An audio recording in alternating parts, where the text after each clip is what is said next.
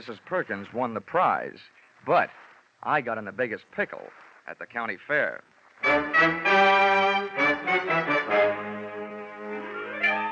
This is another in the adventures of America's fabulous freelance insurance investigator, Johnny Dollar. At insurance investigation, Johnny Dollar is only an expert. At making out his expense account, he is an absolute genius.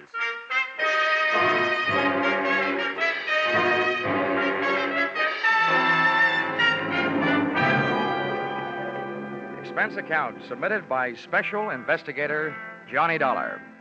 To Home Office, Corinthian Liability and Bonding Company, Terminal Building, Hartford, Connecticut. The following is an accounting of my expenditures during my assignment as bodyguard to Grand Blue Ribbon Champion, Spotted Poland China Hog, Rosie Barron of Iowa. Or how you cast my pearls of wisdom before swine. Or out of the fire into the frying pan. Expense account, item 1. $76.80. Train and bus fare, Hartford, to the town of Carver, county seat of Carver County, Iowa. Expense account, item 2, $2.50. 1 Coke, 3 handkerchiefs, a bottle of salt tablets, and sunglasses, with which to combat the Corn Belt heat. Item 3, 6 bits, jitney ride to the Carver County Fairgrounds. Undoubtedly named that because the band I found in the midst of playing its afternoon concert was only fair. Hey, friend. How's that? I'm looking for a pig named Rosie Barron of Iowa. Tell me where I'll find his cage. Cage? They don't keep Rollo in no cage. Rollo? Who's he? Well, that's short for Rosie Barron of Iowa. Oh, yeah. Any fool would know that. Uh-huh. Can you tell me where he is? See that building over there, the livestock building? Yeah. You'll find Rollo in the swine wing. Swine wing? Well, that conjures up a dainty picture. A flying pig. Afraid Rollo won't ever do much flying. Weighs 980. Oh, well, thanks a lot. Neighbor. Yeah? Why don't you try slipping out of that there coat? You won't find it near as sweaty. Oh, yeah. Thanks, Hiram. Oh, he didn't even wait to be my best friend. Hey! Wait, I'll come with you, neighbor. It was 96 in the shade, but things were getting hotter. Shots and screams from the livestock building were the only things that could bring me on the run, with Hiram on my heels. Hey, what do you suppose that was? First, I ran into a stranger just outside the entrance. Get out of the way. Let me out of here. There's loose in there. Then I ran in through the door. Somebody do something. Don't just stand there. Where's the sheriff? Hey, Hiram, what happened? Well, didn't you see? Didn't you hear? That there woman's Mrs. Tiller. Somebody must have stole her diamond brooch. Oh, good.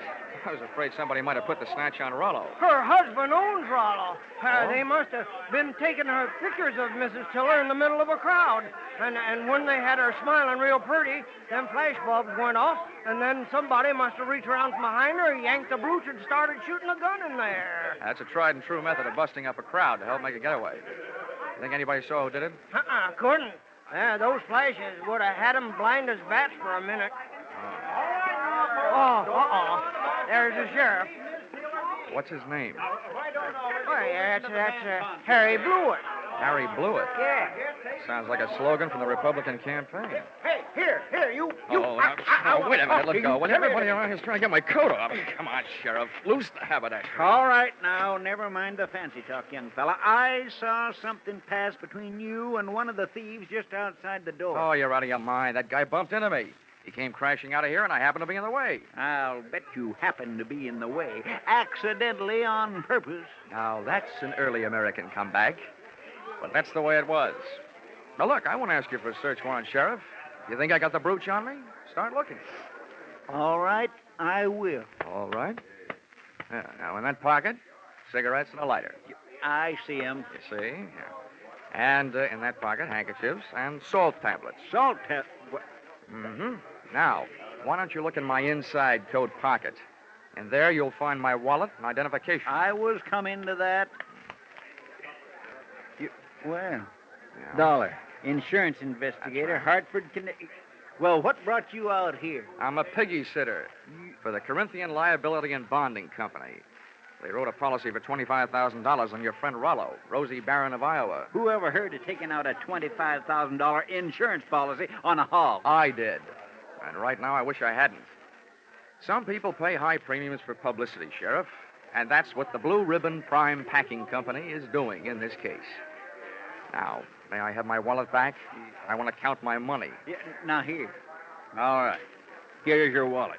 You may think you're quite the joker, young fella, but I'm telling you right now, I'm going to keep an eye on you. I got a better idea than that, Harry. If I were you, I'd go looking for that photographer. Yeah. Why? What'd he do? He took the picture. And there's just a chance the thief may be in it. Say, that gives me an idea. Sheriff, whoever says you aren't smart makes no mistake.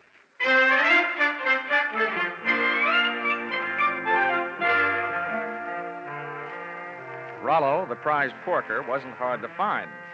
First, I followed a few signs.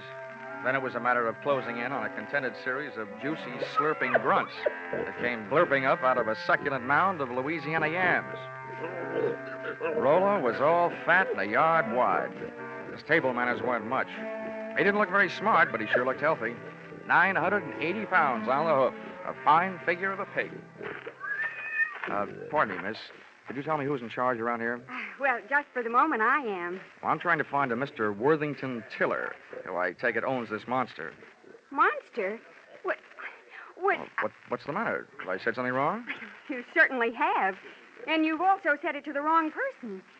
In case you don't know it, my name is Alva Anderson. Oh, my name is Johnny Dollar. How do you do? What's all this got to do with Rollo? Nothing. I just raised Rosie Barron of Iowa from a suckling, that's all. Kind of got away from you, didn't it? I'm sorry, Miss Anderson. I apologize. To you, too, Rollo. I'm sorry about the interruption, Miss Anderson. Some fool made off with my wife's diamond brooch. How's this excitement affecting Rollo? I hope he hasn't lost any weight. Well, he took it very well, Mr. Tiller. Oh, good. This gentleman wants to see you, Mr. Dollar. Oh? Yeah. Yes. Oh, from the insurance company. That's Good, right. Good. Well, I'm glad you're here. We'll have your picture taken right away with my wife and Rollo. Oh, it'll make grand publicity for Blue Ribbon Prime Packers. Oh, I don't mind having my picture taken. Yeah. Just so long as your wife doesn't mind having people pinch her diamond brooches. Oh, well, then, don't worry about that. It was fully insured. Oh, that kind, The huh? thing I want you to worry about is Rollo here. As president of Blue Ribbon, I paid Miss Anderson $10,000 for this magnificent swine, and I don't want anything to happen to it. You bought him for $10,000, insured him for $25,000, and you don't want anything to happen to him? Well, I don't mind those exorbitant premiums when I get back the kind of publicity this will bring in. I can see it in the papers now. America's fabulous insurance investigator, Johnny Dollar, sent from Hartford, Connecticut to guard the life of that fabulous prize swine, Rosie Barron of Iowa. Well, Mr. Tiller, I don't mind getting my name in the paper for a pig, just so long as it is not in the obituary column. I just couldn't stand having my tombstone read, Johnny Dollar no longer am.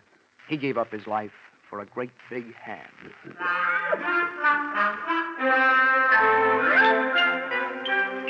My tombstone tagline was over the head of Mr. Tiller, but it went over right nicely with Alva Anderson, who paid off with a smile. I parlayed that into a conversation, helped me pass the time while guarding Rollo, the poor man's blue boy. By the time it was over, Alva knew a lot about me, and I knew a lot about pigs.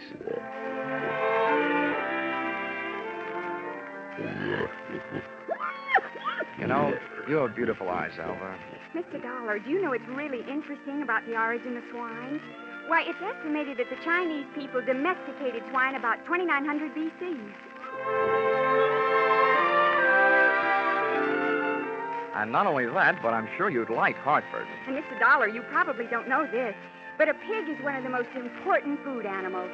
It's an economical converter of grain and other feeds into body tissue, as the products of which furnish meat and fat for human consumption. Alva, darling, I'll only be in town for a little while. And not only that, but people who say that pigs are dirty don't know what they're talking about.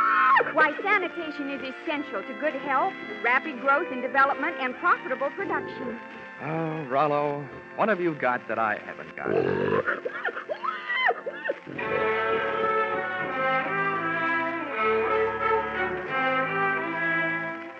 I still don't know whether Alva stuck around because of my charms or Rollo's.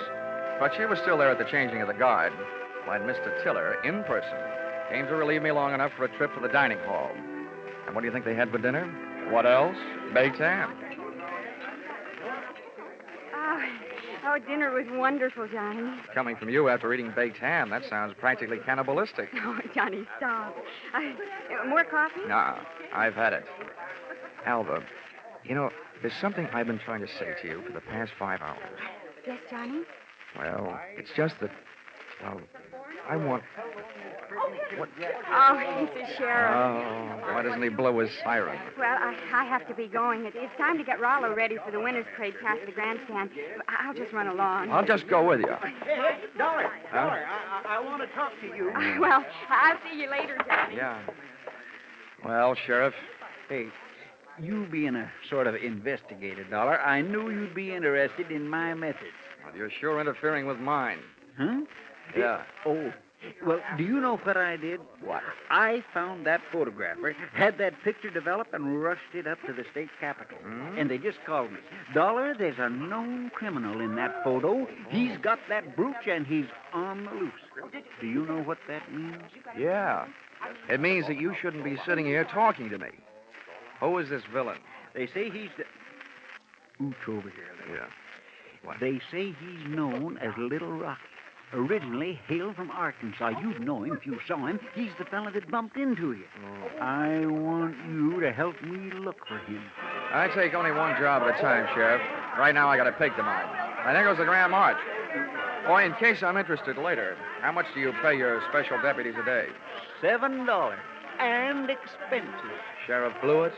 I'm afraid that blows it.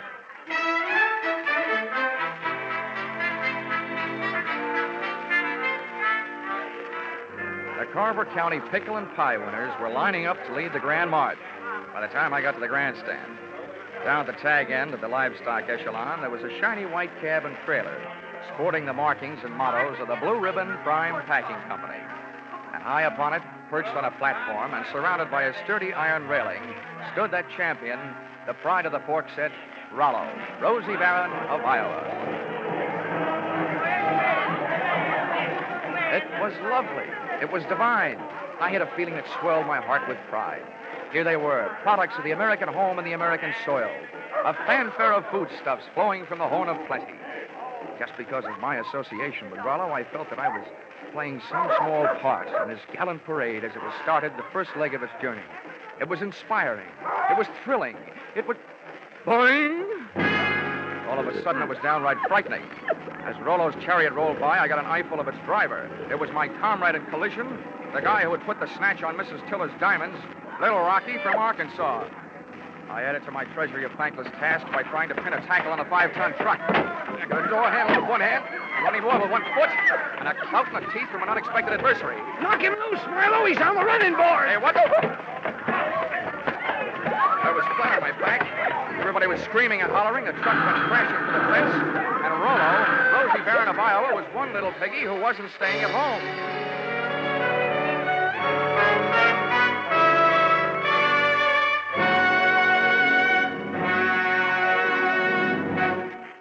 In just a moment, the second act of Johnny Dollar. But first, taking in the action from Johnny Dollar, are you? All right, that's good, because staying with CBS is the way you'll head straight for the big return from vacation 8 days from now, Monday the 29th, of Lux Radio Theater and all the other big Monday night CBS favorites.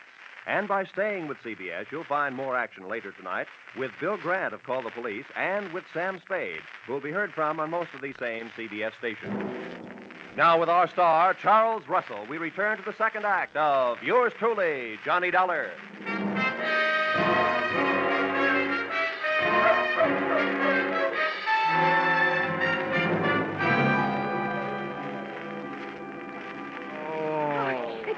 Johnny, are you all right? Can you get up? Oh. Well, the spirit's willing. I'm not sure about my spine. Here, let me help. I'm the guy who goes around telling kiddies never to hitch rides on trucks. Well, nobody can say I didn't make a dent in Iowa. It was wonderful the way you tried. But what are you going to do now? Right now, I don't know. The only place I can think of at the moment where I might find a hot pig There's a barbecue stand. Oh, this is no time to be funny. Well, look, up until now, all the laughs are on me, kid, so let me be the judge, huh? Well, what are you going to do? Well, first I'm going to practice my arithmetic and see what adds up. You can't unload a stolen pig in a pawn shop. So, question number one is, where do you unload it? Where would you go? Well, where would I... Well, I'd never thought of it. Well, here's what I figured. The Rollo on the hoof is too well known to peddle for anything like the dough he's really worth. I mean, he's not like a big diamond that you can cut up and Or is he? What is the going price on pork? The market this morning was at $23.50. Oh, well, that kind of money hardly sounds like Little Rocky's kind of project. But maybe things are tough. By the way, Alva, have you ever been in Arkansas by any chance? Why do you ask? Just wondered. Hey, Dollar, just a minute. I want to talk to you. Barnyard bloodhound himself. Yeah, Sheriff? Would you mind, Alvin? I was just leaving. How could she be that cold on such a hot night? Huh? What's bothering you, Sheriff? I saw your little performance, Dollar, when you leapt at that truck. Just how hard was you really trying? How hard was I... I ought to punch you in the nose, badge or no badge. Now, don't you go getting huffy. I just want you to know that I don't fool easy. When I'm on a case, I'm suspicious of everybody. Yeah, that must be rough on your wife. How often do you have her in handcuffs? Huh? Well, Now, look, Sheriff, all I need from you is the use of a car so I can go looking for old Lardhead. No, you don't. There's enough missing around here as it is. Rollo, Miss Tiller's jewelry, and I ain't about to add a county vehicle to the mess. And besides, I want to keep an eye on you. Good. You might learn something. Come on. Here, wait a minute. Where are you going? Over to the Ferris wheel. That truck hasn't been off the fairgrounds more than a couple of minutes. I want to get a look at the countryside. Ferris wheel. Say, that gives me an idea. I hoped it would. Come on. Say, you know, Sheriff, I don't know very much about this farm-side ferreting racket. Well, there's more to it than meets the eyes, I can tell you that. Oh, yeah, I bet there is. Tell me, didn't I see a feed trough on Rollo's truck with a lot of mash in it? Well, now, let's see. If he ate yams this afternoon, he'd eat mash tonight, all right. Does mash kick up any kind of a smell? Oh, sour as swill. But the pig seems to like it. Uh-huh. How does this sound to you, Sheriff? Suppose right after you take your ride to the top of the Ferris wheel to case the countryside, we were to get ourselves a nice hungry pig. Say, that gives me an idea. We could take that pig and he could smell that mash in the air and sniff out the trail of that truck. Sheriff, if you aren't a genius, I wouldn't be surprised. Oh, Shaw. It was planting time in Iowa that night, at least for ideas. Two of which I had planted in the not-too-fertile mind of Sheriff Harry Blewett. And as long as it took us to walk from the trotting track to the Ferris wheel, it came harvest time for notion number one. Right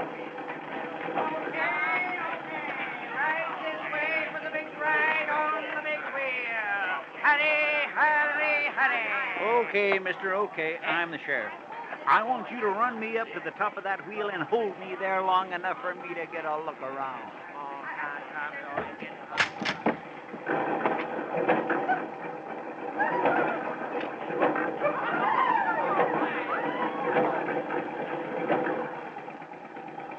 When the wheel came to a stop with Harry Blewett sitting in his little cage at the top, I pulled a low trick on the high sheriff. I bought a pink lemonade from the juice stand next to the Ferris wheel, walked over to the motor that rolled the big heap, unscrewed the cap on the gas tank, and gave it a big, long drink.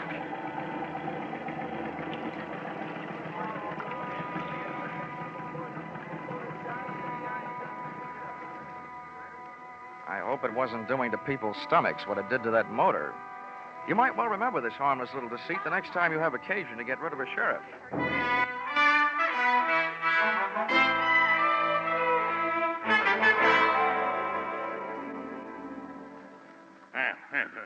This kind of publicity is a little too expensive, Dollar.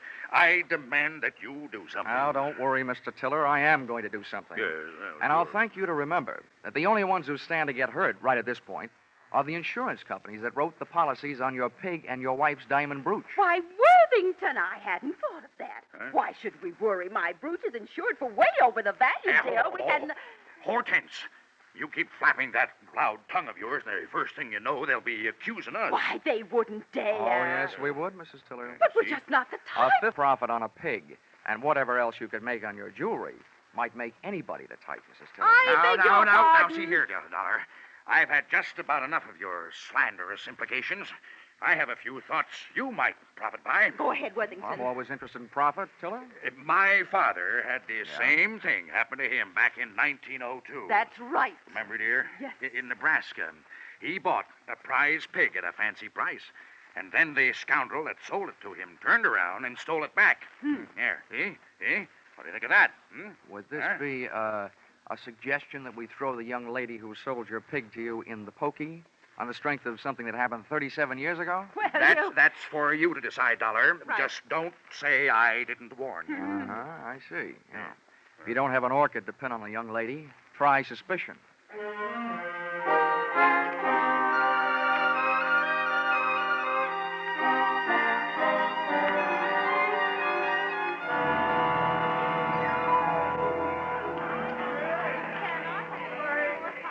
With most of the crowd packed in the grandstand watching the free attractions, I had a good chance to scout the fairground for Alva Anderson, from whom I wanted to learn a little bit more about the habits of not only pigs, but their ex-owners.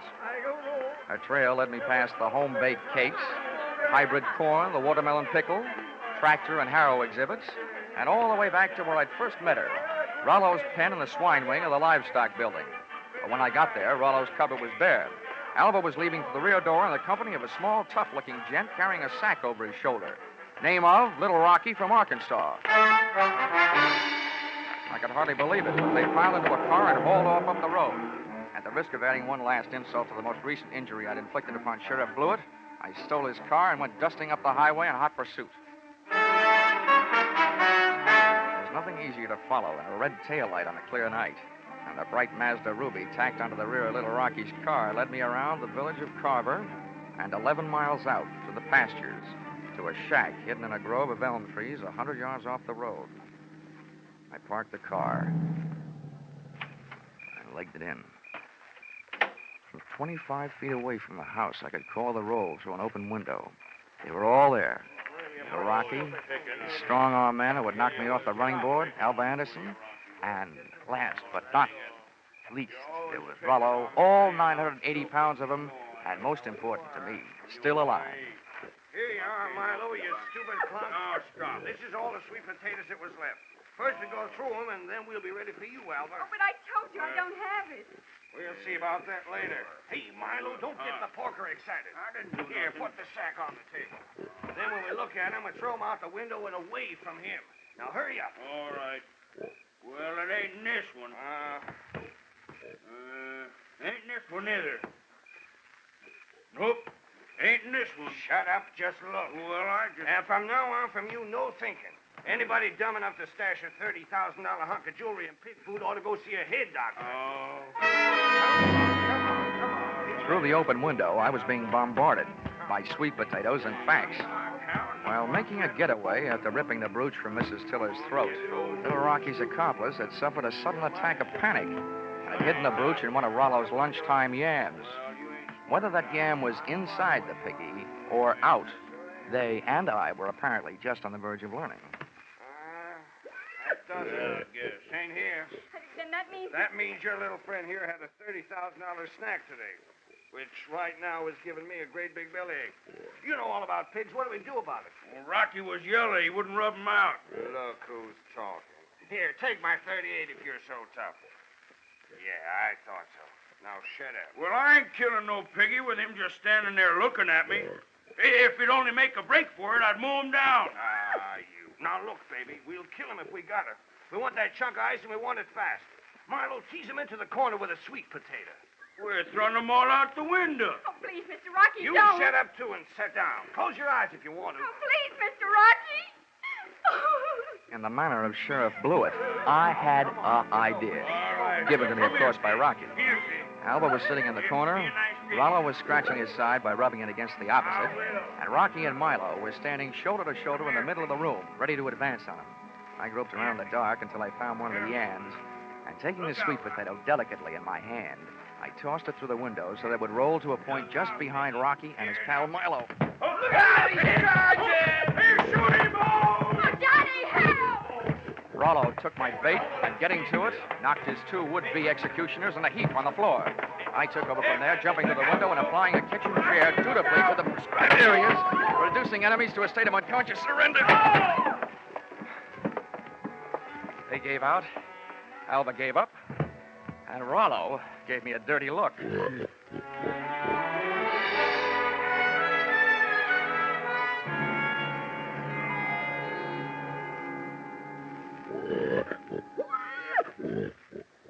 Well, Mr. Tiller, here he is, safe and sound, good as new, fat and sassy. Well, good. Congratulations. And not only that, but in him someplace, he not only has a good fighting heart, but also that diamond brooch of your wife's. Oh, yes, very interesting.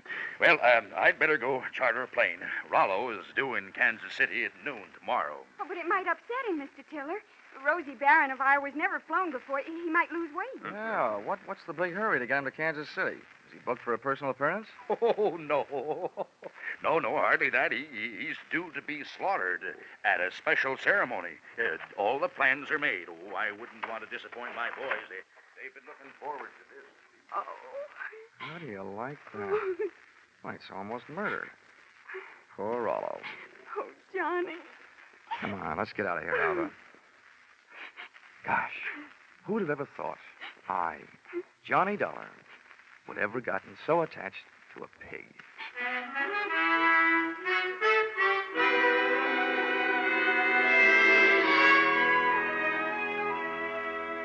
Expense account, item 4, $3.50. Dinner for Alva and me. A vegetable dinner, by the way. And speaking of that, reminds me, if you find a $30,000 brooch in a pork chop, it'll only mean that the Blue Ribbon Prime Packing Company didn't have much luck when they went looking for it. Expense account item 5, $20. One new gold-plated badge, which I sent to Sheriff Harry Blewett, appeasement, for having stranded him atop that Ferris wheel, for stealing his car, and for suggesting that he use a hungry pig for a bloodhound. Oh, the porker followed the mash scent, all right. Next morning, they found Sheriff Blewett searching an old mash factory 8 miles the wrong side of town. Item 6, $76.80. Bus and train fare, Carver, Iowa, back to Hartford, Connecticut. But I'm still wondering every morning at breakfast time, what else can you eat with eggs? Except ham or bacon or sausage. And maybe you don't think that's a problem, having known a certain champion named Rollo, Rosie Barron of Iowa. Expense account total, $1,463. Yours, truly, Johnny Dollar.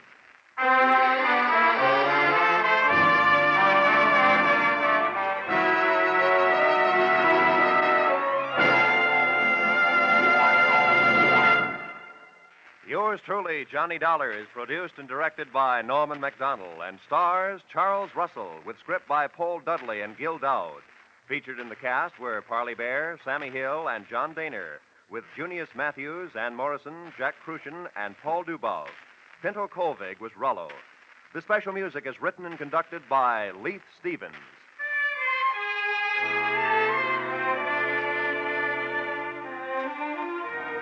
Be sure to be with us at the same time next week when another most unusual expense account is handed in by Yours truly, Johnny Dollar.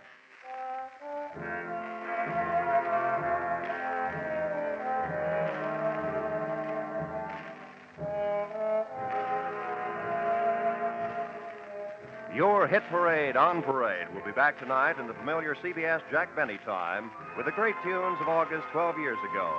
Sweetly Lonnie and Where or When. Many another still green in your memory will be among the hits you will hear.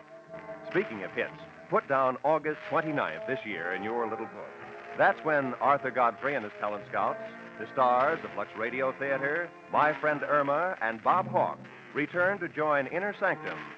So make your Monday nights a regular date with CBS. This is Roy Rowan speaking. Stay tuned now for Your Hit Parade on Parade. This is CBS, the Columbia Broadcasting System.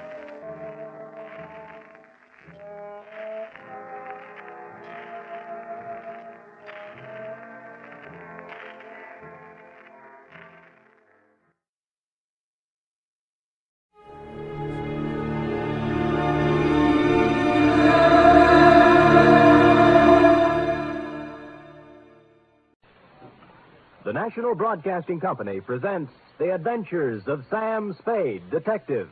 Sam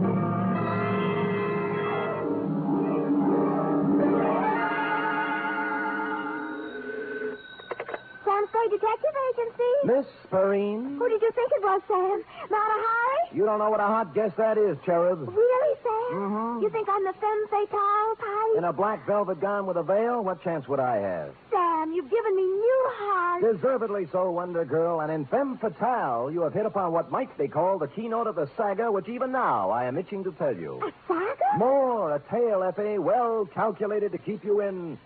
Oh, no, we better put that another way. But while I mull a subtitle for this Oriental tapestry, find yourself a copy of something by Eric Ambler or E. Phillips Oppenheim and bone up on the ground rules of international intrigue. Ooh, international? Ooh, yes. The next 39 steps you hear will be me walking up to the door in my black Homburg and velvet collar, with my pockets bulging with plans for submarines, supersonic airplanes, and secret fortifications, and my tongue a wag with a report which will echo around the embassies of the world as the Cloak and Dagger caper.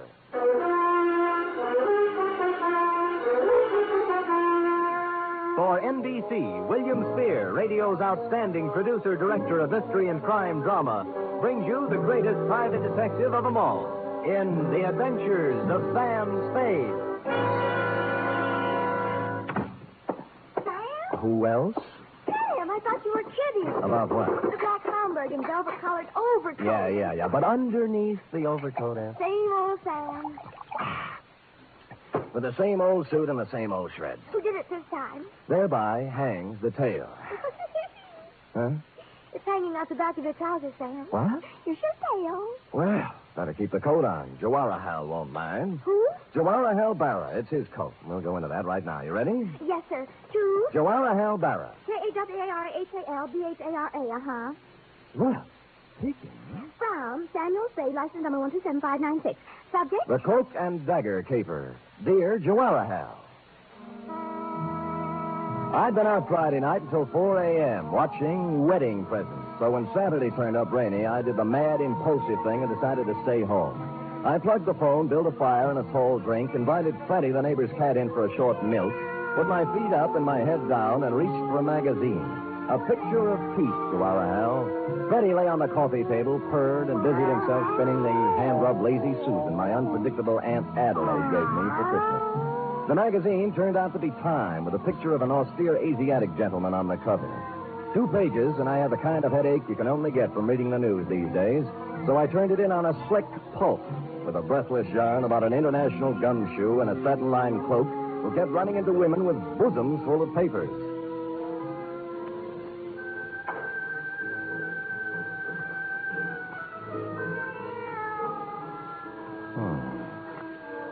She gazed up at him, her eyes smoldering, heavy-lidded. You, she faltered. You are Sheridan Ballard. Mr. G, too? He nodded. Her knife made a glistening arc, stopping as his hand met her wrist, gripping it like a vise. You liar, she hissed. With the other hand, he ripped away her veil, smothered her lips in hot, fierce kisses, felt her go limp in his arms. Now, Zelda, my girl, he whispered, let's have the plans for that plutonium-powered rocket ship. Ah! Veil lady. Mr. Spade? Huh? Well. What can I do for you, Veil Lady? You do not mind that I come in so? How did you come in so? The door is open. I see sitting in chair an attractive man. So? So, you are perhaps working on a remake of The Thief of Baghdad for television? Black tube, of course. Oh, you mean this what I have on? Also this what you haven't on. You keep out of this, Freddie. I saw her first. So, you just happened to be wandering past my door and popped in, is that it? Miss, You may call me Shalimar. No, I do not just pop in. I come by design. Well, just what kind of designs do you have in mind? Mr. Spade, you are Private Eyes? Shalimar, I am Private Eyes. You got troubles? Much. How much? I am beloved of Ahmed. Well, that's nice for Ahmed. Ahmed who? McClatchy. Ahmed McClatchy? How do you explain that? He has 2 American names. Oh, figure. You are a friend of Ahmed, too? Never heard of him. Oh, perhaps, Mr. Spade, perhaps you forget. Ahmed McClatchy? No. No? Never forget a face. What's the matter with Ahmed? Hashish. Dope? Much. He has the wild dream, the night horse, the what you call hallucination. You have told others of Ahmed's visit to you? I have told no one of Ahmed's visit to me for the simple reason that he... Hold. Huh? Do not pile upon one falsehood another. Ahmed has to you paid a visit, this I know. Oh? Now, if you will be so kindly, I will join you in drink. Now, wait a minute. Why don't we... Sure. Mm-hmm. You do not want to talk with Shalimar? Well, I just think we ought to clear up this misunderstanding. Now? What do you have?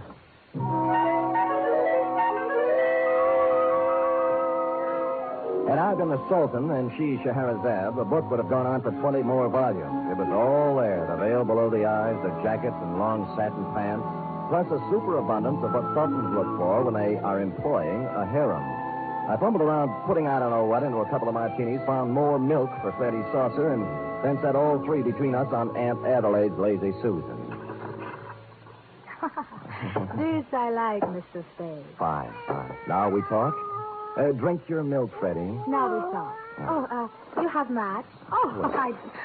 My purse. Oh, I'll get it for you. Oh, move now. You're almost stepping on it. Oh, so clumsy. The lipstick is on the chair. Yeah, I see it. There we are. There. Thank you. Okay. Now, the light? Got it. Now, Mr. Spade, before we talk of Ahmed, let us drink to him, huh? Right. To Ahmed? To Ahmed. Oh, what's the matter, Freddie? Oh. What? Yeah, look, the milk's on the wrong side. He did it again. Did what? Well, he likes to spin the Lazy Susan. Lazy Susan? What did he do? Now, take it easy, honey. The thing spins. See, you got my drink, I got yours, and Freddie got left out. No. Oh, no. Dagger. Look, baby, please, don't go off the deep end. Take it easy. What's the matter with you? Huh? Shalimar. Oh, Shalimar, baby. Come out of it now, will you? Where's the glass? Oh. Cyanate.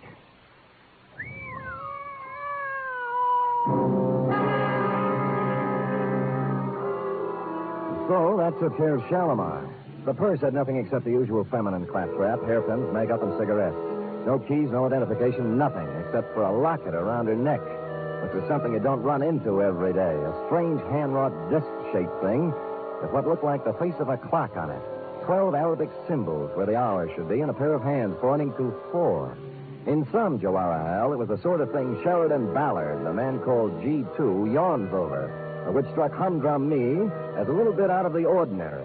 It struck Lieutenant Dundee of Homicide the same way. Look at me, Sam. Look into my eyes. Dundee, I didn't know you cared. Well, no, I am not an idiot, Sam. Well, I've been in this business for 25 years. Mm-hmm. I've looked at a lot of stiffs in my lifetime, Yes? but this is the first hoochie-coochie girl in my book who ever walked in out of the rain and tried to poison a total stranger. Well said, Dundee. Here. So, Use your head, Sam. Where have you seen her before? I told you I don't know her, Dundee. Then why did she try to kill you? Ask her. This whole thing's impossible. Harem, costume, poison, Shalimar. Fantastic. I know. I'm sorry. All right, get out of here. The print man, the ME, and the photographers will be here in a minute, and you'll only get in the way. Where'll I go? Anywhere. Find out who this dame is. Who's going to pay my fee? Well, scram. Bidding farewell to the gentle lieutenant, I took off into the rain, bound I knew not where. I bought a paper and settled down in a one-armed coffee joint, drank 3 cups of coffee, and came up with 3 leads. First, the ballet master at the Opera House. Scheherazade, we are not doing till 3 weeks yet. The costumes are all packed up still, and I am missing no ballerinas. Now again, golden apple princesses. 1 and 2, and 1 and 2.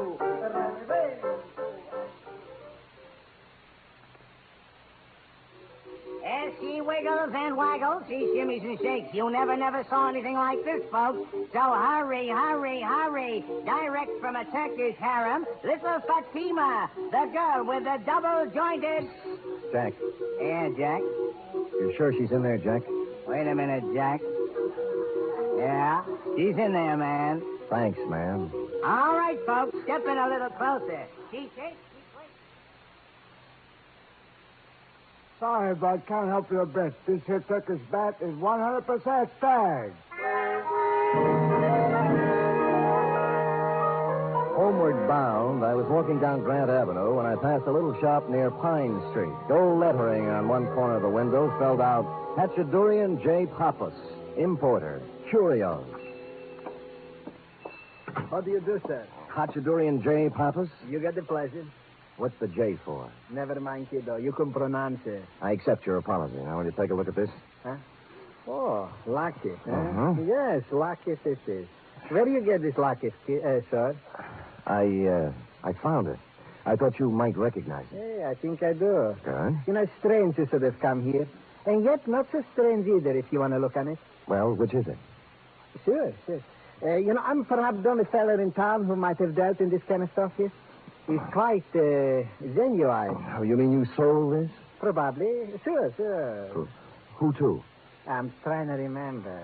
A girl? A girl. Or was it a fella? A young fella? Or old fella? Well, that leaves only one more category. Huh? An old woman. Oh, you know her then? No, I don't know her, no. You know, I wish I could remember to whom I sold it to. Yes. It's been such a long time, you know. Of course, I can look it up and call you, Sport. Good. Here's my card. Oh, Sam Sport. Huh? Well, if you want to look at it. You said it's genuine, huh? Oh, sure. Secret Society medallion. 16th century. It's from the Indian state of Kashmir. Kashmir? Sure, kiddo. Kashmir. What's the matter with you? Don't you understand English?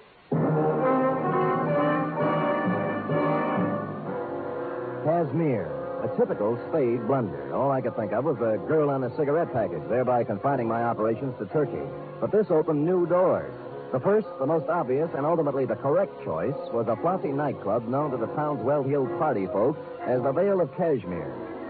It was dark when I got there, but the front doors hadn't opened yet. Around at the side, an alley led up to the trade entrance, next to which stood a huge, wedge-shaped character with a swarthy complexion marred by a scar down one cheek. And to make him even more Oppenheimish, he was wrapped in a black, tent-sized opera cloak. I nodded politely, he spat, and I went inside. The Vale of Kashmir is a sumptuous bistro even on ordinary nights, and this night was obviously to be more than ordinary. The table across the end of the floor was banquet size. The place was hung with Kashmiri flags, and the picture of an old man who looked familiar was hung from the middle of one wall. The maitre d' was talking to an important-looking gent near the long table, and I walked over to them, pausing only to note one of the dancing girls practicing in a corner in her Shalimar-type costume. Felt like I was close to home. And the curry. You understand? Not too hot, yes, Excellency. It shall be as you wish. The florist will be here promptly with the flowers. I trust you will be prepared to take care of them. Excuse me, gentlemen. My name is Spade. Rajputini, sir, at your service. Please, Mr. Spade, we have... No, not at all, my good man. What is it, Mr. Spade? Are you in charge here? I am the head waiter, sir. This gentleman is the Kashmiri proconsul. Oh, forgive me, Your Excellency, but... Yeah, sorry. Not at all. Do you have a dancing girl here named Shalimar? Shalimar? No, what? Probably use another name. How about Ahmed? McClatchy. Right, where is he? A former employee as of this afternoon is Ahmed McClatchy. Who is he? My chef. Today, of all times, he does not show up. You know where he lives? Oh, I can look it up, but... Please, sir, the proconsul and I, in the banquet tonight, the arrangements, the Prime Minister himself. Sure. Just one more thing. A proconsul. Have you ever seen one of these before? What is it? A secret society medallion, they tell me. Who tells you this? Hatchadurian Pappas runs a little curio store on Grant Avenue. Know anything about it? Secret society is right. The circle of 12. You see here? The hands point to 4. Yes, the fourth member, this means. The hand straight up is the leader. You seem to know what you are talking about, head waiter. Kashmiri culture is a hobby of mine, Excellency.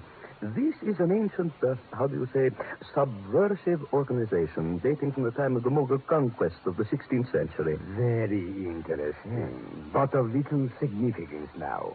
The Circle of 12 has been dead for 3 centuries. If you will excuse me, Excellency, I'll get for Mr. Spade Ahmed's address, and then I will... Hold it. Ahmed!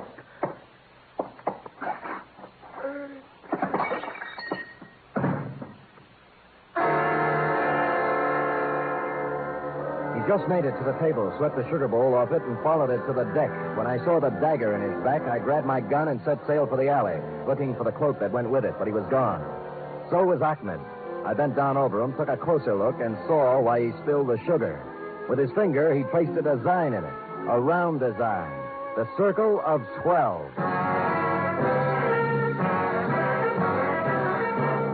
You are listening to the weekly adventure of radio's most famous detective, Sam Spade.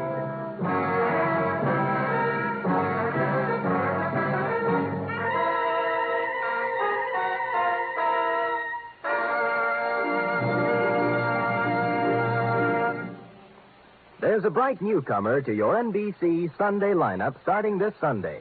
It's Mr. and Mrs. Blandings. Now you can follow the further delightful adventures of the beleaguered Blandings in their famous dream house every Sunday. Starring as Mr. and Mrs. Blandings will be Cary Grant and his charming wife, Betsy Drake. Mr. and Mrs. Blandings is followed over most of these NBC stations by The Big Show. And this Sunday, hostess Tallulah Bankhead will present such bright stars as Fred Allen, Judy Holliday, Patrice Munsell, Gypsy Rose Lee, Vaughn Monroe, and many, many more. The chimes are your invitation.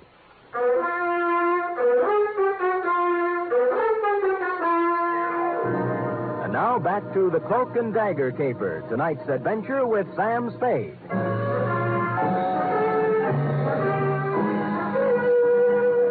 Well, Joanna, all the ingredients of a first-class international goulash were here. The cloak, the dagger, the man with a scar on his face, the lady with a veil over hers, and 2 corpses. By now, Dundee had completed activities with corpse number 1 at my apartment, so I hustled him down to the Vale of Cashmere and put him to work on number 2. Then I hustled back to my office. The big question had yet to be answered. Now, another. Oh, Sam. You always grab your phone. I've been trying to call you for hours. About Ahmed McClatchy, right? And the girl with the veil. Shalimar. Is that her name?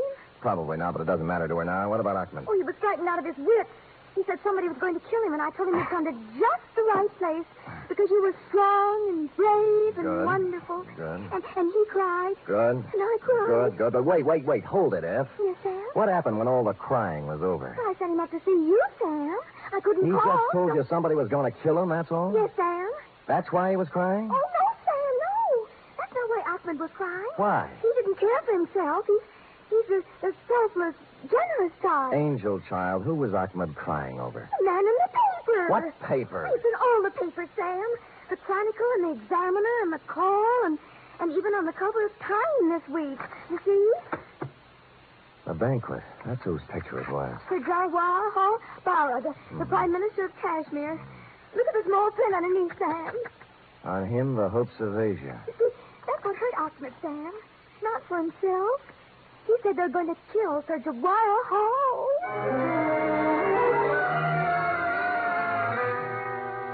Two paragraphs later, my taciturn secretary let slip the information that Shalimar had arrived at the office 5 minutes after Ahmed left and departed for my home and hearth loaded for bear.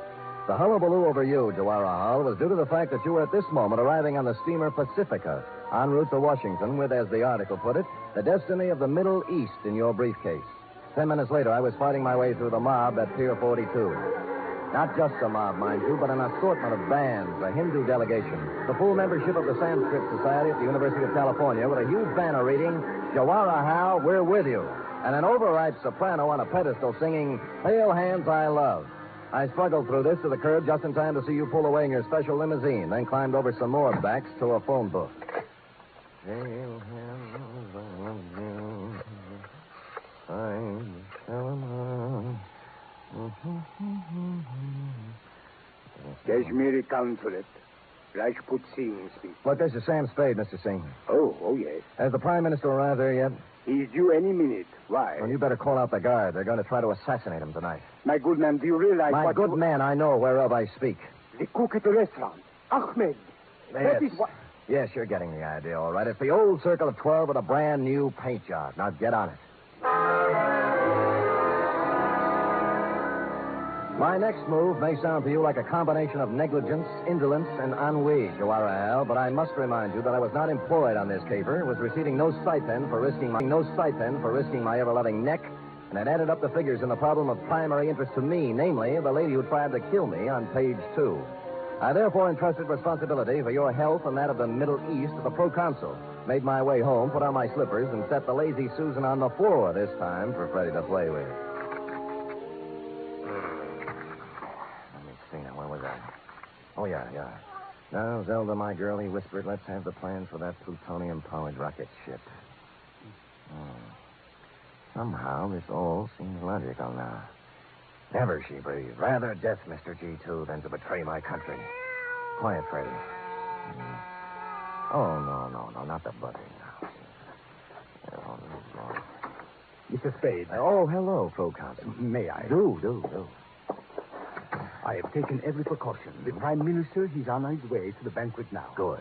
There's one thing I must ask of you. Oh? Absolute secrecy. Yes. The mere knowledge of that such an organization as this... Circle of 12? Yes, exists would give added strength to a disloyal opposition in our country that may express itself in a manner disastrous to our purposes in sending Jawaharlal to Washington.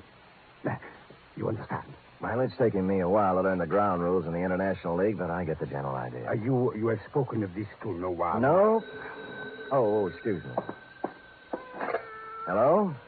This is Hatudurian the Papa, sir. Oh, yes. It took me a great deal of long time to check my records, Mr. Spade, but I finally found it. Oh, what's that? The gentleman who bought the set of 12 Kashmiri medallions, like the one you saw me in my shop. Oh, yes. Yeah, his name is Rajput Singh. A foreigner fella, I think. He's the Kashmiri proconsul here. Oh, well, gosh, thanks, Dorothy. This is Hajidurian the Papa, sir. I found it just now. Look, Dorothy, after all you've done for Alice, the least she could do is thank you. And you can tell her that for me. Now, bye, honey. So long, kiddo. Silly kids. Silly. Let's see now, where were we? You had just given me your assurance you would maintain strictest secrecy in this unfortunate matter. Oh, yes. Now, I must go. They're expecting me at the banquet there. Thank you again, sir. Not at all. Your service to our country and the world will find expression, I hope, on some later day. Good night. Good night. Freddie, please, not now. Down the phone. Well, Cloak and Dagger in the flesh. Going modern on me with that gun, Put down the phone. What if I told you I'd already made the call? I'd say you were lying. The line is tapped outside. You figure the angle's hefty. In my business, I have to. When's it coming off? For the Prime Minister, any minute. For you, right now. Oh. He's got you fooled, too, huh? They're right there. Who? Rajput. You're a fall guy, doing the heavy stuff. If it kicks back, you get it, and the other 10 laugh. You think you could talk me out of it, huh? Why, that's the last thing in my mind. I'd never...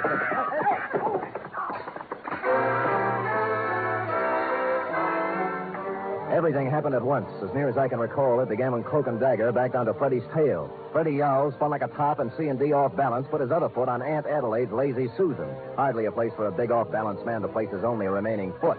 About then, I kicked him in the stomach, grabbed at the gun, which skidded into a corner, and we went over and over for a while. C&D tore at my suit with his claws and teeth. I beat his head with an ashtray, and Freddie sat quietly in the corner and washed himself. At length, tiring of the ashtray, I beat his head on the radiator. And dear Cloak and Dagger gave it up with a long, unhappy sigh.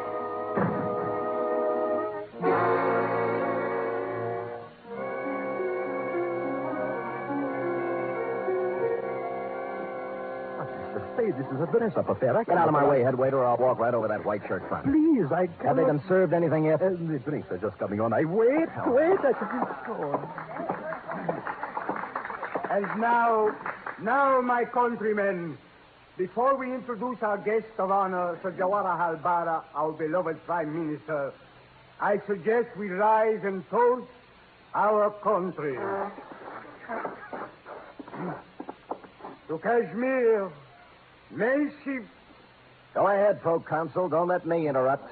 Please, not here. The standard remark is, what is the meaning of this? Aren't you going to ask me? I'm supposed to be dead. Is that what's throwing you? Mr. Spade, please, a toast is about to be drunk. Where's my drink, Proconsul?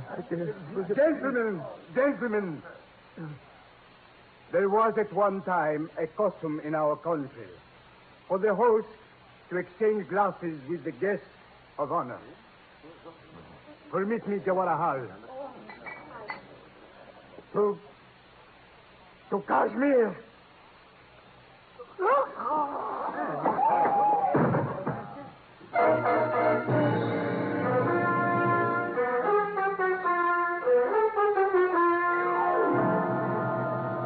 moral of this story, if there is one, is when danger threatens, don't hire a bodyguard, buy a cat and a lazy Susan. Period. End of report. Oh, Sam. Why do people do these things? Oh, we all have different loyalties, F, different ideas about duty. Yes? My duty, for instance, is to pick up a knot in my head and a suit full of holes once a week, while your duty You don't is need to draw a diagram, Sam. I can take a hint. Scoot?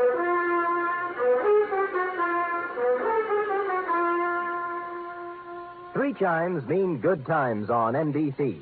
This Sunday, Theater Guild on the Air presents a light, laughable, lovable comedy. It's The Fortune Hunter, and it stars Gene Crane and John Lund. You're invited Sunday to another outstanding one-hour production by Theater Guild on the Air. And a reminder, there's a bright newcomer to your big Sunday lineup on NBC. Mr. and Mrs. Blanding, starring Cary Grant and Betsy Drake.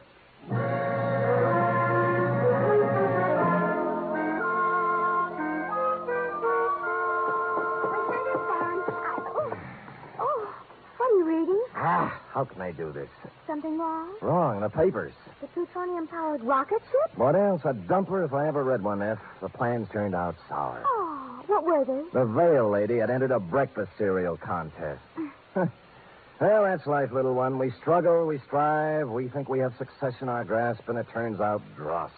Oh, that reminds me. Hmm? How do you like it? What? My new Draught. And that concludes the dialogue for tonight. Except for one thing, of course. Oh, I'm ready, Sam. Who wants to be the man called X? He has a different one every week. I am the man called Spade. Constant, faithful, semper fidelis. That's me. Good night, Mr. Fidelis. Good night, sweetheart.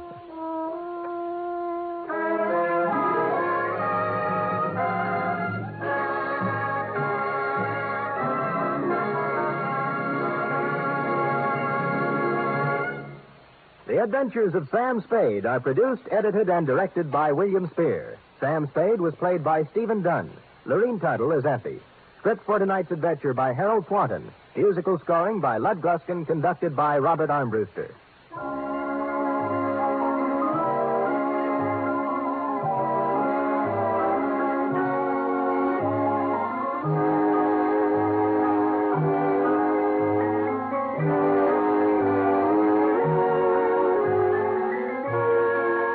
Join us again next week, same time, for another adventure with Sam Spade. The Magnificent Montague next, then it's Duffy's Tavern on NBC.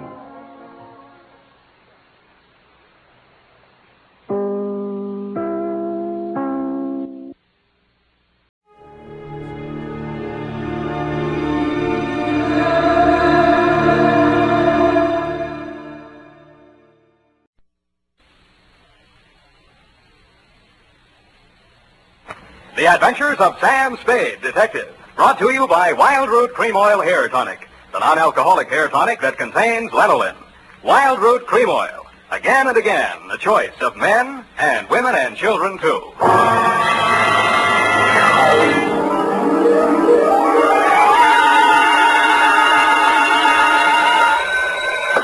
Sam Spade Detective Agency? Me, sweetheart. Oh, Sam, I'm so glad you called.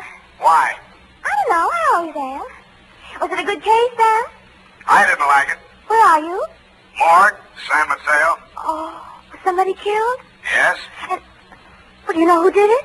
Yep. That's good. No, that's bad. Bad? Believe it or not, F, I wish I didn't know who killed who. I don't understand. Oh, Sam, you sound so downhearted. Well, I'm sorry. I'll try to loosen up. Stay where you are, sweetheart. I'll be right down to dictate my report on the champion caper.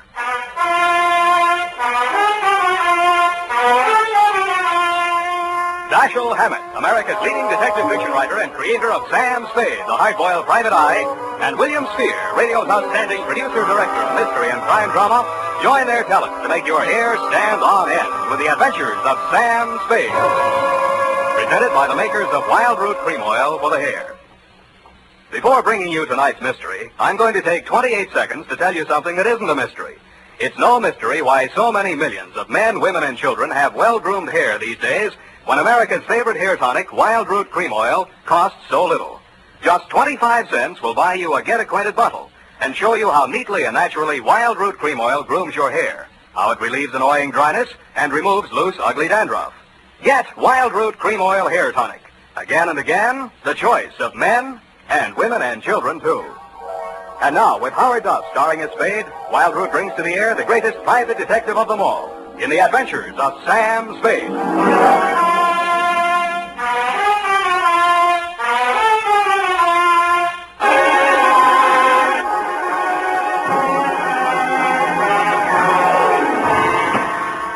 Oh, Sam, I read the afternoon paper. I don't understand it either. Stop that. Really, after all this time, you'd think I'd get acclimatized to all kinds of human storms. I've got my pencil already. And myself again. I'm ready, Sam. Sam, date? Date August 7th, 1949. To whom, Sam? Jack Manelli. To Detective Lieutenant Manelli, Homicide Detail, San Mateo Police. From Samuel Spade, license number 13756. Subject. Are you listening, Sam? Subject the champion caper, Jim Manelli.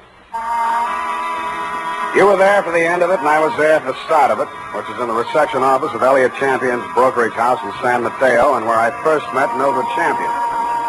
Remember that old salve, how a woman in love is always beautiful? When I went in, I had no idea she was in love and no idea she was beautiful. Not because she had lately been crying, but her sallow face without makeup, framed in a wisp of blonde hair, wasn't flattered by the shapeless black dress, cotton stockings, and low-heeled shoes she was wearing. Certainly not the going idea of beauty. Nor did her conversation reveal anything to indicate love.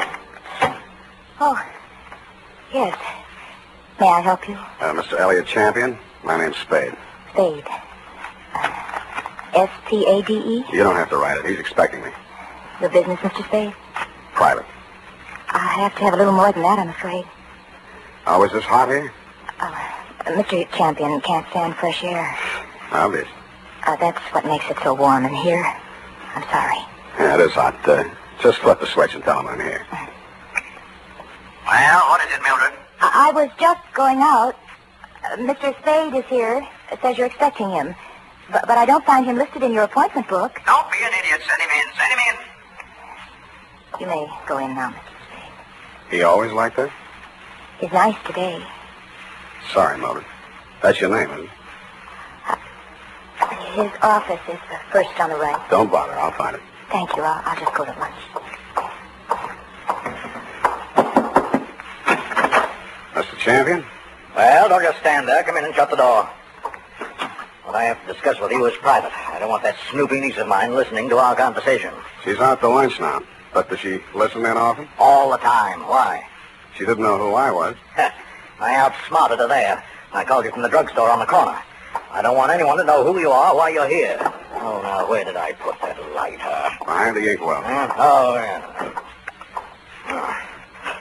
I'm a dangerous man to play games with. Joseph's found that out once, and if he keeps this business up, he's going to find it out again. No games? You're dangerous. Say, are you mocking me, Spade? Just wondering what you're talking about. I just told you, you got ears, haven't you? Joe Josephs is back in town, and I'm not going to fool around with him. Mildred told me you were nice today. Oh, she did she? Well, Mildred talks too much. That's what's the matter with her. She talks too much. And you'd fire her, only she's your niece, and you'd have to pay somebody else 3 times what you pay her to take everything she has to take. Get out of my office. Oh, no. Wait a minute, Spade. It's just hot, I guess. Who has turned on the heat? It's Joe Josephs. He was released from San Quentin this week. And I've been receiving telephone calls from him telling me to beware and to watch out and a lot of other nonsense. What was he doing at San Quentin? 2 to 5 on an embezzling count. He's an ungrateful scoundrel, that's what he is. I took him into my office as a junior executive, and 6 months later... He got tired of the $20 a week you were probably paying him and decided to dip into the bin. Only he did a bad job, got caught, you testified against him, now he's out and he's sore and he's threatening. And every time you yell cop around this town, there's always some snoopy reporter hanging around the sergeant's desk. Ain't that the truth? Listen, Spade, I've got $500,000 tied up in this business, and I don't want anybody thinking I might get knocked over by some loony with a grudge. And that's why you didn't tell the police? Don't you believe me? It'll do for now. You'll think of something better. Now, see here, impertinence is one thing... 25 a day and... No. That'll be 45 a day in expenses. I want you to find Joe Josephs and bring him to me. Nuisance warrant? More than that. I've got enough stuff in that desk drawer to send him back to Quentin if I have to. Oh, what kind of stuff? Left over from his trial. It'll be grand larceny this time, and they don't stop at 5 years for that kind of thing. You withheld evidence? I withheld... Put your gun out.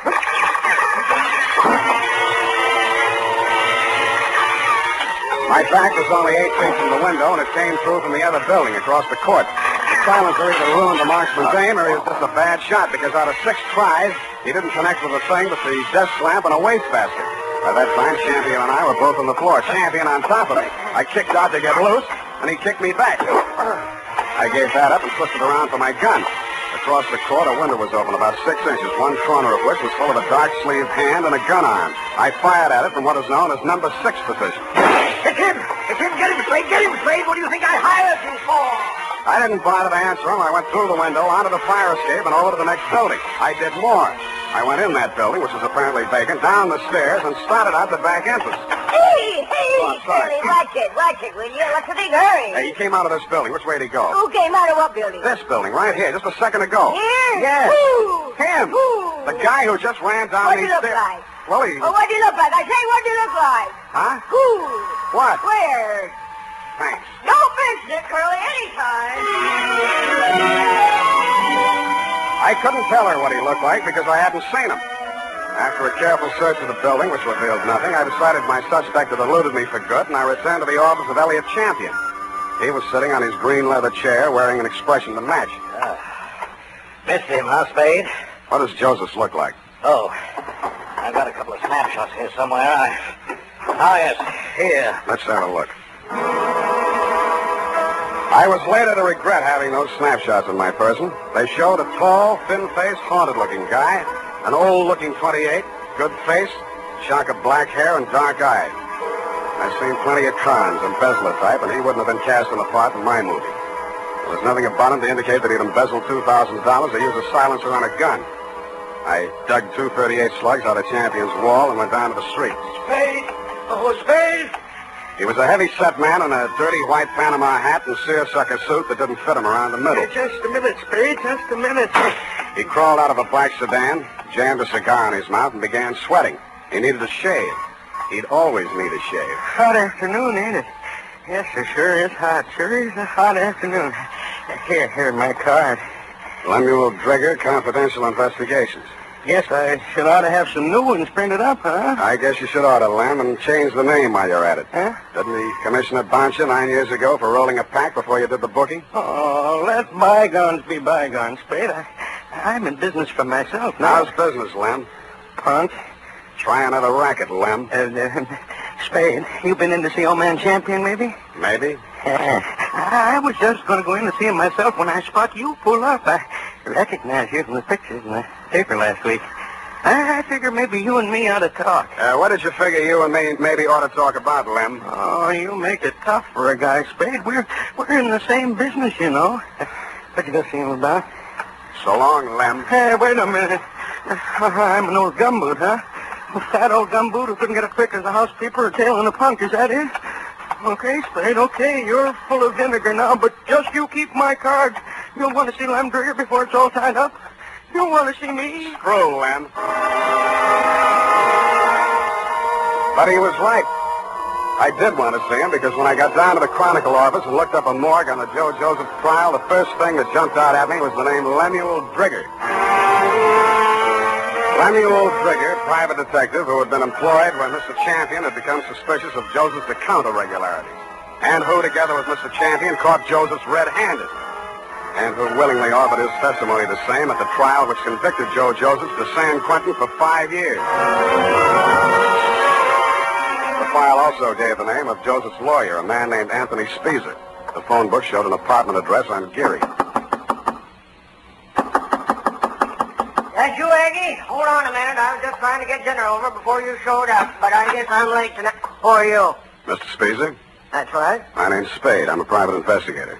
I'm trying to locate a former client of yours, a man named Joseph. Come in. I was expecting Aggie, but come in. Thanks. I always fix my own dinner, poached egg and half. Ulcers. Name Spade? Yeah.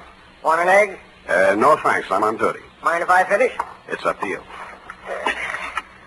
Who's your client, Spade? Elliot Champion.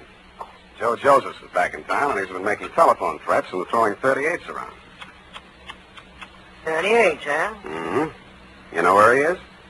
Joe was a nice kid, but a calendar job. Born with one war going on, a depression on deck, and another war in the hold. Makes a difference.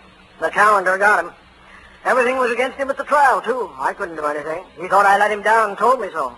He got real sore when they read the book at him. Curtin Champion and that private Dick, Lem Trigger. Trigger and everybody else said he was railroaded. You were his attorney? I know, but he didn't have a chance in a million of beating that rap. He thought I ratted when I took the guilty plea in court's mercy, all for a lousy $2,000. Well, he's done his time and he's out now. He hasn't gotten in touch with you? Nope. No threats? Nope. Have a right to you from prison? Nope. Any idea where he'd be in town? Nope. Is it possible he has a mother? Nope. Then I guess I leave you to Aggie. We play records. Aggie used to be a violinist. Well, it's up to her. Spade. Spade. Yeah? If you find Joe, tell him where I live. I'd like to see him. Why?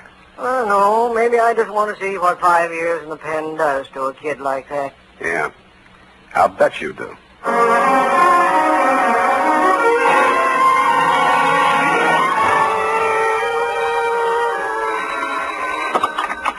Yeah? Is this you, Mr. Spade?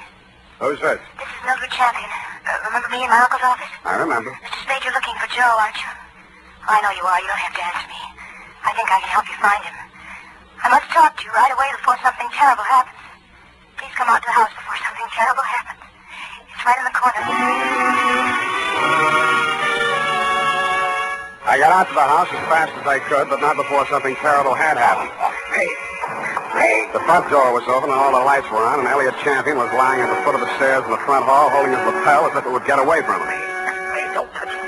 Don't try to move me. It's in my lungs somewhere, and I never thought.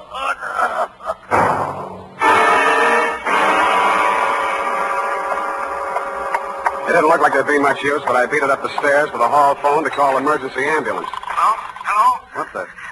This is Joe. So you hired a private eye to look me up, huh? Well, you'll never find me, but I'll find you.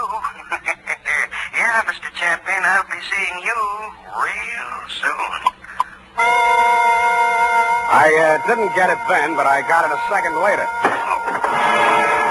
I grabbed for the banister, missed, and hit the top railing. A pair of hands held me up long enough to go through my pockets and then let me go, and that's the last thing I remember.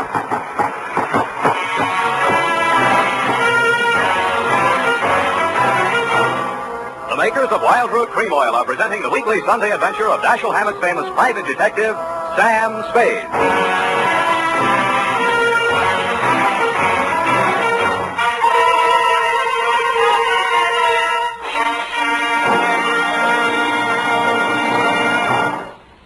Now, here's important news on good grooming. If you want a well-groomed look that helps you get ahead, socially and on the job, listen. Recently, thousands of people from coast to coast who bought Wild Root Cream Oil for the first time were asked, how does Wild Root Cream Oil compare with the hair tonic you previously used? The results were amazing. Better than 4 out of 5 who replied said they preferred Wild Root Cream Oil. Remember, non-alcoholic Wild Root Cream Oil contains lanolin. It grooms the hair naturally, relieves dryness, and removes loose, ugly dandruff. So if you want your hair to be more attractive than ever before, get the generous new 25-cent size of Wild Root Cream Oil, America's leading hair tonic, on sale at all drug and toilet goods counters. It's also available in larger economy bottles and the handy new tube. By the way, smart girls use Wild Root Cream Oil too, and mothers say it's grand for training children's hair. Get Wild Root Cream Oil. Again and again, the choice of men and women and children too.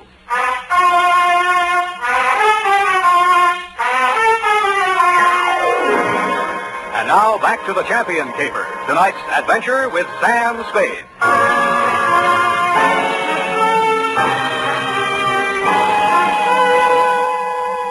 The neighbors had complained of gunshots, which was fortunate for me. I still might have been lying at the bottom of those stairs in Champion's house, Lieutenant, if you hadn't walked in, applied first aid, asked me my name, and listened to my story. You considered the threatening phone call after my client's death as a cover-up and promptly sent out a general alarm on Joe Josephs. I took an aspirin and a taxicab for home.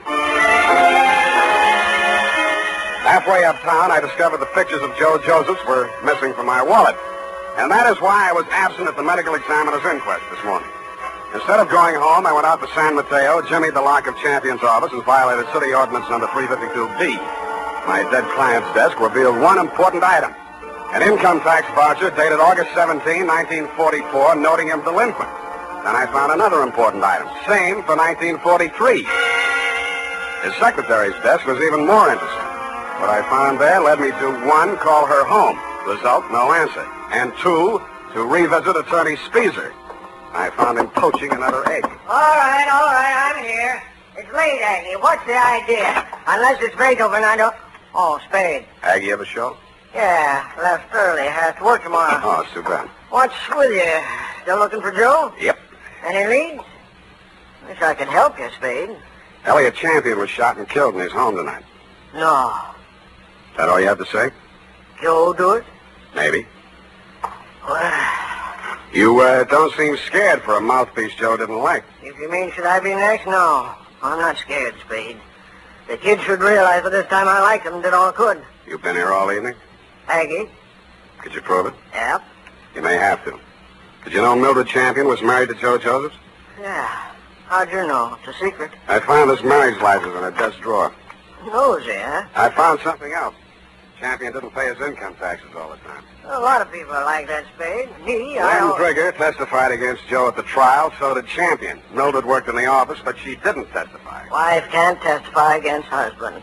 Real good story, Spade. But what about Joe? Champion had something on Lem Trigger, and Trigger had something on Champion. Joe's in between. You tell me, huh? Huh? All right, I'll tell you. It's all about a green kid hired into a brokerage firm to be framed on a phony embezzling charge to cover up a tax delinquency. You want to finish it? I can't. I don't know it. You've got ideas, though. Yeah, Spade, you're right. I've got ideas. And all of them make me sick inside. That kid stood there and told me he was innocent. He said it 1,000,000 times if he said it once. And he told me he thought Champion was short with the income tax people. And if Champion was short, he could phony up a book and get a worn-out private detective like Drigger to testify that there'd been a fraud, and Joe takes the rap. If that's what happened, they did it pretty good. Did you mention anything like this at the trial? Surmise is not admissible. There was no way to investigate it and no way to prove it. Joe was a nice kid, Spade, and he told a good story. I've been fooled a lot of times. What do you think? I haven't met him yet. All right, he's done his 5 years. He came out, and now they want him for killing the man who sent him up. His whole life's gone. And for what? Spade, I hope you don't find him. I hope nobody ever finds him. But we did find Joe Josephs, Lieutenant. He was right under our noses all the time. When I called you, you told me to come on down to the morgue at the county hospital. We both stood and looked at Joe Josephs. It's a funny thing, Sam. We had an alarm out for an hour on this guy. We've been looking all over. For him, and he turns up right here. Well, he's dead. He's been dead since last night about 7. 7? Same time Champion was killed. TB. Just got the whole story. Had it awful bad in prison on the sick ward his last 2 years. Wanted out awful bad. When his time was up last week, he made him release him. But he wound up here, died in the hospital. He looks awful young to be a con and all. I don't know, Sam, he's just a kid, isn't he? Up until then, you had some kind of case against Joe Josephs. But when the medical examiner reported that my client had been shot with a .32, the rest of it began to fall into place. Lem Trigger's office was a dirty room over a shoe repair shop on Mission Street. The glass on the door hadn't been washed in 5 years, and neither did anything else. You can hardly tell where the office left off and Lem began. Oh, hello, Spade. I've been waiting for you. I thought you'd get over for some talk. What made you think that, Lem? Well, you're here, ain't you? All right, let's make talk. Did the silencer ruin your gun? Huh? Come on, I want it all. Hey, you phoned tonight after Champion was killed. You've been phoning him right along saying it was Joe. No, just a minute, Spade. We're in the same And racket. you shot at him with a silencer on your .38 this afternoon to make it look real good. You can't prove anything. I didn't kill him. One slug out of your gun will match that up. Every cop carries a .38. You were a cop once. Now, Spade, you got this all wrong. Because you thought he'd called you in for protection. He called you in once on another job. Listen, I know what you're thinking, And but business was so bad you had to drum it up, didn't you? Joseph was released from prison and it was a natural, only it didn't work. Champion called me instead, and you tried to shake me down. Well, I only thought we could kind of work together. Make it a good thing. I told you once you should try another racket. But you didn't take my advice. Now you're going to have to. What do you mean? Because your license will be revoked pretty quick. You got into a lot of trouble about 2 minutes from now. I did? I was right here. What are you trying to do? I swore out a complaint on you for assault and battery. Hey, wait a minute. I ain't done nothing to you. Champion's dead. And Yes, you did, Lem. You tried to strike me, and I had to defend myself. And I did make out a complaint, Lieutenant. I phoned your office, and 2 of your men were on the way out to pick him up when I heard a footstep outside the door. I knew who was there and what she was there for, and I did the only thing I could think of at the moment. And it was lucky I did it. Her own .32 was in her hand when she came in the door. She looked at me, and Lem's smoking gun in my hand, looked at him stretched out on the floor, then she looked back at me, and the gun fell from her hand, and she began to cry. Hello, Mildred. I wanted to do it. I came here to do it. I know. Why? Why did you? To stop you. Why? My bullets went into the ceiling. He's just knocked out. No, he ought to be dead. Dead. No. Not anymore, Mildred. You tricked me. You knew I was coming here. And you know he should die. You know it. That won't bring Joe back. How many real tramps have you met in your life, Mr. Spade? Lots. And some who just thought they were. Well, you met the genuine product yesterday. My uncle, for example. He stole money from himself and made it look like Joe did it. I know about that. And this one? Why didn't you let me kill him, too? Why? Easy. When I went over to see him in the hospital the first time, I knew he was dying. He had that look in his eyes. Helpless. And he knew what they'd done to him, and he couldn't do anything about it. But you figured that you could. So you killed your uncle when you found out Joe died, and you came here to kill Lem. They killed him. They killed Joe, and they sent him to prison. 5 years I waited for him to get out of that awful place. I waited to hold him in my arms and tell him it was all over. 5 years I waited to help him forget his hate, my hate. 5 years I loved him so much every day. Oh, easy. And then he came back to me the way he did.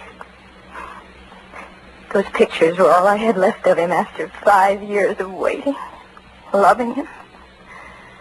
Now he's dead. What can you or I or anybody do about what they've done to him? Look at me, Mr. Spade. Go ahead, look at me. I'm not what you'd call beautiful. I'm not even very pretty. Nobody would ever look at me twice. Well, Joe looked at me. And he loved me. Now he's dead. And I'm dead inside. I'm dead inside, and I'll be glad when I'm dead outside.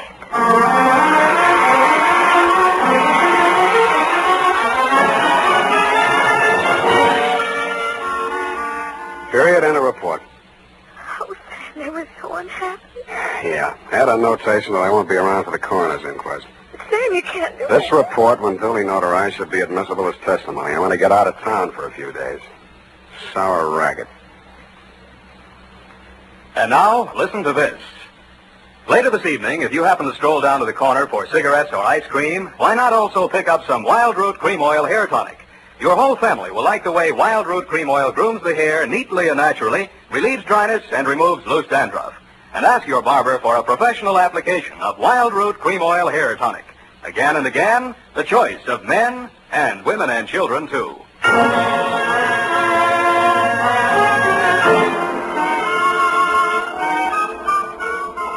Here it is, Sam. Didn't make any mistakes. Of course you didn't. Are you really serious about getting out of town for a few days? I am? The world's too much with you, huh, Sam? Effie. I know it's torture, Sam, but it seems kind of appropriate right now. I don't care if she did kill those 2 men. I feel sorry for her. What's that got to do with poetry? Well, it's kind of poetic justice. Oh. Why did she dress the way she did in that black dress and low heels? A form of penance, I guess. A mourning, absence of her missing lover. Lover? Yeah, no. Look, you'll have to type it all over if you keep that up. But, Sam, it's all so beautiful and tragic. Yeah. And you watched it all happen with such understanding. I'm so proud of you. Oh, Sam. Come on now, come on. Dry up and go home. Good night, Sam. Good night, sweetheart.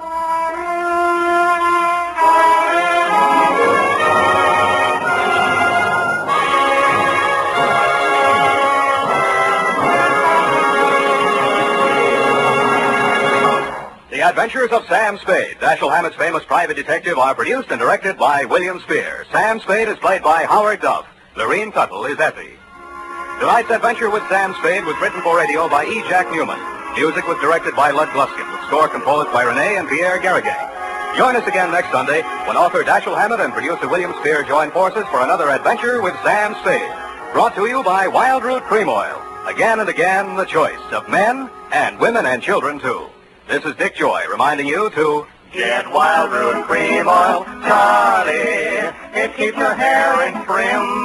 You see, it's non-alcoholic, Charlie. It's made with soothing lanolin. You better get Wild Root Cream Oil, Charlie. Start using it today. You'll find that you will have a tough time, Charlie, keeping all the gals away. Hiya, Charlie. Get Wild Root right away. This is CBS, the Columbia Broadcasting System.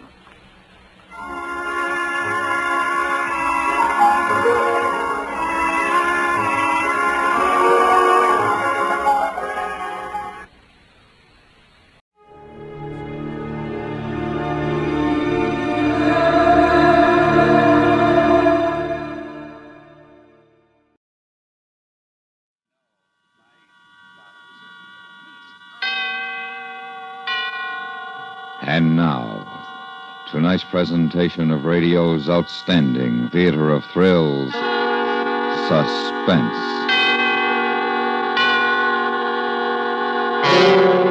Tonight, we bring you a transcribed story of a convict ship and a bargain that ended in death. We call it A Sleeping Draft. So now, starring Ben Wright with Abraham Sofair, here is tonight's suspense play, A Sleeping Draft.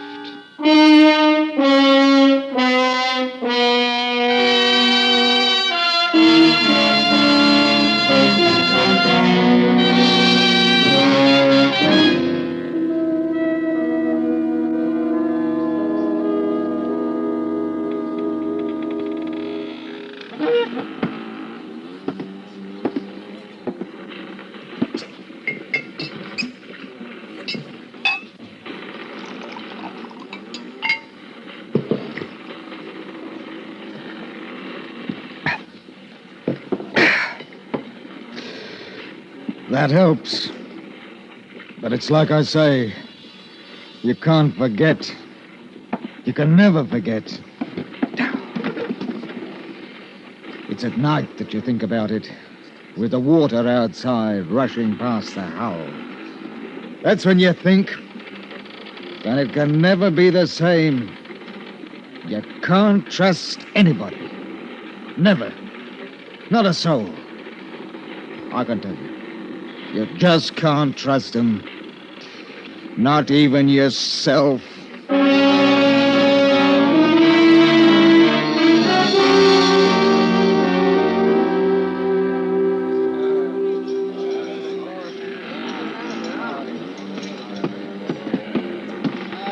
What is it, mister? Mr. Finch says he's ready to board, sir. Oh, he is, eh? All right, I'm not stopping him. Sir. He insists on bringing them aboard one at a time. What? Does he think I'm going to miss the tide? There's over 400 of them. It'll take hours. That's what I said, sir. Mr. Finch, come aboard if you please. I'm sorry, sir. I should have resigned. Stinking, filthy, poor devil cargo. Everything high cockalorum, Captain? No, everything is not high cockalorum. What in blazes do you mean ordering my mate about? Oh, no offense intended, none taken, I hope. I want those scurvy wretches aboard now. All of them. Put them below and we'll weigh anchor. One at a time, sir. One at a time. We got to search them, you know. Why didn't you do that before you took them out of jail? Oh, you'll be surprised what those swine can pick up between jail and the docks. We got to search them one at a time. Oh, they're murdering devils, every last one of them, and that's a fact. The convicts came aboard one by one. I watched them. They were going from London to a land they'd never seen. A colony had bought them. Australia. 400. The sweepings and scrapings sorted out from the muck of the jails, with Finch in charge of them. I've carried dirty cargoes. Dyewood, for instance, crawling with scorpions and spiders, not to mention snakes. And there's cattle. But this, weeks and months at sea with a human cargo would as soon cut your throat as spit. And what made it worse was I felt sorry for the poor beggars. I watched them come aboard until there were 2 left. Name? Wilkes. Search him. Hey, now, take your bleeding hands off me. I ain't got nothing. Ain't just stole me last fall. Now, shut your jaw. That's enough, Finch. I won't have the cat used on my ship. I got enough of it where they're going. Oh, you are a trusting soul, you are, Captain. How'd you like that between your ribs, Captain? Touch of the cat's a lot better than letting this swine bring a knife aboard, eh? Take him below. I don't know how they do it. Help me, I don't know. You got to watch him for them, Noir. Next. Right. Oh, here's a terror. Look at the size of him, eh?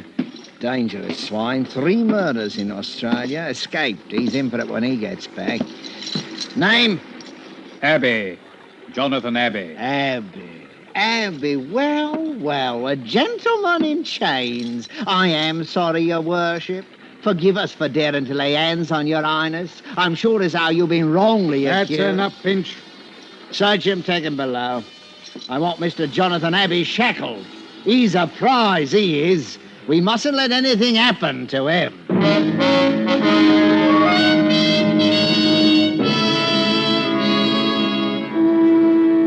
From the day we left London docks, I'd taken a violent dislike to Finch. He seemed to be happiest when he was laying about him with his cat on the convicts herded like sheep below decks. He kept him quiet enough, but one night I decided to have it out with him in the cabin. I made it strong, I can tell you, so that even he could understand what I meant.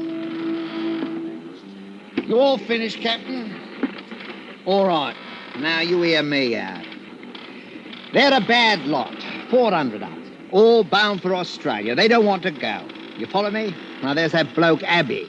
Soon as we touch Sydney, the game's up for him. They'll hang him, sure. That doesn't mean that you have the right to make life even worse for him here. No. We find out where do you think we'll be. What would you do if you was down there? I'll tell you. You'd get hold of the ship, that's what you'd do, and it'd be easy. They're locked in. We've got a guard. You don't know them like I do. There's another thing. When I searched them, there was 1 to 5 sovereigns stowed away on every man, earned or stolen. That'll come to over £1,000 by my figures. They're entitled to that money. It's little enough to take to a wild country. It's truth. But there's them down there what'd slit the gullet of any man for a shilling. And you asked me to be dainty with them. Ha! That's the way he talked to me. And I can tell you that I didn't feel easy anymore. I did something I hadn't done for a long time. I broke out 2 pistols from ship's stores and kept them under my pillow.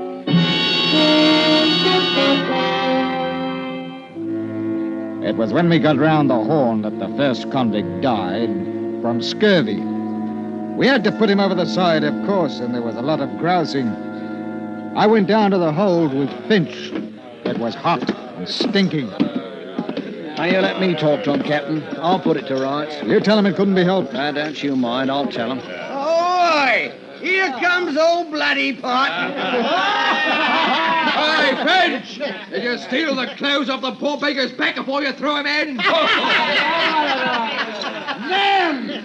We ain't men, dearie. We're dogs, or haven't you heard? Why didn't you wait to bury poor old Smithy in the ground instead of chucking him in the sea? All right. We got another 2 or 3 weeks before we reach land, and I'll make a bargain with you. The next one what dies, now that it's getting nice and hot, I'll just leave him down here. You can take care of him and mourn him till we get to Australia. How's that? £1/crown, you don't keep him for 3 days. That's old Bloody Pot. Always a nose for business. And if you ain't satisfied with that, I'll see that the hatch is closed down tight for the rest of the voyage. And you can boil for all of me.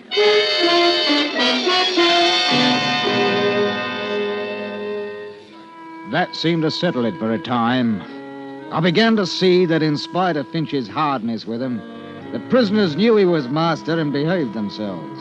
That is, most of them did. But there were others. And that's what began the trouble.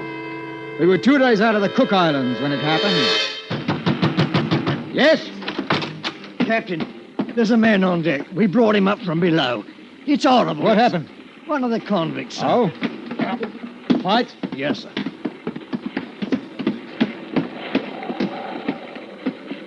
Here we be, Captain.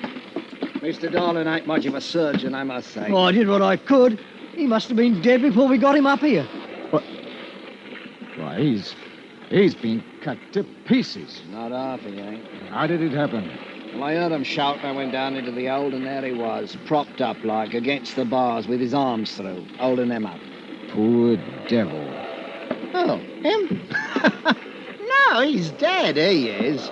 There's others in for it, though. What do you mean? How do you think he got cut up like that, eh? Knives, Captain, knives. But you searched them before they boarded. I did. In truth, I don't know how they done it. Small knives, Captain, small knives. We're getting close to Australia, that's what it is. Whoever's got them knives is after money. The 1,000 quid or more what's on this cursed ship. I don't see how... Oh, you are a trusting soul, you are, Captain. Maybe there's a dozen of them, maybe 20 with knives. You follow me? They'll run the others and rob 'em blind. Gold sovereigns, Captain. You didn't forget, did you? If anybody objects, cut him up into small pieces, just like this one. We've got to go down there and put a stop to it. Yes, I don't think. How many guns you got aboard? Well, 2 pistols and 4 muskets. That's a fat lot of good. Oh, well, must take the sweet with the sour, like they say. We can try, no harm in that. Mark my words, Captain, before we get to Sydney, all of us will probably have our throats cut. Come on. Finch and I, with 2 seamen, armed ourselves and went down into the hold and stood outside the bars. The men inside were quiet, very quiet. They just looked at us, dark like. You man! I'll talk to him. Now listen to me. We know some of you are carrying knives. I want you to throw them out here. Nothing further will be said about it if you do as I say. Well? Captain, my porridge wasn't hot enough this morning. And please, sir, can I have sugar in it tomorrow? That ain't the way to talk to this scum. The captain's a gentleman. I'm not. You know me, don't you? We know you all right. You, Abby. You listen to me. I'm giving you till tomorrow morning to throw them knives out here. Till morning. If every blasted one ain't out of your dirty hands, I'm going to have you flogged. Every ruddy one of you. 50 lashes. Do you hear me, Mr. Abbey? I'll think about it. Till morning, and then 50 lashes. You think about that, Mr. Abbey.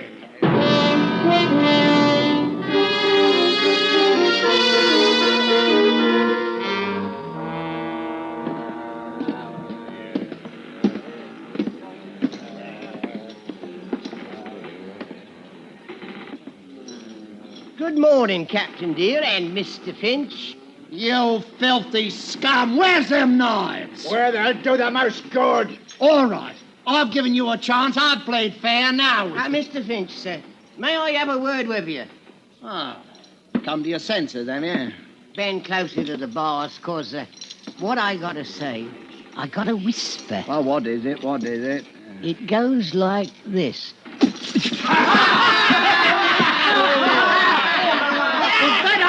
Hundred lashes, Wilkes.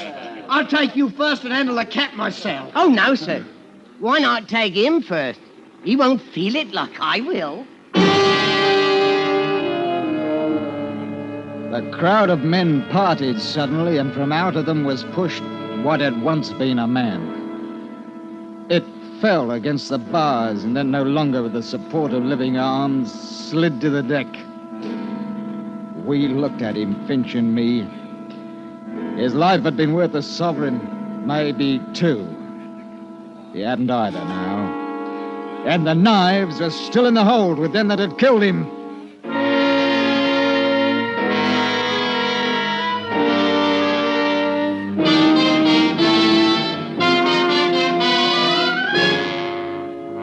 You are listening to A Sleeping Draft.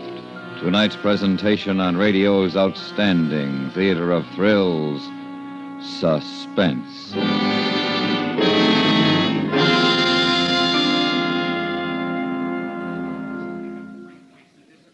With omniscience as rare a faculty as it is, most listeners like to be sure that their sources of information are reliably accurate. And that, in a nutshell, explains why so many listeners make it a point to learn what is happening in the world from members of the CBS News staff. Keep tuned to CBS Radio throughout the day and evening, and you'll keep in the know on local, domestic, and international affairs. And now we bring back to our Hollywood soundstage Mr. Ben Wright and Mr. Abraham Sofair, starring in tonight's production, A Sleeping Draft. A tale well calculated to keep you in suspense.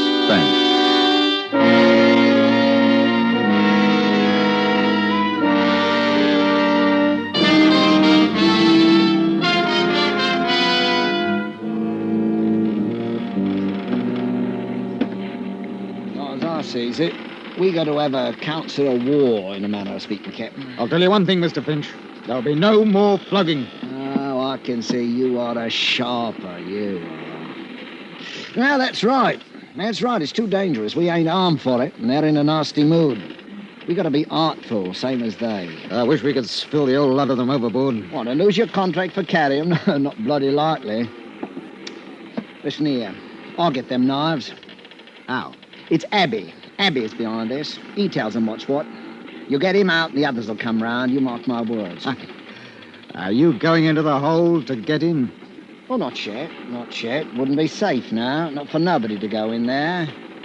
But in 4 or 5 days, Captain, after we cut off their water and food, seal the hatch, you see what happens. They die. Well, they'll die from the knives, then. Which do you want? They'll be begging you to take the ruddy knives in 3 days. And if they don't? We tell them to hand over Abby to us, but he's the one to blame for their misfortune. That'll do it. All right. If that's the only way, I'll give the order. Yeah, but not just yet, Captain. Not just yet. We'll let them sit down there and wonder, huh? Wonder what we're going to do about it. Some of them may get nervous. We'll let them wonder a bit. I didn't see Finch the rest of the day. The barometer had fallen suddenly, and with it came a storm. I can tell you I had my hands full for the next 24 hours. There was no time to worry about what was going on in the hold of the ship, but I didn't think they'd have much stomach for knifing each other and killing. Next morning at breakfast, Finch didn't turn up. He didn't turn up at all. We searched the whole ship. And then I went down into the hold, and that's where he was. And he hadn't died quickly. Someone had held him against the bars, and the others had... He hadn't died quickly. Present for you, Captain. Who did this? Who did it? I wouldn't waste sleep mourning him, Captain. He was a bully. No better than us, except that he was outside. Abby, I thought you were shackled. I was, but Mr. Finch kindly supplied the key to unfasten me. Oh, you're going to pay for this. All of you! Where are those knives? In here, Captain. Want to come in and get them? You pay for this? You're repeating yourself, Captain. Good morning. The blasted convict had dismissed me, like I was a clerk in an office. And there wasn't anything I could do about it. With Finch out of the way, they knew I was an easy mark. It was the nights that got on my nerves. I could hear things happening, lots of things, and it was awful. Those devils with the knives, and then each morning we'd have to pull out 6 or a dozen, all cut about and bleeding. Most of them died. And those with the knives were getting money. Money they stole from the victims. I began to be afraid of my crewmen, that one would take a bribe, let that murdering crowd out. I walked around with 2 pistols in my jacket all the time.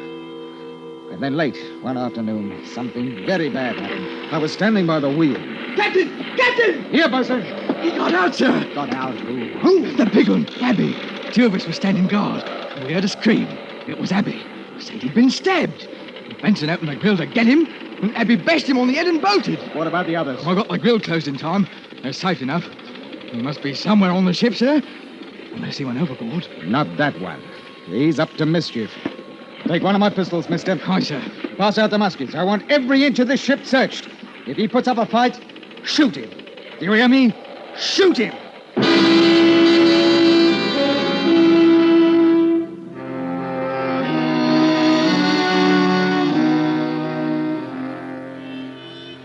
The night comes quickly in southern parts. Did you ever try to search a ship at night with lanterns? It's not easy. Too many shadows, too many sounds, which could be rats or a murderer who's bigger than what you are and could choke your life out in half a minute. We couldn't find him, but he was somewhere aboard, waiting his time. And because we were short-handed, what with the crew searching, I stood a watch and I thought about Abby. The man whom Finch said had committed 3 murders in Australia.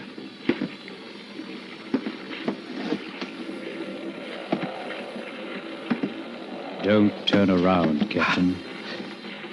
It's only a little knife, but don't move. What do you want? Talk. I've nothing to say to the likes of you. That may be. But I've an offer to make you. You know what I'm in for when we reach Sydney. Finch told me. I've no pity for you. I'm not asking for pity. I've an offer to make. Huh? The men below are planning to take the ship. I don't think they've got a chance, but they'll be killing. Those that have got the knives have got the money, too. It's £1,200. I'm aware of that, mister. I can get the knives for you. Ah? All I want is a chance to get away before the ship docks. How do I know it isn't a trick? Turn around, Captain. Here, my knife. Will that convince you?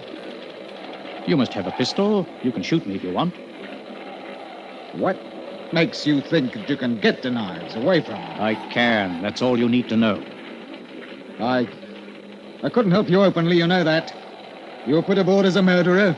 You're in my charge, and it's my job to turn you over to the police as soon as we arrive. Then? If you could get the knives, though, I might be able to give you a chance to clear out. That's all I want. A chance. All right. I must have a pistol. What? A pistol. You take me for a fool? No, it's the only way to get the knives. Yes, I'll give you this pistol and you shoot me down. Not likely. If I'd wanted to do that, Captain, I'd have cut your throat 2 minutes ago. Yes. But you're a murderer. I know. No, you can't have it. It's either them or your ship, and probably your life. Well? You talk like a gentleman, but suppose you want my pistol so that you can free them. You just have to trust me, as I trust you, to give me a chance to get away. Take it. Here. What about the guards below? They'll shoot. I'll take you down. I'll say I caught you. How do I get out again when I've got the knives? Send word that you want to see me. All right. Captain, I'm trusting you now. I want that chance to get away. We'll talk about that if you get the knives. I'll take you below now and come back tomorrow.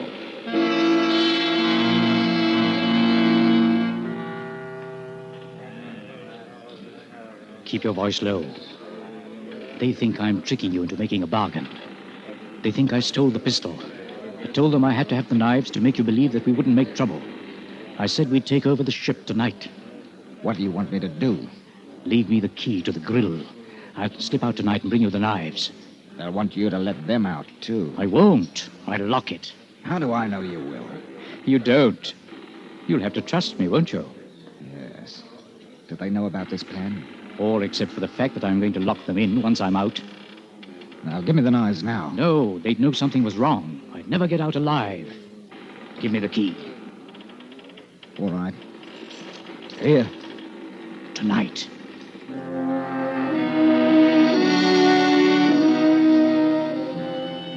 I waited. And I can tell you I didn't like it. The wind came up a bit, and I knew that before sunrise we'd be in Sydney. That is, if I could trust a murderer. At 10 o'clock that night, there was a tap on my cabin door.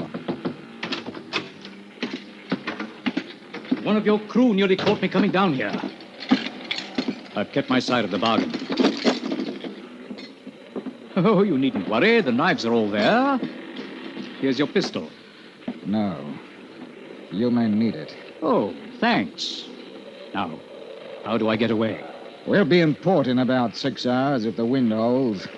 You stay aft in the longboat. Mm-hmm. When you hear the anchor go, drop over the side and swim for it. Very well.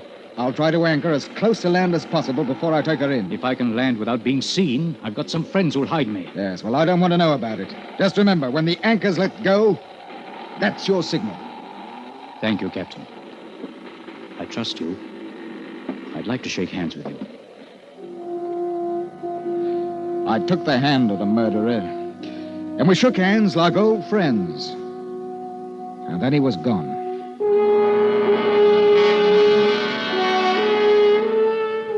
Two hours later, the wind went down, and in its place came fog, thick, mucky fog. I had me hands full, what with danger from other ships and the blasted current that knocks you about off the harbor entrance. By 3 o'clock, the fog had shut in properly. A blessed tide ran us all over the place. It's proper dangerous, I can tell you. We were about 15 miles offshore. I didn't like the look of things. There's shoals thereabout, and I sent the mate forward to heave the lead. I got a proper start when I heard him sing out, "By the deep, for..." We got off course right enough, and at this rate, we'd shear the bottom clean off of her. I saw it was high time to bring the ship up and wait until we could see something. Let go the anchor! Let go the anchor! Give her 35 fathoms to the water's edge, bosun! Eyes up! None too soon, sir. She was shoaling fast. That blasted current must be making 5 knots out to sea. Listen to her. She's holding, sir! The anchor! The anchor! Abby! I ran to the longboat. It was empty. He'd heard the signal as the anchor paid out. Couldn't see in the fog and had gone overboard into a 5-knot tide running straight out to sea, 15 miles from shore. He trusted me.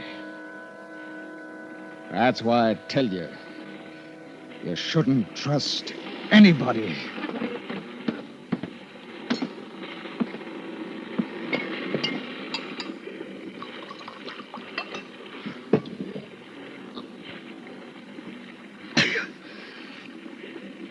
Sometimes it's hard sleeping at night. When you hear the water outside, you think. That's when it's hard to sleep.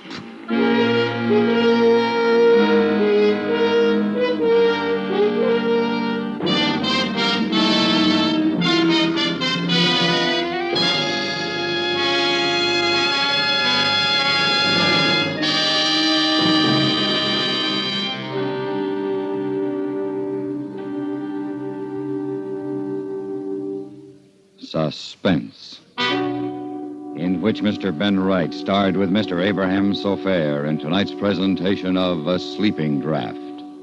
Be sure to listen again next week when we bring you another presentation of radio's outstanding theater of thrills, Suspense.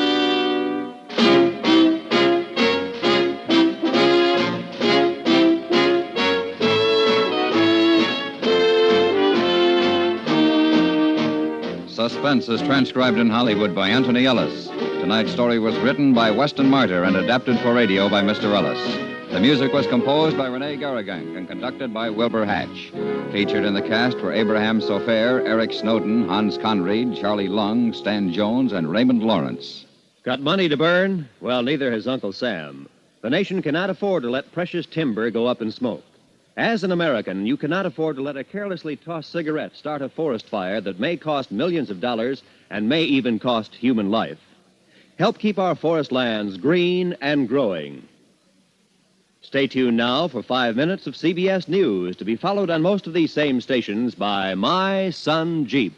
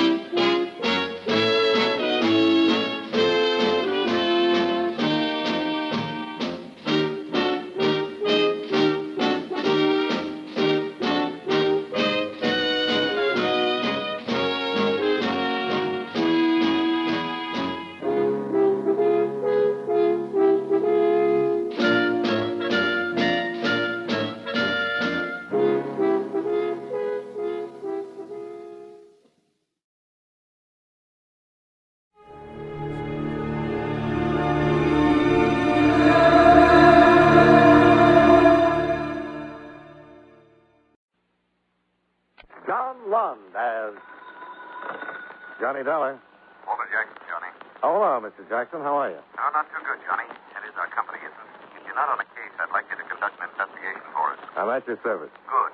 Our company writes a group health and hospitalization policy at the Riggs Bearing Company. Where's that? In Riggs City, Florida, employs 3,000. We cover the employees and their families. And? We've just received a claim on behalf of a Bobby Foster, the child of a machinist of Riggs. For what? For an operation involving a team of neurosurgeons and technicians that had to be flown to Riggs City by chartered plane from Boston. What do you want me to do? Dr. Grant Howell, director of the Riggs City Hospital, attached a report to the claim. A report which we think bears investigation. Okay, I'll get right on it. Fine, Johnny.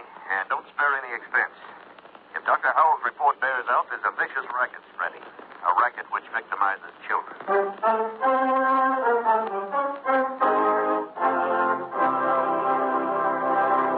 At this point in our program, I'd like to give you something to think about.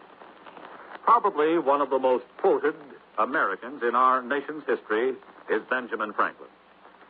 It was Franklin who said, "Early to bed, early to rise makes a man healthy, wealthy, and wise." And never leave that till tomorrow, which you can do today. And, of course, the Lord helps them that help themselves. But probably one of his most familiar quotations is, "There are only two things in life of which we may be certain: death and taxes." Of course, what bothers most of our taxpayers is that death and taxes don't come in that order. But seriously, one of the biggest jobs handled by the Secretary of the Treasury is the collection of taxes, our government's main source of income. The government raises money through the Bureau of Internal Revenue, which collects income taxes, excise taxes, amusement taxes, and other federal taxes. The Bureau also checks to see that you haven't paid too little and, believe it or not, that you haven't paid too much. Another way the government raises money is through the Bureau of Customs, which levies taxes on imports which are sent here from foreign countries. But although the Treasury Department collects the money, it is Congress, the men we send to Washington, who actually says who will pay taxes and how much. And that's one thing from which none of us can escape.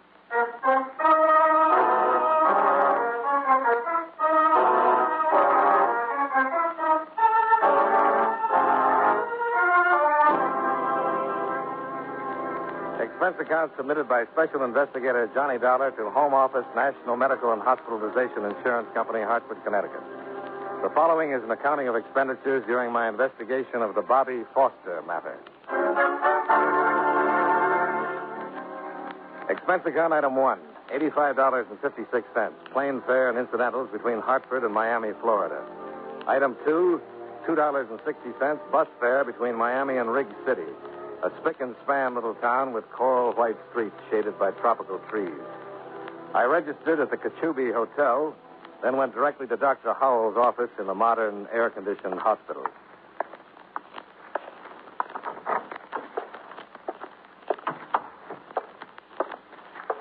Good afternoon. Hello. May I help you? I'd like to see Dr. Howell, please. Well, the doctor doesn't see patients after 5. I'm afraid you'll have to return tomorrow. Unless it's an emergency. Well, I understand it is. My name is Johnny Dollar. I'm representing National Medical. Oh, I see. I'm sorry. That's all right. Is the doctor in? Well, he's looking in on a patient, Mr. Dollar, but he expects you. Oh? The insurance company phoned you were coming. I see. It's pretty awful what happened to little Bobby Foster. I've never seen Dr. Howell so upset. Just exactly what did happen. You don't know? Not the details, no. Well, if Dr. Howell is right, it's terrible. But he'd better tell you. Won't you sit down, Mr. Dollar? Oh, thanks. Cigarette? Oh, thank you. You see, I heard some matches. Oh, here you are. It worked. Hang out the flags. Well, how do you like Riggs City, Mr. Dollar? Well, I haven't been here long enough to know. How do you like it, Miss... Rogers. Flo Rogers. I haven't been here very long myself, just a little over 2 months. Oh? Oh, I like the sunshine, the clean streets. But what? It gets a little dull. Well, is that so? Well, maybe something can be done about that, Miss Rogers. It is Miss, isn't it? Oh, yes, definitely. Sure. I'm glad you approve. I not only approve, I applaud. Oh, on behalf of the spinsters of America, I thank you. Oh, that must be Dr. Hall. Excuse me? Reluctantly.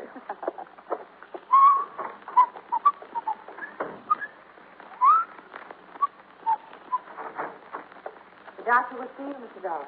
Thank you.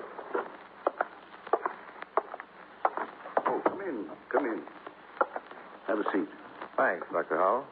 Well, your company acts fast. Only mailed that claim day before yesterday. National Medical feels it's an unusually high claim, You Doctor. suggesting I padded it? Oh, certainly not. But a team of neurosurgeons flown down from It is Boston. necessary to save the boy's life, I assure you. Well, don't misunderstand, Doctor. National Medical isn't challenging your professional opinion. I should hope not.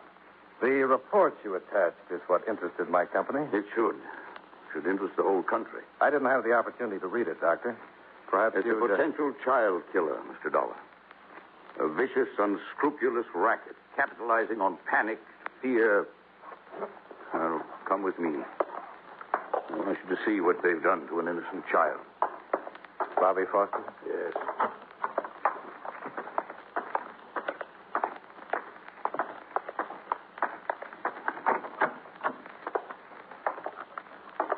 Any change, nurse?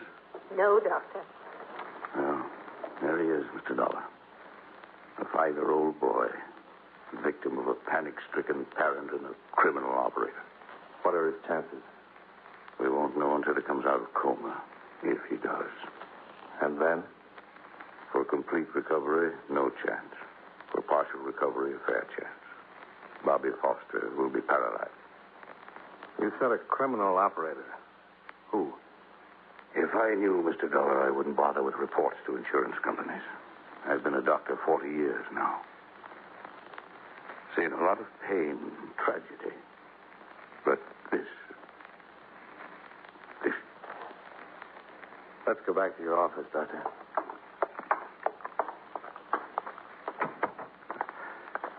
Sorry, Mr. Dollar. I must be overtired. Shouldn't let these things get to me. Well, after seeing that boy, I can't blame you. Cigarette?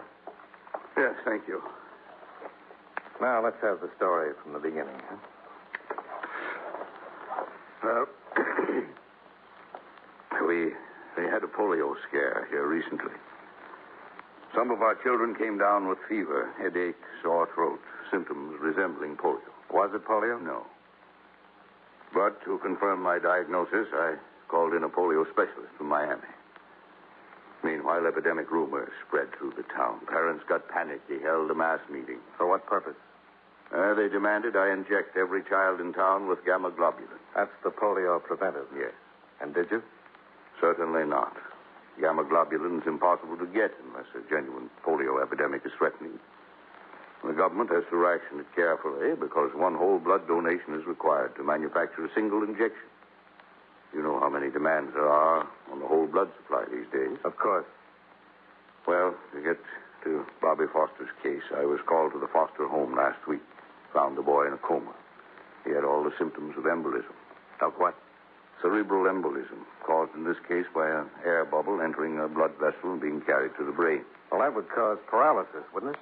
Yes, and possible death. And so you called in the neurosurgeon? I didn't feel qualified to undertake such a specialized operation. Well, just how did the air bubble enter the boy's bloodstream? Through criminal carelessness, by way of a hypodermic injection. Any proof? Well, the needle mark's still on the boy's arm. And you have no idea who injected Bobby? None. But I know this. Other children in this town have been injected, too. Oh? In their cases, fortunately, no harm was done. Well, surely Bobby's parents know who injected him. That's the wicked stupidity of it, Mr. Dollar. They deny the boy was given any kind of an injection. But you think they're lying? Of course they're lying. The boy was running a fever. The parents thought it was polio. They panicked, took him to some quack for an injection of what they were told was gamma globulin. At a black market price, no doubt. To a frightened parent, price would be no object, Mr. Dollar. Well, I'll see the boy's parents. They can be persuaded to tell who's behind this racket. You're wasting your time, Mr. Dollar. I've tried repeatedly. They refuse to admit their responsibility. Afraid criminal charges will be brought against them? Perhaps. But they have another child, a girl, 7. You're thinking the girl has been threatened if the parents talk? I wouldn't put anything past the ghouls who operate this racket, Mr. Dollar. Yes, it would figure, Doctor. Well, thanks. I'll check with you if I turn up anything. Just do that, Mr. Dollar, and be careful. I always am. And you ease up, huh?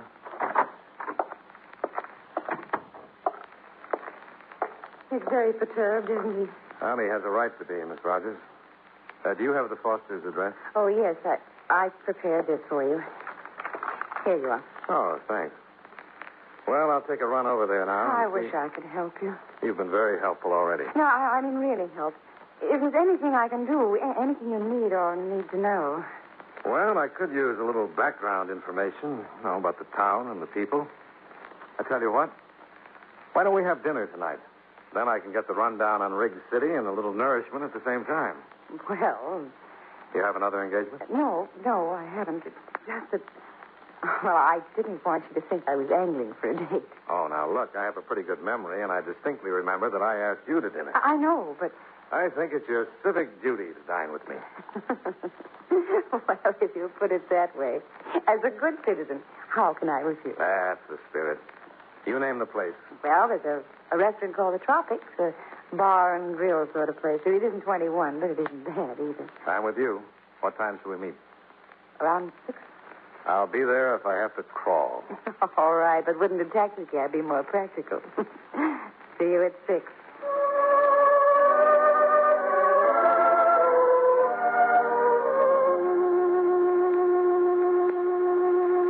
I left the hospital with the sound of Flo Rogers' laugh still rustling in my ears. It occurred to me that Riggs City might be a very pleasant place under different circumstances. I hailed a cab and ran up expense account item 3, 75 cents. Fare and tip to the Fosters' bright little cottage, a stone's throw from the beach.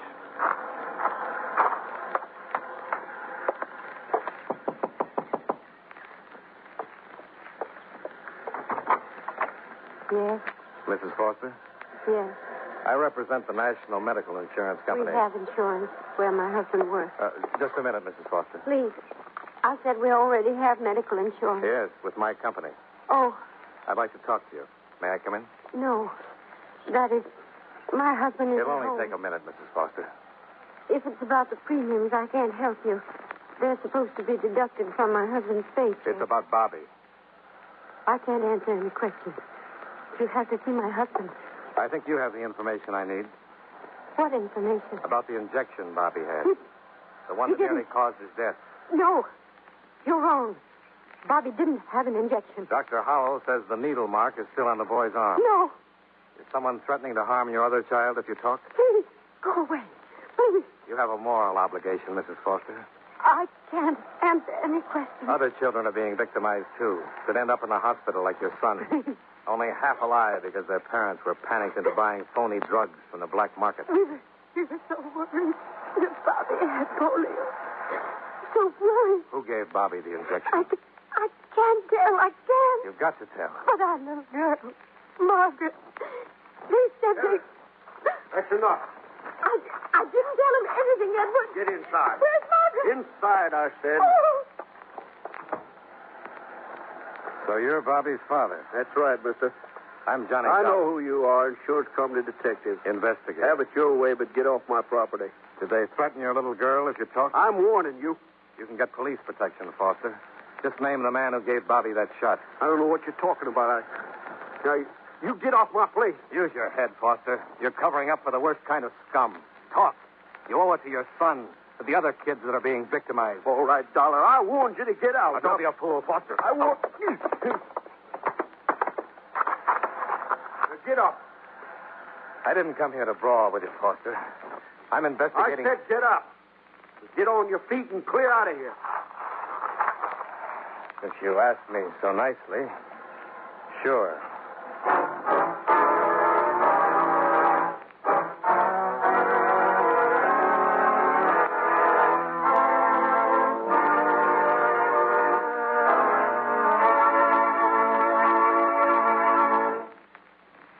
You know, many great men have attained the highest office in our land, the presidency of the United States. Can you guess the name of this man? He was our second oldest president, being elected for that office when he was 66 years old, and our only bachelor president. In 1828, he was appointed minister to Russia by President Jackson. In 1856, when he became president, differences between the North and South caused much unrest in his cabinet and in the various departments of the government. While he was president, the Confederate States were formed and the Civil War began. If you don't have his name by now, here are two more important clues. During his administration, the famous Lincoln-Douglas debates were held, and the first Atlantic cable was laid. Who was he? James Buchanan, 15th President of the United States. His life is part of your American heritage.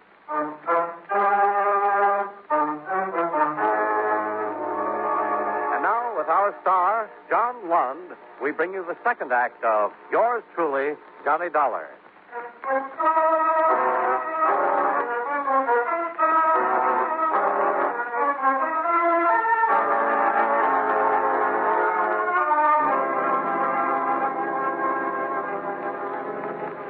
My face and my clothes were pretty much the worse for wear. I went back to the Kachubi Hotel for a shower and a change and a little elementary first aid. It helped, but not much. What with one thing and another, it was nearly 7 o'clock by the time I got a cab and ran up expense account item 4, 85 cents to the Tropics Cafe. I spotted Flo Rogers in a corner booth. Well, hearty greetings and humble apologies. Good evening. Don't apologize. After all, you're only an hour late. I'm sorry. I had a little repair work to do. Repair work? Johnny, what happened to your face? I was overmatched. I lost the decision, and it wasn't close. Someone beat you up? Well, that's one way of putting it. Mr. Foster did the honors. But why? He thought I was a little too inquisitive. Oh, Johnny, he must be an awful man. No, he's a frightened man, frightened out of his wits. His little girl's life has been threatened. What? How do you know? Mrs. Foster was on the verge of admitting it when her husband barged in. Oh. Oh, well, what are you going to do now? Starting tomorrow, I'm going to question every parent in town. Do you think other children have been infected? Well, Dr. Howell thinks so, and it figures. A group of grifters move into a family town, spread polio rumors around, then make a killing selling phony gamma globulin shots to parents who are scared silly for their children's health. Johnny. Yeah? You're going on with this investigation? Why, certainly. In spite of what's happened to you already, you're determined to go on? Why, sure I am. What are you driving at, Flo? I guess I'd better tell you then. Tell me what? Well, tonight when I first came in, I sat at one of those little tables near the bar. You see, that one over there, behind the jukebox. Yeah? So? I heard the bartender whispering to a man. Well, what did he say to him? He was telling him where to take his child for an injection. An injection? Of gamma globulin? I think so. I couldn't be sure. I couldn't hear everything he said. Where did he tell the man to take his child? Did you hear that? No, I told you he was whispering. The man he was talking to, is he still around? No, I don't see him. Did you know him? No, it's just one of the customers. Okay. Thanks. Where are you going? To dig my elbows in that bar. You run along home. We'll have that dinner some other time. Promise you'll be careful? On my honor. I wouldn't want anything to happen to you. That makes two of us.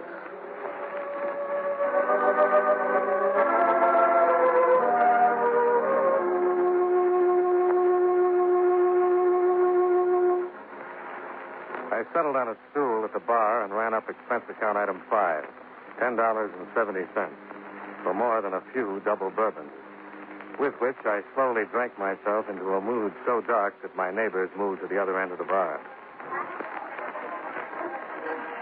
Hey, Skinny. Come here. Name's Mickey, sir. I told you before. Well, I'll show you this. So what? Well, don't just stand there, Skinny. Fill me up. I think you've had enough, sir. You need a cup of coffee, black. What I need, you can't get for me, pal. Nobody can. You sound like a man that's got woman trouble. What do you mean, woman trouble? Why, my little wife is the finest, sweetest... Yes, sure. You're crazy about her and the kids, too. How do you know I got kids? Well, you're the type. Family man. No kid. No kid. Now, look, I'll get you that coffee and then a cab to take you home to the... Get you that coffee and then a cab to take you home to the kids. Okay? Okay. Hey, Hey, wait a minute. Come here. Yeah? You're a swell guy, Skinny. You understand when a man's got trouble. Yeah, sure. Forget it. Just that my kids are sick. Wife is worried half out of her mind. I had to get out of the house. I had to get away for an hour. You say your kids are sick? Yeah. Wife's scared of polio. What does the doctor say? Oh, a lot of mumbo-jumbo. Everybody knows there's a polio epidemic in this town. The doctors are afraid to admit it because they can't get the stuff to stop it. Gamma globulin? That's the only thing that'll save my kids, the only thing. Listen, mister. Maybe I can help you. Huh? Get you some gamma globulin. Where? Where, Skinny? I'll pay anything. Anything. Here. Go to Mr. Beck. The party there will tell you where to take your kids for the shot. Oh, thanks, Skinny. Thanks. Name's Mickey. Oh, sure. Mickey. Don't worry. I won't forget you for this. I'm not worried, mister.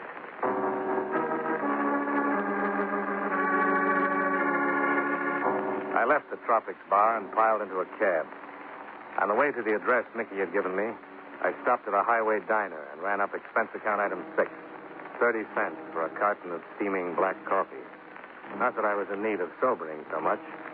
I just wanted something to take the sudden chill off my spine. If you've ever had a date with a grave robber, you know what I mean. It was 2 a.m. when the cabbie dropped me at the driveway of what looked to be a deserted beach house. I paid him off. Expense account item 7, $1.20 tip and fare, and started up the drive toward the vine-covered gate. That's far enough, Dollar. Who's there? Oh. Just shut up or I'll snap your neck, Dollar. Foster! That's right. Don't give me any trouble. Okay. Ease up. Whatever you come along easy and no funny business. Yeah. All right. Put your hands behind your head. Clasp them. Don't turn around. Okay. Where's your gun? I didn't bring one. You got less sense than I thought, Dollar. I had my reasons. Let's go out the gate. My car's down the road.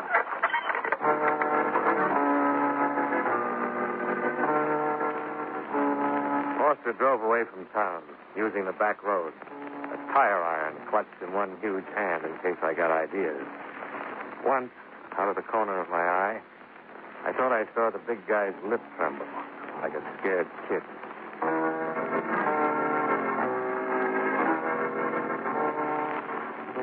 He finally pulled up beside a long, sleek auto trailer, parked in a lonely beach cove. He motioned me out and followed me to the door.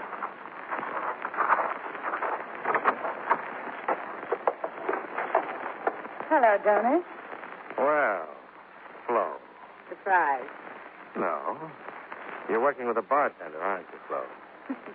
Of course. He's my husband. Oh, it figures. Oh. Come in and tell me, Johnny. And please be good. Just as long as you have that gun pointed at me. I'd hate to, but I'd use it then. That figures, too, Flo. Foster, wait in your car. Oh. Cozy, these trailers. Mickey and I like this one. Sit down, Johnny. I'll get you a drink while we wait for it. No, thanks. Oh, you're pouting. You're disappointed in me. Not very. Tell me, why weren't you surprised to find me here? On the way over here, I got to thinking. This afternoon, when I met Foster, he already knew my name. I hadn't given it to anyone but the doctor and you. Careless of me to have mentioned your name when I warned Foster you were coming. Just what kind of a hold have you got on him? His little girl. You've kidnapped her. Oh, no, Johnny. We're just keeping Margaret for a little while. You see, the Fosters have been very responsive to Mickey's warning. But then you came into town. And drastic measures were in order. We haven't harmed Margaret. How did you get her? Foster came by the hospital after you left. See his son. He left Margaret in the waiting room. And you phoned your husband? Mickey's wonderful with children. She was tickled pink to go for a soda with him. Real sweet people, you and Mickey. He really hates us, Johnny. Believe me. Yeah, sure. What happened to Bobby Foster was an unfortunate accident. Who gave Bobby the injection? Mickey. I can't stand the sight of a needle. Some sweet rest. Oh, we do very well. traveling from place to place, taking jobs. Following the epidemics like a pair of buzzards sailing astray. Self-righteousness doesn't become you, Johnny. What do you charge for a shot? $50. What's in them? Nothing harmful, just colored water. And once in a while, an air bubble. That was an accident. I'll take the gun, Flo. Well, Mickey, I didn't hear you drive up. Everything all right? Foster did exactly as he was told. Good. Hello, Dollar. You play a lousy drunken father. I'm usually better, but tonight I didn't extend myself. Huh? I had a hunch you'd want this meeting to take place before I started questioning the other parents in town. Because you knew I was bound to find a mother or father who'd identify you two. Ah. Then you've been willing to make a deal all along, huh, Dollar? Well, let's say I hated to spoil your fun. Especially Flo's. What's that crack mean? Ask your lonesome wife. Don't listen to him, Mickey. She plays a very convincing bachelor girl. He's trying to make trouble. A little too convincing. Shut up, Dollar. And she talks a lot. Talk? She told me everything just now. Even that you've done away with Foster's little girl. What? I didn't. I said, Mickey, behind you. Come on. A gun, Foster. Shoot, Mickey, shoot. I'll take the gun, Flo. Let me go. Now sit down and behave. You hurt me. Give it to me, Dollar. The gun. I'm going to kill him. No, Foster. Give me the gun, The Dollar. girl's all right. I said this. You understand me? She's all right. You said he killed her. Well, I had to. It was the only way I could shock you into making a move. You're not just saying it, Dollar. Margaret's really safe. Tell him, Flo. Yes. She's all right.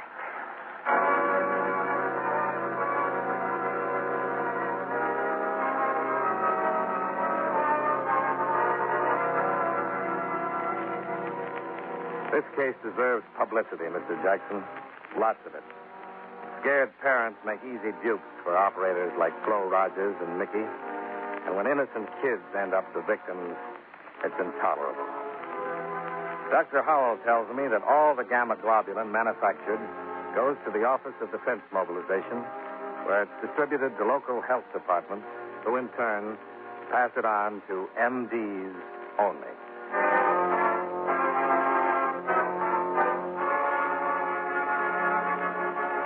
Expense account item 8, $94. Bus, plane fare, and incidentals between Rig City and Hartford. Expense account total, $196.96. Yours truly, Johnny Dollar.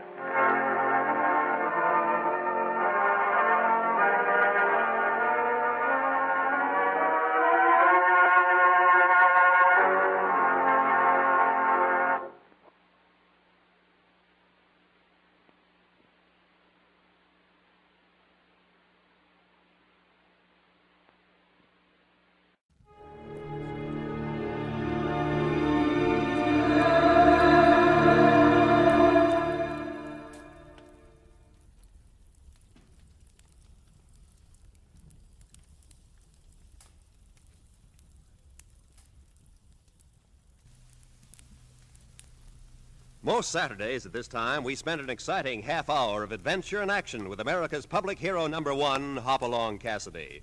Well, even two-fisted cowboys take summer vacations when they can, and Hoppy is no exception. Hopalong and Topper will be back with us riding the CBS air trails again 10 weeks from tonight, September 22nd. Get this and get it straight. Crime is a sucker's road, and those who travel it wind up in the gut of the prison of the grave. There's no other end, but they never learn. From the pen of Raymond Chandler, outstanding author of crime fiction, comes his most famous character in The Adventures of Philip Marlowe.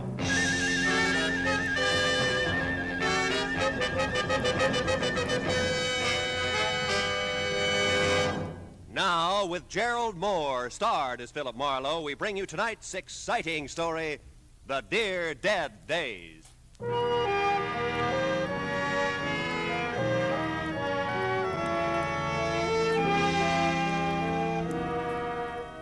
I stood at the window and looked down at the Saturday morning traffic.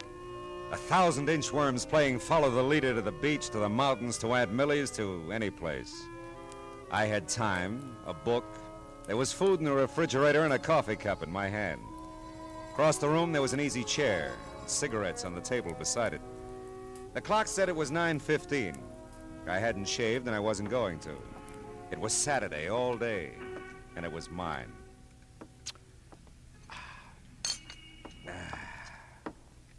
Now, let's see. Where was I? Oh, yeah, here it is. She was the most breathtaking thing he'd ever seen.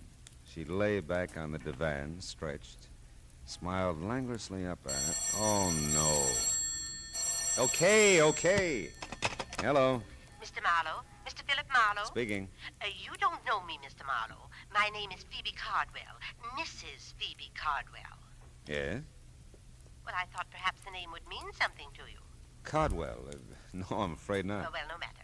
You do help people, don't you? I mean, if someone is missing, you find them. Well, sometimes, Mrs. Cardwell. It all depends. Have you checked the police? Oh, no, my dear, no, I wouldn't think of that. Oh? You see, it's Stevens, my chauffeur. Oh, well, now, I mustn't mislead you. Strictly speaking, he is not my chauffeur. But strictly speaking, he is missing. Yes, at least he seems to be, and I don't trust phones entirely, Mr. Marlowe. I couldn't even have called you except Matilda went to her friend's, and I do need your help. Yeah, I see. If Well, you could come out right away. It's most important to me. I live in Venice, Mr. Marlowe. If you drive down Sepulveda to Washington Boulevard.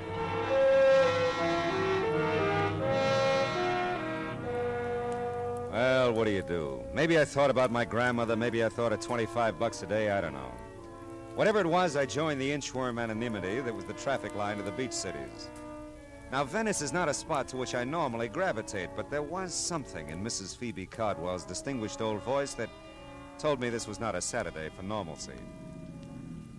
The house was what used to be called a bungalow, and the ramrod little figure waiting for me in the doorway was what used to be called beautiful.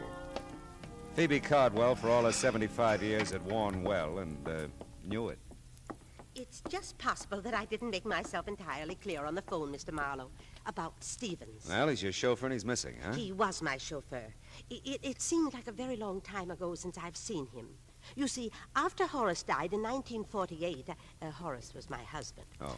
You see, after Horace died, Stevens stayed on to drive for the family who took our Pasadena house. Oh, he did this with my blessing, of course. Horace, rest him, left me very little, really. I say this with no malice, Mr. Marlowe, merely to point out that for me to retain Stevens was quite out of the question. Yeah, I suppose so. So I moved in with my younger sister, Matilda. She's visiting a friend at the moment. I wouldn't want Matilda to share my concern over Stevens, and I'm sure you'll respect that. Oh, of course, Mrs. Cardwell. Thank you. Now, look, so far as you know, is Stevens still driving for the family who took your house? Oh, I'm sure he is. He must be. It's just that, well, on Thursdays, his day off, he always brought the limousine over to take me for rides and run my little errands. Oh, understand now. The Brants are fully aware of this. That's the family he works for. Who have my home in Pasadena. And Stevens hasn't been to see you in some time. In weeks, and not a word, you understand. I find it difficult to tell you precisely how I feel about this, Mr. Marlowe. Stevens is like a son to me. Perhaps he's ill or troubled. Oh, I'd want to know that. I might be able to help. You phoned, I suppose? Oh, I'm embarrassed to say how many times. But no answer, none at all. I've a writing desk in my room, Mr. Marlowe. I'll write the Pasadena address and phone number for you. My number, too. Oh, I shan't be a moment now. I'd seen the ring when I first sat down opposite her. First because it was big, almost massive on a tiny right hand. Then because it didn't fit the rest of the lavender and old lace picture that she presented. A mass of jade and gold carved with oriental figures. A foreboding thing that reeked quality of its kind and value. After she left, the vases jumped out at me from the mantel. Small, gold, and jade again. And as incongruously out of place as Phoebe Cardwell in Sister Matilda's bungalow. There. Now, that didn't take long, did it? Oh, not long at all. Oh, I like you, Mr. Marlowe. You'll find Stevens for me, I know. Well, I hope so, Mrs. Cardwell. And if I do, what'll I tell him? That I want to see him or hear from him. Stevens will understand. Yeah, well, Oh, dear. Huh? That's Matilda. Phoebe, I'm home, dearie. So I see, my dear. Mr. Marlowe, may I present my sister, Miss Reed? Miss Reed? With an eye like Wallace Reed. I'm sure, Mr. Marlowe... Oh, but Maybe you don't remember, Wally? Well, I tell you, Matilda dabbled in theatricals at one time, Mr. Marlowe. Dabbled in theatricals. I was in pictures in the golden era, Mr. Marlowe, when silence was golden. Oh, that Wallace Reed, yeah. Mr. Marlowe's in insurance, my dear, and some younger than we are. Did you see the covered wagon? Ernest Torrance, I had a big scene with him on the prairie, right by one of the wagon wheels. No, not first run. I'm waiting for it to come to my neighborhood theater. Matilda was a doll. Real live Cupid doll, but her role in this thing was strictly comedy relief. The drama, if there was any, was Phoebe Caldwell. A missing chauffeur that wasn't hers anymore, and the glaring memory of jade and gold that didn't seem to fit anywhere. Well, I missed a house on Orange Grove Avenue by 2 numbers, parked the car, and walked back. The old Caldwell place was set well back from the street, and its solid red brick looked big, important, and empty. Nobody home. Nobody home. At first, I thought there were 3 honey-colored Afghans on the lawn next door. But the one in the middle was talking to me. And as I walked closer, I could see she was by far the prettiest. And undoubtedly something more than man's best friend. The Brants are at Emerald Bay for the summer. I thought I'd told everyone. Yeah, well, I'm the one who forgot to ask you. My name's Marlowe. I'm Kip Harcourt. Margaret Reilly. Kip's for the reserve section. Hello, Kip. I've never seen you before. Yeah, well, believe me, I'm sorry. I believe you, Marlowe. Yeah, I got a first name. I like Marlowe. Oh. Forget about the Brants. Come on and play on this side of the hedge. I don't know the Pasadena rules. Same as Texas. No. Looks like we're going to have to move over. I'll give Stevens a raise for this. Thought you said nobody was home. Stevens doesn't count. He does with me. Don't move. I want to remember you like this always. You'll be back, Marlowe? This you know. Hey, Stevens. Stevens, wait a minute. I'd like to see you. Yes, sir? I'd like to talk to you about Mrs. Caldwell. Is something wrong, sir? Oh, no. She's fine. I'm Philip Marlowe, Stevens. Is there some place we can have a visit? We're upstairs over the garage in my quarters, sir. Come along. Mrs. Caldwell isn't ailing, is she, sir? Oh, no, looked fine when I left it less than an hour ago. Oh, I'm glad to hear that. Yeah, here we are. Come inside, sir. Hey, nice place you've got here, Stevens. It's a bit stuffy in here, I'm afraid. I've been closed up a few days. Oh. Yeah, now. Sit down, sir. Thanks. Say, Stevens, Mrs. Caldwell misses you, and you can drop the sir with me. Marlowe will do, huh? Well, I'll try, sir, Mr. Marlowe. But a habit of 20 years or so, you know. Sure. Now, Mrs. Caldwell misses me? Is that what you've come to tell me? Well, that's about all she told me, Stevens. I understand you skipped a few of your regular Thursday visits with her, and, well, she's concerned about you. Well, I must say that's generous of her. Of course, it's not been a few visits at all, Mr. Marlowe. I've missed the last 2 Thursdays, and for a quite legitimate reason. My employers, the Brants, have opened their Emerald Bay place. Yeah, so Kip told me. The Miss Harcourt, I mean. Mrs. Harcourt, sir. Oh, really? That's too bad. Is it, sir? Yeah. Well, look, Mrs. Caldwell seems like a nice old lady. You know what you mean to her. It's not just you she misses, you understand? It's a way of life, something she was part of and enjoyed. Status, I think they call it. You know, it can be pretty important, Stephen. I understand that, sir. Sure you do. You'll give her a break, I know. Call her now that you're back in town. You know, keep in touch, huh? Yes, Oh, excuse me. Sure.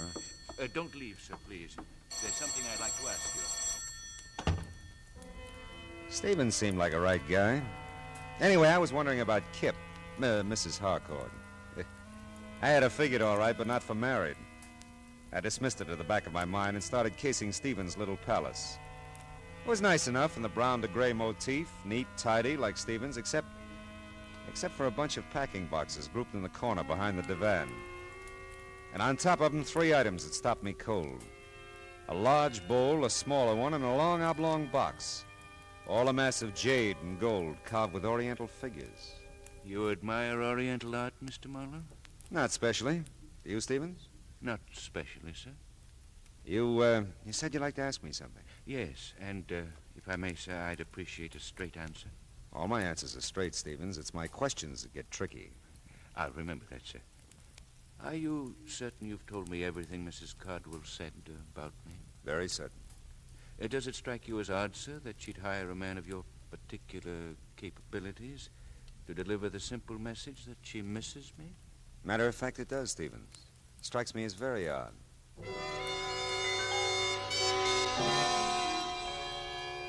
I couldn't tell Stevens anymore because I didn't know anymore.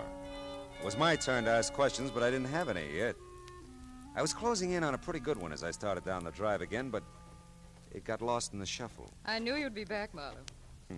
You always arrive unannounced, don't you, Mrs. Harcourt? Henry's in Balboa. You're here. Henry's out of his mind. Don't you want a drink or something? Yes, Kip. There is something I want. Well, come on. At the moment, a telephone. Come on anyway. You know, Marlowe, you're an odd one. Yeah, everybody says so, yeah. You're really coming into the house to use the phone, aren't you? Well, like I said, I'm an odd one, yeah. Where is it? To the right in the library. Thanks. Are you a friend of Stevens? Why?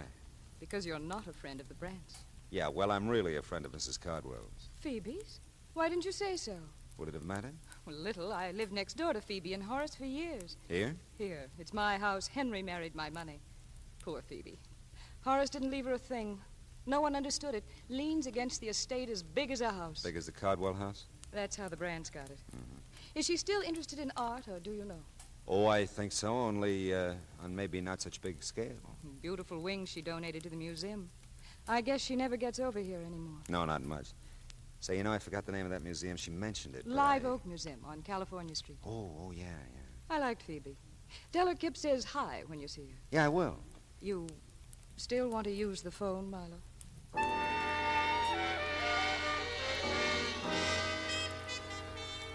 I used the phone. I called Phoebe Cardwell, explained Stephen's absence, and gave her Kip's best. And the case was closed. All I had to do was wait for a check. But all of a sudden, I didn't feel very good about any of it. It was like a hangover. You know, I felt something should make sense, but nothing did. The jade and gold at Phoebe's, the stuff in Stephen's quarters that looked just like it. Was it hers? Did she give it to him? Did he take it?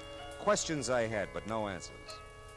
I stood there at the window in Kip's library and watched the car pull to a stop in front of the old Cardwell place. Watched the thick little man get out and start to walk up the gravel driveway. I wasn't sure until he walked right past the library window. Then I knew I had the beginnings of all the answers. The thick little man was Fritzy Ott, one of the better fencers around town. And he was on his way to see Stevens. A minute later, Kip told me of empty servants' quarters over her garage. Another minute later, and I was there. The two garages weren't 6 feet apart. And there was lots to hear if you listened. I listened. But look, Stevie boy, you don't have it all. That's not quite the point now. Can you dispose of it? I don't know. Two things, Stevie boy. One, collection's a tough defense. Real tough.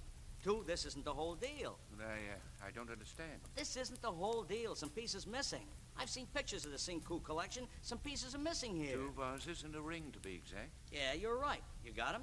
Well, not exactly.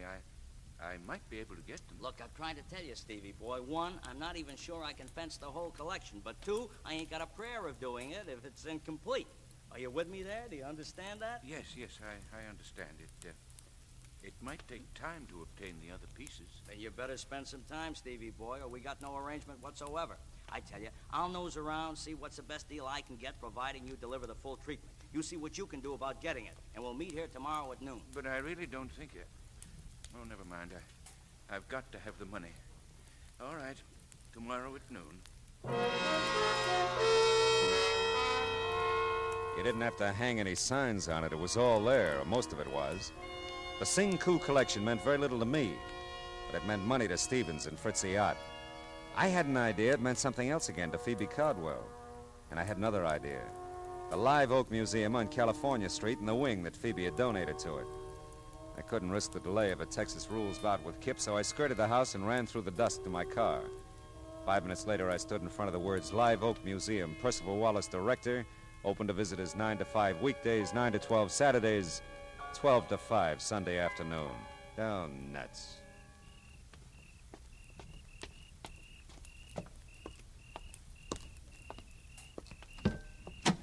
Not interested in art, eh, Mr. Marlowe? We've done that bit, Stevens. My answer was not specially. I dislike dissuading you in this manner, sir, but I'm a quite accurate shot. You know, I believe that, Stevens? If I can't persuade you with this warning, I'll not hesitate to use this gun. I'll not hesitate at all, sir.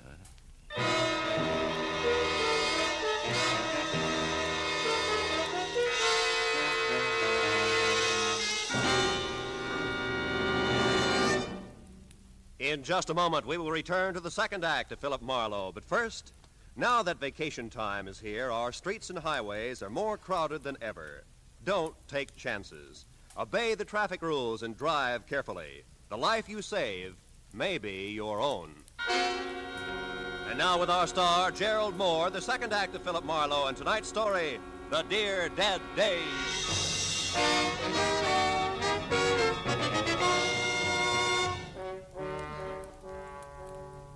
Stevens had a dominant personality for a chauffeur. He could give orders as well as take them. And I'm not a man who's at his best staring down the nose of an automatic. Well, we told each other a very proper good evening, and he left me with my thoughts, which were several and urgent. I bundled them together and headed for the Times office in downtown L.A. Note, there's just one thing mustier than an old newspaper file. It's the man who files it. 1948 was a big year, news-wise, Philip. The files are heavy. Well, how was it obituary-wise, Belton? That should lighten it. Uh-huh. Local, national, or international? Local, Pasadena. Name, address? Horace Cardwell, Orange Grove Avenue. Mm-hmm. Cardwell, Horace. That's it. January 30, 1948. Page 1, part 2.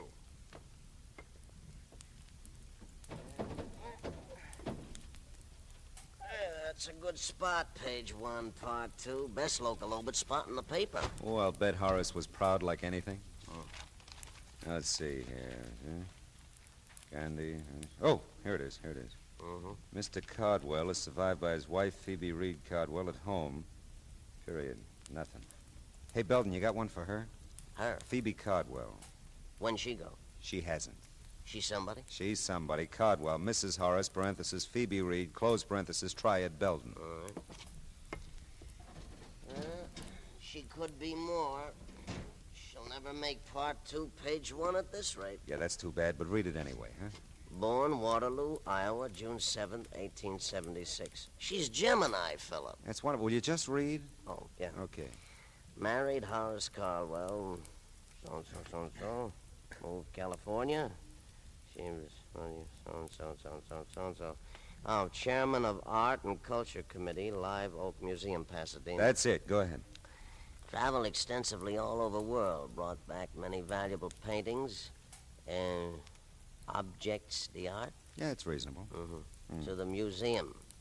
Most famous of which is Sing Woo collection of jade. And, well, that's about it, Philip. I love you, Belton. Thanks.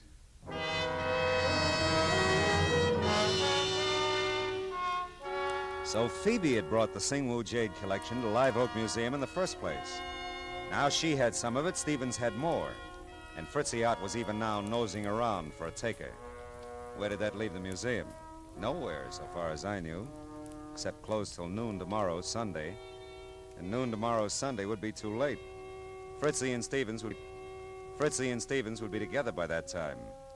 Note, Percival Wallace is a quiet little man who doesn't like to talk to private eyes about museum business at home or anywhere. The museum has operated for 30 years, Mr. Marlowe, and not one shred of notoriety. Not one shred. Well, I think we can keep the record clean, Mr. Wallace. All I want to know is when the Sing Woo collection was stolen from the museum. I didn't say it was stolen. I said we no longer had it. Okay, you no longer have it. How long have you no longer had it? It was since Christmas week, 1947. Would you notify the police? Certainly not. Why? Mr. Marlowe, I've tried to tell you, not one shred of notoriety in 30 years. Yeah, but it's a valuable collection and it's missing. The board of directors did subscribe to a reward, Mr. Marlowe. Only a fraction of the Sing Woo's real worth, of course. A mere $20,000. But, of course, this was done very quietly. Very quietly. So quietly, nobody knows about it. All right, tell me, did Mrs. Cardwell contribute to the reward? I don't recall. And you wouldn't say if she did. Thanks, Mr. Wallace. You're just downright bully.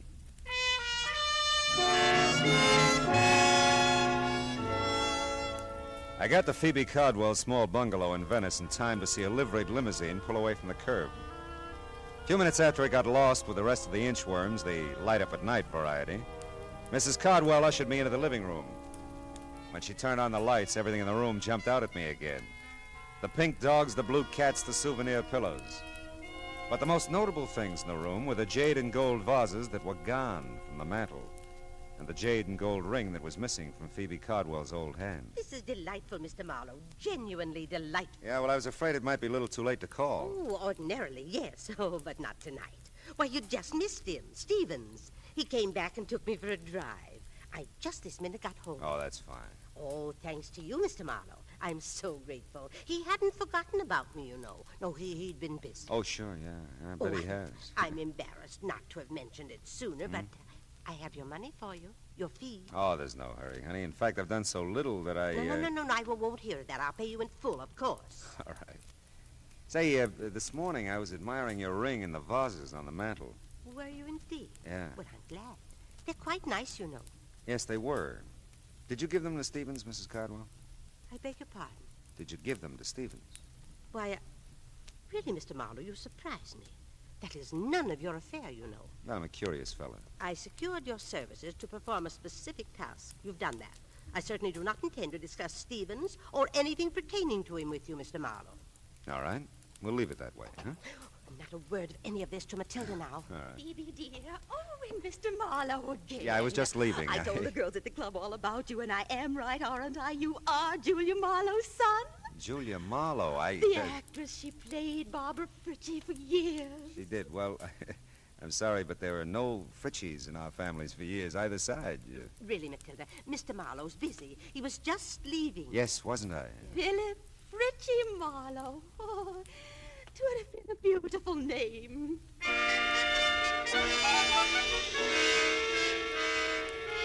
The lights in Kip Harcourt's house were off when I got back to Pasadena.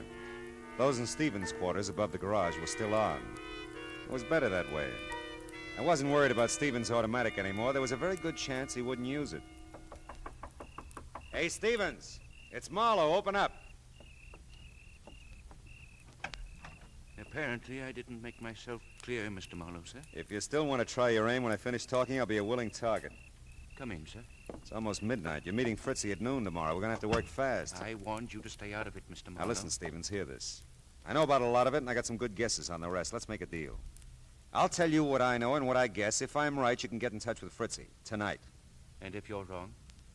Well, if I'm wrong, one of us deserves to be killed. Go ahead, sir. Okay. Horace Cardwell was a wealthy man, a very wealthy man. He was a good businessman, and he loved his wife very much. That's right, sir. When he died, there was almost no money. A small amount, maybe, for Phoebe, but the house, everything in it, the cars, everything, went to pay off debts, liens against the estate. What else do you know? That Phoebe Cardwell contributed a wing to the Live Oak Museum. That she brought art treasures from all over the world to put in it, including the Singwu Jade collection. That the collection's been missing from the Cardwell wing since Christmas 1947. Horace died of a cerebral hemorrhage in January 1948. And nobody wants to talk about who took the collection. Least of all, the people at the Live Oak Museum. And, what do you guess from all this, sir? That a man, even a very wealthy man, can run out of money. Especially if he has a wife who's a wonderful woman, but with an eye and a hand for expensive art treasures. Phoebe's sick, Stevens. Kleptomania is an illness. I know, sir. It's been such a well-guarded secret. It took all Mr. Horace had to pay for the things she took. People to watch her, keep track of her. You know her, sir. He couldn't bear to get help for her, psychiatric help. Now, she needs money, just to live on. She has so little, and... You love her very much, don't you? Yes. Yes, I do. Well, she can't have too many more years, Stevens, and $20,000 is a lot of money. $20,000, Mr. Marlowe? Now, look, Stevens. You've called it a well-guarded secret. Believe me, it was, and it is. Even those of you who've been protecting Phoebe all these years haven't leveled with each other.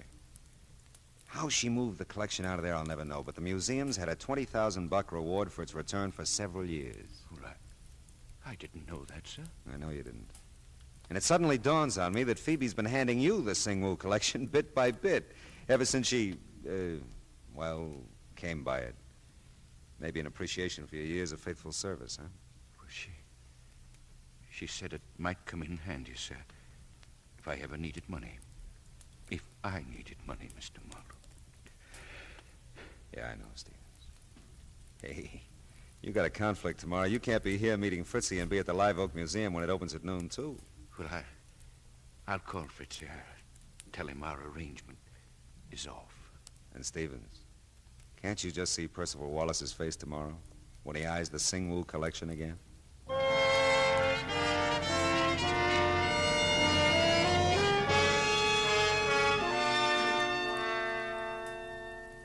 Footnote to a happy ending. By 12:30 Sunday afternoon, the museum had the collection, Stevens had a certified check for $20,000, and we had an understanding that Phoebe Cardwell would suddenly discover that Horace had left her some money after all.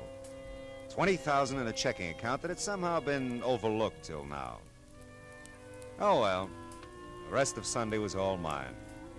And I stood at my window and looked down on 1,000 inchworms playing Follow the Leader. Back from the beach, the mountains, from Aunt Millie's, from anywhere. All kinds of people. Nice people. Not so nice people. Dames like Kip, whose husbands took trips. Sweet, harmless old ladies who took collections. Oh, well, where's that book? Oh, yeah. Now, where was I? Oh, yeah, here it is. She was the most breathtaking thing he'd ever seen. She lay back on the divan, stretched, and smiled languorously up at him.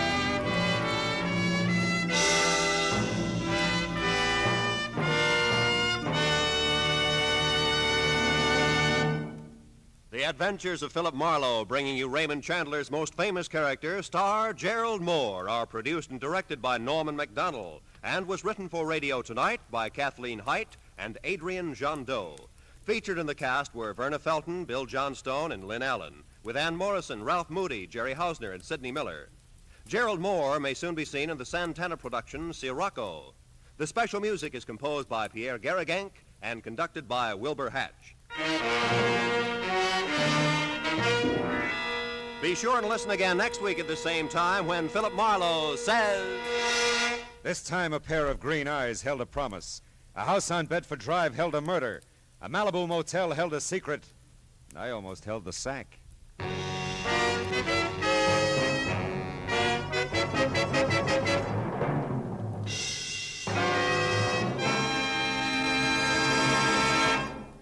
Songbird Evelyn Knight, a favorite CBS singing star, helps out vocally on The Mario Lanza Show tomorrow evening on most of these same CBS stations. Stay tuned now for Gangbusters, which follows immediately over most of these same CBS stations. Roy Rowan speaking. This is CBS. Hear Horace Hyde every Sunday night, the Columbia Broadcasting System.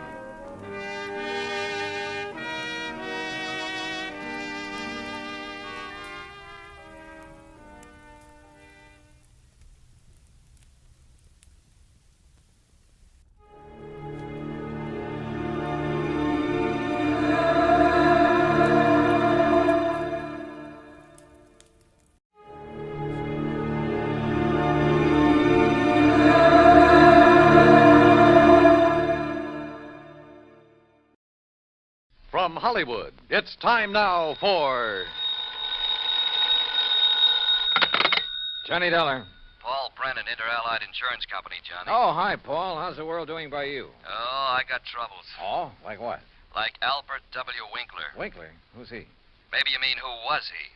Well, which is it? Well, that's the trouble, Johnny. We don't know. Huh? Well, he's disappeared, and with him a hunk of emerald worth exactly 100,000 clams. Wow. Well? Sure.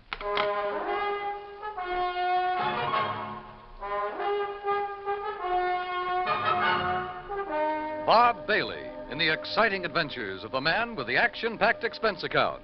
America's fabulous freelance insurance investigator. Yours truly, Johnny Dollar.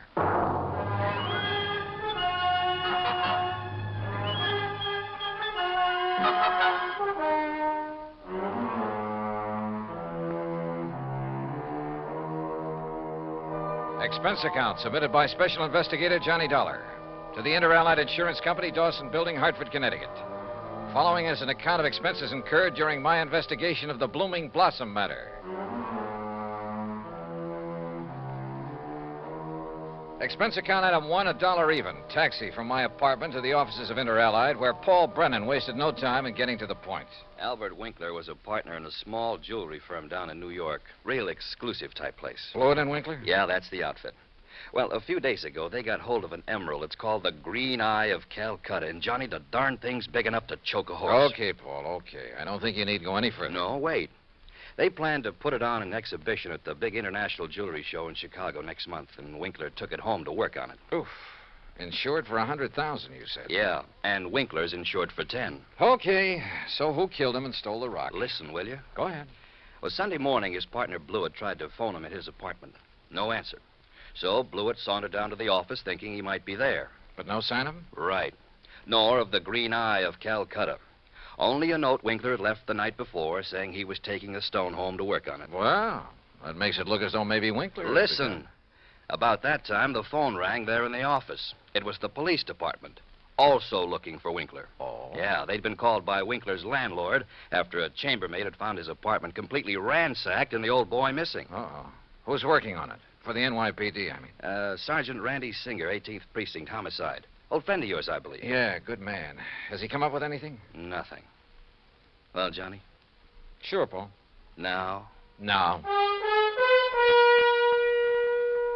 Item 2, another $1 for a taxi back to my apartment where I slicked the stubble off my face, showered, dressed, and was about to head for New York when the phone rang.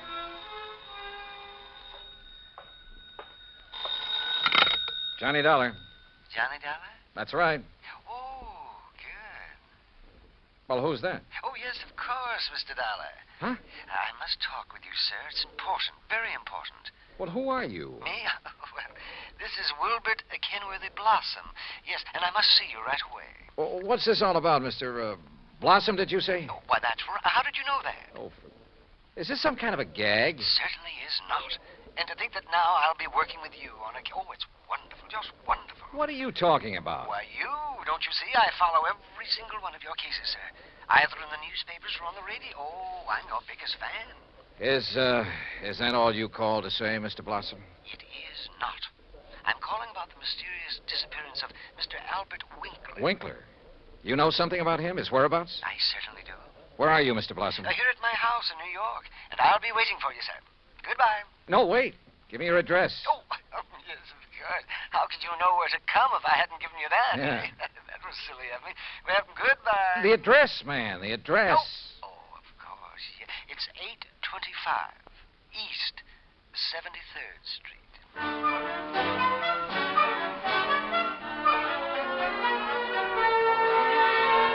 Item 3, $9.20, transportation and incidentals to New York City and 825 East 73rd Street. It turned out to be one of New York's famous old brownstone houses, well preserved and reeking of an era long past, when the city's wealthy and elite had built row on row of these monuments to a now forgotten financial aristocracy. Oh, come in, Mr. Dollar. Come in.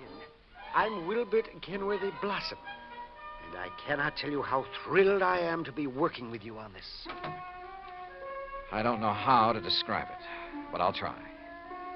The inside of Blossom's home was unbelievable. Ornate pre-Victorian furnishings, heavy velvet draperies, huge lamps and chandeliers, gilt-framed mirrors, even an ancient horsehair sofa. It was also filled with dusty piles of newspapers and magazines, hundreds of old books. Travel books, Mr. Dollar, and mysteries. Oh, I just love mysteries. One corner of the high-ceilinged living room was piled with old trunks and handbags, an old carpet bag even. Boxes of tools and utensils were stacked about, an ancient Victrola, beat-up sewing machine. You just never know when you might want to sew something, do you? Old guns and pistols, some of them museum pieces. A stringless tennis racket. A pair of rusty handcuffs locked to the base of a floor lamp without a shade. A broken bicycle pump. That's just in case I ever find a bicycle to go with it, you understand. Yes. Against one wall stood an old metal cabinet loaded with rusty surgical instruments and a worn-out catcher's mitt. Yet directly opposite was a corner shelf full of priceless porcelain figurines and rare pieces of china. Some of the old clocks and jewelry on the mantelpiece were collector's items. Fine original oil paintings lay among piles of old shoes. All in all, it looked as though the contents of half a dozen pawn shops had been dumped into it. At auction sales, Mr. Dollar. Oh, yes, sir. I just cannot resist an auction sale or a bargain. But what are you going to do with all this stuff? Oh, just keep it. I like it. I like a lot of things. Yeah, so I see. Including 12 gross of Spencer's superlative steel-tip shoelaces, patented 1841. They were a bargain, Mr. Dollar. Just like all this fine artwork is, too. Yeah, I'm sure. Some of my friends pamper me a bit, though. You know, send me things they pick up at sale. Yeah, now look, Mr. Blossom, you told me you know something about Albert W. Winkler. Oh, yes. Yes, indeed. Well? And think of that magnificent emerald. Gone. Disappeared. Yeah, but now you said... And that poor Intralite Insurance Company. Oh, my. That's how I knew you would be called on this case. But $100,000... and $10,000 on Mr. Winkler. Well, at least they're off the hook on him until he's proved dead. Aha. And that's where I come in. With proof. Proof? What proof? Have you seen Winkler? Mr. Dollar, I have. Well, where is he? You understand, of course, that I know Mr. Winkler very well because I've seen him at his office so many times. Yeah, okay, go on. Oh, go on. yes, indeed. Such beautiful, beautiful jewelry he had there. And, of course, he was always trying to buy some of the things I But had. you say you've seen him where? Well, Saturday I'd planned with a couple of old friends to attend a railroad auction. That was the Canyon City and Metropolitan Railroad. Winkler was there at the auction sale? Yes. Did you speak to him? Oh, no. Well, why not? You said you knew him. Oh, I didn't go to the auction. I wasn't feeling very well that day. I had a little cough. It was kind of like that. Then how do you know he was there? My friends went, and at least they talked about going. Mr. Blossom. And I'm sure they did, too, because they sent me something from... And what do you suppose it was? I don't know. I don't care. Now, look here. You got me It was the very thing that has solved this whole case for you. What? And think of it. This dull, drab, dreary life of mine has suddenly become... Why, it's almost like a mystery story, isn't it? Adventure and... Look, Mr. Blossom, Think of it. I'm being a detective. I'm working with my idol, the famous Johnny Dollar. Oh, George. Mr. Blossom, what did they send you? What's that? Oh, yes, of course. Here it is, sir. It's right here between the erector set and the golf clubs. This old trunk? That's right. Oh, great Scott, you think you do. But at first, of course, I thought of calling the police. But knowing all about you... Mr. Blossom, let me see that. Excuse me. There are a lot of crumpled newspapers on top. Yeah, I see. As old as the trunk. Good Lord. It isn't pretty, is it?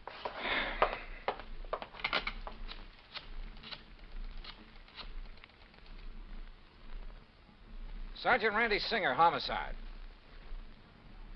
Randy, Johnny Dollar, get somebody over to 825 East 73rd Street right away, will you? Body of Albert Winkler. Randy got there in a matter of minutes. Got the same story from Blossom that I had, then called for the lab crew to come and take over. Now, who delivered this trunk, Mr. Blossom? Why, it was just a delivery man. Can you describe him? Would you know him if you saw him? Yeah, well, he was big and strong. He was very strong. Distinguishing features, scars or a limp or a beard or something? Well, I told you, Johnny, he was big and strong. How old? Well, I would say he was somewhere between 25 and, Yeah? 50. Yes, I'm sure. Well, that's a lot of help. Yeah, you better have those thick spectacles changed. But he was big. Yes, we know, and strong. What about his truck? Oh, I didn't see that. He left it outside. No. Now, look. These friends of yours who did attend the auction, who were they? Oh, yes. Now the investigation proceeds. Now the excitement... Who were they, Mr. Blossom? Well, there's Randolph Harrison and President...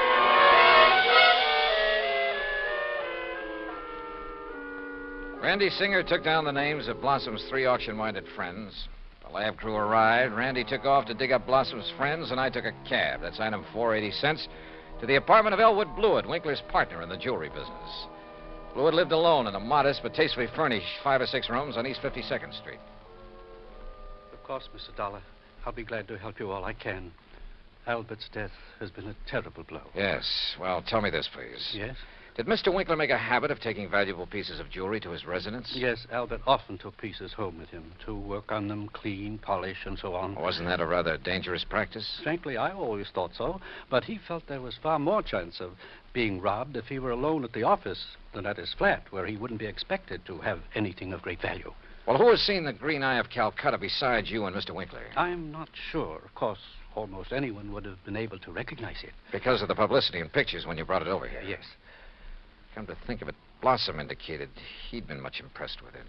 Wilbur Blossom? Yeah. You know him? He's been in the office many times. He and Albert were always bickering over pieces that either Bickering? of us had. Well, it was really something of a joke. Albert always wanted some of Blossom's heirloom pieces, and Blossom wanted some of the finer things we had. Did he ever buy? Never. He always wanted us to put them up at auction or at a bargain price. Hardly our way of doing things, needless to say. When did you last see Blossom? Why, last Friday. I was busy with an important client, and from the back room where Albert worked, I remember hearing Blossom insist that Albert show him the emerald. What did he? I don't know. The silly argument got so noisy that I closed the door on them. Oh, now wait. Certainly you aren't thinking that perhaps Wilbur Blossom... I'm not quite certain what I'm thinking, Mr. Blewett. Item 5, 10 cents, phone call to Randy Singer. No, not a thing, Johnny. One of the 3 names on Blossom's list is in Europe. The other 2 did go to the railroad auction, but purchased nothing. Randy, do a couple of things for me, will you? Like what? Phone whoever is stationed at Winkler's place that I want to look it over. Sure, everything is just as it was, including the poker that was used to kill him. Also, I want a copy of the picture of the trunk your lab boys took and the list of Blossom's friends. I'll have them waiting for you. And post a man at Blossom's place. Keep an eye on him. Yes, right away. Johnny, have you learned something? No, just, just for his protection, say. I'll talk to you later. Yeah, but...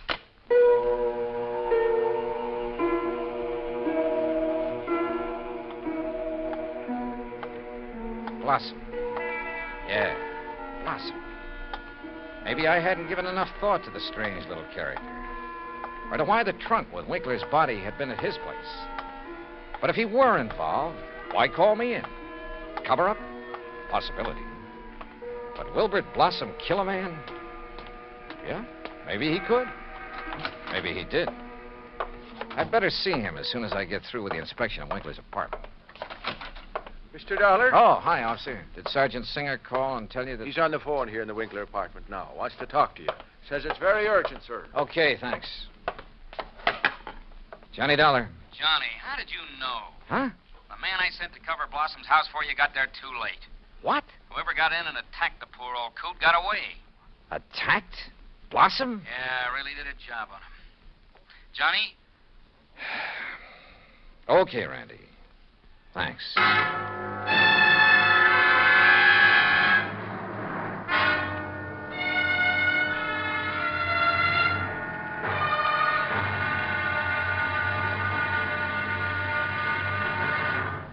Act 2 of yours truly, Johnny Dollar, in just a moment. Democracy. As everyone knows, democracy means many things. Self-rule of the people, a higher standard of living, freedom of speech, press and religion, rights and privileges, liberty. But the most vital promise of democracy is mankind's right to dignity. For it is through the dignity of man that democracy has given mankind its greatest legacy of freedom. Now, Act 2 of yours truly, Johnny Dollar, and the Blooming Blossom Matter.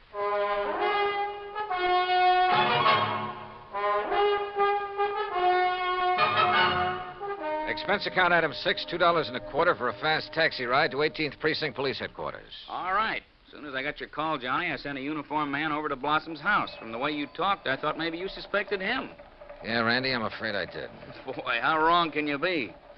Anyhow, when he got there, he found the front door open and Blossom lying in the dark hallway. Where's Blossom now? The hospital, but he's okay, just bruised up a bit. They're letting him out.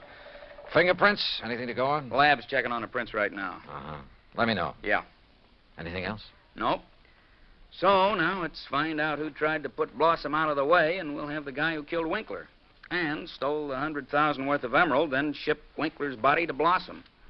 Oh, and by the way, here's the picture of the trunk you asked for and the 3 names Blossom gave me. Harrison, Norton, and Scatterday. What are you going to do with them? Randy, suppose the man who attacked Blossom is the one who did all the rest. You got a better suppose? Well, look, Randy, whoever wielded that poker on Winkler couldn't have been very strong. A really hefty wallop would have bent it out of shape. And the lab agrees with you. But, of course, it didn't take much of a blow to finish off old Winkler. He didn't weigh much over 100 pounds, you know. Yeah. Any strong arm could have finished him off easily and without messing up the whole apartment. And don't forget, whoever did him in also put him in the trunk and delivered it to Blossom's house. But why? Yeah. Yeah, and where's the emerald? That's what you should be worried about. $100,000 worth of worry for your insurance company. Now, what are you going to do with that picture of the trunk and the list of Blossom's friends? Oh, yeah, sure. I'll see you later.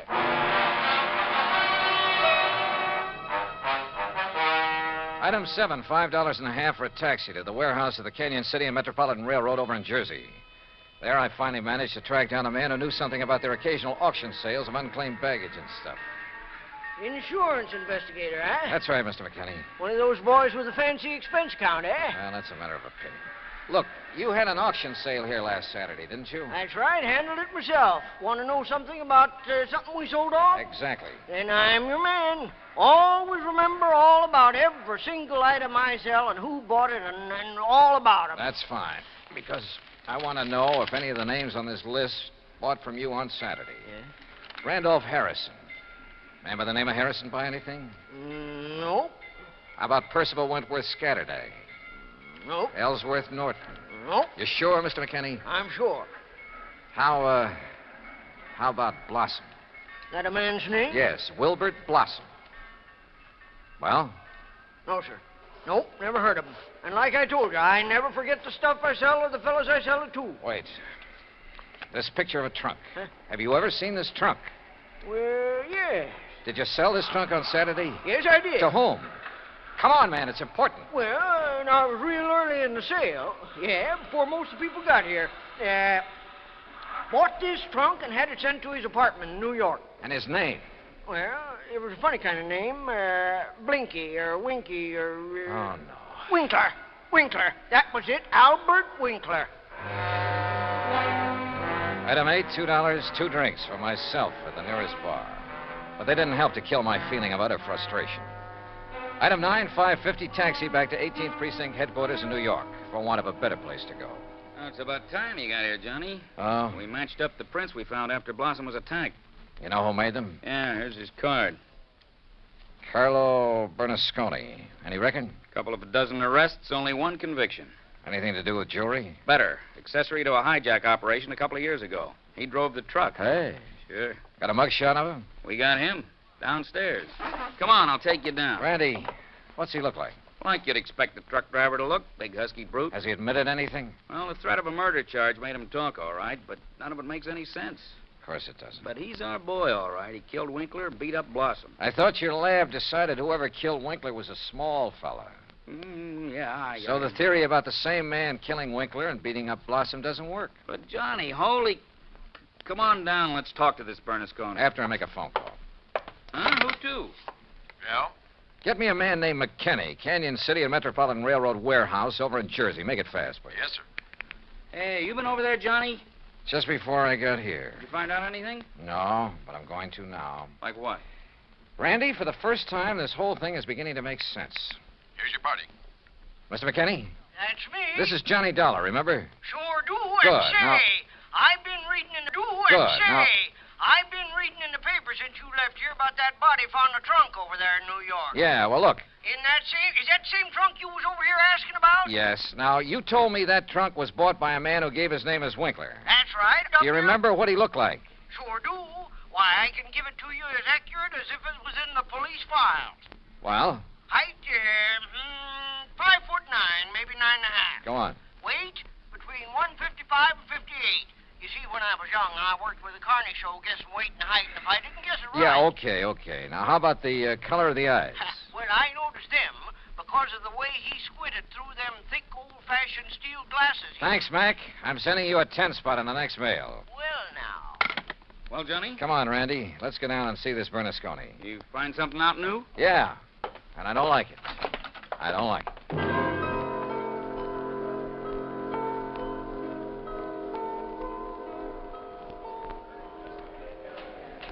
Now, look, Bernasconi, you're in plenty of trouble for the assault on Blossom. Maybe even more. But I'm the man who can save you from a murder rap, if you'll answer a couple of questions. Sure. I told the cops. All right. Did you pick up and deliver a trunk yesterday morning? Sure, I told him. For a guy named Winkler. You got the trunk from Winkler? Sure, at his apartment on East... What did he look like? How tall? Maybe 5'8" or 10. What? Johnny. Slight build or heavy or what? I'd say about medium. Maybe 150 pounds. Johnny. Now, look, mister. Now, wait a minute. You look. Did you deliver that trunk to a man named Blossom? Sure. At 825 East 73rd Street. What did he look like? Him I never seen. I knew it. He hollered from a window that the door was open and I should put the trunk in the living room. What a junk house. But you must have seen him later when you came back and assaulted him. It was night then. When he come to the door, I just slugged him and let him lay there. Then I went inside where the lights was on to look for the big rock I'd read about in the paper. But then I heard a prowl car coming, so I beat it. Trunk wasn't there anyway. Okay, Bernasconi. See you later, Randy. Now, just a minute, Johnny. Hey, and what about me? You said it...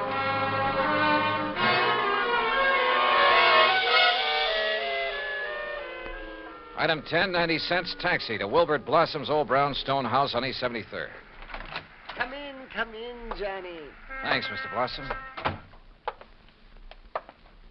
All recovered from your beating? Oh, of course I am. Here, sit down. You said you wanted to help me on this case. Oh, yes, indeed. Why, this chance to work with a man I consider the finest insurance investigator in the world. Yeah. That's why I called you when I got the trunk with Mr. Winkler's body in it. Mr. Blossom, why don't you All tell the my truth? drab, dull life, I've wanted to be a detective, an investigator. And this was my chance. My chance... Tell the truth, did you say? Mr. Blossom, listen to some facts for a minute and see what conclusions you draw from them. Oh, deductions. Like a detective. To begin with, this house of yours is so full of, well, junk. I told you, Johnny, I like things. But it also has a lot of fine paintings, sculpture, china, jewelry. Oh, I like all sorts of things, especially if they're fine and rare. And bargains. Like the green eye of Calcutta? Oh, the most beautiful emerald in the world.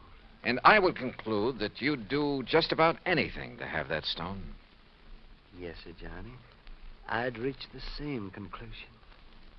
Okay. Now, when Albert Winkler and the emerald disappeared, it was in the papers that Inter Allied had written policies on them. Conclusion? Yes, sir. I would deduce that you would be called in. Wouldn't it be smart, then, if the killer was afraid I'd eventually get around to him anyway? Wouldn't it be smart for him to call me in and offer to help me? As a cover-up for what he'd done? Oh, yes. Yes, indeed. Or at least he'd think it would.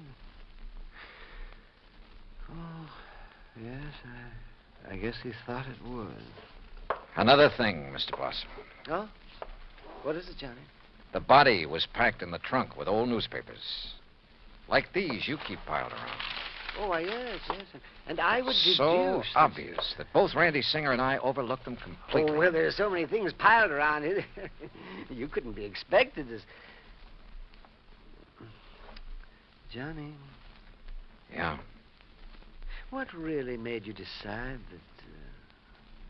Well, I'd like to know. All right. Albert Winkler was a frail little old man, about 4'11", not much over 100 pounds. Yes, he was.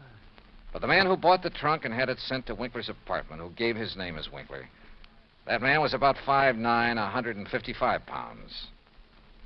And he wore thick, old-fashioned steel-rimmed glasses. But, Johnny, I can't see without them. Then there's the truck driver. The man who ordered the trunk delivered to this house gave his name as Winkler, too. But Winkler was dead by then.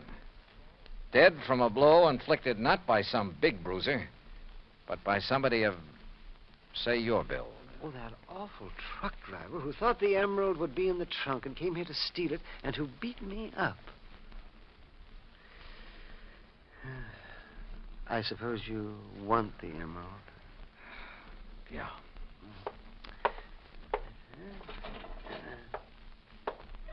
Here, Johnny, I kept it in this old coffee pot that I picked up at an auction sale. Real bargain, too. Oh, isn't it a beautiful stone? Oh, if only Mr. Winkler would have sold it to me. At a bargain, that is. Then none of this would have happened. Well, I guess we better go now, hadn't we? It's such a silly thing. Me trying to act like a detective.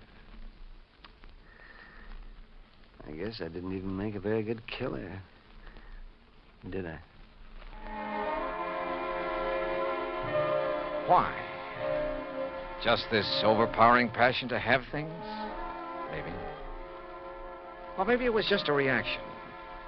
A last desperate attempt to some way, any way, break from a lifetime of lonely, dull, drab idleness. I don't know. But for some crazy reason, I feel sorry for the funny little old character who turned killer. Expense account total, including incidentals and fare back to Hartford, $61.55. Yours truly, Johnny Dollar.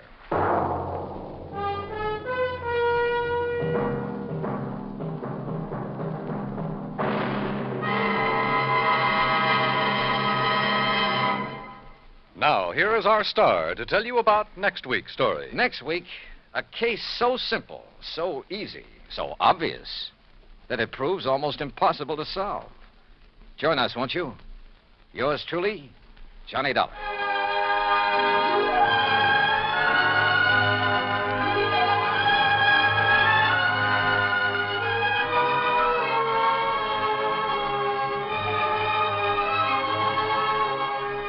Yours truly, Johnny Dollar, starring Bob Bailey, originates in Hollywood. It is produced and directed by Jack Johnstone, who also wrote tonight's story.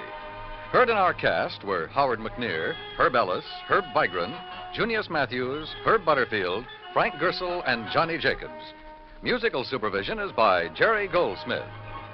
Be sure to join us next week, same time and station, for another exciting story of yours truly, Johnny Dollar.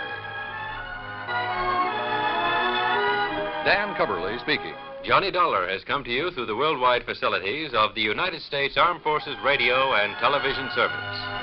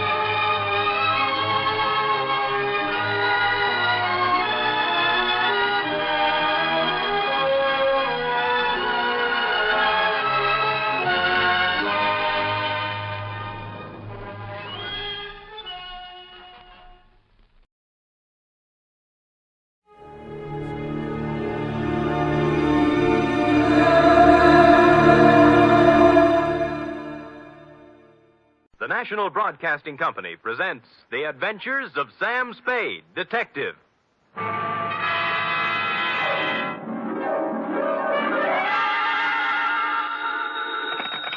Sam Spade Detective Agency? Me, sweetheart. Oh, you. What's the matter now? Oh, nothing.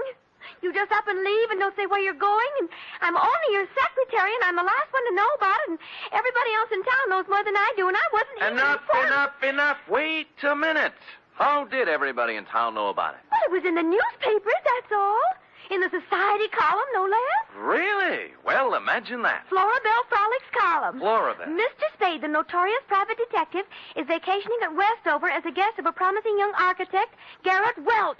Notorious yet? Well, at least they spell my name right. I suppose you had a great time. Well, it was exciting. What did you do? Just talked over old times, F. Did a little hunting, little shooting. Did you bag anything? F, watch your language. Damn. I see you're shocked. Well, so was I. However, if you have nothing to do, hang around the office, and I will be down with several pages from my diary telling about the whole affair. I've titled them The Civic Pride Caper.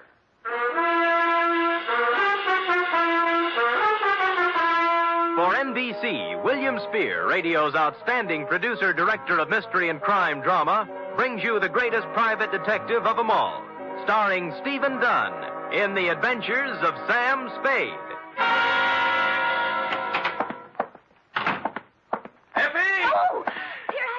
Well, I thought you'd gone chicken and run out on me. You're part of this organization. You're going to bear the bitter with the sweet, along with the rest of us. I know, but I always seem to get the bitter. Friday's when the sweet should be given out. Don't quibble. Don't quibble. This is a nasty job we have here, and we might just as well sit down and get it over with. You care for a drink? You might need it. No, thanks. I don't need false bravery. Lucky you. Well, are you ready? No, but we might as well start. Well, you know best. Date, fill it in, to Garrett Welsh, room 212, Fairchild Building, Westover, California. From Samuel Spade, license number 137596. Subject, the Civic Pride caper. Dear Garrett, I'd never been in Westover before, and I found it, on the surface at least, an attractive, bustling little city. The streets were clean, and the girls were sun-kissed and friendly. Add to that the $150 you sent me by mail, and you can imagine with what pleasant feelings I arrived.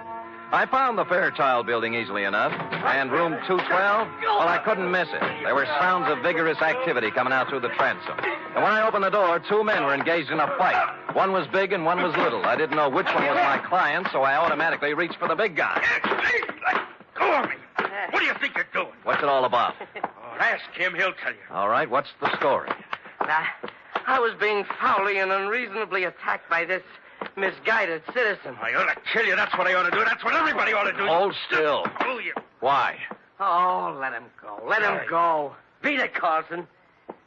Wait until you can catch me alone in some dark alley. Don't think I won't. Don't you think I won't. I'm sure you will. I'm going to catch you every place and every time I can.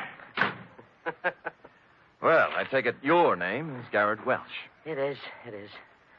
And I want to thank you, friend. Nothing. You rescued me from a rather unhappy breeding. And your mouth is kind of cut up. Huh? Oh, there's nothing I can't take care of. Drink? Never touch it. Oh. You might have noticed I've already had a few drinks today. Well, it helps me forget. And it also keeps me from thinking. There you are. No, thanks. My name is Spade. Why did you send for me? Bodyguard? No. Let them have their fun. I don't mind. Maybe I even deserve it. Look, you're paying for my time. Why don't we get with it, huh? Oh, sure. Why not? Good. Come over here to the window. There. Look out there. Where? The far corner. Oh, you mean that building? Pile of rubbish is a better description. Well, what happened? Fire? No. It just collapsed one night. Last week. Oh. There were more than 3,000 people in it at the time. 5 of them were killed. I don't know how many injured. Well, that's too bad. How did it happen? It just collapsed. Another drink? No, thanks. Pardon me? It was a municipal auditorium built to honor the war dead. It cost over $1 million.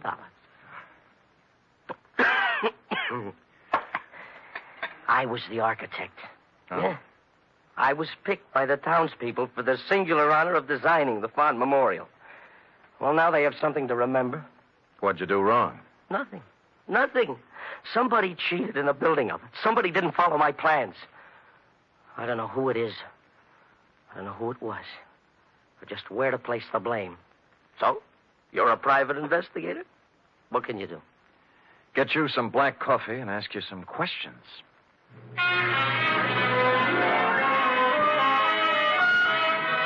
He gave me a list of everybody in town who had something to do with the building. First off, I called on a man named Howard Kessley, whose construction company had the contract for erecting the auditorium.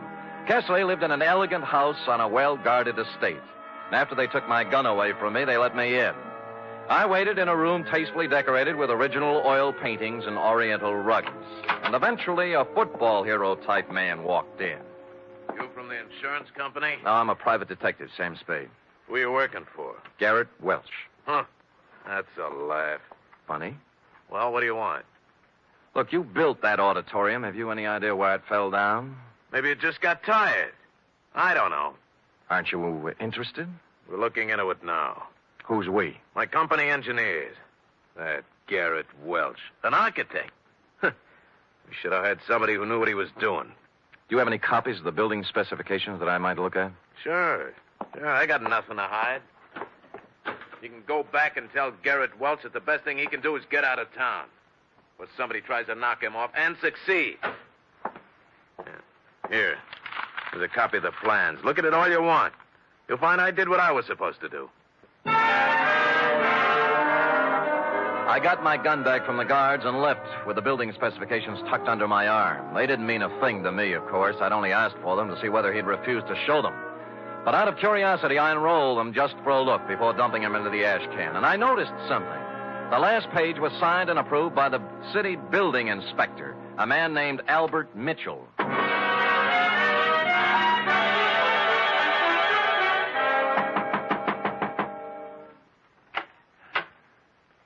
Well? Well, I don't usually receive callers at this hour, but you're a little better looking than the ordinary caller. Come in. She was slim and auburn-haired and wore an insolent smile that was interesting, and a clinging silk thing that was interesting. She looked me up and down, and she took so long at it. Okay. Okay, what is it? Magazines? The gas meter? Or did you just lose your way? I'd like to talk to Albert Mitchell. Oh, he's a dull conversationalist. You wouldn't have any fun. Well, I wasn't exactly looking for laughs, Mrs. You are Mrs. Mitchell? More or less. Right now, less. Soda or water? What? And your drink. Oh, thanks, but I took the pledge last Halloween. What did you want to talk to Al about? Well, what else? The auditorium that collapsed. Well, he stepped out for a while. Why don't we just make ourselves comfortable? I have a standard answer when I'm on duty. Thanks anyway. Duty? You a cop? I've never seen you around this town before. Private type investigator. Sam Spade. My name's Kitty. You don't have to worry about Al busting in on us. I don't think he'll be back this week. That's what I thought, you holding open house and all. What's the matter? The pressure get too heavy for him? Look, Sam, they had a hearing a couple of days ago. It was all decided. Nobody was to blame. I think Al went fishing or something. Where is he? How should I know? I'm only his wife. Well, you know what they say about a man who runs. Yeah, so why don't you stick around? You don't look like a coward to me. Well, when it comes to redheads, I really am. So long, Kitty. But... Oh, by the way, if Al does ever show up, tell him I took a room at the Embassy Hotel. I'd like him to call me. I won't tell him a thing. Come back here, you coward. Hey, Sam!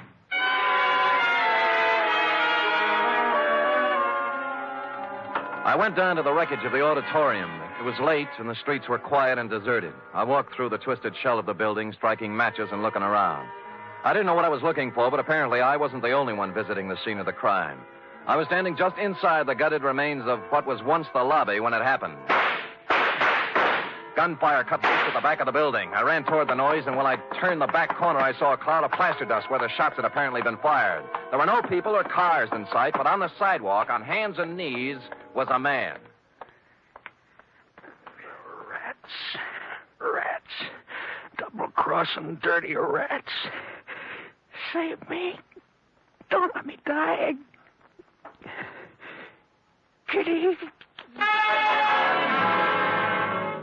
He grabbed my legs and tried to pull himself up. His face was a gargoyle of pain. I reached down to help him, but he slipped back to the sidewalk, dead. 4 bullets had gone through his back. A billfold fell out of his pocket. It was loaded with identification, and everything said Albert Mitchell, age 40, occupation, building inspector.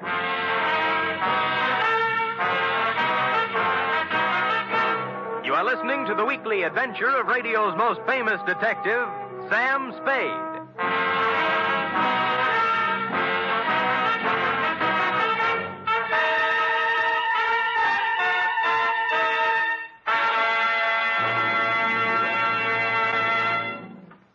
Three chimes mean good times on NBC.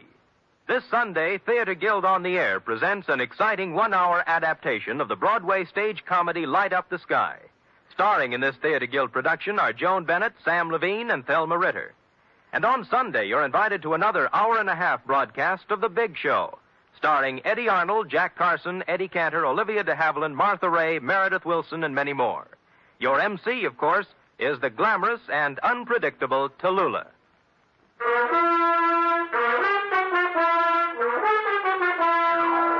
And now back to the Civic Pride caper, tonight's adventure with Sam Spade.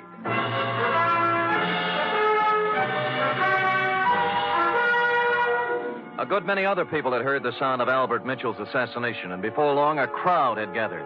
Among them were several minions of the law. They took 2 people in tow, the dead Mitchell and the live Spade. The Westover Police Department had themselves a fine time over me. It seems I was hired out-of-town killer and therefore eligible to be questioned all night. They worked hard at it, but in the morning they had to admit defeat and release me. I think they only did it because they didn't want to pay for my breakfast. By then I was pretty mad, and at 10 o'clock I walked into the mayor's office and demanded an interview. I got it. The whole thing, Mr. Spade, was regrettable. But after all, you are a stranger here. And when a man is killed and someone happens to be in on the scene, questions have to be asked. Your Honor, I'll let it pass in the interests of law enforcement. Good. Our report on you from San Francisco gives you quite a reputation as an investigator. Do you have any theories that might help us in this murder of Mitchell? Well, I could hazard an expert guess that it's tied in with the building scandal, the auditorium collapse. By the way, what's being done officially to fix the blame for that?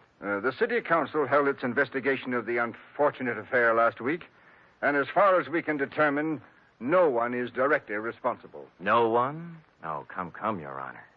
Are you questioning our civic procedure? Oh, well, maybe you're right.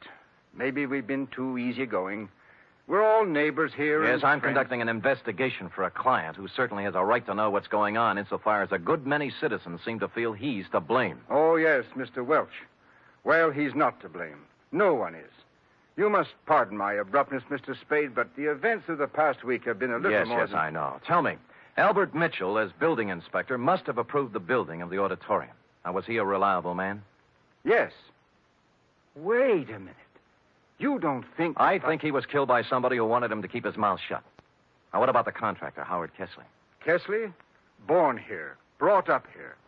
He's built about 1/3 of the structures in Westover. Every one of them, except the auditorium, is standing today. No, I don't think you can build up a case... I'm just examining the possibilities, Your Honor. You have to begin with the people who had something to gain from this thing. Where there's graft, there might be murder. Where are the purchase orders for the materials used in this building? That was the first question I asked. I was told they were destroyed with all the other useless paperwork that accumulated from the construction job. Oh, great. That certainly makes it convenient for somebody. Mr. Spade, I don't wish to... And I can't believe, as you apparently do, that this town's population is crooked and rotten. So if I come across any information that will help clear the good name of Garrett Welch, you can be sure that I'll be happy to bring it to your attention. Until then, I bid you good day, sir. I could understand Mayor Sullivan's desire to protect the fair name of his city, but I had to take a meaner view of at least one Westover citizen. I found out where Albert Mitchell did his banking, and misrepresenting myself as a collection agent, pried into his holdings. Let me see now, Mr. Humboldt. I really shouldn't give out this kind of information, but in your case, when you have a claim against the estate, I'd... Oh, yes, here it is. He has $300 in his account, that's all. What kind of deposits did he make? Oh, just paychecks mostly. He was a $7,500 a year man. Every Friday he deposited $150. Any deposits larger at any time? Oh, yes. 4 deposits of $5,000 each in the past year.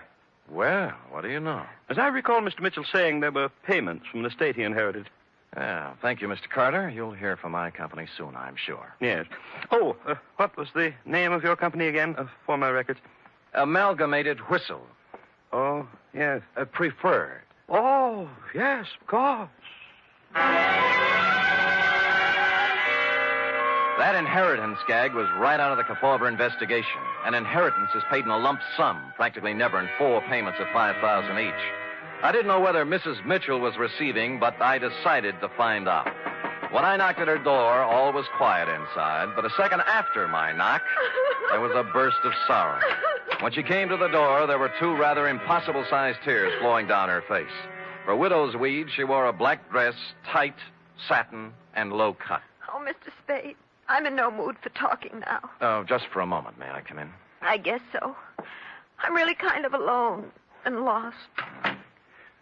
What is it you want? I must apologize for intruding on your bereavement, Mrs. Mitchell. I'm not usually as callous. Oh, that's all right. But I'm not sure I can help you any. I'm so broken up. What is it, camphor? What? Whatever you used to make those tears. All right, so I can't really cry. I never have, but it's expected of me. Yeah, all right. In that case, I sympathize with you. What do you want? Kitty, your dear departed husband made $7,500 a year and deposited $20,000 in 8 months. Now, what about it? I don't know anything about his money. All I know is that the bank told me he had only $300 left. What'd he do with it? He spent it on other women. Oh, I see. So the artificial tears do make sense, I guess. No, you don't understand. It's not that simple. It's funny, Sam, because I really mean it. Oh, I know how stupid I look in these clothes. And I did use camphor on my eyes because I wanted to cry. I wanted to cry for all the good days and the good years Al and I had. But the bad years kept getting in between, and I couldn't do it. I like you better all the time, Kitty. I knew you were real pretty. Now it turns out you're pretty real. I really loved him, and he loved me. But we kicked it away because we both wanted more excitement than this town or his salary could give us. There was no place to go. We just didn't get along. He was out spending his money on other women, being a big shot. I can't blame him, though. I helped make him do it. What about the money? He got it for falsifying the auditorium inspection papers, didn't he? Well, he didn't get it for inventing television. Who paid him? Sam, don't ask me anymore. Well, you do know where the $20,000 came from, don't you, Kitty? Don't, Sam. I'm scared. You know what you ought to do? You ought to come back to San Francisco with me. Let me help you get a job there. You can make a fresh start. You're not kidding. I give you my word. I ought to have my head examined for trusting you, but I'm going to do it. Al got that money from the Central Cement Company for, quote, an advisory capacity, unquote. Mm-hmm. You know who owns the Central Cement Company? Howard Kessley? Warm, but not quite. His brother. Last night when Al showed up in town, he was gunning for trouble. Why? He said they were going to make a fall guy out of him, and that he wasn't going to take the blame for anybody. That's what he said. Uh-huh. But I think he ran out of money and wanted to make a touch in exchange for disappearing again, for good. And you think Kessley shot him or his brother? I can't think, and I don't know anything else. Now, do I get to San Francisco? I'll be back for you. All right, but make it fast. And don't leave me here, because if anything happens to me, Sam, it'll be on your conscience. She walked to the door with me and kissed me on the cheek, and it was nice. No more than that. It was nice. Next stop, the Central Cement Company office. A statement of Howard Kessley's brother, Ralph. I'll explain it to you in simple terms. We supplied cement for a lot of buildings in this part of the country. When you want to build something, you submit a bid. When you want to know what kind of a bid to submit, you ask an expert. Mitchell was our expert, and we didn't expect him to work for nothing. You mean Mitchell tipped you off as to what other firms were bidding? Well, call it anything you want. It's done all the time. I found Garrett Welch, my architect client, slumped over his desk, much the worse for drink, and it took a good half hour with coffee and wet cloths to bring him around to something resembling normal. I was proud of that building, Mr. Spade. As proud once as I am ashamed of it now. I spent 4 years at a prominent American college and 2 years apprenticeship with a great architect to prepare myself to come back here and make this the most beautiful city in the West. Well, you must have watched them build it. What went wrong? That's the point. I wasn't here. They sent me to Chicago to study. And I bid for it. What they really wanted was for me to be out of the way. Who are they? The city council. Oh, why bother? Just tell me how much I owe you and we'll just forget it. Nobody's going to indict anybody for anything. Well, somebody's responsible for the building and for Mitchell's murder, and we'll find him. We? Yeah. If you'll lay off that bottle for a while and work with me, maybe we can do it. All right. All right. No more booze. I'll stop feeling sorry for myself and start getting mad. Hey, where you going? I'm going to start at the top. I'm going to try to get the mayor to help.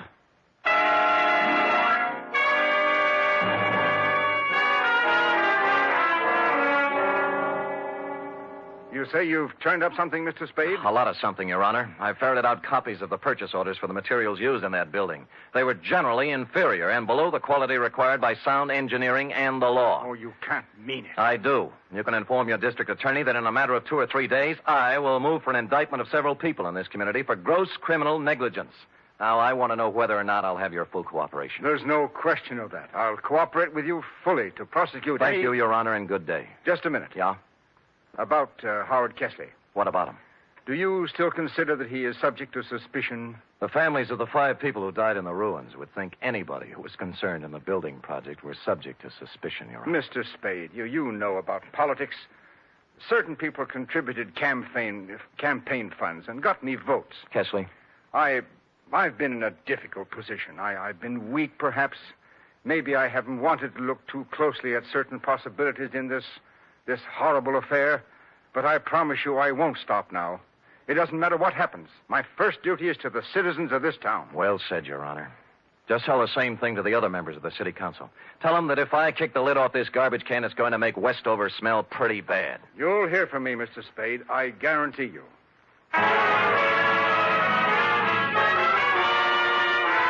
In the course of the next 2 hours, I told the same story to the newspaper, the police, a couple of soda jerks, a waitress, and almost anybody else who would listen. And before the day was out, the results started coming in. Garrett Welch's office and my room at the Embassy Hotel were both ransacked. Somebody started shadowing me, and I had a mysterious phone call offering me money to get out of town. I refused and hung up. During that day, I stayed mostly out in the open, in conspicuous parts of town. But when night fell, I knew I'd need to watch my step.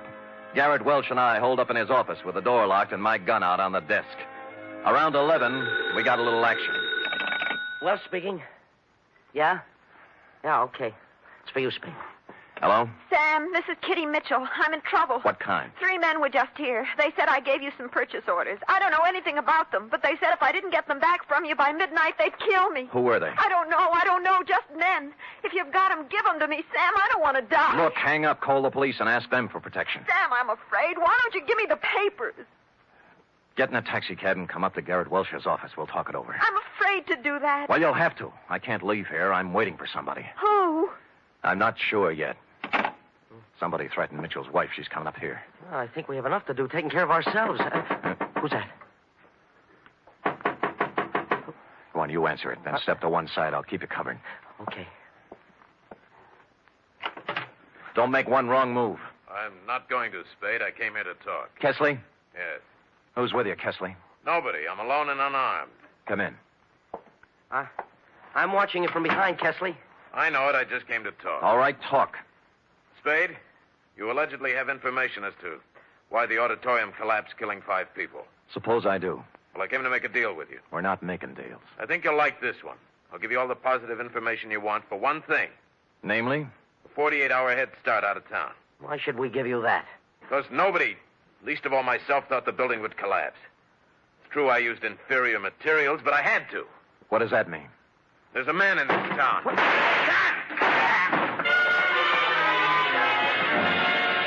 The door was suddenly kicked wide, and a blaze of bullets flew across the room. Kesley's mouth opened in shock, his knees buckled, and he pitched forward, bouncing off the desk to the floor. A tall, silver-haired gentleman was behind the gun. I caught him shoulder high, spun him around. The gun fell out of his hand, and Welch and I were on him in a second. All right. I've done all I'm going to do. I'm hurt. I'm wounded. Well, Your Honor, you're better off than Kesley. Kesley didn't want to do it, but I had something on his brother and told him I'd send him to jail. We saved $100,000 on the cheap supplies we used in that building. Yeah, when I showed up, Kesley was afraid he was going to take the rap alone. He was afraid he'd end up like Albert Mitchell, right? Yes. I killed Mitchell. He wanted more money. You killed him, Kitty, don't put it down! She had come in while we were talking and picked up the gun Mayor Sullivan had dropped. Her one shot hit him in the chest. Then she let the gun slip through her fingers and just stood there. Then you know what? She cried. Real tears. Period. End of report. Sam, what an awful tragedy. It was indeed, F. Of course, in a few minutes, the place was full of police, and we turned her over. What do you think's going to happen to her, Sam? I'd rather not think about that, Effie. Now, how about typing it up?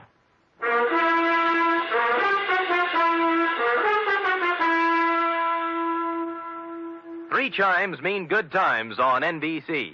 There's fun this Sunday with 2 of your favorite families, the Blandings and the Harrises. Mr. and Mrs. Blanding stars Cary Grant and Betsy Drake in the title roles as the owners of the famous Dream House. And the Phil Harris-Alice Faye Show brings you Phil and Alice with more of their merry antics, plus Frankie Remley, Brother William, and the entire cast. You're invited this Sunday.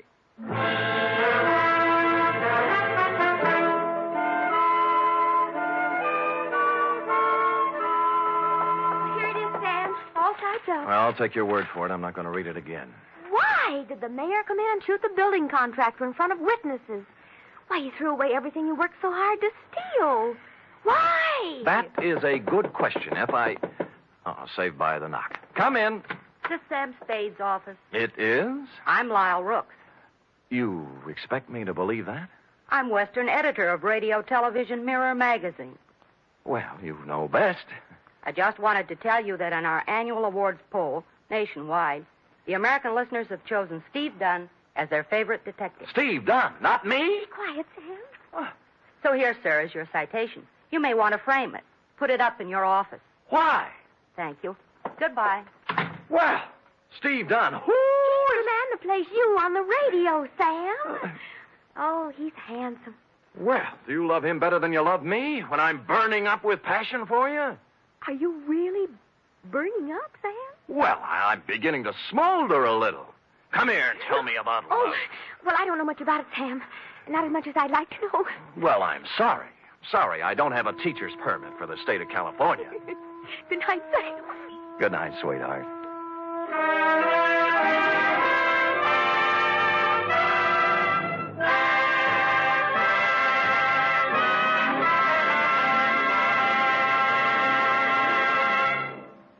The Adventures of Sam Spade are produced, edited, and directed by William Spear. Sam Spade is played by Stephen Dunn.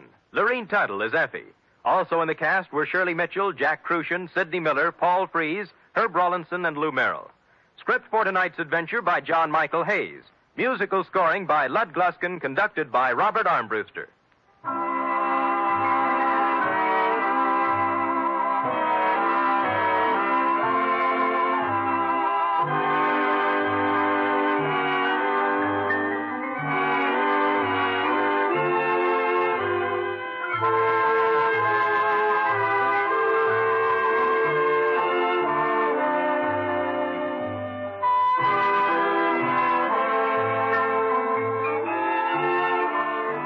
Join us again next week, same time, for another adventure with Sam Spade. Tomorrow, enjoy the exciting Man Called X on NBC.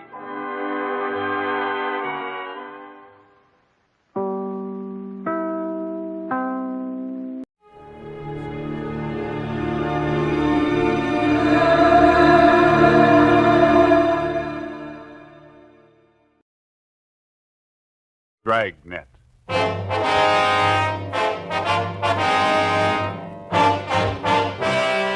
Dragnet, the documented drama of an actual crime. For the next 30 minutes, in cooperation with the Los Angeles Police Department, you will travel step by step on the side of the law through an actual case transcribed from official police files. From beginning to end, from crime to punishment, Dragnet is the story of your police force in action. It was Friday, March 16th. It was damp in Los Angeles. We were working the night watch out of homicide. My partner's Ben Romero. The boss is Thad Brown, chief of detectives. My name's Friday. It was 11:45 p.m. when we got to where we'd parked our car. 2nd and Main. Couple of drops on the windshield. Yeah, I hope it holds off. I was thinking of going out to see the Cubs and Pirates play an exhibition game tomorrow. Guess maybe now I won't. You might be lucky. What's the weatherman say? I don't know. Get the radio on. Yeah. It's a slow night. Yeah. Might not be tomorrow night. What? March 17th, isn't it? Oh, yeah. 62A, Collier Station. All units in vicinity of 102 South Virgil, 211 and shooting, code 3. It's a hot one. All units in vicinity Out of First 102 Street. South Virgil, 211 and shooting, code 3. Unit 13, take the call. Happy St. Patrick's Day. 11:58 p.m. We arrived at 102 South Virgil, the Bartlett Hotel, a 4-story building. Sergeant Scheimer met us in the lobby and informed us that the shooting took place at 11:40 p.m. in room 432, occupied by Mr. and Mrs. Theodore V. Benham. Mrs. Benham was the victim. We went up to the 4th floor where Officer McCready was stationed outside the room. Any witnesses? Only Benham says it was a thief. Did you talk to any of the people on this floor? None of them saw anything. They're all in their rooms. Any other way out of here? That stairway in the rear leads to the roof. I took a look. Nothing up there. Where's Benham? Across the hall, lying down. Cox is with him. Okay, let's look at the body. We went into the room, a dreary place with a single light hanging from the center of the ceiling. The carpet was faded and worn in spots. On the north side were a closet and a bathroom. Against the east wall was a dresser. Across the room was a double bed, and at the foot of the bed, a window looking out over the roofs of adjoining buildings and the marquee of a movie house down the street. A steamer trunk was in the corner, and a straight-back chair was next to the door. The mirror of the dresser was smashed, and on the dresser, a Gideon Bible. On the bed was the body of a woman sprawled face down. There were several splotches of blood on her coat. In the chair was a .32-20 revolver, which McCready said belonged to Benham, the husband of the murdered woman. We asked McCready to put in a call to the crime lab, and we went across the hall to question Benham. This is an awful shock. I'm not feeling well. I'm under doctor's care. Hemophilia. Awful shock. Sit down, please. Yes. I don't know what it'll do to me. I should be in the sanitarium right now. We'll see you're taken care of. Lincoln Sanitarium in Eagle Rock. Could you tell us what happened tonight? Why, yes. My wife and I went out to the Sycamore Cafe over in Alvarado. What time was that? Oh, about 9:30. We had a couple of drinks and something to eat. Listened to a piano player, then came home. I unlocked the door, and Elizabeth went in first, went over to the dresser. I just walked over to her when a man stepped out of the closet in back of us. He had a gun. Mm-hmm. Can you describe him? I don't know. Did you see his face? No. He had a blue bandana over his face, and he had a cap on, a blue and white check. Did you notice his clothes? No, I didn't. Anything else? He seemed very nervous, and he wasn't holding the gun still. My wife was opening her purse, and I said, well, I haven't got very much, but I'll give you what we have. And he fired and hit Elizabeth. I pulled my gun from my overcoat and started shooting. Are you in the habit of carrying a gun? No, I'd noticed suspicious-looking men following me lately, so I bought one. Is this the gun here? Yes. Then what happened? Well, I fired all the bullets. I don't know how I missed. The room was small. He kept moving around all the time. Mm-hmm. But I guess I did miss. Then he ran out of the room. About how old would you say this man was? Officer, I haven't the faintest idea. See you a minute, Sergeant? Sure. We'll be back, Mr. Benham. This has been an awful shock to me. Wonder how his wife felt. McCready told us that Sergeant Scheimer had found a woman in the Nevada Hotel next door who might know something. We went next door and questioned Mrs. Caroline Cromwell, a resident of the hotel. She occupied room 415 on the top floor. She told us that about 20 seconds after she heard the shots, she looked out the door of her room and saw a man come down the back stairs, which leads to the roof of the hotel, and enter room 402.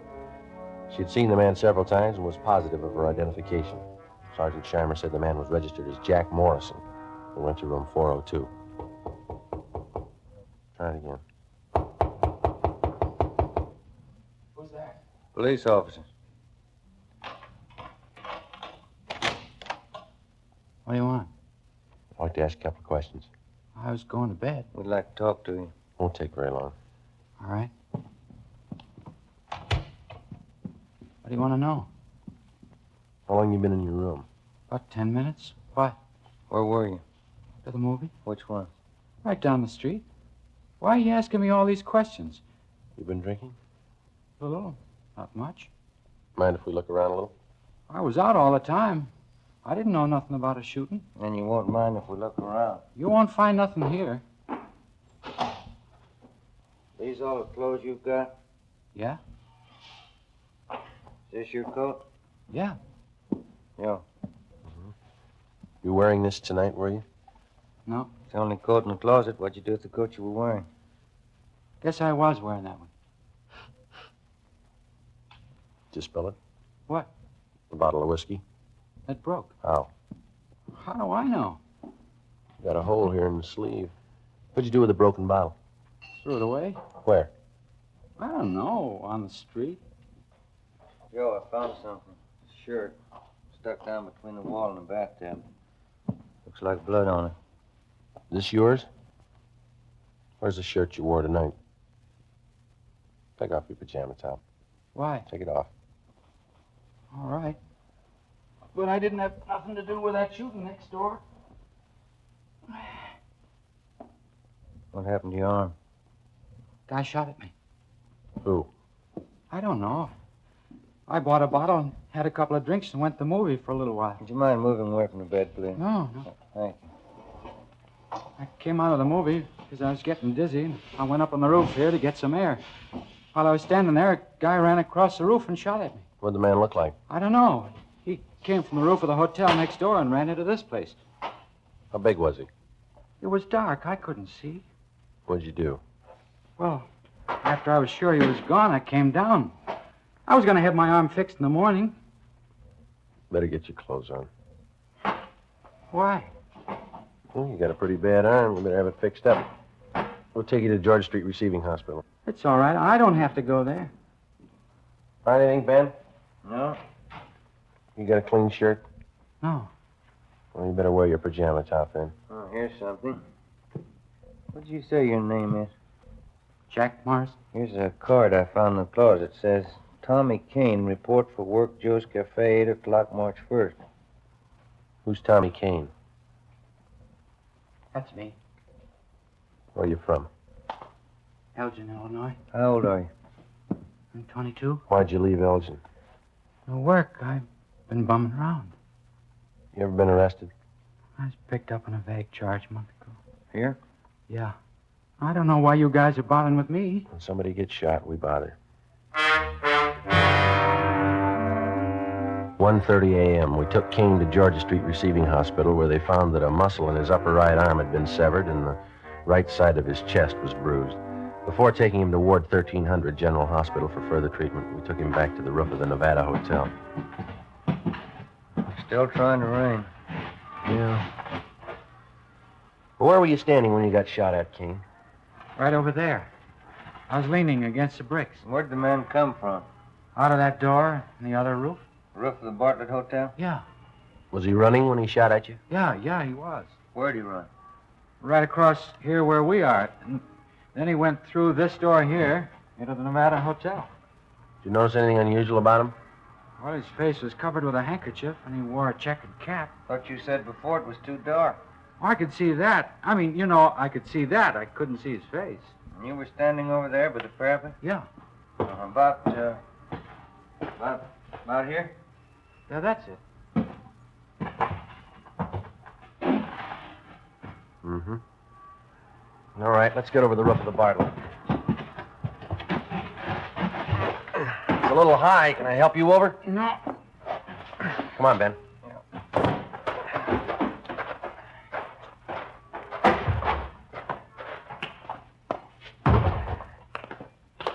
You ever been in this hotel before, Kane? No.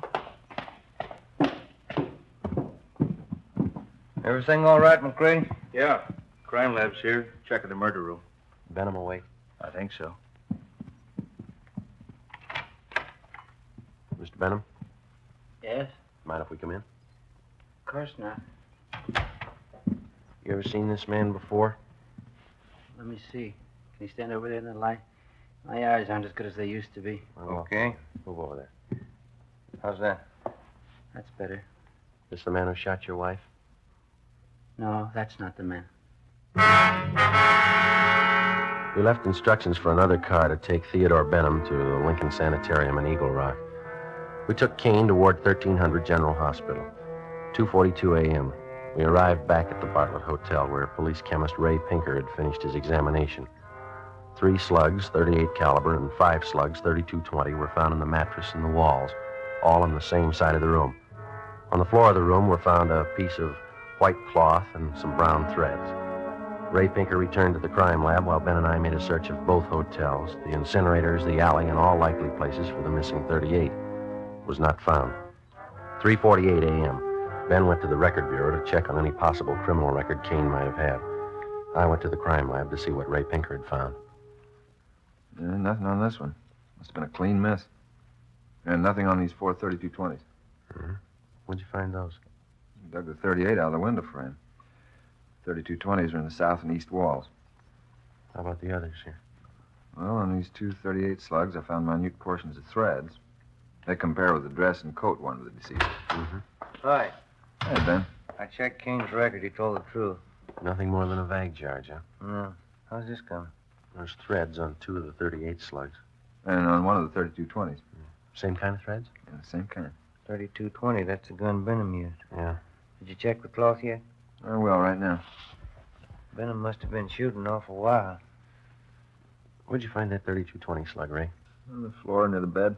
Nothing on any of the other 3220s. No. Yeah, this piece of cloth matches the shirt. How about the coat and those threads? Got only a couple of threads that might match. Let me have the coat. There you are.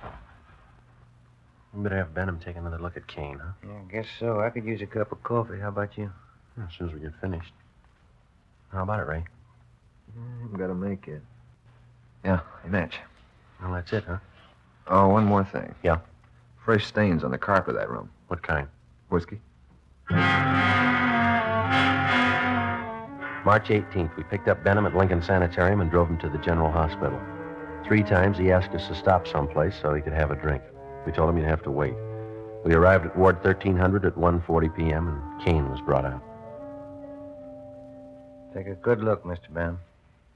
No, that isn't the man. I'm sure of it. All right, Kane, tie this handkerchief over your face. No, this way. That's right. Now put on this cap. Okay, now stand over there, please. Now, a little further. That's good. All right, Mr. Benham? You know, his eyes and forehead look a little familiar, but I don't know. Well, my nerves are all shot. I can't be positive. I'm a sick man. All right, Kane. Wish I could help you, boys. So do we. Come along, please. You don't have to take me back to the sanitarium. Just take me to a streetcar. I'll make it all right. We'll take you. Sergeant, Yeah, could I see you a minute? sure. Yeah? Did you notice anything when you first brought Kane out of the ward? No? You must have been closing the door. Yeah, I was. And that man, Benham, he winked at him. We took Benham back to his sanitarium. On the way, he asked if he could be excused from testifying at the inquest and preliminary hearing. We told him it couldn't be done. 7 p.m. Ben and I returned to the General Hospital and took Kane into a small room adjoining the prison ward. After 3 hours of interrogation, he stuck to his story. Cigarette, Kane? Thanks. How's the arm? All right. Hurts a little now. When you guys going home? When we get a straight story. I've been telling you all I know. Yeah, you've been telling us the same story for 2 days, but it doesn't hold water. What do you mean? How do you account for the fact that parts of your clothing were found in that room? I told you before, you must have made a mistake. No, it's no mistake. Mr. Benham's starting to think he recognizes you. What? Why'd he wink at you? He didn't wink at me. We got somebody here who saw him. And he seems to think whoever did the shooting didn't take the gun with him. When we drove him back to the sanitarium, he asked us if we found it yet. He thinks we will. How long has Benham lived in L.A.? A long time. How long? Why do you want to know how long he's lived here? Is a dead woman really his wife? Well, certainly she's his wife. Why? Where's he been since the shooting? In the sanitarium in Eagle Rock. What's the matter with him? Hemophilia. You know what that is? No. You sure that was his wife? Positive. She wasn't a stool pigeon? Stool pigeon? Where'd you get that idea? You guys never saw her before? Never. You never heard of her? Kane, what's eating you? Did you check on her? We always do. You don't make mistakes on anything like that, do you? Not off. Look, she was a pretty nice woman from all we could find out. Happily married for 30 years. Something's wrong. What, Kane? What's wrong? Oh, set up. Yeah? Yeah. What'd Benham say about me? We told you. He says you look a little bit like the man. Did you say anything else? He winked at you, Kane. Why? She wasn't a bad-looking woman. Wasn't she, Kane? All right, now how about it? You guys swear that was his wife? Yeah. Okay, I'll tell you where the 38 is. Where? The mattress on the roof of the Nevada Hotel. Benham cut a hole in it that day. He told me to hide the gun there after the shooting. All right, let's have a look. I don't want anybody to know I'm telling you this. Why? Benham's a real smart guy. He's got a gang. He's in on it as much as I am. Yeah? He double-crossed me, tried to kill me. If I'm going to jail, he's going with me. Maybe he will. Kane told us that he had known Benham for about 2 months. During that time, Benham helped him along by giving him a couple of dollars every once in a while. On March 11th, Benham got Kane a room in the Nevada Hotel and gave him $20 to buy a gun, which Kane did. On March 15th, he gave Kane a blue bandana and a checkered cap. On March 16th, he told Kane that he'd been sent by a gang in Chicago to kill a woman who was a stool pigeon. He promised Kane $100 for his help. Early that evening, Benham told Kane how to enter their room and where to hide. When they came home, Benham stood by the door. Kane stepped out of the closet and, after a few words, shot the woman. As he moved toward the bed, Benham started shooting at him. Kane ran from the room and hid the gun in the mattress on the roof, then went to his room and flushed the cap and bandana down the drain. 11:15 p.m. Ben and I found the gun where Kane said it would be. 38 Special Detective Colt revolver, 2-inch barrel, number 381327. 11:52 p.m. We checked and found no evidence that Benham belonged to any kind of a gang. March 19th, 9 a.m. Ben and I reported into homicide and picked up Captain Steed. We went over to Dr. Wagner to learn his autopsy report. It showed that the deceased had been shot 3 times.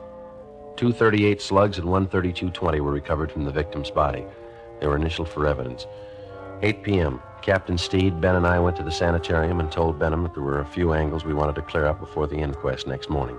Benham got dressed, and we drove back to the Bartlett Hotel. It was raining. I'm still trying to remember what happened. I was very shocked that night. Yeah, I suppose you were. Well, sometimes my memory comes back for a little bit. The red light. Yeah, I see. You know, the man who did the shooting knew you lived in room 432, and he knew you'd be gone that night.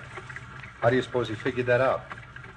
Well, I'd been noticing that a lot of men had been following me, suspicious-looking men. I told that to Sergeant Friday, didn't I, Sergeant? Yeah, that's right. Must have been one of them. You ever give money to characters on the street so much they might follow you? Hey, that must be it. Many times I used to do that. I'd be nice to them, and they'd try to make friends. You remember any of them? Yeah, I do. There was old man Dorsey, Jolly Swanson, and a fellow named Kane. Lane? Kane? Yeah, that's it, Kane. There you are. The young man you took me to see in the hospital. I'm thinking, I believe that's Kane. Are you sure? Quite sure. He's the burglar. What makes you think he was a burglar? Well, what else would he be? He didn't rifle any of the drawers or steal anything, did he? Must have got there just before us. Did you have anything important there? Yes, some insurance policies. On your wife? Yeah. How much? Oh, one policy for $4,000 and 2 for $2,500 each. Policy for $4,000 and 2 for $2,500 each. Who's the beneficiary? Well, I am. We took Benham up to room 432, where he got out the insurance policies on his wife and showed them to us. Then Captain Steed asked him to reenact the shooting. Benham acted as the killer, I played Benham, and Ben acted as his wife. Well, the man was over here in the closet. My wife and I came in that door, and then my wife went over to the dresser. Oh, over here? Did you turn on the light? Oh, yeah, and then I closed the door and went over behind her. Like this? No, she was closer to the bed. Here? Yeah. Were you standing next to her? Yeah. Did you start to take off your coat? Well, I was just going to when this man stepped out of this closet here. How far? Oh, here. Yeah, right here. And then what? Well, he held the gun in his hand and asked how much money we had. Elizabeth said we didn't have much. From here? Yeah, but she turned around. Like this? Yeah, that's it. What happened then? Well, then I said I haven't got very much, but I'll give you what we have. And he started shooting. Yeah, but you said before that your wife started looking in her purse. Yeah, that's it. She did. I forgot. And that made him think she was going after a gun. How do you know? Well, I suppose that's what he thought. He shot and Elizabeth fell on the bed. I pulled out my gun and started shooting, and the man ran out the door, and that's all. That's exactly what happened, huh? Just as I remember it. Will it help you? Not very much. What's the matter? Well, if you were standing where I am, there'd be bullet holes on that side of the room there, wouldn't it? They're all on this side. I see. I got it. Come with me. Where are you going? On the roof. What for? I want to show you something. It's raining. There are 2 umbrellas in the closet. I'll get them. Why do you want to go up there? I think I know where that gun might be hidden. I'll bet it's there. Here, you take this umbrella. Thanks. We'll take this one, Captain. Let's go.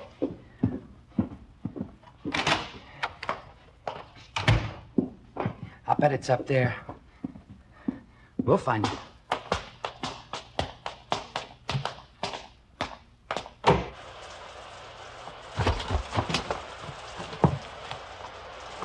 You got your flashlight, Ben? Yeah.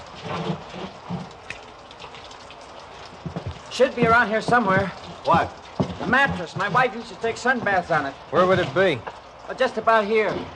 I don't see any. You sure it's up here? I bet it's on the next roof. Didn't you say Kane lived in that hotel? He probably moved it. Hey, flash your light over there behind that elevator shaft. There? Yeah, there. You see it? We have to climb over this parapet to get on the other roof. Watch it, Cap. It's pretty slippery. Okay. Yeah, it is slippery.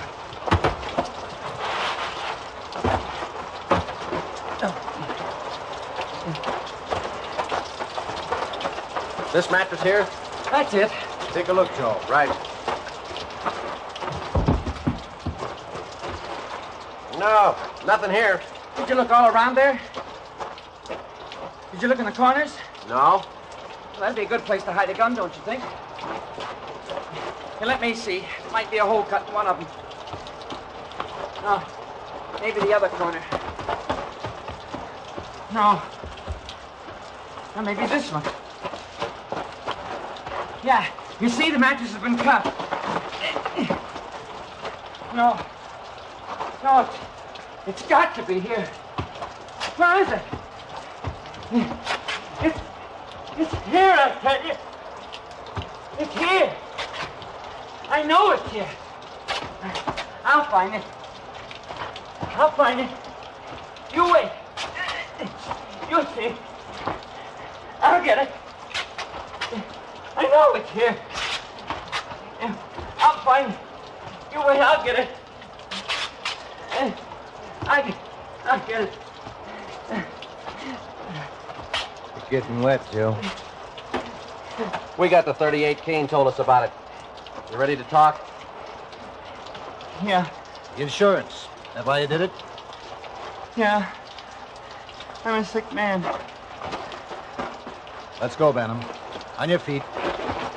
This is the United States Armed Forces Radio Service, the voice of information and education.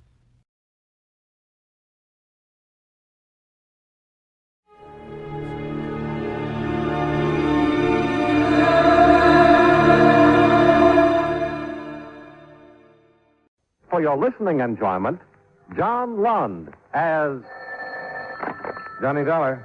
Dave Brace, Johnny. Plymouth Mutual. Oh, hiya, Dave.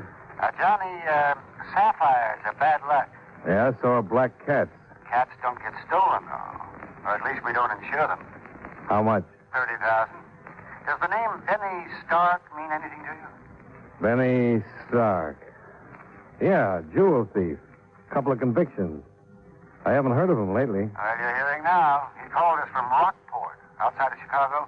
Wants to talk a deal. He apparently has the sapphire necklace. Who's your client, Dave? A girl named Ellen Beauregard. Big wheel in Rockport society.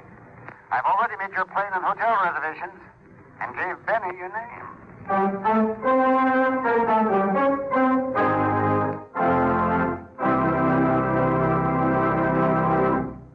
Right here, I have a few words to say, and I'll say them as quickly as possible. You know, someone once said that everyone and everything in America depends on speed, and that as our country grows older, we all move faster. But it wasn't much more than 100 years ago that the fastest anyone could travel was at the speed of a running horse, which wasn't very fast when you compare it to the speed of our latest jet plane. And talk about going to the moon at 25,000 miles an hour. And during that same 100 years or so, we've grown from the first crude telegraph to the perfection of color television.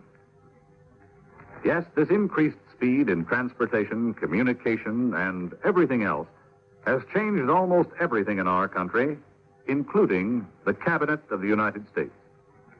For example, up to World War II, there wasn't any reason why the War and Navy departments shouldn't be directly responsible to the President.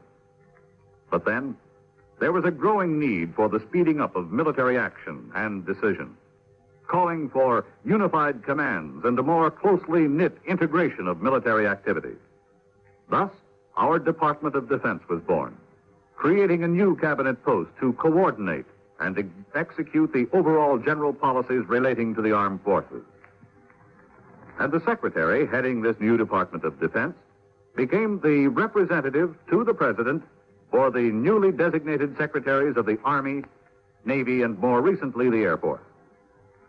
In the future, our fast-moving world may add even more members to the President's cabinet to ensure the safety and well-being of our United States.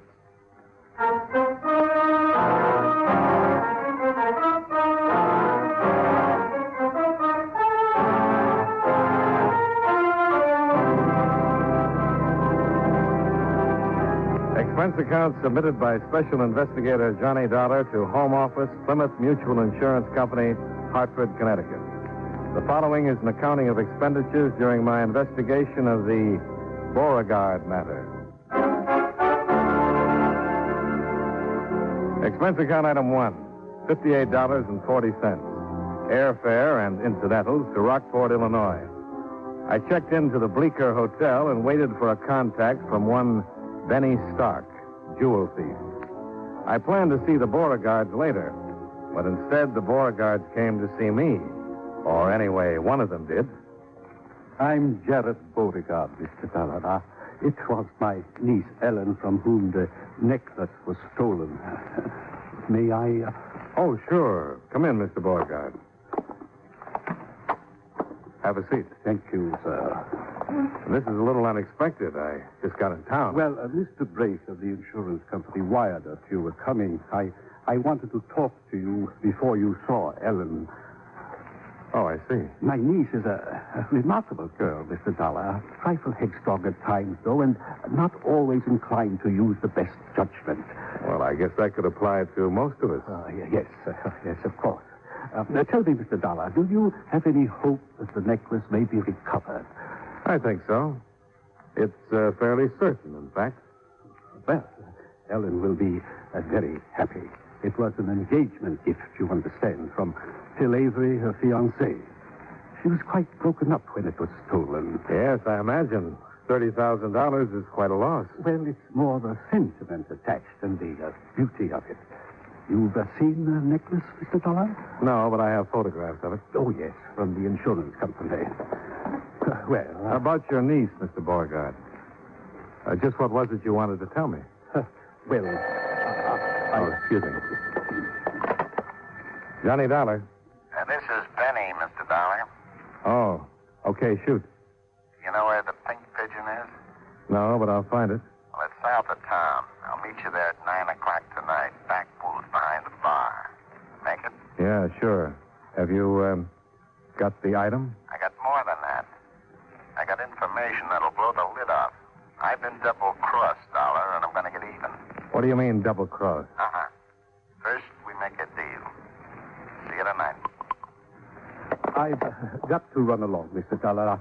I didn't really have anything in particular, just that, Ellen is too impulsive sometimes, but she never means any harm by it. I'm sure you understand.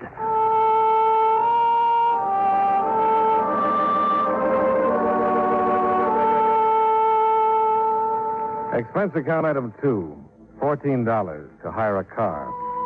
Benny was on ice until 9 o'clock, so I decided to call on Ellen Beauregard, the girl who was too headstrong and impulsive, but didn't mean any harm by it.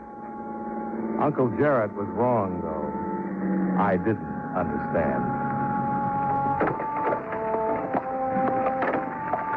I left the car near the Beauregard coach house and walked down the terrace toward the entrance. Ahead of me, in a glassed-in sunroom, a man and a girl were so busy with each other that they didn't even notice me. A highly romantic scene. The mistress of the house, probably. The only trouble, though, she was wearing a maid's uniform. She was still a little flushed when she answered the door. Good afternoon, sir. I'd like to see Miss Ellen Beauregard. My name is Johnny Dollar. Dollar? You're the investigator on the robbery.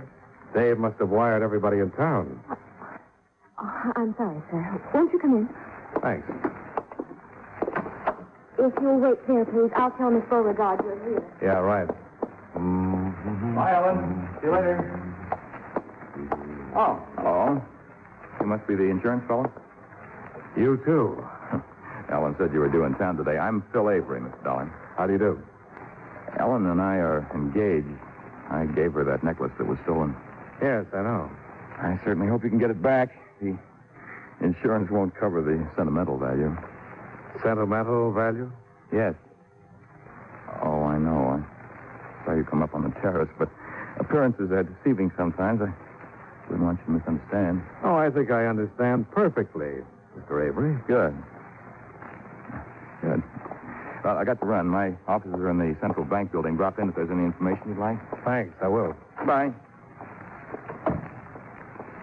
I'm awfully sorry to keep you waiting, Mr. Dollar. Quite all right, Miss Beauregard. Gave me a chance to meet your fiancé. Oh, isn't Phil a darling? Headstrong sometimes, impulsive, but he... That never means any harm by it, that is? Exactly. Uh-huh. Well, I suppose you want to know all about the robbery. No, I think I know most of it already. I would like to see the safe, though. Oh, yes, of course. It's over here behind the painting. You've just got to find that necklace, Mr. Dollar. I feel so guilty about it. Guilty? Why? Well, because it was a gift from Phil, and not that I was careless, but... well, I'm sure you understand. Here it is, back of the portrait. An old-fashioned one, huh? Everything in the house is. Our family's been around quite a while. Yes. Wouldn't be much of a job for a professional safecracker. How'd they get into the house, Miss Beauregard? Force a lock somewhere? No, they must have had a key. You see, I'd gone out for the afternoon, and Uncle Jarrett was off somewhere, and the house was empty. Your maid wasn't here? Lois? No, after I left, she decided to go into town to do some shopping or something. Oh, they couldn't have picked a better time. No, they couldn't have. Oh, say, incidentally, you'll probably be talking to Uncle Jarrett, and I wanted to warn you about him. Of course, he means well, but... Is he headstrong and impulsive, too? No, it's just that he's, well, a little vague. I'm sure you understand, Mr. Dollar.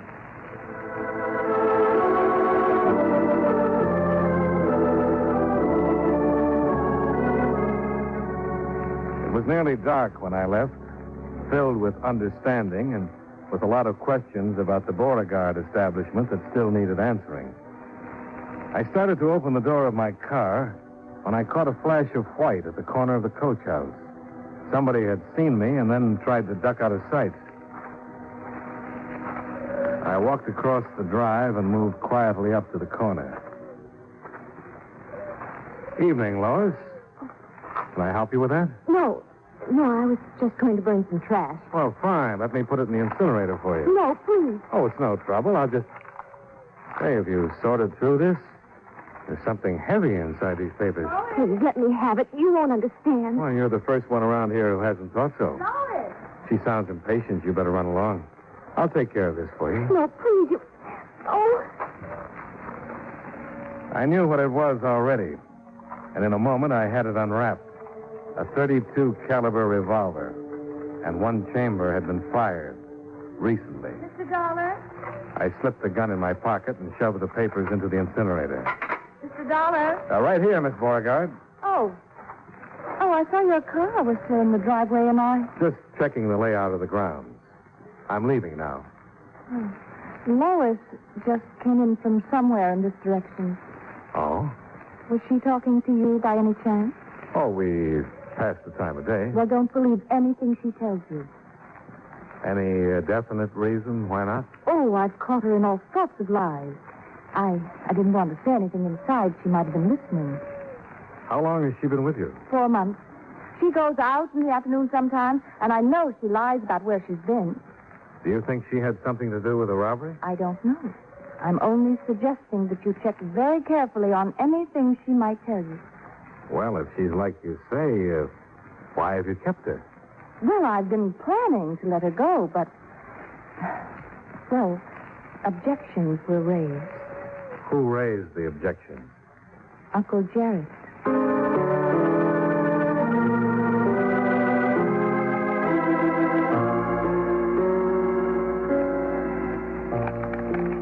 When I got back to the hotel and went to my room, I had another surprise waiting for me. Come right in, son. Have a seat. Oh, thanks. I could be in the wrong room, of course. Not if you're Mr. Dollar. You know a fellow named Benny Stark? Not exactly. I'm looking forward to meeting him, though. I see. You got business with him? I might. Do I have any with you? My name's Cotton, Mr. Dollar. I'm the chief of police here. Oh, I see. How did you get on to me? Found your name where Stark had written it down. Had your room number here at the hotel. He a friend of yours? Well, I guess we might as well work together, Chief. I'm an insurance investigator, checking on that Beauregard robbery. Ah, so that's it. Stark is a jewel thief. He phoned the company and offered to talk a deal. I've got an appointment with him at 9 tonight. Yeah, I don't reckon you're going to be able to keep it. Why not? Because this Stark fella got himself shot a few hours ago. Real shot. Dead, in fact. Murdered? Yep. Found him in a rooming house over across town. You wouldn't know anything about it, would you, Mr. Dollar? I might. What kind of a gun was it? 32 revolver, according to the lad. Well, this might be the gun.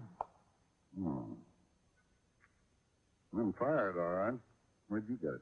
I took it away from Lois, the Beauregard's maid. She was trying to hide it in the incinerator. You might have it checked, but I doubt if it's registered. It's registered. Huh? We don't have many guns around town here. I recognize this one. Belongs to Jared Beauregard. Uncle Jared, huh? What about these Beauregards? Who are they? What are they? Old line family, 4 generations. Just the two of them now, Jared and Ellen. Not as wealthy as they once were, maybe. You never know, though. Lately, at least, Jared seems to have plenty of money. Lately? Oh, not just since the robbery, if that's what you think. And I meant the last 4 or 5 months.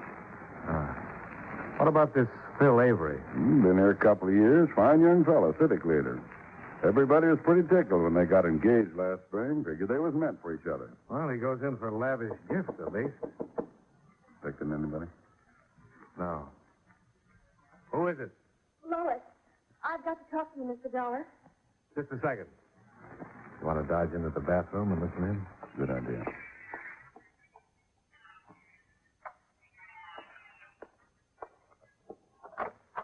Come in, Lois. Thank you. I've got to have it back, Mr. Dollar. What? The gun. Please, Mr. Dollar, it's not the way it looks. Somebody's trying to get me in trouble. I found the gun. Where? Hidden under the mattress of my bed. I got scared. I was trying to get rid of it when you stopped me. Tonight in the paper it says a man's been shot. Did you know him? No. You know whose gun this is? No, I don't know anything about it. Give it to me, please. I'd like to, Lois, but I'm afraid it's not that simple. All right, Chief.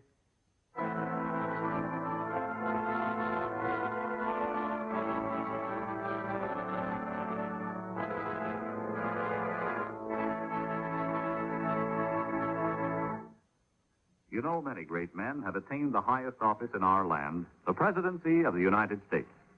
Can you guess the name of this man? As a boy, his general health was bad. But as a man, he was a dynamo of energy. He was only 42 when he became president, the youngest man ever to hold that position. His administration was a fairly untroubled one. There was still no income tax. Other taxes were comparatively low. And the United States was in a peaceful era. Conservation of our natural resources was one of his greatest concerns as president. And in 1902, he signed a bill putting the Reclamation Act into action. If you don't have his name by now, here's one more important clue.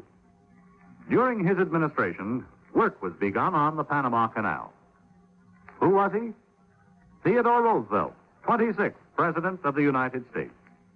His life is part of your American heritage.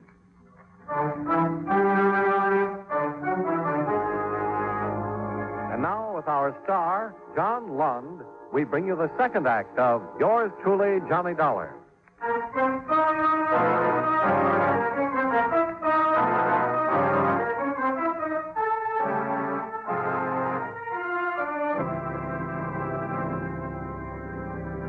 Expense account item 3, $2.90.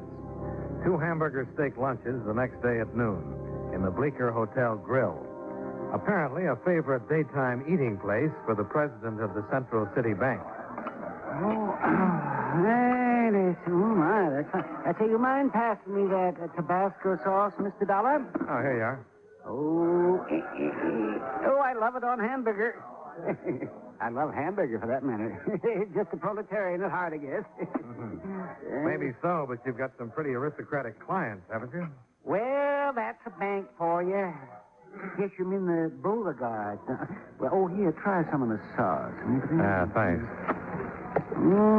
Nice. Oh, they're aristocratic enough as far as the family background is concerned. A social position, that sort of thing, but when it comes to money, that's another story. When you want to know about a man's economic status, just ask his banker. That's exactly what I'm doing. Oh, yeah, so you are. Now, you understand, Mr. Dollar, that I wouldn't ordinarily let this information out. Yes, The fact is, though the town figures they're rolling in it, the Beauregards are broke. Near flat broke. They have been for a couple of years. What about that house? The estate? No, my, it's mortgaged to the hilt. Like a few other properties they've still managed to hang on to. But cash, no, they haven't got it. You going to eat that butter, Mr. Miller? Huh? Oh, no. Go ahead. Thank you. Yeah. Except the last 3 or 4 months. You know, it's a funny thing. Old Jarrett seems to be going around with a pocket full of money. Probably borrowing it from his prospective son-in-law. Bill Avery, huh? How is he fixed financially? Oh, how is he fixed? A man who can afford a $30,000 engagement gift? I've never looked through his account, but I'd say that if he doesn't have it, he soon will have. Oh, my, that boy's a go-getter. Pretty well thought of, huh? Elected him to the board of directors of the bank last month. You're not going to eat that roll? Oh, thank you. I don't know how he finds time for it, that boy. He's got a half a dozen jobs already. He had to postpone his wedding, even. They were supposed to get married 3 weeks ago. Oh, I see.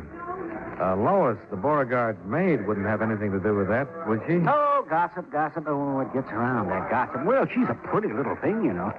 And a man who's about to tie himself down for life, well, you know how that is. Huh? Yeah, sure. Yeah, it'd be just too bad the felon found out about it, though. This town would be in for some real excitement if she found... Oh, would you pass that sauce again, Mr. Dollar?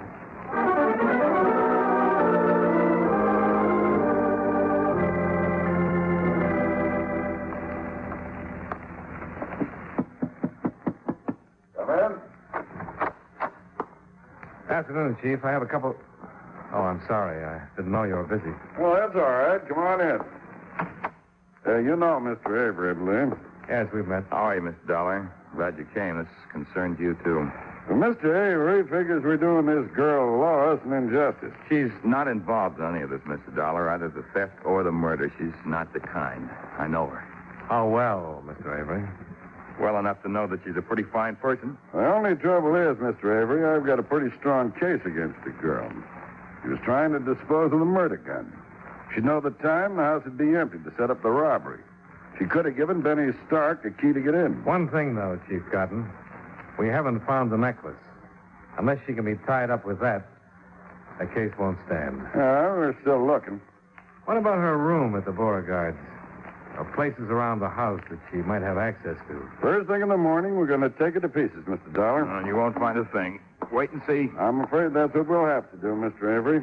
Wait and see. Well, you go on back and talk to her if you want. I told Ed you could have 15 minutes. Thanks, Chief Cotton. I'll see you, Mr. Dollar. Right. Now, what's on your mind, Mr. Dollar? Jewelers. This is a photo of that necklace. Do you know any jeweler here in town who could make a duplicate imitation? No. Have to go to Chicago for that. Well, that's what I want to know. Whether somebody did go into Chicago 4 or 5 months ago. Well, I could get Jim over here from Hawkley's jewelry store. He could give him a technical description over the phone. Chicago police work pretty fast. Might have some information back by this evening. Good. I'll wait to hear from you.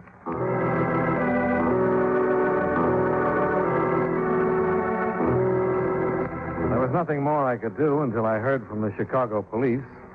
So I went to my hotel room to wait it out. Johnny Dollar. Ellen Beauregard, Mr. Dollar. Oh, yes, Miss Beauregard. We wondered if you'd come out to dinner tonight. Well, that's awfully nice. Yes, I'd like to. Good. Just the family. 7 o'clock, all right? Fine. See you then.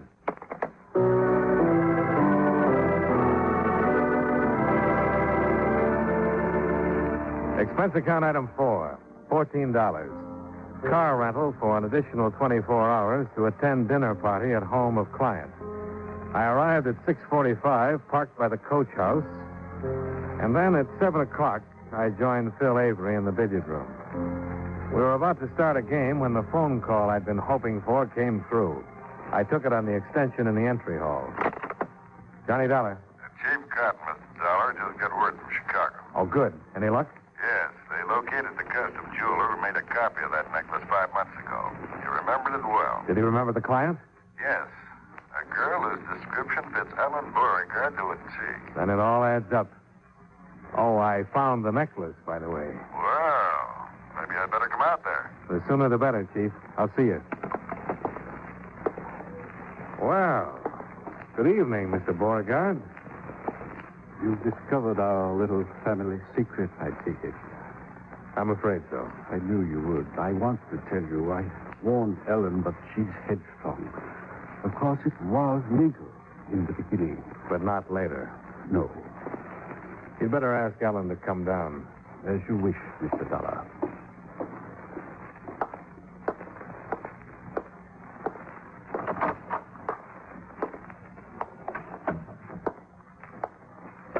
Well, shall we start the game, Mr. Avery? Right. Go ahead and break them. Let's make it straight pool, huh? Okay.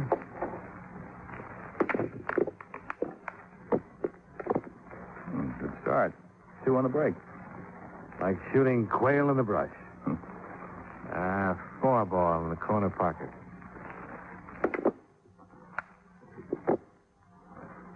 By the way, Mr. Avery, you were right about Lois. She isn't guilty. She was being framed. I told you so.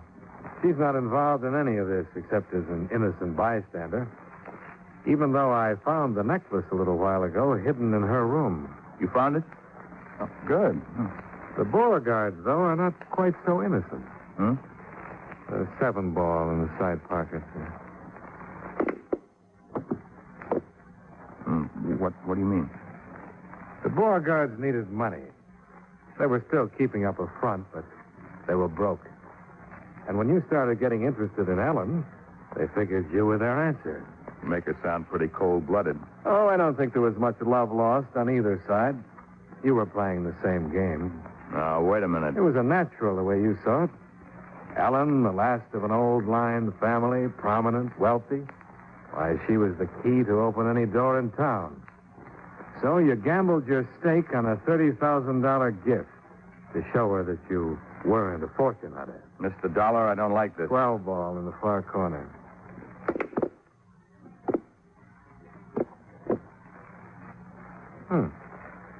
Then, about a month ago, you had a chance to see the Beauregard accounts at the bank. Why, they were broker than you were. I wasn't marrying Ellen for money. Only trouble was you couldn't stand losing that 30-grand necklace. So you brought Benny Stark in, and he stole it for you. But when he gave it to you, he told you it was phony, and you thought he was double-crossing you. He got sore and decided to try for a deal with the insurance company. And that's why you killed him. You're accusing me of murder, Mr. Dollar?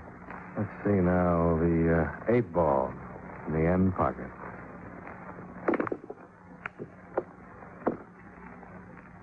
Well, who else, Mr. Avery? Lois wasn't involved, except that you tried to frame her.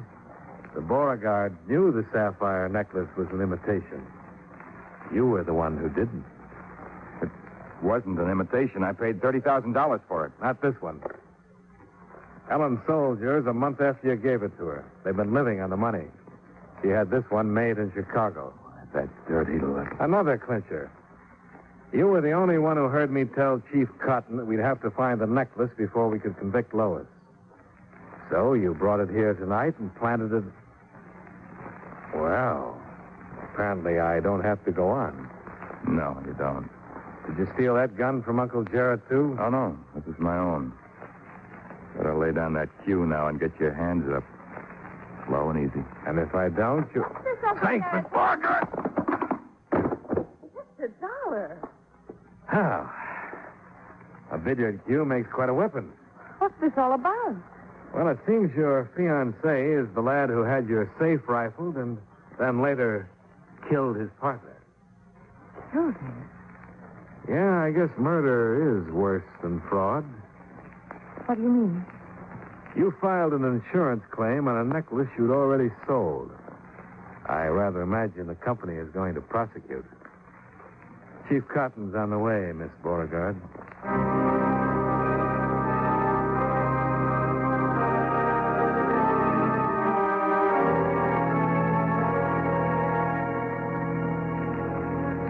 Expense account item 5, $114.10. Hotel, incidentals, and transportation back to Hartford. Expense account total, $203.40. Yours truly, Johnny Dollar.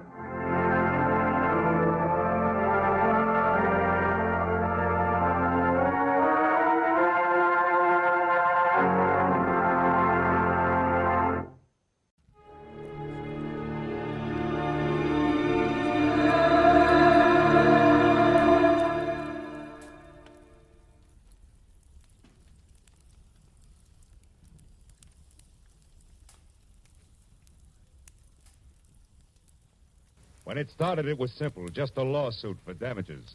But before it was over, it was far from simple, and the damages were murder.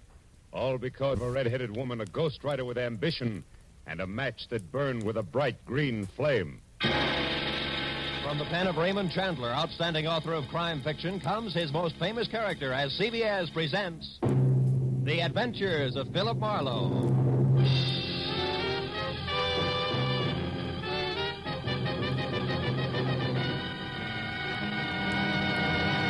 Now, with Gerald Moore, starred as Philip Marlowe, we bring you tonight's exciting story, The Green Flame.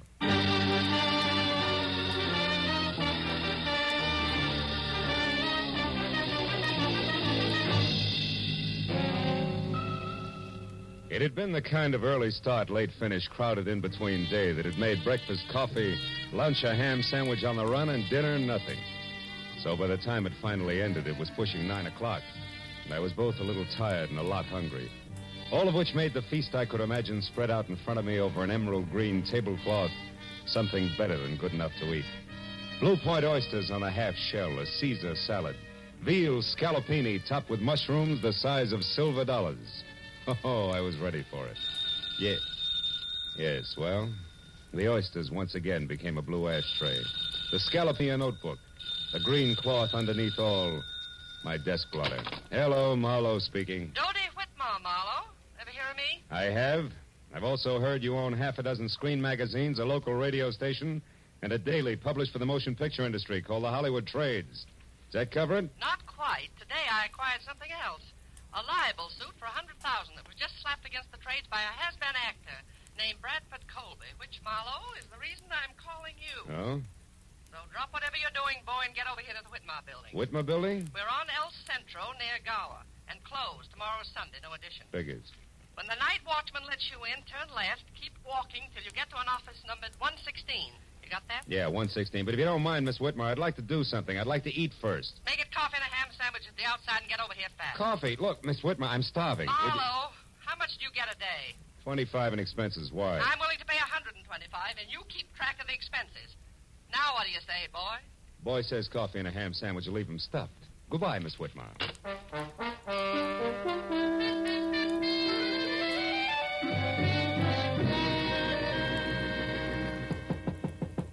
Come in, Marlowe. Sit down over here, and if you smoke cigars, don't. I can't stand them. Drink? No, thanks.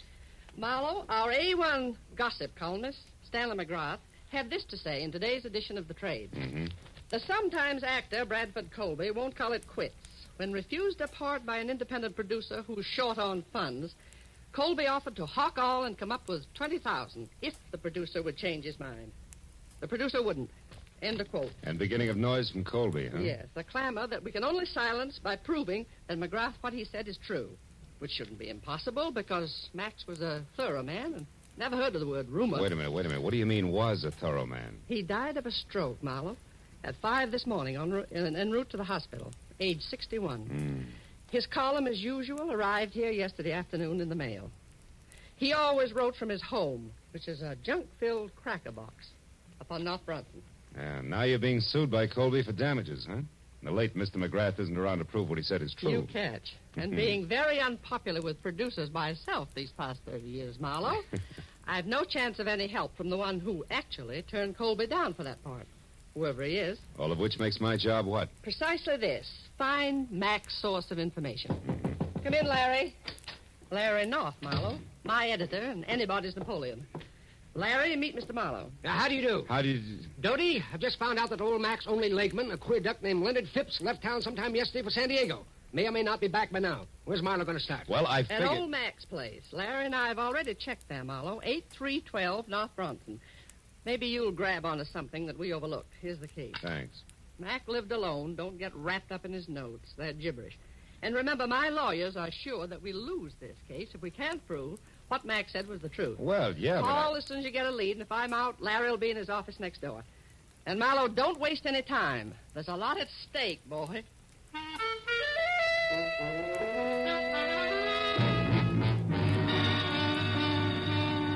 What Doty Whitmer had labeled a cracker box turned out to be a 5-room, slightly beat down, almost square house set back some 50 carelessly landscaped feet from a high stucco wall that said the late Mr. McGrath had lived alone and liked it. And when I entered and went to his study where I turned on a desk lamp, I saw what my client had meant by junk. There were the odds and ends that a man collects in a lifetime. On his desk, a tarnished loving cup for excellence in reporting, dated 1927. Beyond that, on the mantel, an autographed picture of Teddy Roosevelt, and next to it, a paperweight from Niagara Falls. And then an item I hadn't expected. In a shadowed corner of the room, there was somebody else. A tall, gaunt somebody else, wearing horn-rimmed glasses and papers sticking out of every pocket. He was slowly, an inch at a time, backing off from the edge of the circle of light in which I stood. I took one casual step toward the desk and then nailed him. Oh, get your hands off me. Why? So you can start running, Mr. Leonard Phipps? How do you know my name? I'm psychic. I also know you just got back from San Diego. What I don't know is what you're doing here. Now, come on. Talk, fast. Please let go. Leave me alone. I'll talk. I've got nothing to hide from the right party. Who are you? Philip Marlowe, private detective, was working for Doty Whitmer, a lady impatient to know which producer McGrath was talking about. In that article on Colby this morning. Now, do I qualify? Yes, of course. We're both after the same piece of information, Mr. Marlowe. No? I want to find that answer, too, and then whisper it into Doty's ear. Just to save her $100,000? No. Just to get a chance to fill McGrath's shoes. And don't laugh, because I've been ghosting that column for the past month now. Didn't McGrath write this morning's column himself? No, he didn't. I did. But the piece on Colby was not mine. McGrath must have added that himself, the fool. Well, you don't sound like you're happy in your work, Phipps. I wasn't. Mac was a tyrant. I put up with him because he promised sooner or later to let Doty Whitmer know that I was doing his work. Don't be too bitter, Phipps. Mac couldn't have known exactly when he was going to die. Well, what if he But could to get die? back to the subject, have you any idea where we can get a hold of something real to go on? Yes. Yes, I do.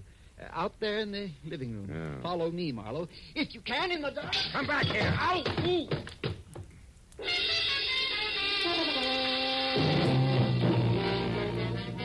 By the time I got to my feet, Phipps was gone. I found another lamp in the dark, turned it on, and started for the telephone. But then I stopped. In the center of the floor, where it must have fallen when the leg man made his wild break, was a wrinkled piece of paper. When I picked it up and turned it over, I was suddenly glad that Mr. Phipps had gotten away because, in his hurry to leave, he had dropped his checkoff list for Operation Bradford Colby. There were a half a dozen producers crossed off above the notation Mac's Place, but below that, and not yet discounted, was a name I'd never heard before, Sherry Sheldon. At that, I called Doty Whitmer, gave her a quick rundown on what had happened with Phipps, and then tossed the name Sherry Sheldon in. She talked it over with Larry North before she answered. But when she did, I knew that finally we were all getting someplace. Marlowe, this is good. Larry tells me that Sherry Sheldon is the ex-Mrs. Bradford Colby. Oh? And better than that, a redhead with temperament to match. That kind'll talk. Mm-hmm. Any idea where this item lives? Yes, a bungalow on Cherimoya, 5800. 5800, huh? Larry says it's a quiet, dead-end street, but not to let that throw you. Because from what he's heard about the lady herself, she's very much alive. So play it smart, boy. You're probably in the big time now. Good luck.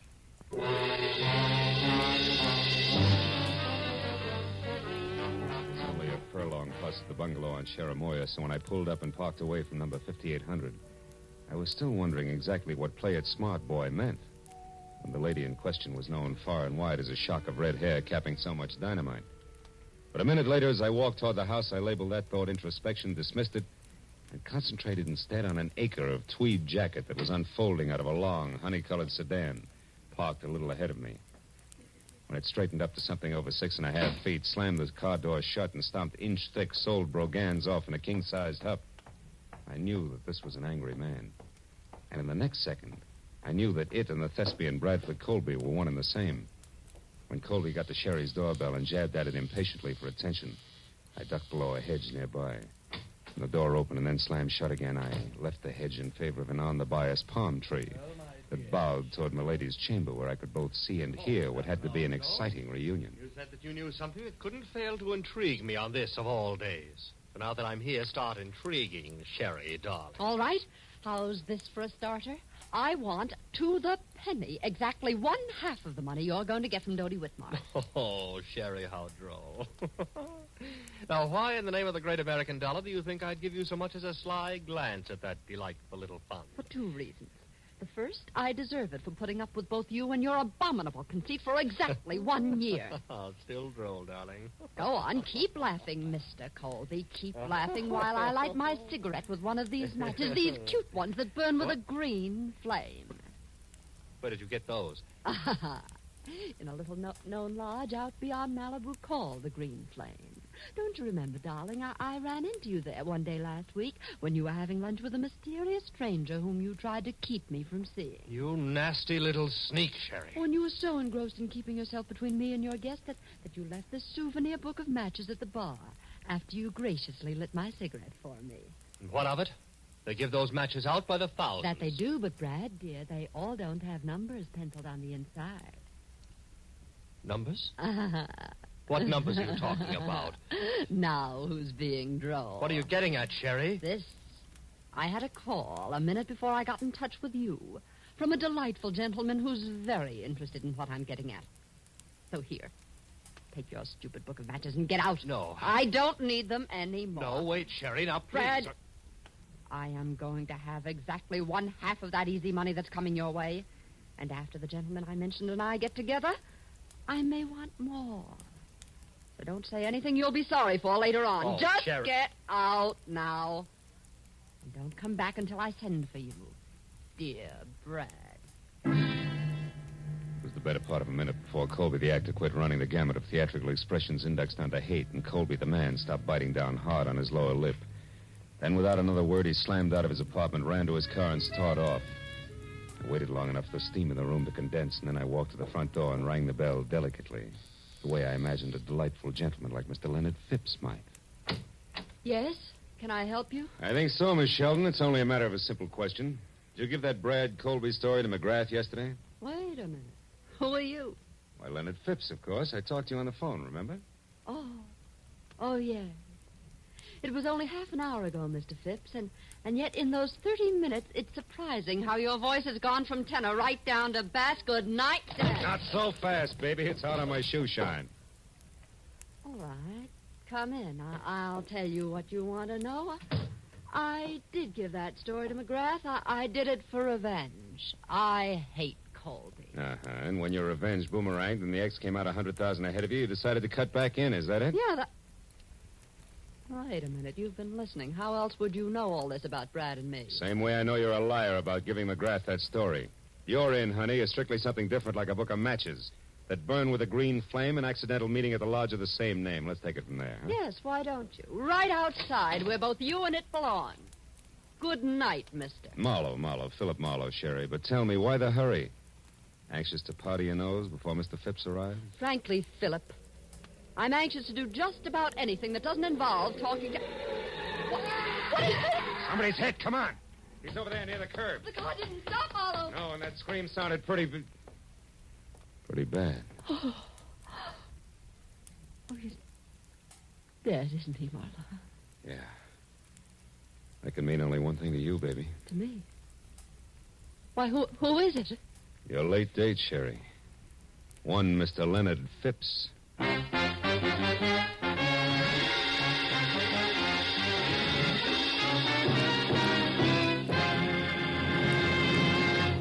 In just a moment, the second act of The Adventures of Philip Marlowe. But first, On the special program, One Great Hour, later tonight on CBS, President Harry S. Truman will be joined by Gregory Peck, Ila Lupino, and Quentin Reynolds to tell the story of what American religious groups are doing to bring relief to the world's war-stricken people.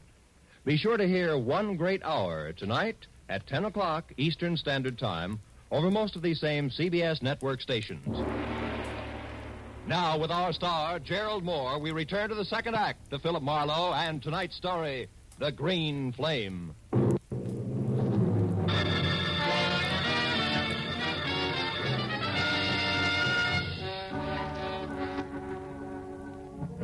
As the red-haired sophisticated eyes stared down at what seconds ago had been Leonard Phipps, the sound of the powerful car that had slammed the life out of him whirred into silence far down the street.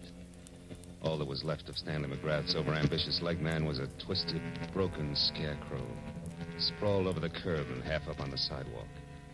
It wasn't pretty. And the sight of it cracked Sherry's self-assurance like a rock through a window pane. When she stopped pressing the knuckles of one hand against her mouth and looked at me, she was scared. Clear through. Marlowe, this horrible thing, it was an accident, wasn't it? Oh, sure. About as accidental as if they'd use a sledgehammer on him. Oh, yes. You only wish it was an accident because you're next in line and you know it. Remember, he was on his way to see you when this happened to him. I don't know what you mean. I mean, it's a high-priced game, baby, and they're playing for keeps. So you better level with me and fast. What's so important about those green matches? I don't know. You're a liar. You're going to wind up looking like Phipps here before the sun comes up. No, And tell me the truth, you little fool. Come on. I am, I swear. Phipps called me because he thought I might have given McGrath that story on Brad, but I didn't. And why was Phipps still interested? Why did he want to talk to you? Because I told him I'd seen Brad with someone at the Green Flame last week, and that Brad was very upset when he found me there. All right, who is he with? I don't know. That's not the impression you gave your ex-husband, beautiful. I was swinging in the dark, Marlowe. 5 people left the Green Flame at the same time. I couldn't tell which one had been with Brad, but I'd know them if I saw them again, and Phipps thought that together we could figure out who it was. Go on. What about the numbers in that book of green matches? What were they? 811. 811? Yes. What does that fit, a hotel room? Well, I don't know that either. You mean it was just another swing in the dark? Yes, but it connected, Marlowe. It scared him when I mentioned it, so it must be important. Yeah? Take another look at Phipps, baby. See how important it is. Now try again, real hard. Remember what 811 means. Marlowe, I just don't know. Please believe me. Maybe you're just thick. Maybe you got too much nerve, but I'll tell you one thing, Sherry. I wouldn't be in your spot for 10 times $100,000 because I don't think you're going to live until morning. Oh, I didn't think that Brad would go this far. What I've told you is the truth. Wait a minute. Shut up. Somebody's coming. It might be Bradford. Now you get out of here. Well, I don't have my car. Take mine, that coupe. Here are the keys. Go down to the office of the Hollywood Trades.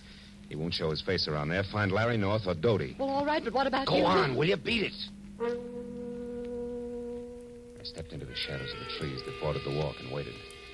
I heard Sherry slam the door on my car and burn $5 worth of rubber off my new fist tires getting away. A second later, the visitor I was expecting showed up, but it wasn't Brad Colby. It was Larry North. He ran 3 bustling steps out into the street and watched my coupe scoot out of sight. Then he spotted the corpse. His mouth fell open and he tiptoed slowly toward it like he was afraid he might wake it up. When I moved out into the light, he saw me and turned. Marlowe! Do you know about this? Who is it? It's Leonard Phipps. Phipps? McGrath's leg man? Yeah. Driver didn't so much as look back. What a stinking break. Phipps in a hit-and-run accident at a time like this. Look, you jump to your conclusions, North, and I'll jump to mine. Eh? What do you mean? Phipps knew something fishy about that item in McGrath's column. And Sherry Sheldon knew something fishy about Colby. So from where I stand, Colby couldn't afford to let them get together. No accident? That's a daring observation, Marlowe. For $100,000, I know plenty of guys who do a thing like this every day in the week. You can buy a lot of distance with that kind of money. Hey, you're right, of course. What exactly does the Sheldon girl know? Did you find out? Only partly. Bradford's mixed up with someone else on this deal. Sherry doesn't know who, but if we can get the other tie-in, she'll be able to identify that person on sight. Yeah. Well, did she have anything else? Number 811 in the book of matches. Mean anything? 811? No. Hey, come on, North. Quit staring at him. You're making yourself sick. Let's get out of here. Yes, all right. Well, I guess I'd better. Bradford Colby must be out of his mind. Maybe. I'll let you know. I'm going to drop in on him now before the cops do and check my theory over with him. Where does he live? Yeah, on Wilcox, a villa in the Midcliff Gardens. Marlowe, I'm going in and talk to Sherry. Maybe I can find out who Colby's working with. She's not here. I sent her down to the paper in my car to stay with you or Doty until things cool off. Yes, but Doty isn't there. She went out for some reason right after you called. There's no one there now but the night watchman. Oh, great. Now, look. Drop me off at Colby's place, and you get down there and find Sherry. She's worth $100,000 to Dodie Whitmer, but only if she lives. Now, let's go. While the natty little Napoleon in the elevator scurried off to fetch his car, I ran inside. Put a fast call through to the police and submitted the shortest report on record of a hit-and-run death. By the time I got back, North was waiting at the curb with the door open. I piled in beside him, and 10 minutes later we glided to a stealthy stop on Wilcox at the ivy-covered archway over the Midcliff Garden Gate. Neat slices of amber light poured through a big Venetian blind on the window of a villa at the rear of the court, which North identified as Colby's. And in the same breath reminded me that the actor was a strapping 6'6" and a desperate man. He urged me to be careful, and I urged him to hurry, and as he left, I walked toward the big window and saw Bradford inside, slumped deep in the lap of a suede easy chair, doing a solo with a bottle of Paul Masson champagne, and looking about as desperate as a sleepy St. Bernard. I walked around to the front door, decided to try the shock treatment to blast him out of his blasé attitude. Yes, what do you want? Get inside. Go on, move. Take your hands off me. You might have gotten away with that trumped-up suit for damages. Colby, but you're not going to get away with murder. You killed Leonard Phipps, didn't you? What are you raving about? Who's Leonard Phipps and who are you? Name's Marlowe, and I'll tell you something, Colby. The only reason I'm not busy knocking your head off at this minute is because I want to hear the whole story right from the top. Now, first, who wrote that item in McGrath's column for you? Are you mad? McGrath wrote it himself, the venomous little creature. He and Dodie Whitmer used that to damage my reputation, and now they're going to pay for it. Oh, stop it. You knocked your reputation into a cock's hat every time you step in front of a camera. Well, your damage suits are phony, and you know it. Now, where's that book of matches with the famous 811 inside? 811? Mm-hmm. Oh, yes. Those that burn with a green flame. Yeah, You've been talking with my imaginative ex-wife, I see. She's burning with quite a green flame herself, isn't she?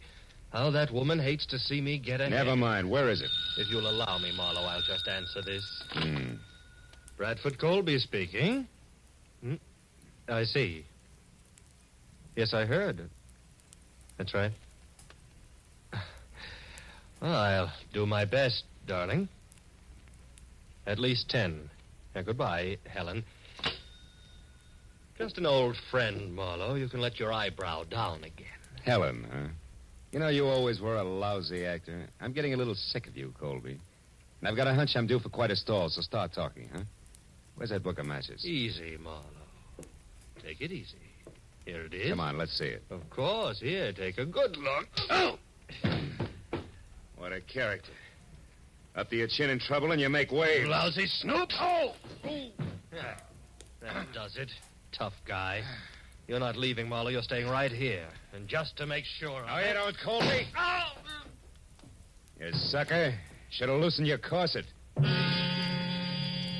I waded through the chunks of glazed ceramics that Colby had smashed on my head and worked hard to hold back the wave of darkness that kept rising up under me until I made it to the kitchen, where I splashed a few quarts of cold water on my face. And then I went back. Colby was still holding down the hooked rug he landed on, and the book of matches that had started the argument was on the floor beside him. I picked it up and opened it. The number was there, inside, written in blue wax pencil. But I thought I'd made a mistake. Until I realized that maybe Sherry Sheldon had made the mistake. When that idea hit me, it brought another one along, and I remembered that Colby had received orders by phone to delay me. Oh, my... Then I knew I'd better hang onto my head and move, but fast. I rolled him over and found the keys to his car. And was halfway out the door when he came to. Stop. Come back. You can't leave here. It's my exit, not yours, ham-bone. Good night.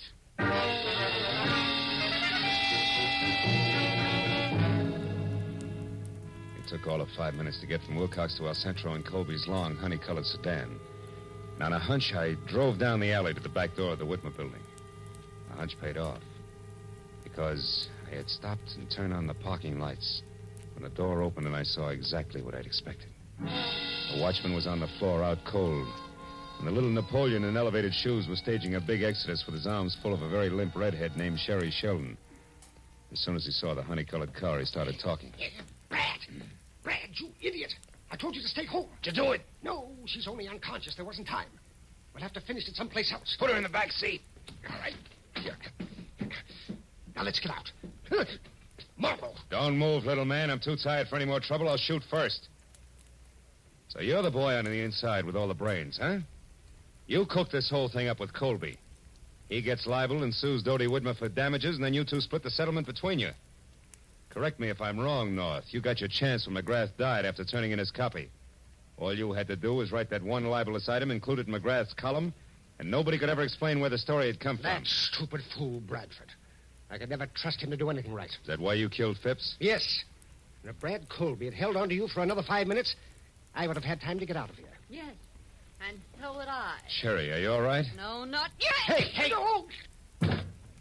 Oh. Where he and Brad are going, Marlowe, I'd never get another chance to even the score.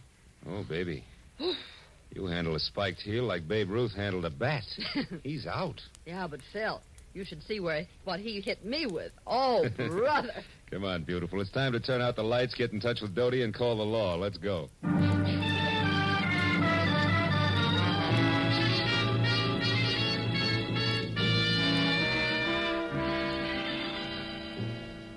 Well, let's go, Sergeant. Yes, Inspector. Thank you, Miss McMahon. Good night. Good night. Well, I'm glad those cops and the cigars are gone. Here, kids, help yourselves. You both look like you need it. This you can say again. And how I need it. Marlowe, you could have slid me through the hole in the lifesaver when you said my own editor, Larry Knopf, was it. Yeah, it gave me a jolt, too, Dodie. Yeah, and me. The hard way. But, Phil, I am sorry about that mistake I made. I could have saved us some trouble. What mistake is this? Well, you see, honey, we knew that whoever was working with Colby had written down a number for him in a book of matches. Sherry here thought it was 811. But when I saw it, it was upside down from that, so it came out 118. 118? Mhm. Why, that's Larry's office number and phone extension. Check. Yours is 116, and his was right next door. I remembered. So 118 was it.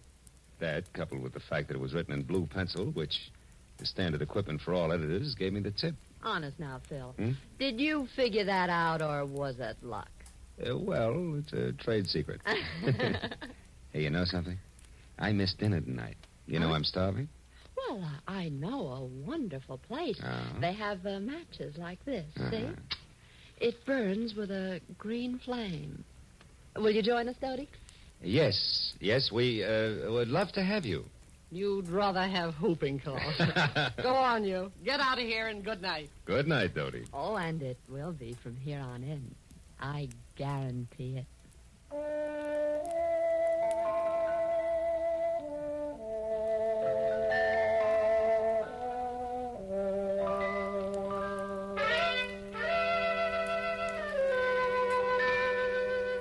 A wonderful supper was waiting for us at the Green Flame restaurant. It was all arranged by a call from Dodie. And it waited until it got cold because we didn't show up to eat it. There was something about the moonlight glinting on the ocean and a certain stillness in the morning air that made food seem somehow unimportant. So when I finally dropped Sherry off at her place on Cherimoya, went home to my apartment on Franklin, it was either very late or very early, depending on the viewpoint. There was just one lonely sardine and a cold baked potato in the refrigerator. So I ate. Then I sat down on my bed to light my last cigarette.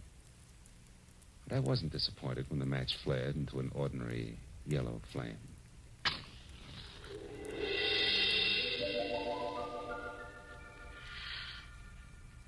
Good night, Phil.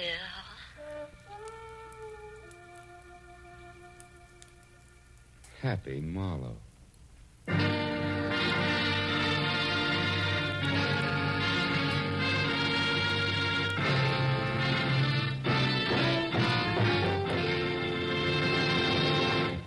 The Adventures of Philip Marlowe, created by Raymond Chandler, star Gerald Moore, and are produced and directed by Norman McDonald. Script is by Mel Donnelly, Robert Mitchell, and Gene Levitt. Featured in the cast were Fay Baker, Larry Dobkin, Myra Marsh, Howard McNear, and Parley Bear. The special music is by Richard O'Runt.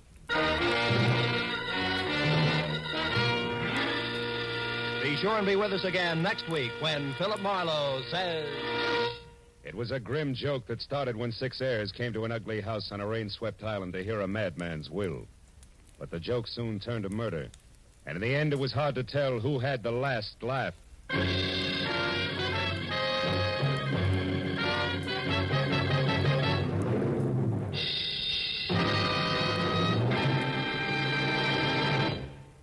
Tomorrow night, Helen Hayes stars in the famous comedy The Farmer Takes a Wife on CBS's Electric Theater.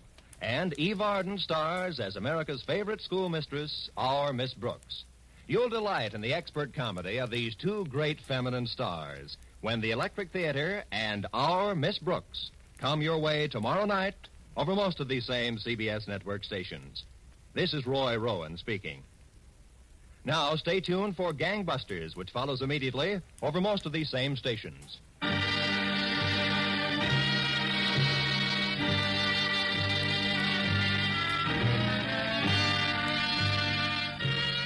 This is CBS, the Columbia Broadcasting System.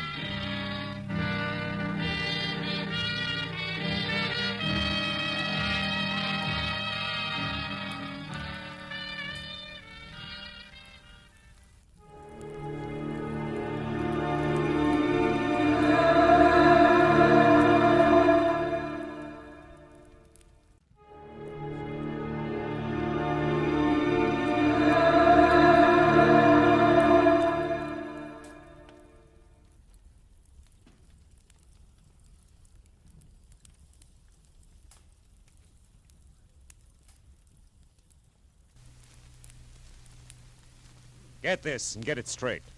Crime is a sucker's road. And those who travel it wind up in the gutter, the prison, or the grave. There's no other end. But they never learn. From the pen of Raymond Chandler, outstanding author of crime fiction, comes his most famous character in The Adventures of Philip Marlowe.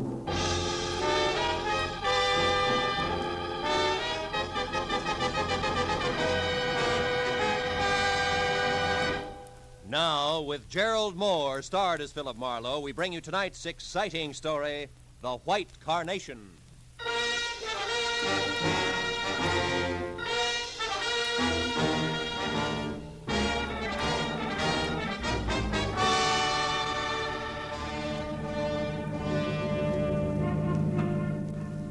Understand it. Ben Reynolds is a wonderful guy with a really great future, intelligent, handsome. Well, you've seen his picture. Yeah. You said he's a doctor, didn't you, Casey, an MD? That's right. He's already known as one of the best young medical men in town.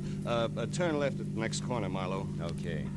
You also said he's to be married soon. Soon? Tomorrow. Oh. And to the swellest girl in the world, Margaret Vanderveer. Vanderveer. As in Beverly Hills, huh? Yes, you know them? Oh, just a name. Marlowe, we've got to locate Ben Reynolds fast and find out what's wrong. Well, you're sure it's not just a last-minute case of cold feet?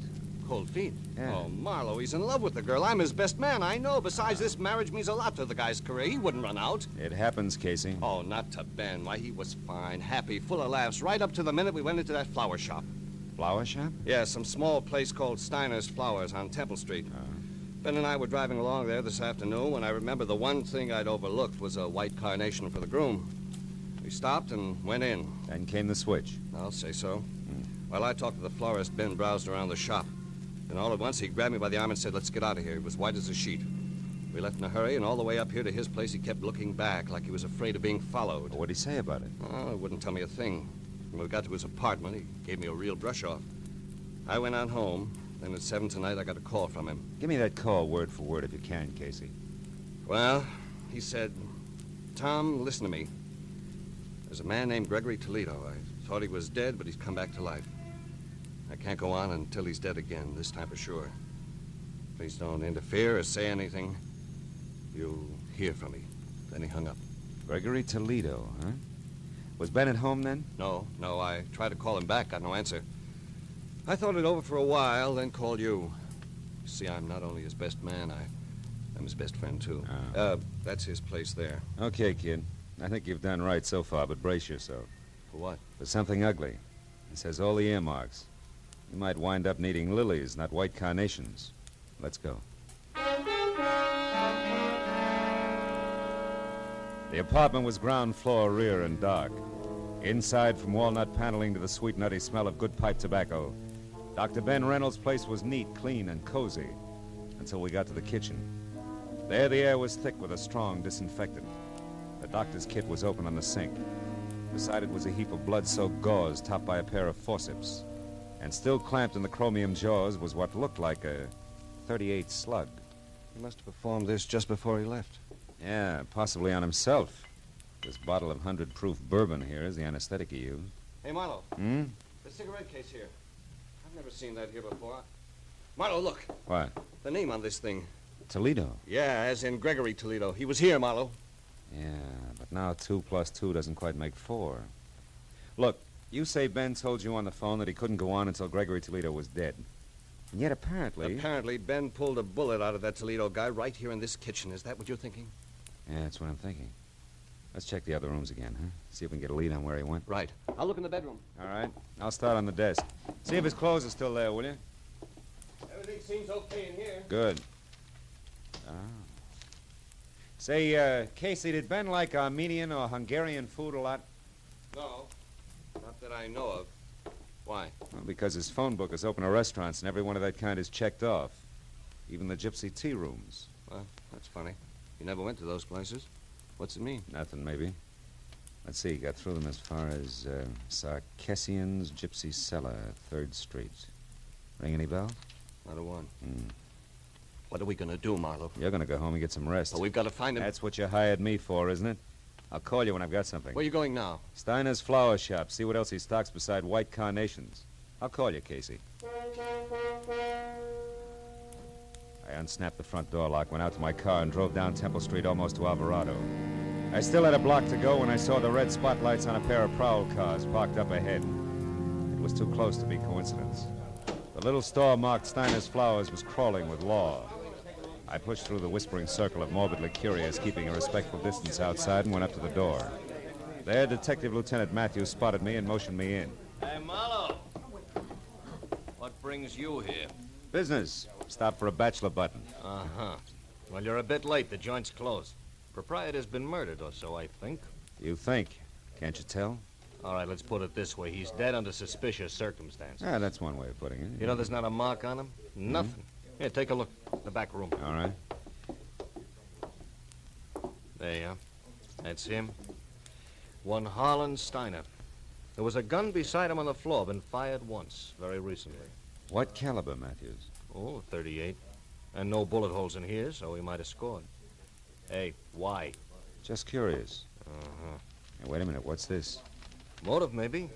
List of currency denominations and amounts sent over from his bank and dated today adds up to $40,000. Hey, that guy had $40,000 cash delivered here? That's right. I didn't realize a small flower business could be that good even on a big day. Oh, at your age, it can't. And there's no sign of that cash around now. Well, maybe he was robbed, huh? Mm-hmm. By a handsome, well-dressed guy was seen running out of here earlier tonight. Steiner probably died of heart failure from the excitement, so that's that. But why did he have so much dough brought in here in the first place? And how did this get here in the back room? What? This. Oh, cigarette with lipstick. Yeah.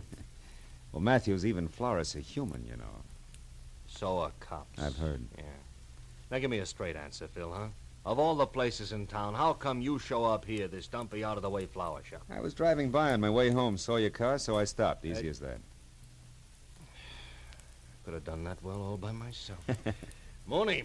Yeah? You can have it now. Tell him at the morgue I want a fast job. We've seen all we can here. All except that at the front door, Matthews. Get a load of it. Maybe she's your lipstick. Steiner here now? Are you a friend of Steiner's, miss? Not exactly, sir. Sometimes buy flowers from him. I see. Were you in here earlier today? No, I haven't been here for several days. What's wrong? You'll find out soon enough, miss.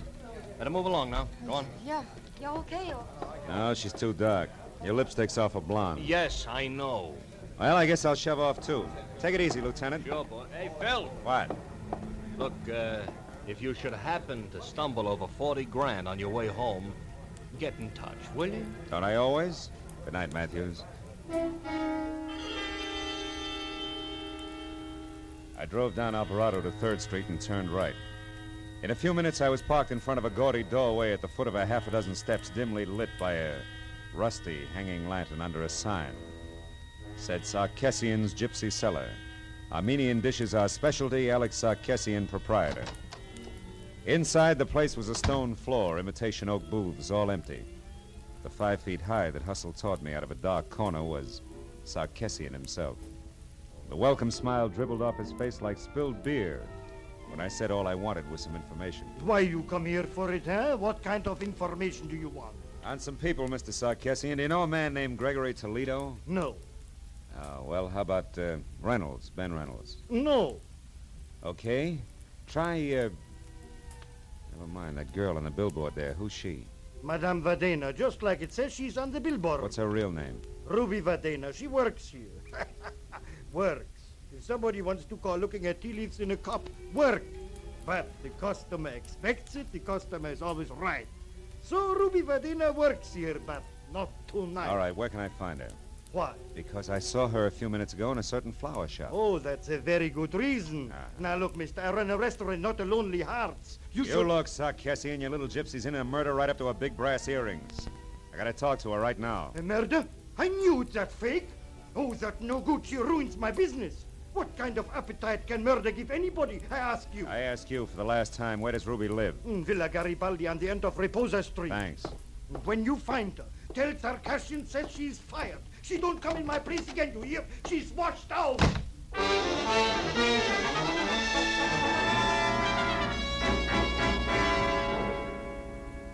Reposa Street turned out to be a narrow, block-long tunnel under dark, matted cypress trees, at the end of which Villa Garibaldi squatted like an ancient yellow toad, 2 stories high.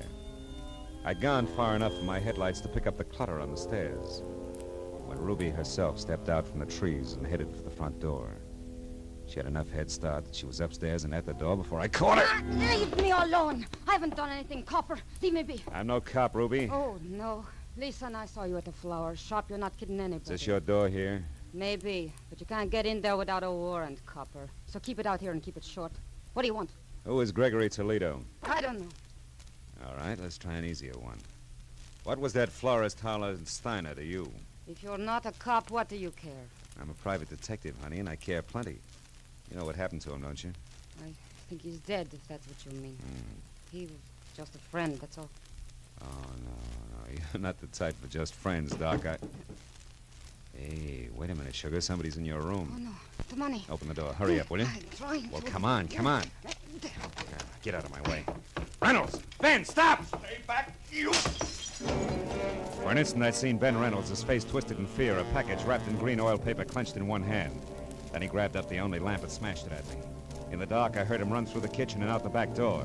By the time I got outside, he was gone.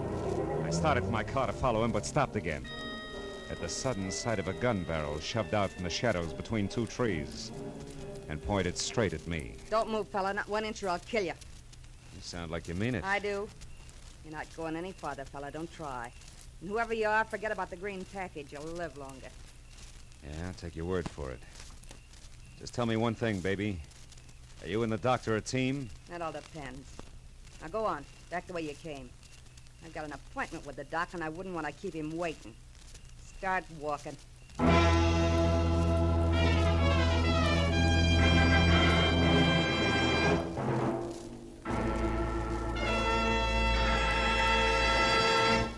In just a moment, the second act of Philip Marlowe. But first, with the outbreak of conflict in the Far East, Care's stockpile in South Korea has fallen into the hands of the invaders. But orders are being accepted so that the moment the conflict ceases, Care will be able to move in with badly needed food and clothing for the distressed men and women of Korea. By cooperating with Care today, you can help bring hope to Korea tomorrow. Now with our star, Gerald Moore, the second act of Philip Marlowe, and tonight's story, The White Carnation.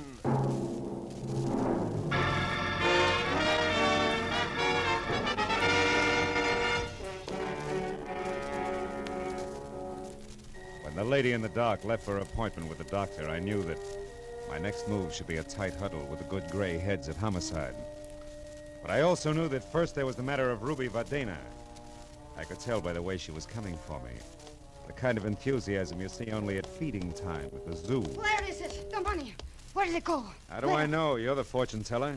Now, what'll it be? Cards, teacup, crystal ball? Or should we just try some plain old-fashioned conversation, Ruby, huh? Now about what? Well, for one thing, $40,000 that won't sit still. For another, your connection with Steiner's murder. The law's just itching to hear about that one. Not the police. I don't want to tangle with them again. I mean... Oh. Could be embarrassing talking over the good old days, Ruby. Is that it? What do you want to know? You and Steiner and the 40,000. What's the story? Steiner and I were supposed to go away together to be married. He loved me. You loved the 40 grand. Go on. The money came from the sale of his flower shop. He brought it over here tonight, said he'd be back. When he didn't show up, I went to find him. That's all I know. Not enough, Ruby. That shop wouldn't bring $40,000 like you could pass for a school mom. Where'd you get the money? I haven't the slightest idea. But I do have a suggestion. Oh? If you can get your hands on the money, which is really mine now, I'll split it with you, And we could even take a long, long trip, huh? No dice, baby. I wouldn't sleep nights worrying about my traveler's checks. So long, clairvoyant.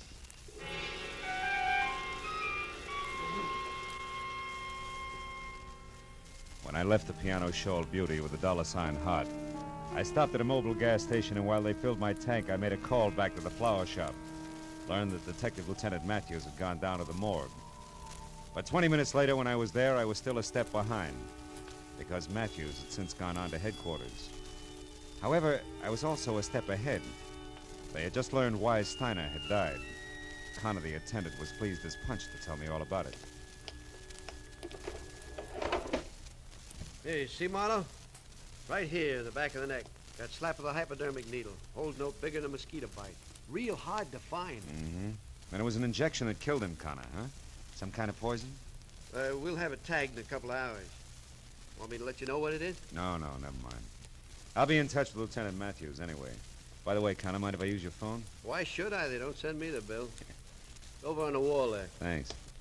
But, Marlowe, no long distance, huh? Oh, no. Downtown, Connor. Not another inch. That case, help yourself. Mm-hmm. You know, Marlowe, one night some news hawk got on the tube here and talked to his girl in Long Beach for 40 minutes. It was 2 weeks later we found out it was Long Beach, Long Island, not Long Beach, California. Yeah. Homicide, Lieutenant Matthews. Marlowe Matthews, I'm down at the morgue. Oh, what is it, Marlowe? Steiner, or are you still just a wayfaring stranger? No, it's Steiner. Look, Matthews, I found out a couple of things that might help. I figured you would. Who is it, Marlowe? Well, so far it could be a Dr. Reynolds, but there's more to it. There always is. Wait there, Phil. I'll be over. Okay, but one thing first, Matthews. Does the name Gregory Toledo is in Ohio mean anything to you? Offhand, no. Why? Where does it fit in? Yeah, well, I'm not sure. When I started, Dr. Reynolds was out to kill Toledo again. It seems he's come back to life. Come back to what? Sounded like you said... I did, yeah. Well, we'll talk about it when you get here. So long, Matthews. Hey, pardon me for butting in, Mr. Marlowe, but that's kind of funny. What you said, I mean. Why? It was the name you threw at Matthews, Toledo. You see, No, I couldn't count. Well, Oh, wait a minute, Connor. Huh? What's funny about the name Toledo? Come on, it can count plenty. Oh, it's just a coincidence, that's all. That can be enough. Let's have it. Okay, Marlowe. About 6 or 7 years ago, we had a dead one in here named Toledo. Yeah? The front part I don't recall, but it wasn't that Gregory. Anyhow, the cops shot him full of holes for resisting arrest. What's the kind of funny part? Oh, not much, Marlowe. Only you just tied somebody named Toledo to this Steiner here who was killed with a hypo. And? And the Toledo bird I'm talking about was a dope peddler. Dope peddlers, Marlowe, are sometimes real handy with hypo needles. Nothing, huh? No. Not unless it fits tighter. Hey, look, Connor, you keep files here, don't you? Yeah. You could get me an address on the Toledo you're talking about. A first name, next of kin, so on, couldn't you? Sure I could. What's more, I'd be glad to, Marlowe. Why, if this meant something, it'd be... Yeah, well, let's get to the files, huh, Yeah, Connor? yeah, sure, Yeah, sure, boy. this way. Morgue attendant cracks keys. Gosh, I'll be... right over here. Hey, here we are. Bias, Toledo. Yeah, Toledo. Here it is, Marlowe. Let me see that. Toledo, John Edward, August 18th, 1943. Shot to death by police officers Celeste using Hogan badge. Resisting arrest. Address, 31 Juniper Place, Ocean City, California. Next of kin. Holy smoke. Gregory Toledo, a son. Connie, you're a genius. Oh. Now, do one more thing for me, will you please? Yeah, sure. When Lieutenant Matthews gets here, tell him I'm sorry to stand him up, but that if I'm real lucky, he won't be mad at all. Yeah, but Marlowe, this address at Ocean City's 7 years old. I know, Connor. That's why I said real lucky. I'll see you.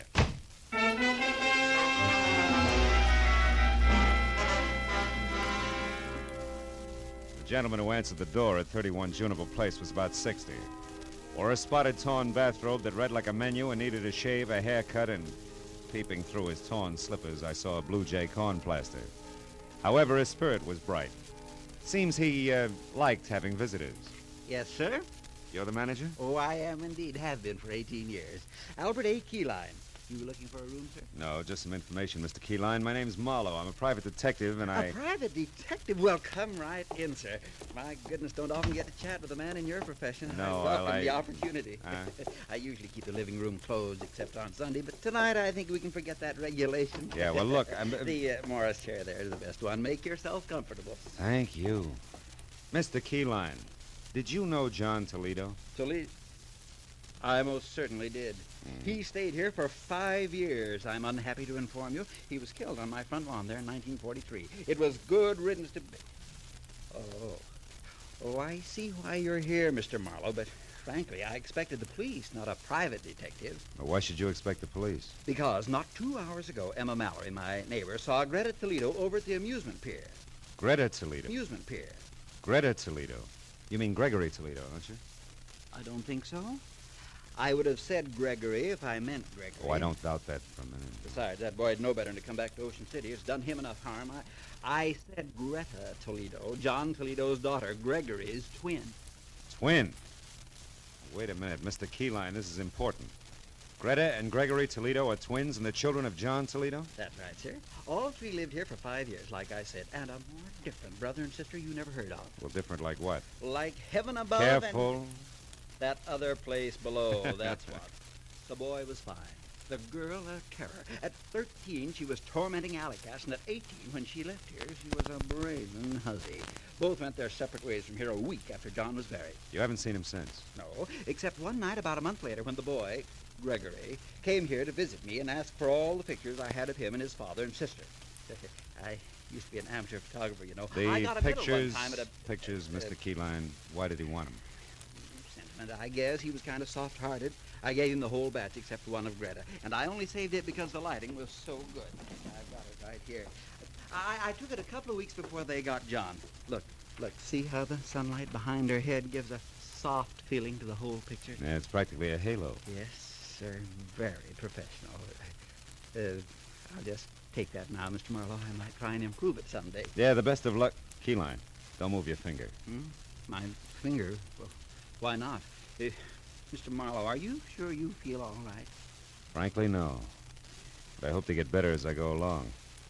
Listen, Keyline, that neighbor of yours, that Emma, who said she saw Greta Toledo at the amusement pier, was it the big one off the foot of Surf Street? Oh, sure was. Emma saw her go behind one of the concessions and take a flight of stairs down to the beach. Which flight of stairs? There's a half a dozen of them, Keyline. Think, will you? You don't have to. I know, because Emma said it was the flight by the cotton candy concession.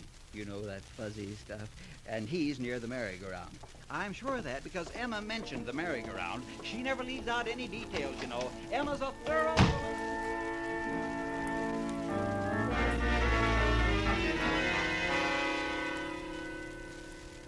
The steps that led down from the cotton candy concession took me to a fairyland graveyard under the amusement pier. Dead carousel animals, horses, sea serpents, dragons that smiled, all broken and bent and piled any side up. Some rusted brown, some of the bilious green discolor of old brass. Then a lot of steel and stone dwarfs who must have belonged to some long ago winter wonderland, also broken and rusted. But beyond that, the people were real, both of them. One was Greta Toledo. She was the same lady in the dark who had stopped me outside of the gypsy's place. The other was the man I'd started out to find. The man who was out to re-kill Gregory Toledo. Dr. Ben Reynolds. Wait a minute, Gregory. One thing we still have to talk about. Or should I call you Dr. Reynolds? All right, get to the point, Greta. I am. That's why I asked you to meet me here. It's a safe place to talk. What did it talk about? You were shot and I gave you medical attention. You demanded that I get $40,000 that was yours, and I did. You did, hero. But only to keep me from letting everyone know that the fine Doc Reynolds is really Gregory Toledo, the son of a dope peddler. All right, sister mine. What do you want? Just this. You're really on my hook, brother. I got a big news flash for you. I wasn't shot in self-defense tonight. It was while I was committing a murder in a flower shop, some filth named Harlan Steiner. What? Yeah, a murder. With a hypodermic needle. I murdered a man who was double-crossing me. Trying to take this $40,000 here. We got it from a sale of opium. He was trying to take this money and run with it in a gypsy lady Now, love. listen. How tight do you think you can squeeze me? There's an end to everything, even blackmail. Don't you see that? I'd be much worse off as a murder accomplice than exposed as a doctor with a very unsavory family background. Also, Greta, I've got a few moral compunctions. A doctor's supposed to save lives, not destroy them. Then see what you can do about yours, Doctor. Don't try it, Greta. Oh. Lousy aim, sister.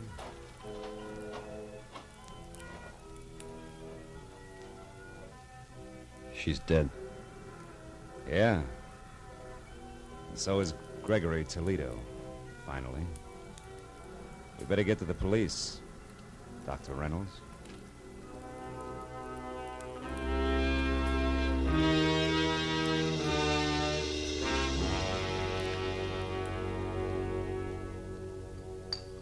Well, Marlowe, you stepped out of turn all right, but you happened to step in the right direction. How? I still don't know. Yes, that picture Keyline showed you out in Ocean City, Mr. Marlowe. It was Greta, wasn't it? Yeah, it was. Ooh, this coffee's hot. Didn't mean a thing, though, Tom. I'd only seen Greta in the dark at the Gypsies. Yeah, then how did it help? More coffee here, please. Huh? Coffee. Oh, sure. Well, it helped, actually, when Keyline added his finger. That covered the girl's hair. And when I could only see the face... It looked like a man, and you saw not Greta, but her twin brother, Gregory. Wait a minute, who you knew as Dr. Reynolds from a picture you'd seen earlier? Good work, Marlowe. No. Good luck, Matthews. There was Connor in the morgue, a gabby woman named Emma Mallory, Keyline's hobby as a photographer, and, lots of little things. Pardon me, Lieutenant. I don't quite know how to say this, but what about the publicity, the newspapers, and what it'll do to, well, Dr. Reynolds being Gregory Toledo. Dr. Reynolds being who? Hey, miss, I'd like that coffee tonight. You know, I always did like you, Matthews. Good night, fellas.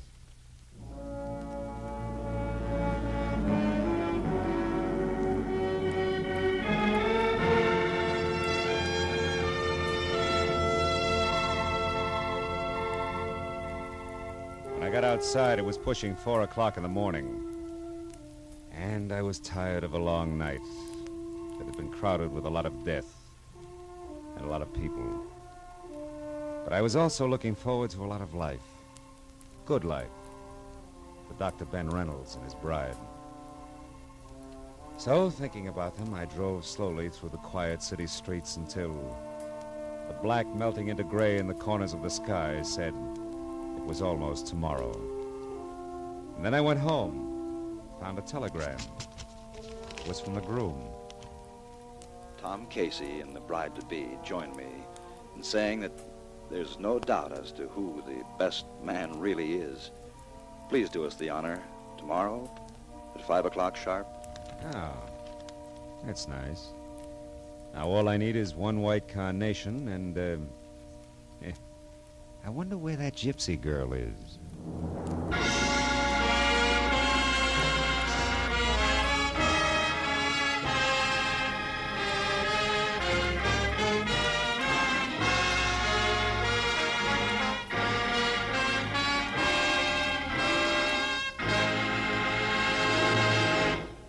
The Adventures of Philip Marlowe, bringing you Raymond Chandler's most famous character, star Gerald Moore, are produced and directed by Norman MacDonald and written for radio by Robert Mitchell and Gene Levitt. Featured in the cast were Paul Dubov, Virginia Gregg, Fritz Feld, Georgia Ellis, Tom Tully, Parley Bear, and John Daner. Detective Lieutenant Matthews is played by Larry Dobkin. The special music is composed and conducted by Richard Arant. Be sure and be with us again next week when Philip Marlowe says... This time a Skid Row suicide changed into murder. A cobbler with an accent was afraid to call the police. And a hard-boiled Hollywood agent broke into tears. All because one woman kept her whole life between the covers of a big leather book.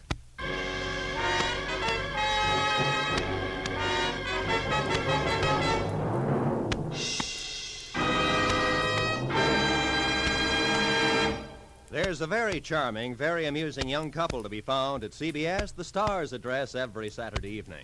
They're Liz and George Cooper, and Liz is played by the glamorous Hollywood comedian Lucille Ball. It's wonderfly hilarious. It's comedy at its best. My Favorite Husband, starring Lucille Ball, every Saturday night on most of these same CBS stations. THESTARESSADDRESSISCBS. The star's address is CBS. This is Roy Rowan speaking.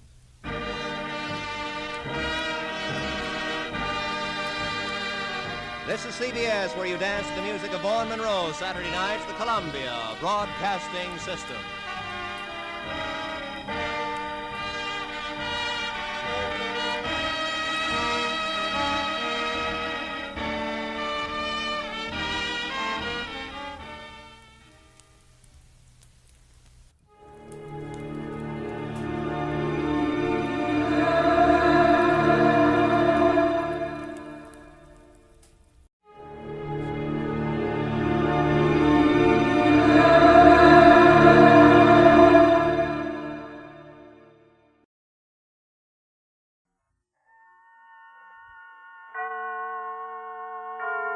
And now, tonight's presentation of radio's outstanding theater of thrills, Suspense.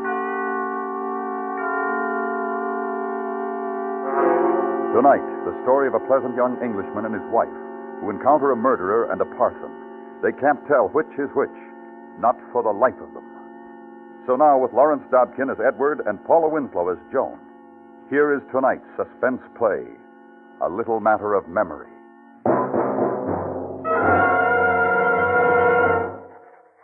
Some Observations on Be Hard by Edward Mansell.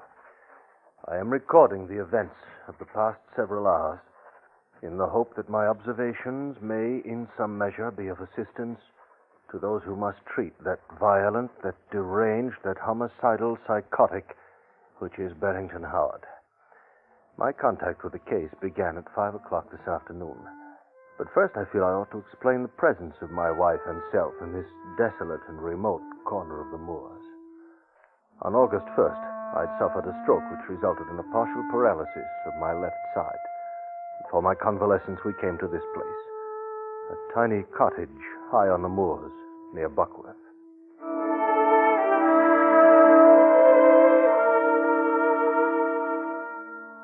These moors have been to me a revelation and a delight. Or rather, were so, until 5 o'clock of this afternoon. We'd been off on a tramp and were just returning to the cottage. Oh, but darling, whatever on earth will you do with all those flowers? Oh, I don't know. Dry them or something, I suppose. There was a talk on the wireless, something about hanging them upside down, so they'll keep forever that way. Although, here, hold them, will you, while I get the lock? Yes, I've got them. Although just why anyone wants flowers hanging about upside down beats me right side up to the way they were intended to. Hello, what's this? Huh? Oh, someone's left us a note. Oh, 2 notes. But who's... Well, what is it? Close the door, Joan. Edward. Oh, wait. I want to see this other. Well, what is it? What do they say? Well, this first is a threat. Rather violent and obscenely worded. Oh, let me see. No, I'd rather you didn't. Here, this second tells the story. Oh. My dear Mr. Mansell, in view of the news about the man Howard being at large somewhere in these parts, and your being so very isolated, you might welcome a little reinforcement. The police at Buckworth are all busy with cordons and whatever. The man Howard being really an extremely dangerous maniac, and they haven't anybody to spare. I will look in on you this evening, and if you think it's a good idea, help you do sentry go during the night.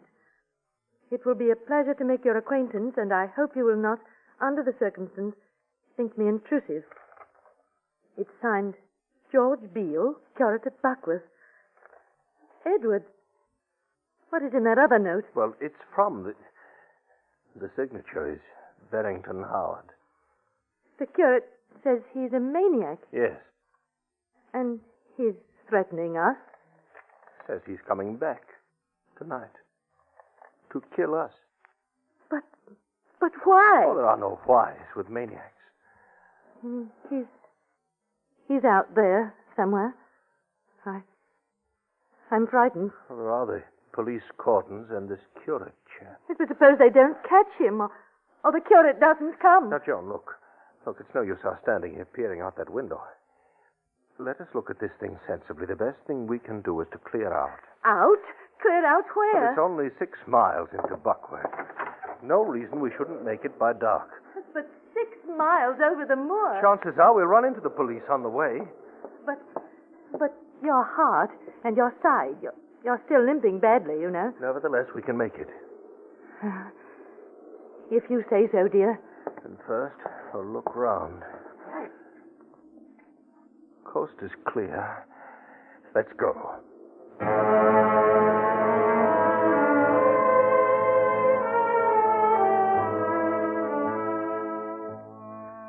6 miles. A man in good health could walk it in an hour and a half. A man in good health, which I was not. And with each succeeding step, the dusky pale horizon, violet and smoky in the soft mist of the sinking sun, seemed ever more distant, more inaccessible. The heady musk of the moor grasses and the gorse, these we had delighted in until now, became choking. I could feel my eyes tear and my throat constrict. The heart in my chest thumped and shuddered with each painful limping step I took. And then we topped a rise. Edward! Oh, look down there. A constable. Hello there. Hello. Wait there. I'm coming up. Oh, what luck. Yes, you see, I told you. Oh, well, I must say we're glad to see you. You know, you people really hadn't ought to be out here. Oh, you mean about the maniac? Yes, sir. You the folks renting Miss Blossom? That's right. But you see, we found a note from that... What's his name? A note? Yes. And so we thought the best thing would be to try walking it into the village. Don't think you ought to do that, sir. If you'll excuse a suggestion. Why not? Well, between here and the town, there's any number of spots we haven't been able to check as yet. He might be hiding, you know. Oh. Well, then, what shall we do? We'll go back to your house. It's a safe place. Well, now look here. Why don't you walk to the village with us, It's only 3 miles. It shouldn't take long. Well, I would, sir, but I'm due to join the search party over at the Darket Woods. Those are my orders, sir. Orders? Tell you what I will do. I'll walk along with you folks back to your cottage so you arrive there safe and sound. Back to the... Edward? Very well.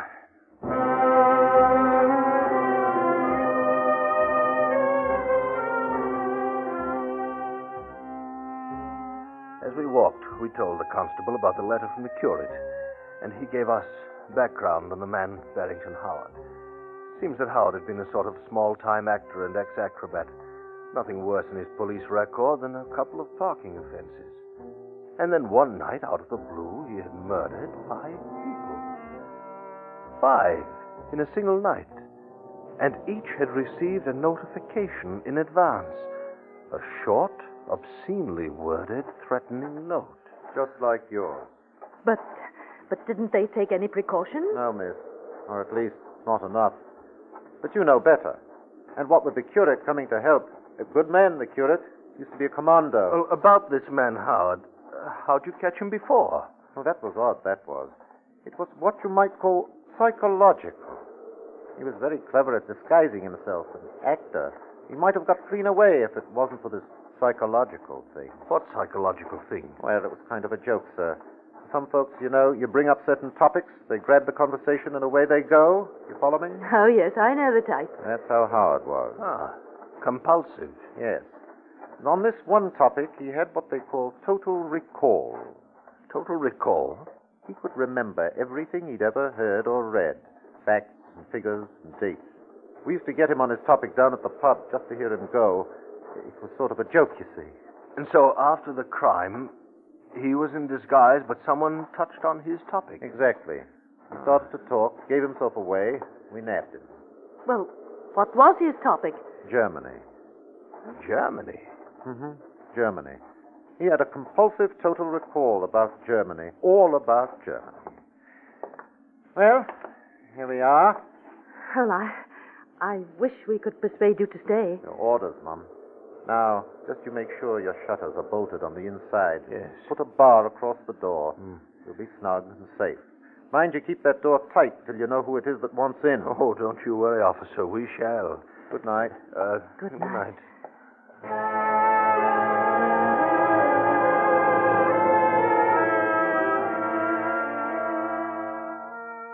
With his departure, we barricaded ourselves. This cottage is very old, and built in the days of highway robbers, ideally suited to our situation. We lit the lamp and turned it very low, so that no light would be seen from without. And then we waited. And we waited. Edward, Yes. what's the time? 8:30. Oh, it goes so slow. Yes. What? I hear something out there. What?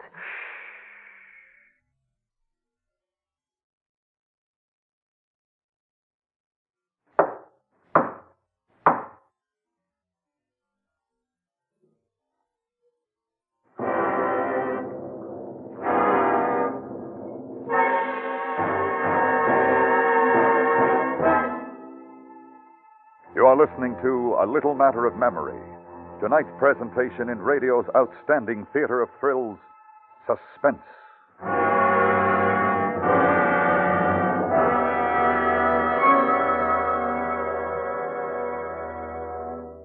One of the most effective savings programs is Uncle Sam's own, United States Savings Bonds. You will find few other financial investments like U.S. savings bonds for security. Invest regularly every week through payroll savings or bond-a-month plans, where you work or where you bank. Now we bring back to our Hollywood soundstage Lawrence Dobkin and Paula Winslow in tonight's production of A Little Matter of Memory, a tale well calculated to keep you in suspense.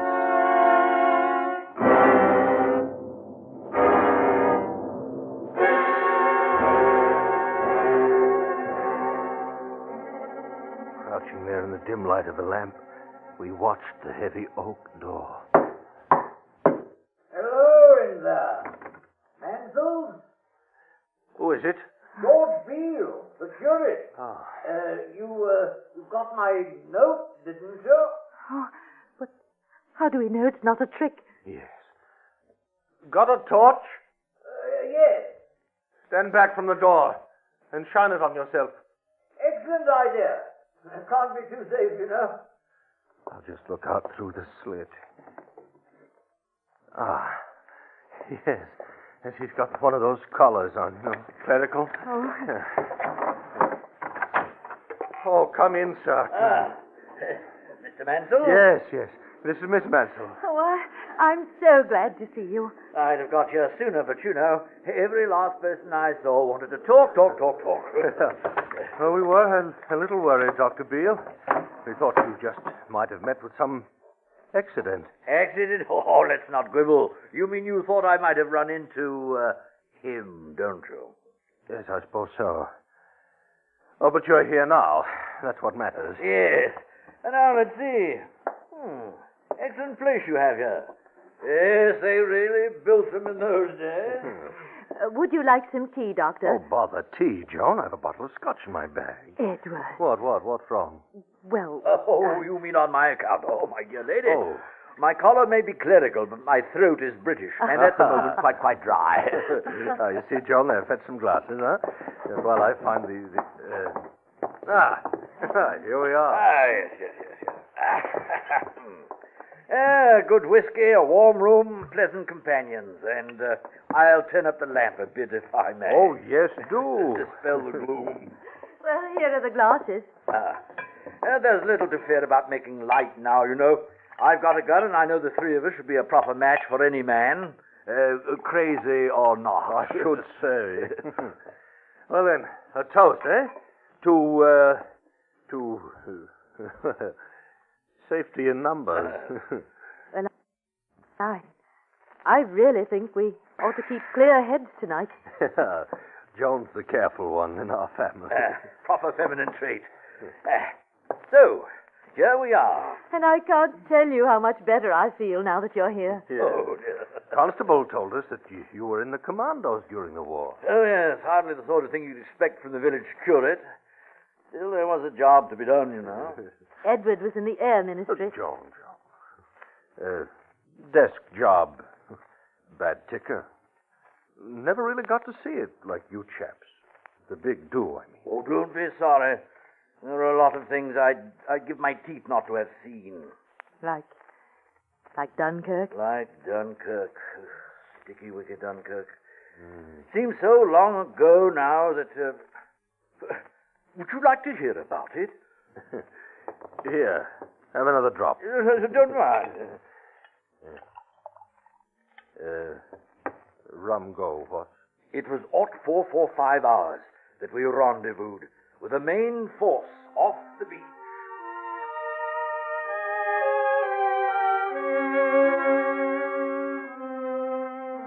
We sat there in the now snug little room and listened.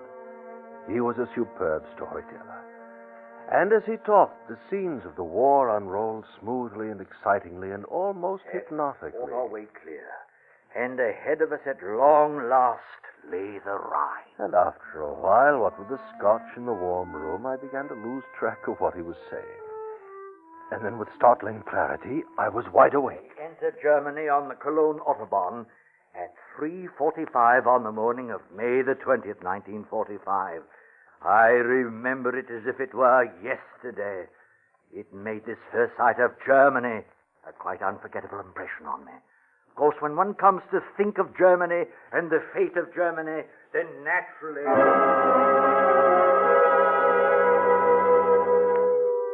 I looked at him as he chattered along. His eyes were glazed, and he spoke with a curious intensity. And I knew. Joan sat petrified. I reached for the scotch bottle. It was still about half full. And as the man bent forward to pick up his glass, I swung. I should have known. I should have seen through him. Oh, is he dead? No. He's just out so quickly. Get some rope, belts, anything. We must tie him quickly, Joan, quickly. Yes, I've never tied a man before, and Joan's knowledge of knots is limited to Christmas wrappings, but we used what was at hand.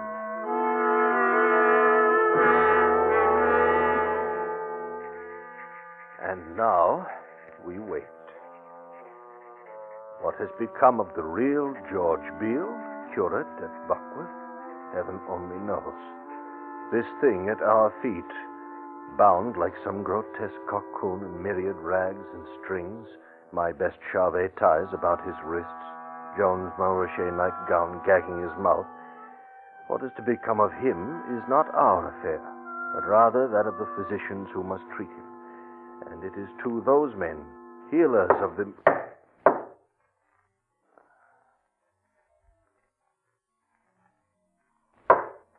Hello in there! Mansell! Hello! Beale? Is that you, Beale? Edward Mansell? Wait, don't open the door. Beale? Yes, but hadn't you better take a look at me first? Oh, not now, man. There. Oh, we thought you'd been killed or something. Come right in. No longer any need to fear. What do you mean there's no... Great Scott. Yes, meet Barrington Howard. It's amazing. How on earth did you do it? Man's a giant. Oh, matter of luck, I suppose. Really didn't see through the beggar for ever so long. Hey, look at the collar, too. Quite an actor, what? Indeed he was. I knew he wasn't a curate when he kept reaching for that bottle. There is a rather strong air in here. I had to use the bottle to subdue the man. Pity. Scotch whiskey. Oh, dear me. Now then, let's take a look at these knots. Well, we did the best we could. This one's not too good, but we'll just redo it so it's really strong. And look at his legs. Oh, what's wrong? You only really tied the ankles. Ought to be careful of the knees, you know. Oh? And I'll give you another tip. If you really want to tie a man so he's helpless, fasten his ankles to his wrists. From the back, like this. Edward, isn't that clever? I must say. So, was he armed? Good Lord.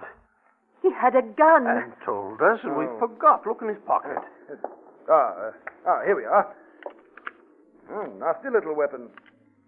The filth. Think what this might have done to your wife, Mental. Would have blown a hole through her, you could stuff a grapefruit. Please, old man, she's been through quite a lot, you know. Sorry, Mansell, but I believe in being realistic. Oh, that's quite a gag you've made for him. Yes. Don't think he'll do much talking until we're ready to take it out. We used a silk nightgown of mine from Paris. Splendid. I just want to make sure this bar is in its place. There we are. Snug, what? Safe. Safe? But there's no longer anything or anybody to be safe from. Oh, you never know. What other weapons did you have? Oh, just the bottle. Oh, I dealt him a good one with the bottle. Oh, and there's this carving knife. And the gun, which I have in my pocket. Well, it's really been quite a little adventure, eh, Mansell? Oh, should say so. Yes. Yeah. You know, I kept this little record, something for the physician. Oh, Mary? Oh, please. Some observations on Betrayal, but I am recording the events of the past several hours in the hope that my observations may in some measure...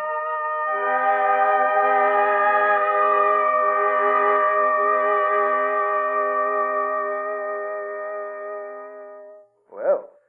Of course, you realize that I'm not much for that sort of reporting. Oh, no. I think you did splendidly. Splendidly. I wonder who else may read these notes of yours. Look. His eyes are open. I never realized. Madmen really do roll their eyes. Ugly beggar, isn't he? Yes, I must say. But about your report, this stuff about Germany, did he really say this? I wish he'd close his eyes. He's trying to say something. But about Germany, I mean, how could anyone say what was it? When one comes to think of Germany and the fate of Germany, etc., etc., etc. That posh, that argle-bargle about the Cologne Autobahn. Oh, yes, laid it on rather thick. Any fool can see the man is dreadfully confused and misinformed about the organization of the National Socialist Party. Oh, you mean the Because Nazis? the fact is, the organization of the party was divided into 26 Garn, or districts, which did not in themselves form the various provinces of the German Reich. East Prussia, Greater Berlin, Brandenburg, East March, Pomerania, Silesia, Magdeburg-Anhalt, Halle-Meersburg, Thuringia, Schleswig-Holstein, Weser-Em, John. Edward, he's got the knife. Get back. Beale, help us. He can't. He's tied too tight. Get back. The knife. Doesn't this interest you, No. Mrs. Mental? No. As I was saying. No. Württemberg, Hohenzollern, Baden, Hamburg, Mecklenburg, Lubeck. Tell me, my good curate, just there on the floor, does this interest you? The division of Bavaria is even more fascinating, you know. Bavaria was divided into 9 gowns. Swabia, Upper Palatinate, Upper Franconia, Middle Franconia, Lower Franconia, Rhine-Palatinate.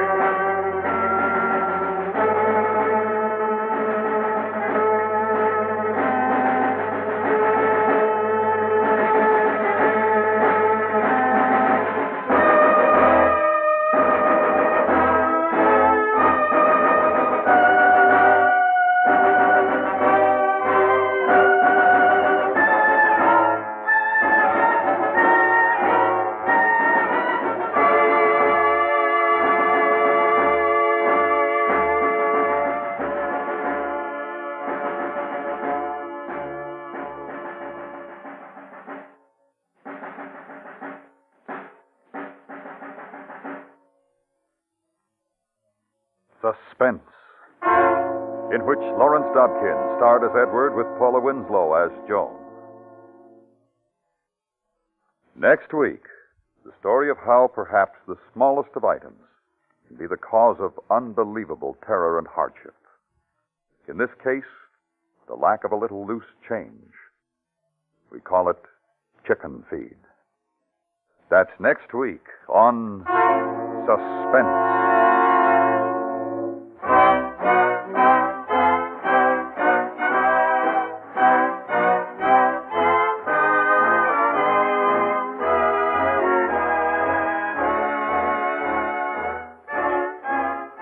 Suspense is produced and directed by Norman MacDonald, with music composed by Lucian Morowick and conducted by Lud Gluskin. James Helvick's story, A Little Matter of Memory, was specially adapted for Suspense by James Poe. Featured in the cast were Edgar Barrier, Joseph Kearns, and Richard Peel. Follow the serial adventures of Mr. Keene evening times on the CBS Radio Network.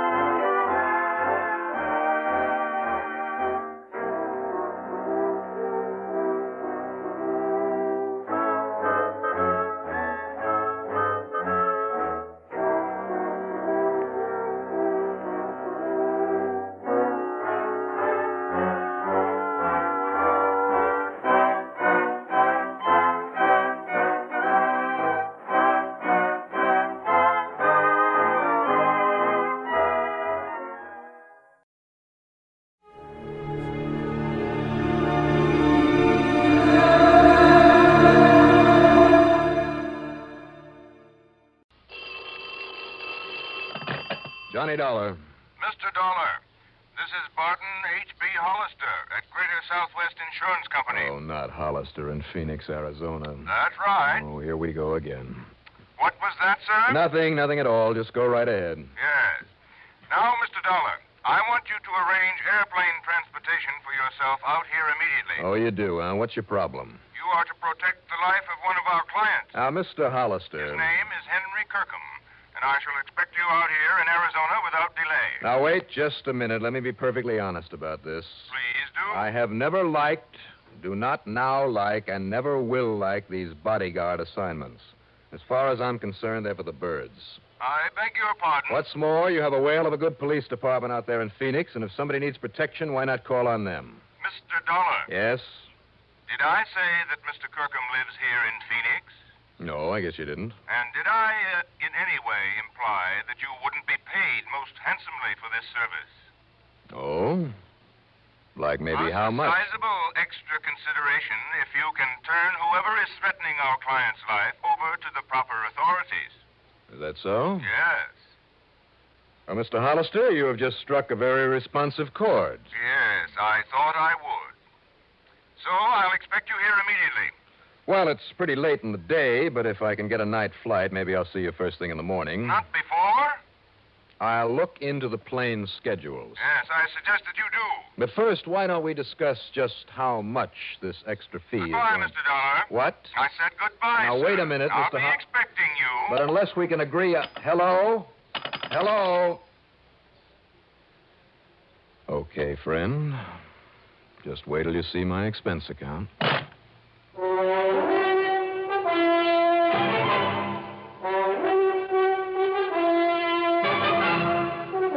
CBS Radio brings you Bob Reddick in the exciting adventures of the man with the action-packed expense account, America's fabulous freelance insurance investigator. Yours truly, Johnny Dollar.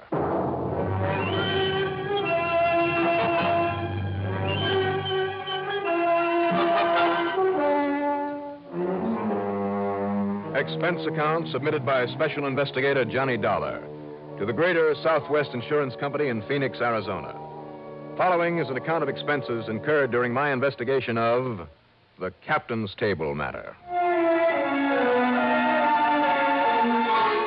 Up till now, I had always managed to avoid any assignments from Barton H.B. Hollister.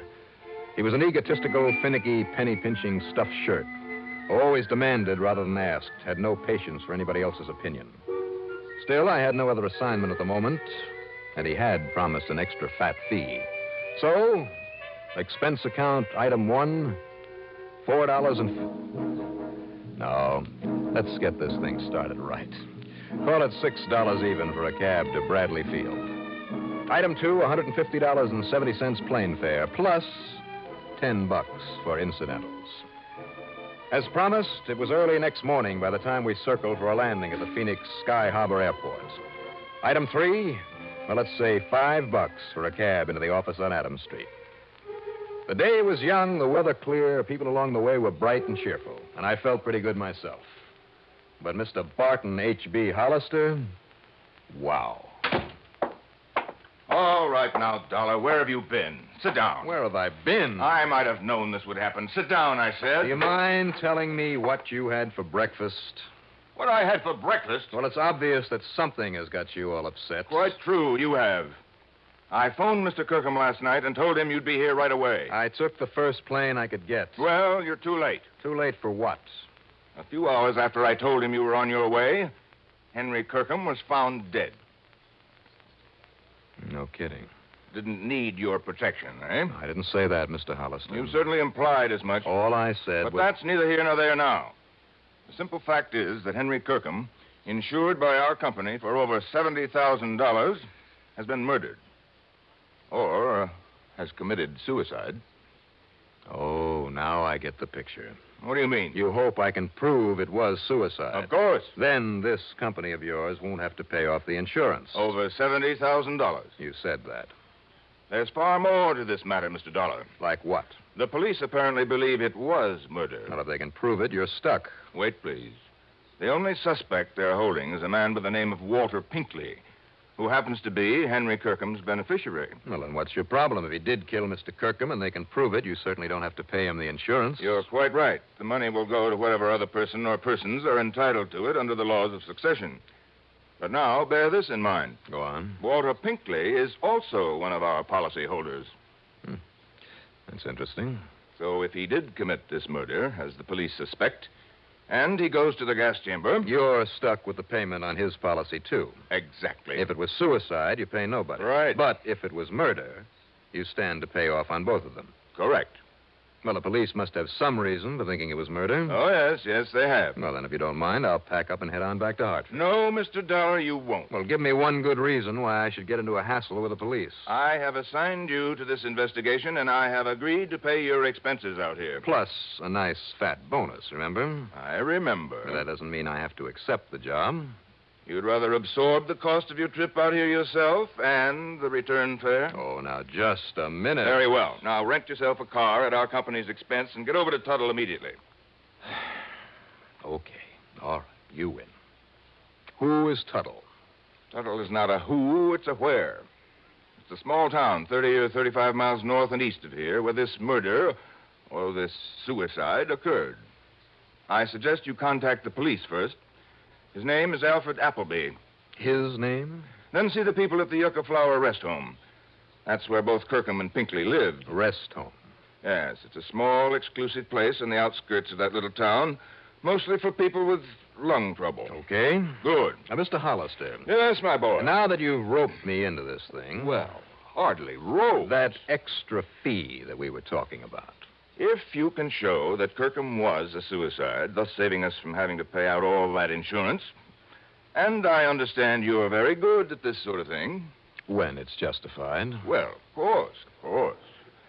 And I'm sure we understand each other. How much, Mr. Hollister? Prove it was suicide. $1,000. Only $2,000 for saving you all that money. All right. $1,500. And what if I find that Pinkley did it? And we have to pay on both policies? Well, there'll be no extra fee then, of course not. But as I say, if it was suicide, and you can convince the police of it... $2,000. Now, Dollar. Or shall I hitchhike my way on back to Hartford?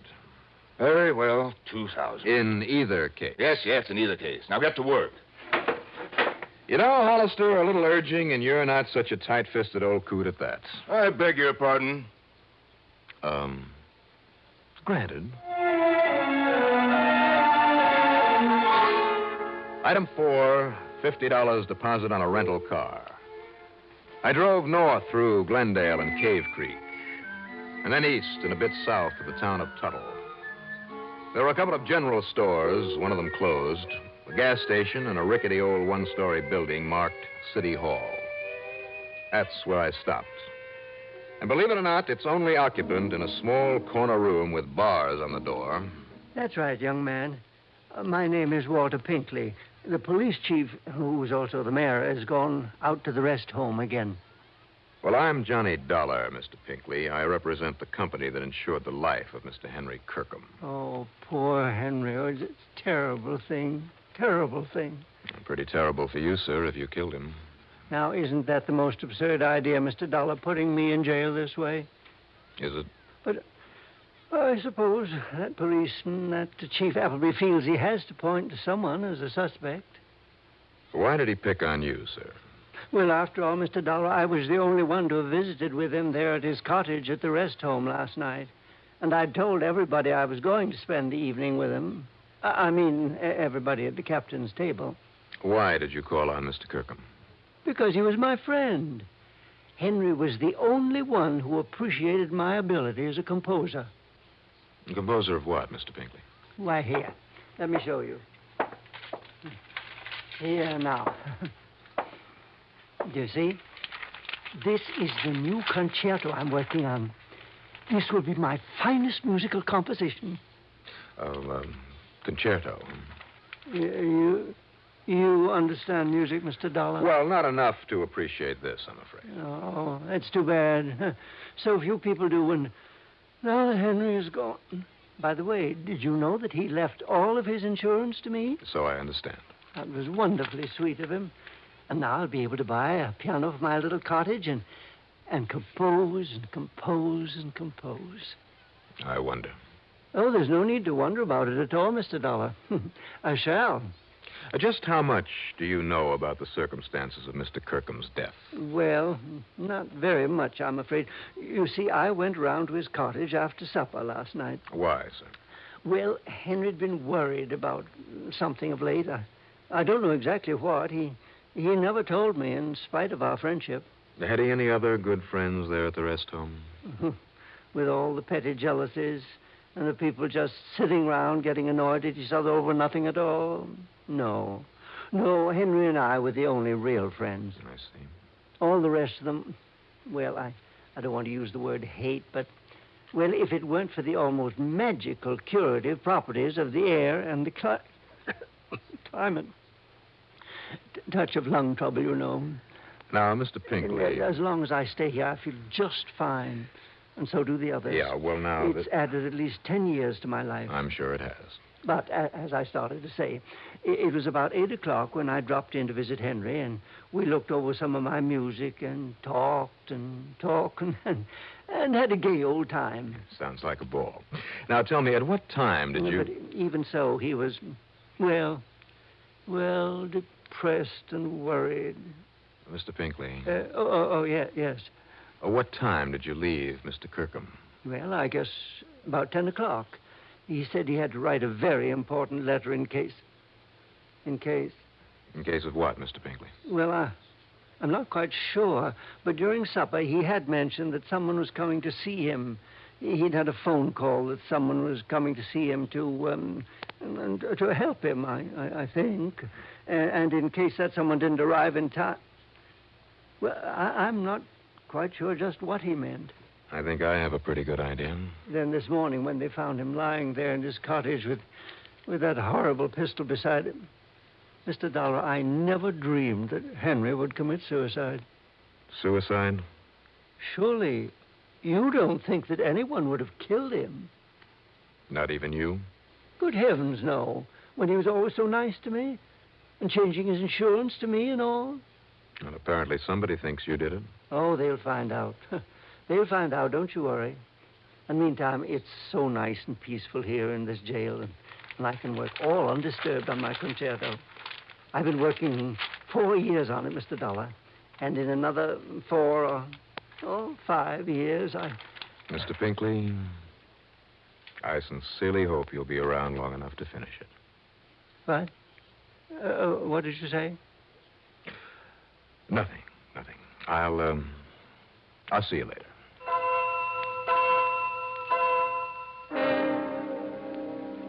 I learned a long, long time ago that the most unlikely person may often be a killer.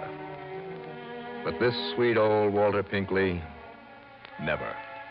At least not in my book. I got back into my car and I drove on out to the Yucca Flower Rest Home. In addition to a small office building, there were 8 or 10 neat little cottages on the side of a tree-covered hill. The car in front of the office had the word police badly printed across the side in nearly foot-high letters. And as I pulled up to a stop, a heavy-set man of about 50, wearing boots, jeans, a blue cotton shirt with a string tie, and a beat-up officer's cap with a badge on the front of it came out to meet me. You must be Johnny Dollar, right? That's right. Chief Appleby? Howdy. But you got here too late, Dollar. How do you mean too late, Chief? Well, I mean, I got it all sewed up. Have you? Yes, sir. I suspected this so-called pal of his right in the beginning, right from the time I found out he'd just been named the new beneficiary of the dead man's insurance. Walter Pinkley? Yes, sir. He just couldn't wait to see Niall, old crackpot. Didn't realize that trying to make it look like suicide might cancel out that insurance. Why do you think it was Pinkley? Think, Doc. Think. Well, that was only beginning. Now I know. You see, now I got what you'd call uncontroversial proof. You see, Mr. Dollar, it was all made up to look like suicide. I mean, in there all by himself, just laying there in the middle of the floor, shot right through the right temple, real close up, like as if he'd done it himself. Well, now, Chief. Yeah, and the old-fashioned 32 H&R there beside him, like as if it fell out of his hand. Did you check that gun for fingerprints? Not a sign of any prints on it anywhere. Now, you know he'd have to have his own prints on it if he'd done it himself. Yeah, I guess it would. Only one note to have been in to see him last night was that old Walter Pinkley, right? Well, now, Chief, that still doesn't prove that But what Pinkley didn't figure on was that Kirkham was already scared of him, that he'd sent for you. And Pinkley also didn't know that sometime last night Kirkham wrote you a letter just in case. Chief, I have reason to believe he wrote that after Mr. Pinkley... Now, wait now. Just let me finish, huh? Go ahead. This letter was there on his desk, and, well, I got to admit I didn't take a look at it until a few minutes ago, but here, look at it for yourself. See? Pins the murder on Pinkley and nobody else. Read it. I mean, if you can, that handwriting's kind of old-fashioned. Mr. Johnny Dollar, honored sir. So is the salutation, Chief. Huh? A bit old-fashioned. Honored sir. Yeah, real formal. There is within this place one who would avenge himself upon my life. How do you like that language? Sounds like an old Shakespearean actor. Well, that's exactly what he was, an old ham actor. Now, let's see now. Nor have I been remiss in my endeavor to assuage the passion that manifestly has provoked his wish for my demise. It means he tried to talk this other one out of trying to kill him. Yeah, fine. Thanks, Chief.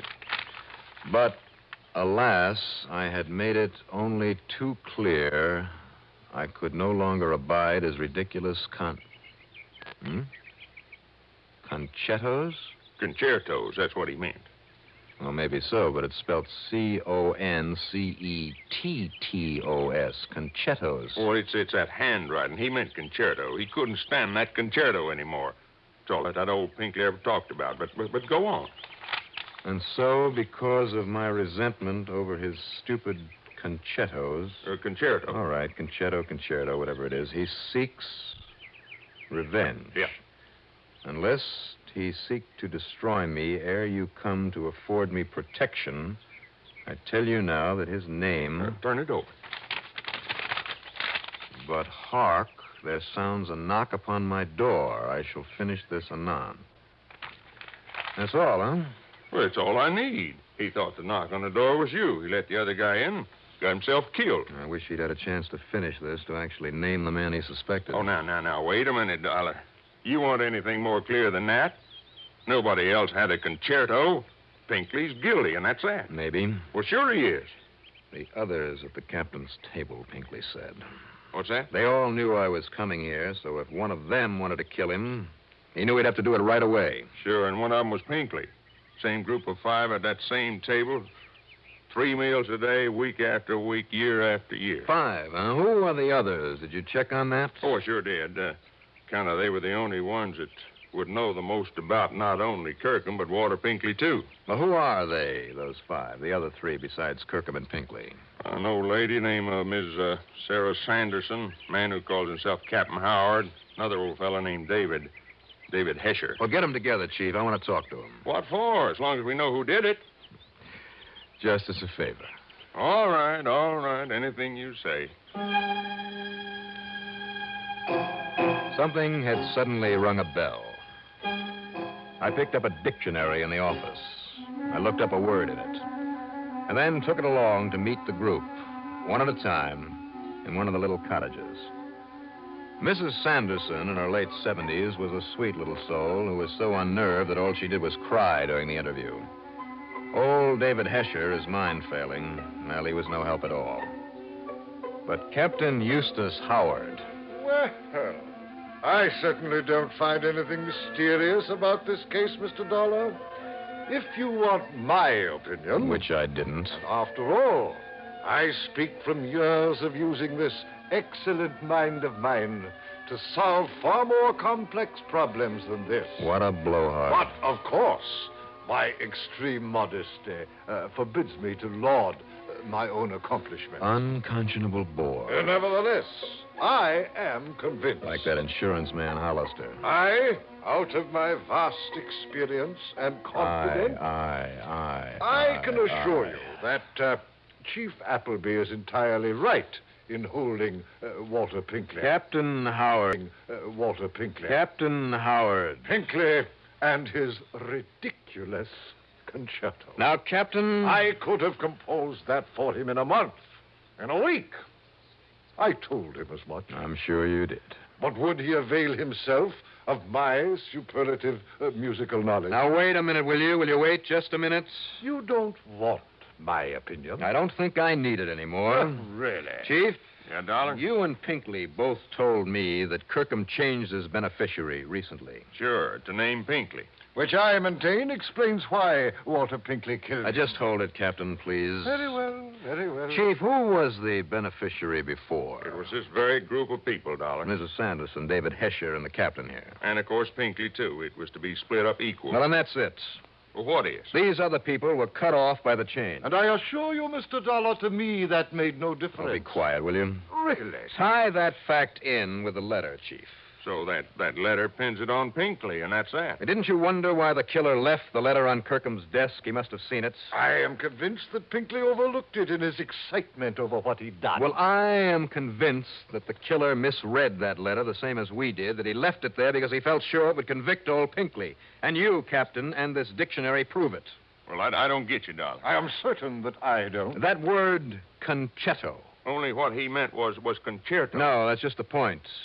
Because do you know what concetto means? It's an old-fashioned Italian word that means conceit.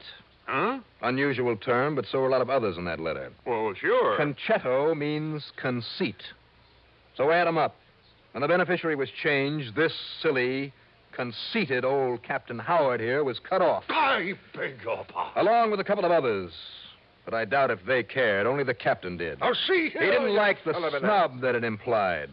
Any more than he liked being turned down by Pinkley over that music, so he had to get even. Mr. Dollar. If he could make it look like suicide, he not only would get even, but nobody would get that insurance. So he knocked off Kirkham and set it up that way, and I'll bet he made sure that Kirkham's prints were on the gun. Keep talking, Dollar. But then he found the letter, that unfinished letter, and he thought that it put the finger on Pinkley. Now he could get even with both of them. I will not listen to such drivel. Take it easy, Captain. That's when he wiped the prints off the gun. Dollar! So only Pinkley would be suspect because of the letter, he thought. But the letter, talking about his stupid, ridiculous concetto, his conceit, gave him away. You thought the letter would clear you, Captain, but that was one big, fat mistake. Yeah. Very well. I killed Kirkham. That's all I wanted to hear. Just put on these cuffs. Oh, come now. Would you take me off, make me suffer, maybe die, like a common person, for the one very small mistake? Me, Captain Eustace Langhorne Avery Howard, me. Yeah, Captain. You.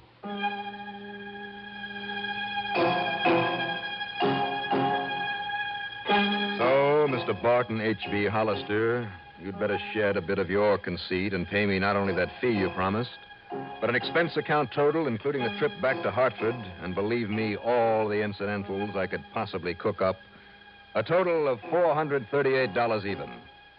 Yours truly, Johnny Dollar.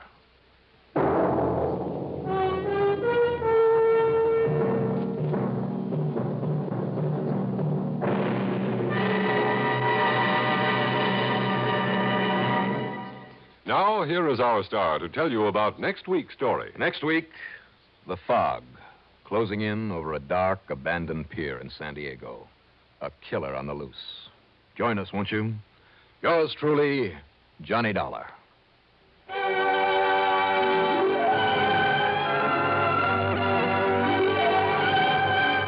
Yours truly, Johnny Dollar, starring Bob Reddick, is written by Jack Johnstone, produced and directed by Bruno Zerato Jr., musical supervision by Ethel Huber. Written in our cast were Edgar Staley as Walter Pinkley, Richard Kendrick as Barton Hollister, John Briggs as Captain Eustace Howard, and Jim Bowles as Chief Appleby. Be sure to join us next week, same time, same station, for another exciting story of yours truly, Johnny Dollar. This is Art Hanna speaking.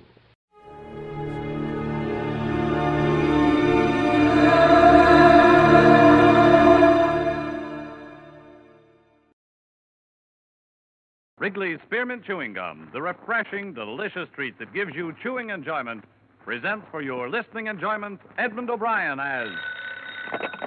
Johnny Dollar. Your call to Blood River is ready, sir. 1 moment. Go ahead, please.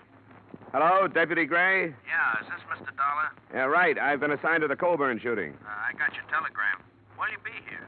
Well, I have to ask you a favor. I got a plane space to Parkinson, and I understand there's a bus to a place called Divide, but I can't find any transportation into Blood River. Well, there isn't any. I'll have to meet you in Parkinson. Oh, good. I'm due to arrive at 4 tomorrow afternoon. Say, what about Colburn? Did he make a statement? No, he hasn't come to yet. If you want one, you better show some speed. The doc says he may not last till tomorrow.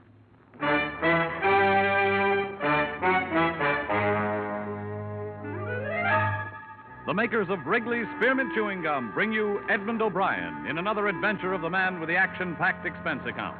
America's fabulous freelance insurance investigator. Yours truly, Johnny Dollar.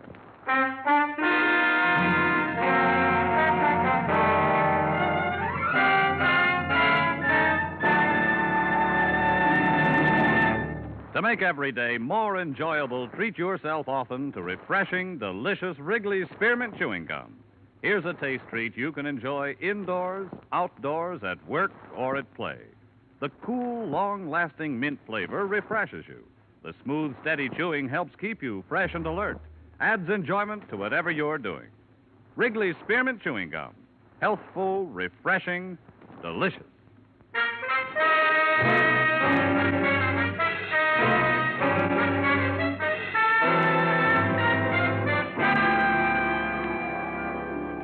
Expense account submitted by Special Investigator Johnny Dollar to Tri-State Life and Casualty Company, Hartford, Connecticut. The following is an accounting of my expenditures during investigation of the Blood River matter. Expense account item 1, $240, transportation and incidentals between Hartford and Parkinson.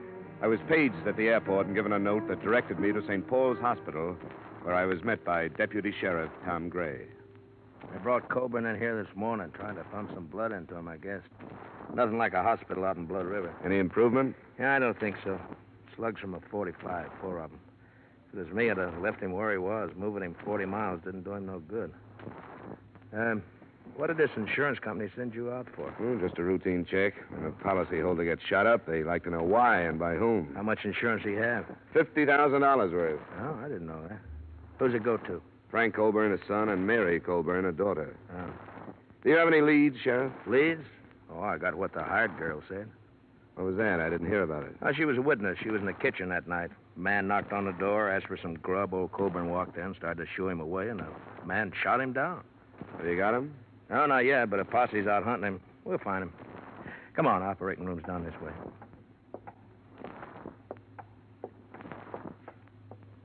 Tom, have you heard any news? Not yet, Mary.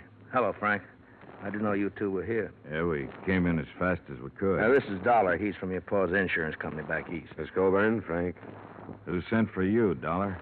The insurance company was notified of the shooting. They asked me to come out. Why? I don't think this is the time to talk about it. It's just the way they work, Frank. I like to look into things like this. Come on, Dollar, in here. Oh, Tom, wait. Can't we go in, too? The doctor told us to wait here, but we've got a right to go in if anybody has. Well, I guess you have, Mary, but the doctor probably thought it'd be easier for you this way if something went wrong, you know. Well, it isn't. I want to be with him. I have a right to be. All right, Mary, if that's the way you want it. You too, Frank? I don't see how it'll do anybody any good, but I'll come.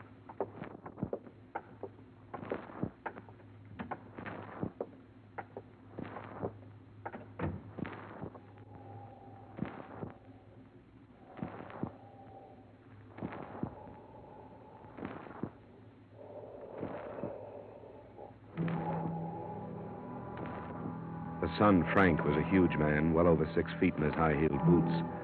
But the figure on the operating table must have towered over him during better days. I learned later that Max Colburn was more than a man. He was already a legend in the Blood River section.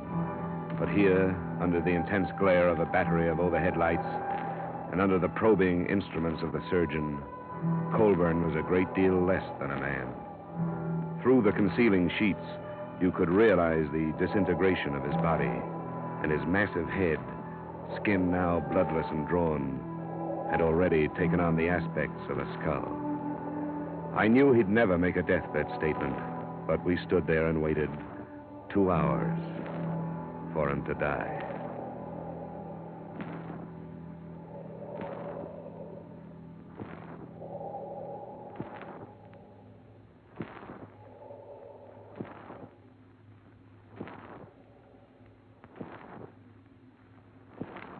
That's all, nurse. Jot down the time, please, and notify the coroner. Yes, sir. 6:15. Oh, now, Mary, don't do that. It won't do no good. Oh, Tom, what'll I do? What'll I do? You'll be all right, Mary. Frank, take her out of here, will you? Come on, Mary. There's nothing anybody can do now. If it had been me, Doc, I'd never brought him in. Old Bull might have made it in Blood River. I'm sorry, Gray. He had to be moved. No facilities at all out there. It's your business, I guess. It was point-blank range, Gray. Multiple punctures of the stomach, single puncture of the right lung. He had to be moved. How do you do? Johnny Dollar, Doctor. Oh, I'm sorry. Dr. Fulton. Mr. Dollar is representing my insurance company. How do you do? I'm sorry I couldn't save him, Dollar. Well, you did everything you could. Yeah. Who was it that shot him, do you know? Not yet. I hope you'll find him. Max Colburn was a fine man. Yeah, the best. What are you going to do now, Dollar? Go to Blood River? I'm still not satisfied about this thing. I'll put you up in my place. There's no hotel. Oh, thanks. I'd appreciate it. Well, nice to meet you, Dollar. Too bad it couldn't have been under better circumstances. You should never have brought him in. Well, he probably knew what he was doing. You think he shouldn't have been brought in? Why'd you let him? You're supposed to be the sheriff out here. There's nothing I could do to stop him, Frank. No, and there didn't seem to be anything you could do before to stop it either. Oh, now, calm down, Frank. The county don't pay you to run around with my sister.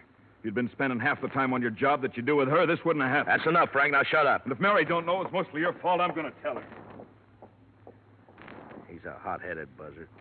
Yeah, I noticed. Can we make it to Blood River tonight? Yeah, we can make it all right. Look, Dollar, I want to tell you something. It's a funny little place, only about 300 people in it. They aren't going to like you butting in. They don't like strangers. I'm used to that.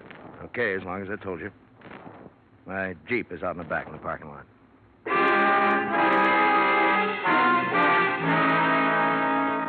It was only 40 miles to the village of Blood River. It took us until 9:30 to get there. But long before then, I had begun to feel the place. It was at the foot of a range of mountains that rose sheerly from a narrow, choked valley. And it was the mountains that gave the feeling of oppression. In the moonlight, they seemed to be leaning over the village, ready to destroy it at any moment. Gray had comfortable quarters in his cabin office. I slept fairly well. And the next morning, he drove me out to the village, to the Colburn Ranch.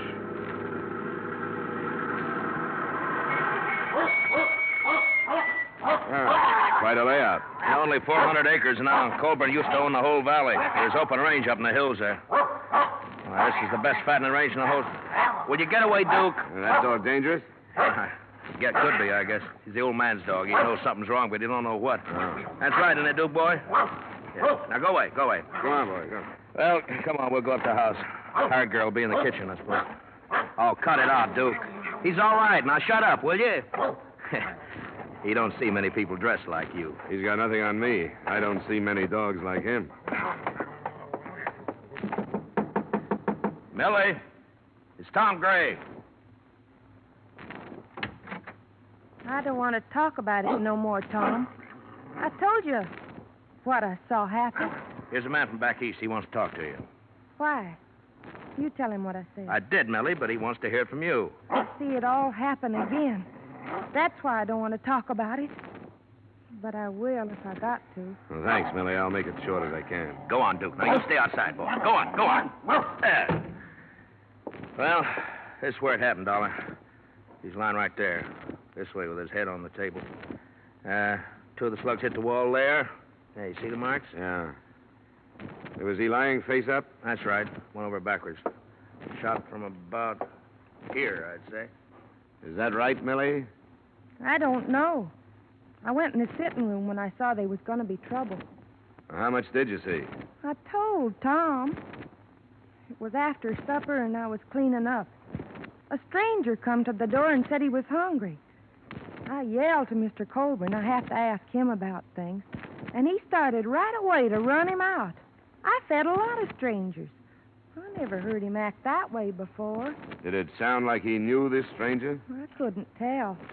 He started cussing at him, and I run in the sitting room and held my hands over my ears till the shooting. Then I screamed. According to the description you gave Sheriff Gray, the man was short, stocky, with dark hair and heavy eyebrows. Now, can you remember anything else about him? I can remember one thing more. He was wearing some kind of a coat and had a newspaper in one pocket. Mm-hmm. Would you recognize him again if you saw him? Oh, yes. I'll never forget him. Why haven't you caught him, Tom? We'll get him. Did you see him after you heard the shots? No. I run back in here and saw Mr. Colburn. Then I run outside screaming. Randy come out of the bunkhouse. I didn't see the man. That's Randy Drew. He didn't see this stranger coming or going. Colburn's son and daughter, where were they? They wasn't here. I don't know where Miss Colburn was, but Mr. Colburn wasn't home yet from riding fence. Millie. What? You telling the truth? Yes. You aren't protecting anybody. Of course I ain't protecting anybody. Why should I do anything like that? Who would it be? I only asked, Millie. That's all I want here, Sheriff. Good enough. Thanks for the help. Millie. Yeah, it looks like it's going to storm. How old is she? Huh? No, about 20, I guess. With a little work, she could be an attractive girl. She's peculiar. She grew up outside, but never quite did inside. How does she and Frankie get along? Pretty good, I guess. What are you driving at? Sometimes that stranger story sounds just a little too pat. Now, hold on. I take it that's the bunkhouse? Yeah, that's it. Now, how could somebody kill Colburn and then get across all this open yard before anyone ran out to check on the shooting? I don't know. I guess shooting out here don't mean what it does where you come from. Folks here do a lot of shooting. Well, Millie said she screamed. Yeah, it's pretty dark here, too. Mountains cut off the sun about 4 o'clock. Well, maybe so. I told you we found a gun in a ditch near here. She said she had a newspaper in his pocket. The gun was wrapped in one when we found it. Who's this? What? That looks like Charlie Baxter. Oh, yeah, it is. He was in the posse. Wonder what he's steaming that horse about. Hold it. Oh! What's the matter, Baxter? We got the killer. We found him a Silver Star. Oh, well, good. Where's he now? We're bringing him to your place. It's Elmer Bryce. He came back? You better get in there. Right. You stay here and bring Millie in. She'll have to identify him. Use the truck. Okay. Let's get on back to town, Dollar. Who's Elmer Bryce? There used to be a hand here, just flunky. Kept the range string watered. Choked a colt to death with a rope, and old man Colburn darn near killed him. When was this? Oh, 2 years ago. You know, in 35 years of ranching, Elmer Bryce was the first hand the old man ever had to fire. Folks around here ran him right out of the country.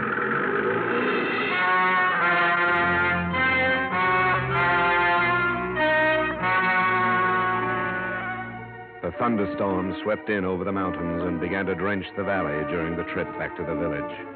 A group of maybe a dozen curious were huddled in slickers outside Gray's office waiting for a look at the prisoner. He arrived by car, went through the formalities of arrest, and a few minutes later, Colburn's hired girl walked into the office and faced him. That's him. He's the one. You swear on the Bible, Millie? Yes, I could never forget him. Okay. You can go on back to the ranch. Thanks for coming in. I'm glad they caught you. Oh, Millie. When they kill you, maybe I can sleep without seeing it happen all over again. That's enough, Millie. All right. Hey, you want Millie? Well, Bryce, you're under arrest. Anything you say will be used against you. I didn't kill him. You deny being at the ranch? I was at the ranch, but I didn't kill him. Well, what did you do? I was hungry. I thought I could get something to eat. He owes it to me. I can't get work no place because he talked about me so much. Nobody will hire me on account of the way he talks. It wasn't my fault that coat choked. He kept pulling and the rope jammed. Colburn, he told people I was crazy and I did it for fun. That ain't right. What happened at the ranch?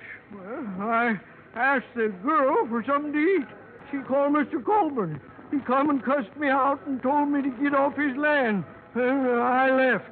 Millie says when he cussed you out, you killed him. I don't care what she says. What kind of a gun do you carry? I ain't got no gun, and you can't prove I killed him. Of course, I never did. Him too is Gray. We want Elmer Bryce. Why did you go to his ranch instead of some other? I told you. Because he owes me something for what he done to me. Why don't you tell the truth so we can get on with this, huh? I didn't kill him. You hated him. I hate a lot of people. Listen to them. Who is it? Buck, let me come in. Just a minute. All right, come in. Gathered fast, Gray. Must be near to 100 out there now. They sent me in to say they wanted Bryce. Well, they can't have him. You know how they feel about old man Colburn? They want his killer for themselves. I didn't kill him. Nobody can prove I did. I think you've waited long enough, Sheriff. You better get this man into a car and get out of here. All right. Come on, Bryce. On your feet. I ought to give you to him. I don't care what Give me a hand, Dollar. Sure. The faster we move, the better. Open the door, Baxter, and start out. We'll be right behind you. All right, let's go. Move, Bryce. Come on, move. Come on. Get to the car, Bryce, quick. Now go home, folks. Anderson there, you go home. And Phil, you know better than to do this, and go on home. Right, get away, let go. We don't need no outsiders. Ben, take care of this outsider. I got the killer. Use your head. This won't do it any good. This is Hackers, you crazy. You ain't gonna stop us. Oh!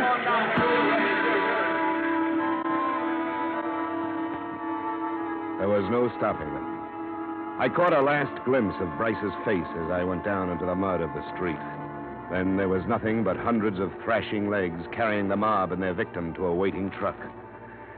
Blood River was in the process of living up to its name.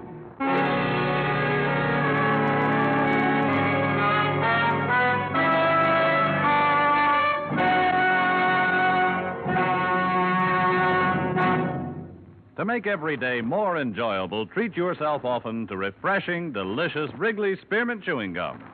The lively, full-bodied real mint flavor cools your mouth, moistens your throat, freshens your taste.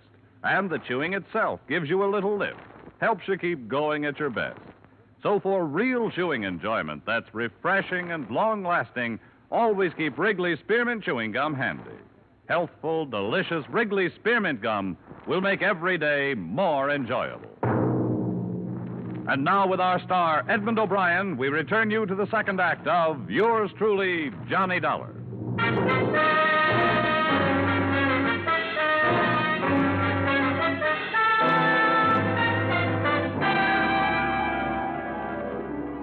Deputy Sheriff Gray had fared worse than I. A boot heel had stunned him. So it was 15 minutes before we got underway in the Jeep. We found Elmer Bryce on the road to the Colburn Ranch, hanging from a bridge.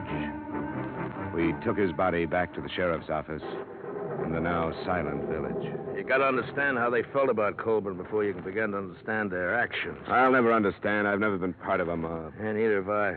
Neither have they. But this is something special. The old man is going to break up the rest of his land and parcel it out. He's done it before. He was loyal to the Blood River folk, and it meant they could have the land of their own. They could never afford it except the way he sold it. You're in a bad spot, aren't you? What are you going to do about this lynching? I'd like to call back the last hour and a half. That's what I'd like to do about it. Should have kept Bryce out of Blood River, but I didn't know. These people are my friends.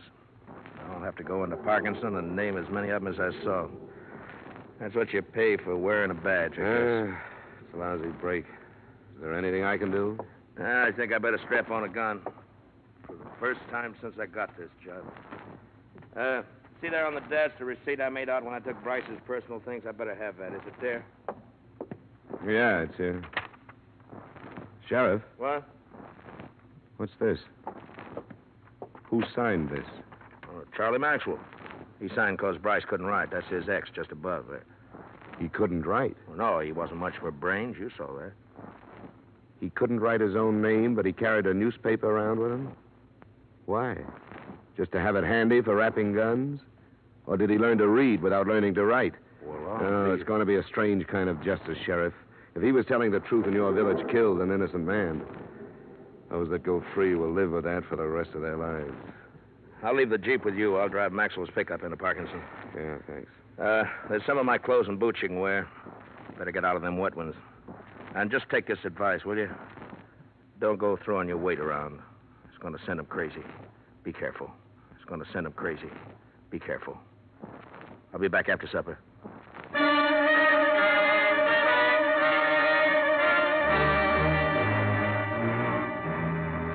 The single street was still silent and empty when I left the Colburn Ranch.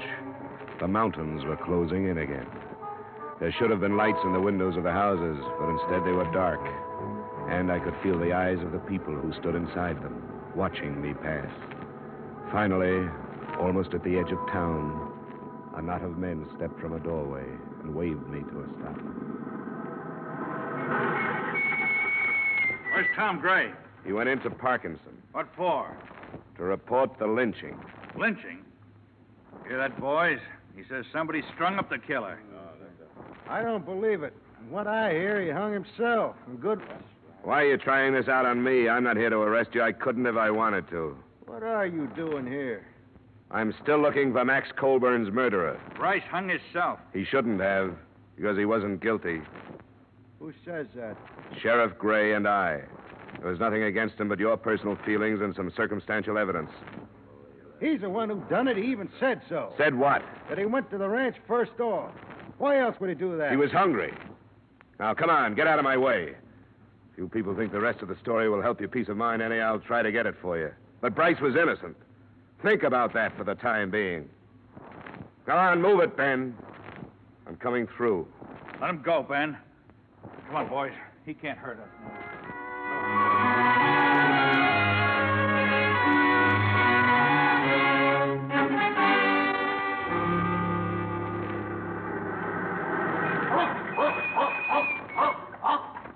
All right, boy, all right. It's all right. Come on, now. You're a good boy. Sure, it's all right. Yep, these clothes belong to a friend of yours.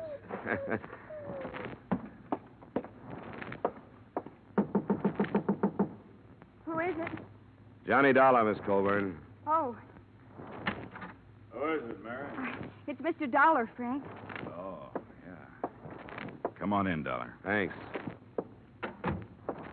We heard about Bryce. I'm sorry it went that way. Any man, I don't care what he is, has a right to a trial. Yeah. Lynching is one of man's least pleasant habits.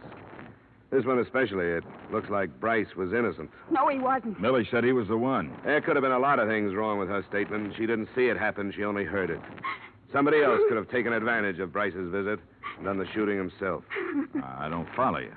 He did come out here. He admitted it, but I don't think he killed your father. He hated him. Mary, stop that. Sure, he hated him. Everybody knew it. With that and Millie's statement, who would bother to look any further than poor, dim-witted Elmer Bryce? Oh, Frank. Oh, Frank. Shut up, Mary. Go on in the other room. Wait a minute. What's the matter with her? She's upset. Frank, you killed him. Shut up. You'd like that to be true, wouldn't you? You said you would. You said you would, and you killed him. I'm going to the sheriff, Frank, and don't try to stop me. She's off her head. Like everybody else in this blasted hole. Yeah? Why should she have said that? Because I lost my temper one night. Told the old man he better blow his own brains out before I did it for him, because he forgot how to think with them. When was that? A couple of weeks back. Maybe I was hot enough to mean it at the time, but I cooled off. I wouldn't kill my own pa. Well, there goes your sister, Frank. Sheriff Gray mentioned that he was going to sell the rest of his land. Was that the cause of the trouble? Yeah. He didn't care what happened to his kids. I told him with all the war talk, this was the time to hang on to it, restock the herds, and get ready to make some money. Ranch is yours now. That's right. Mine and Mary's. Where were you when your father was killed? I was riding fences up by Red Knoll. Do you have any way to prove that? Any witnesses? You don't run into anybody up that way. That's our land. Folks stay off it. What about it, Frank? What about it? There's a lot stacked up against you. I know it. You can depend on my sister. You and anybody else who'd like to string me up for it. What about Millie? Was she in it with you? In it? Now, wait, don't get the wrong idea. I didn't kill my pa. There's a lot stacked up against you. Well, there are places to go. I don't like jails and courtrooms. I think I'll just fade until it blows over. That's not the way. You won't make it. You're gonna stop me? I'm being paid to see this thing cleaned up. I'll have to try. Get out of my way, Dollar. You sit down until the sheriff gets you. Get away from the door. You're an outsider. It's none of your affair. Now get out of the way. I said get out of the way. What's this to you? Stay where you are. You can't make me.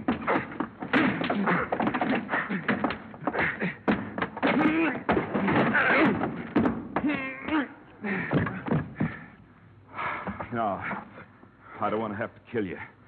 So don't get up. Frankie. What do you want, Millie?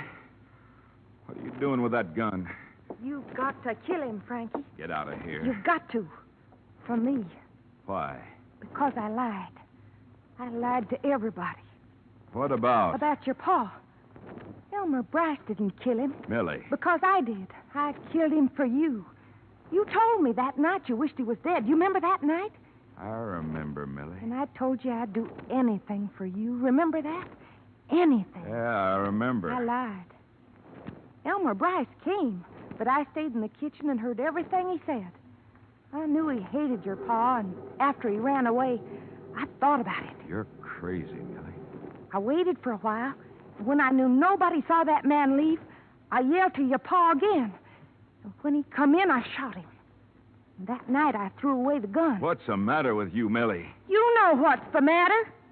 Now, you can't run off and leave me. You've got to help me. I can't help you. You've got to kill this man. I won't do it, Millie. Then you've got to take me away with you. I'm not going away now. I don't have to. I didn't have anything to do with it. This is the end for you and me. All right, Frankie. Hey, get down. Don't do it! Kill her. Drop it. Let go. All right. All right. I did it for him. Now I don't care what happens to me.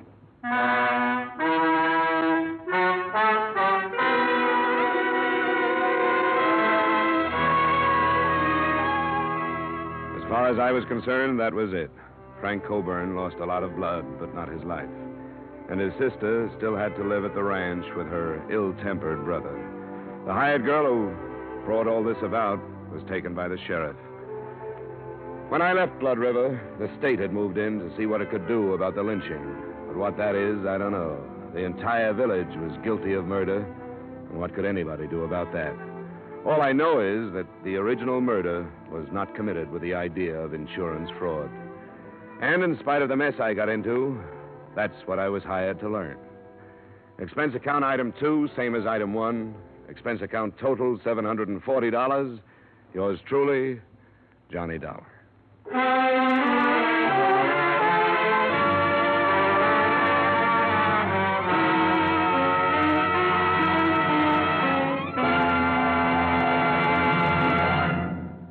Remember, friends, to make every day more enjoyable, treat yourself often to refreshing, delicious Wrigley's Spearmint Chewing Gum. There's lots of cooling, real mint flavor in every stick. And chewing Wrigley Spearmint helps keep you feeling fresh and alert. You feel better, work better, get more fun out of doing things. So indoors, outdoors, wherever you go, keep some healthful, refreshing Wrigley Spearmint Chewing Gum handy. To make every day more enjoyable, treat yourself often to delicious Wrigley's Spearmint Chewing Gum.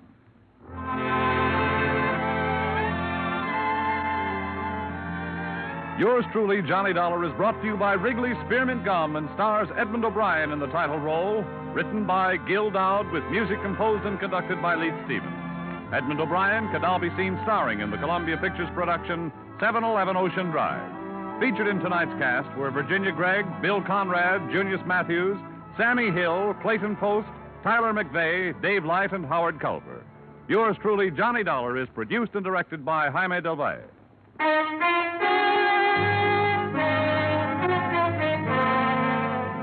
The makers of Wrigley's Spearmint Chewing Gum hope you've enjoyed tonight's story of Johnny Dollar and that you're enjoying delicious Wrigley's Spearmint Chewing Gum every day. We invite you to join us again next week at the same time when, from Hollywood, Edmund O'Brien returns in another adventure of... Yours truly, Johnny Dollar.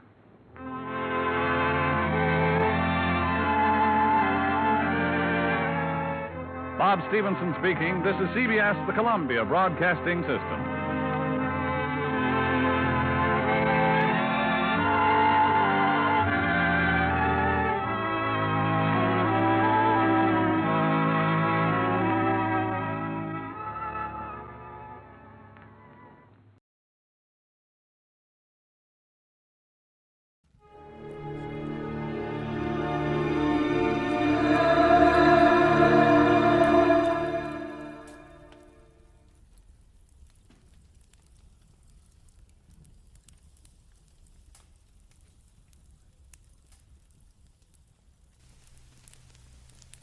Get this and get it straight. Crime is a sucker's road, and those who travel it wind up in the gut of the prison or the grave. There's no other end, but they never learn. From the pen of Raymond Chandler, outstanding author of crime fiction, comes his most famous character in The Adventures of Philip Marlowe.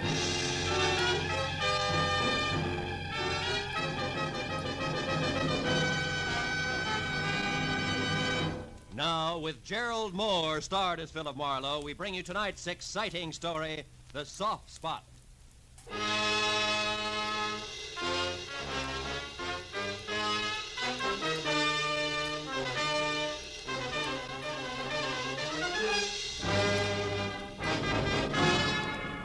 And so much for the news from abroad.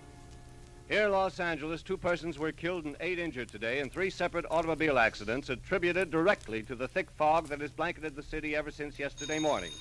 And according to the Weather Bureau, the fog which is rolling in from the sea will be with us for... Fog, smog, everything's cockeyed. Hello. Philip Marlowe, please. Earl Hanley speaking. This is Marlowe. How are you, Mr. Hanley? How's the newspaper circulation business? Oh, both zooming, Philip. Oh, look, Marlowe. Can you come out to my joint on Las Feliz Boulevard, 3810? I'd like you to work for me again. And, you write your own ticket as usual. No, thanks. They play too rough in your league, Hanley. Besides, it's a bum night to ride around in a cold newspaper truck, watching out for hijackers. No, Marlowe. It's nothing like that.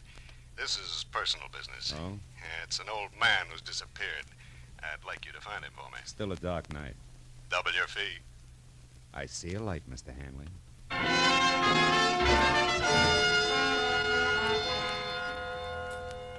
Outside, the city was wrapped up tight in the kind of wet, ceiling zero fog that leaves you feeling damp and all alone. Hanley's joint on Los Feliz was an old English stone mansion, sprawling, smothered in ivy, and about as cozy and come-hither as a scream in the night. Inside, I followed an aging, round-shouldered butler whose footsteps didn't make any noise along the type of high, wide, and ice-cold furnished corridor you find only in museums. When we finally arrived at Hanley's study, however, things changed. It was a small room with bright lights, heat, and a desk cluttered with friendly bric-a-brac. Hanley himself was standing against the far wall, and for a moment, the contrast was jarring because the self-made man in shirt sleeves, built like a boxcar and chewing on a cold cigar, didn't at all match the collection of stiff family photos, 1890 style, that hung on the wall behind him. Yeah, what is it, Marlowe? Hard to find the family resemblance? From here. Your folks, Mr. Hanley? Yeah. Oh. And left to right. My mother, she passed on a year ago, and me as a kid. My father, a lush, and my grandfather. He claimed to have killed more Indians than ever existed. All born and raised in a lot of nothing named Walker Falls. Wow. Couldn't hold you, huh? Couldn't bring me back either, even when Ma died. I was only a little tyke when I ran away, Marlowe. Couldn't stand my grandfather even then. Nothing but a rod and a bottle. Bad combo. How about your father? Oh, I wrote a few nice words to him when Sister wrote me that Ma died. And I sent a fat check for flowers and a tombstone, but he never answered. Probably drank the dough up. He never could save a buck on his own, they tell me. Anyhow, enough of letting our hair down now, Marlowe. Let's get on to business. Sit down. Oh, thanks, sure. You said someone disappeared, Mr. Hanley, an old man? Yeah, it was a gardener here, Marlowe. Name's Cooper, John Cooper. He's 60, 65 maybe, tall and skinny. Yeah, he got a fringe of curly hair around his ears. The rest is strictly cue ball. Yeah, he shoved off yesterday. With what, Hanley? Yeah, you catch on fast, Phil. You know, it's my trade. Yeah. Well, the stuff don't amount to too much. Half a dozen fancy silver drinking glasses, those... Goblets? No, goblets, yeah goblets. Worth about $100 apiece, nothing that'll dent me. Also, I'm insured, of course. Well, then the goblets mean something else. They do. Let's call them a present from a lady. All right, let's. I want them back, Marlowe. Why me? Why not the insurance company or the law? No. No, that I don't want. And if you laugh when I tell you the reason, I'm going to punch you right square in the nose. Have some scotch. No, thanks. Go ahead. Well, drink alone, then, if you don't mind. I don't mind. It's this old Duck Cooper, you know. I feel sorry for him. Yeah, he came in here one day last week, hat in hand, looking beat as an alley cat. So I gave him a job helping one of the gardeners, but I was on to him right from the start. What does that mean? He was a gardener like I'm a ballet dancer. Oh. Yeah, I could tell. And from there on, it got worse. First couple of days, he watched me and everybody else around here pop-eyed as a shoplifter loose in Tiffany's. But you didn't fire him? No. Now, I figured a few square meals, some sleep, a little dough in his pocket, it'd calm him down. So I just put a new master padlock in my trophy room and let it go with it. That was your mistake, huh? Yeah. But just so you don't think I'm losing my marbles, Phil, I better tell you about another mistake. But gonna have to make this short. Dinner gets shut out. Another mistake? Mm-hmm. Yeah, 15 years ago, Phil, I was in a spot just like this Cooper. Yeah, I was broke, hungry, mad at the world, and in a position to do the wrong thing. I did, and I got caught. The boss understood, read me the riot act, and let me go. And today it's my turn. Want to laugh? Not very much. Tell me, what have you got for me to go on? Well, thin air. But you're good, Marlowe. You'll make out. Thanks. Name and description already gave you that. All right, here's the rest of it, according to the servants. One, lived somewheres around Skid Row. 2, he never touched anything that kicked harder than ginger ale. And that he went for in a big way. 3, he had a buddy in his neighborhood who was teaching him how to whittle. Make stuff, carving wood. Yeah, I know. And that's it, huh? Well, that plus the fact that he smoked these pint-sized cigars, we found a pack of them in the overalls he wore. Here they are. They're called Aces Up, made in a downtown L.A. shop, also on Skid Row. Oh, the address is in the box there. Could help? Could. Well, see what I can do, Mr. Hanley. Okay, Marlowe. Call me as soon as you get close, will you? Sure. Oh, and Marlowe. Yeah? I want those goblets pretty bad, but take care of the old man, will you? I know what you mean. Yeah. Also, Hanley, I think it's a pretty decent thing that Yeah, you'll have to excuse me, Marlowe. I got to change for my guess. Talk to you, huh?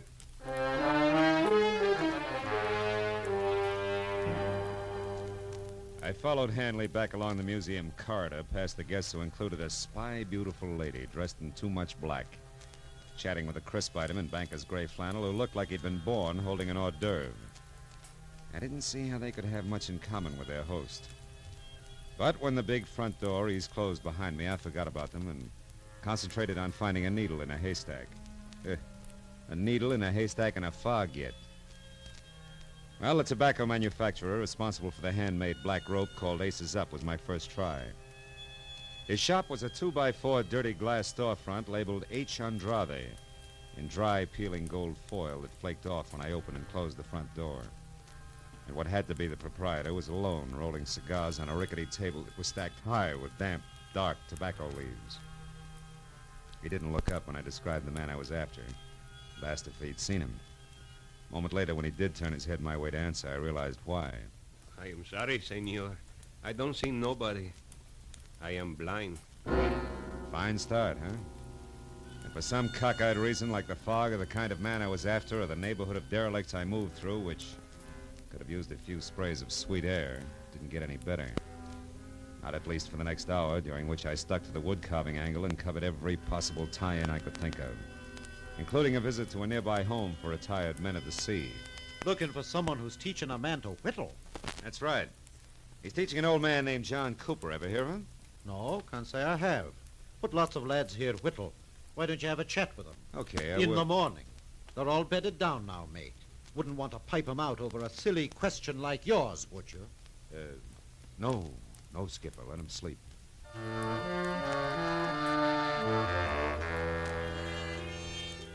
Right there, the whittling went the way of Aces Up cigars, and I turned to my last hope. John Cooper's mania for ginger ale.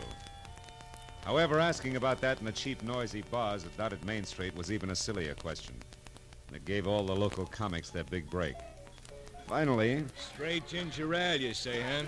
Now, let me see. I get so many orders for it, you know. It could have been the time Carnation stopped in, or, was it the night some joker who was eating pig's knuckles called for a finger bowl? Now, look, Bright Eyes. Let's work a little less on the gags and a little more on... Hey, see that guy over there in the corner booth, the little fella whittling on that stick? You know him? Come on. Here's 5 for your trouble. Who is he? The name is Skeeter. Been doing his drinking and wood chopping here for 5 years. Is he always alone? Not always. Sometimes he has a buddy with him. Lately, an old ball he's trying to teach how to cut them poles. Oh. A guy who never orders nothing at all, so don't get What started. does Skeeter drink? Skeeter? Yeah. Why, he always has bourbon in... Yeah, bourbon and ginger ale. Uh-huh. The guy you want must drink Skeeter's Chasers, huh? That figures, thanks. Well, don't mention it, Screwball. A profitable pleasure. Only with thine eyes.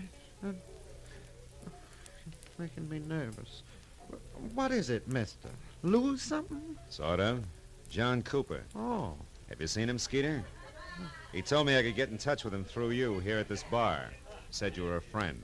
And I am. Say, is he in trouble, mister? Maybe. What makes you ask? Because he didn't show tonight. And last night he was all out of sorts. Had something on his mind. Couldn't pay attention to the lesson I was giving him. Is it bad? No, not if I can get next to him in a hurry. Tell me, Skeeter, do you know where he stays? Sure do. A rat hole over on South Spring, number 2.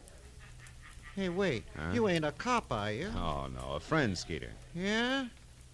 What kind of cigars does he smoke? Friend? Aces Up. Do I pass? Uh-huh. It's 210 South Spring. 210 South Spring. Thanks. So long, Skeeter. I'll get in touch if I need any more help. Oh! Hey. Sorry, buddy. I was in a hurry. I didn't see you. You lost up my shoe shine, sweetheart. Where you running? Get your mitts off. I said I was sorry. What do you want? The dime you invested in the shiny, your ears slapped down into the pockets of that zoot suit. Which? Okay. We'll let it go. I thought we would. So long again, Skeeter, and thanks.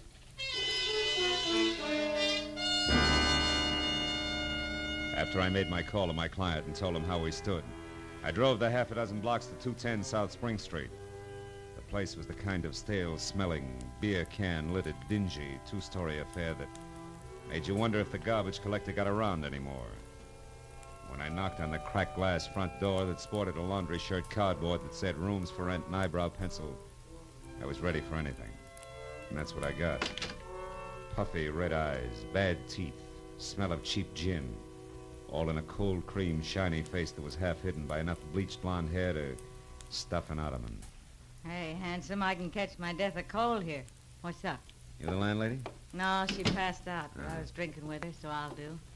What do you want? An old man named John Cooper. Is he in? The skinny duffer? Mm-hmm. Yeah, I guess so. I seen him earlier. It's that door back there, the one on the right. Hey! Hey, Jockey! What do you want back there? Where are you going? What's the use? This way, mister. Hey, was that Cooper's room the fella just came out of, last on the right? Yeah, that's it. That louse probably swiped your friend's bottle. He's the kind. Empty. Too bad. You know, he drinks you under the table and then takes what's left. Which in this case would be ginger ale. Cooper doesn't drink. Yeah? Oh, what do you know about that? Hey! Hey, you got company? Hey, Cooper! Lights on. Try the knob, huh? Hey, you're kind of anxious. Yeah. What's your game, mister? He doesn't drink, huh? What do you call that spread eagle position on the floor? Napping? No. Not with that knife in his chest. Huh? I call that murder.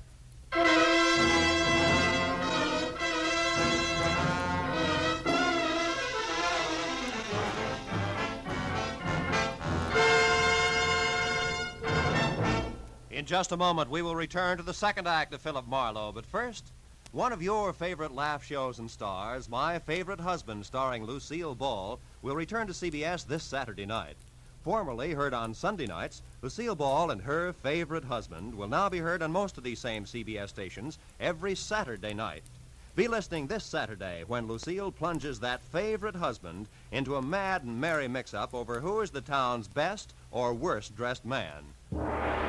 Now with our star, Gerald Moore, the second act of Philip Marlowe, and tonight's story, The Soft Spot.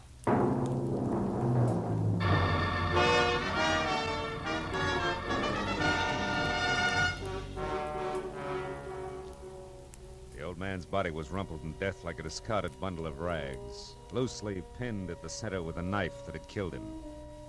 And as the frowsy blonde gradually realized he was dead, the look on her face was dumb, slack-mouthed revulsion.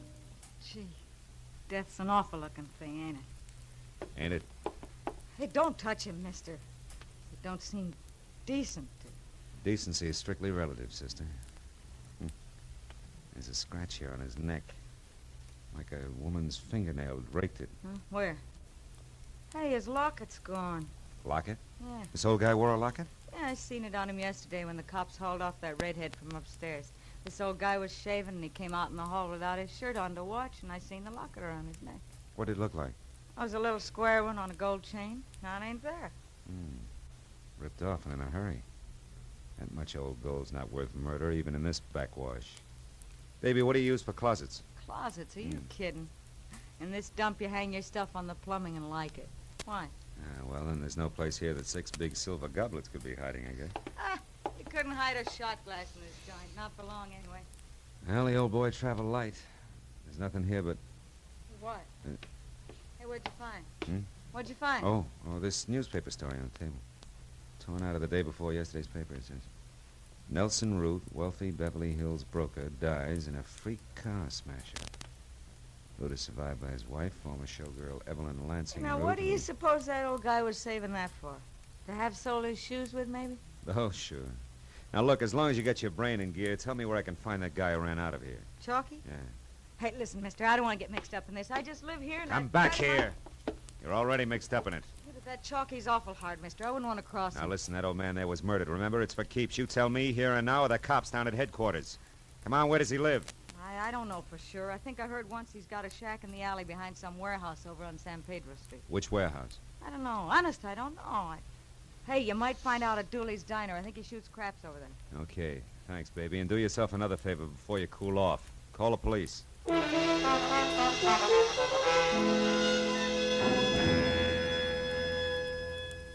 It took a solid hour of devious back alley trails before I finally broke down the intimidated loyalty of the Skid Row Brotherhood with a well-placed $10 bill and got a bona fide lead. The thick fog that crawled along the alley.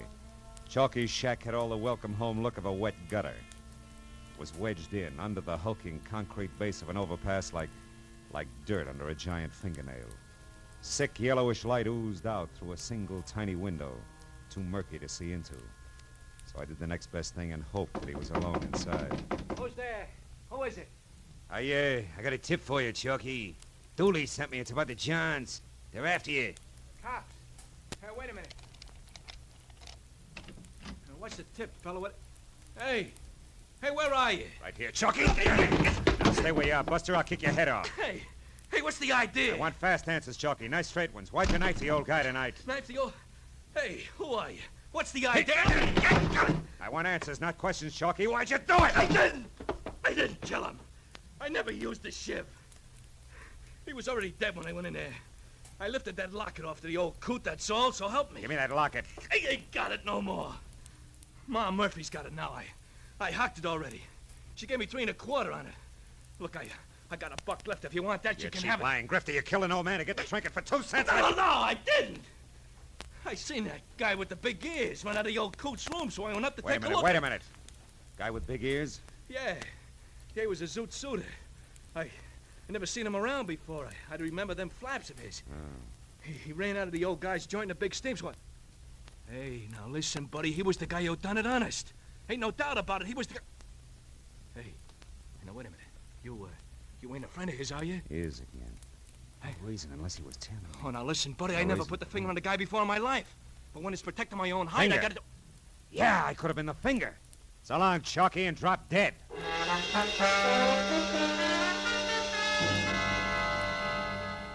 It was still foggy outside, but my own personal fog began to lift.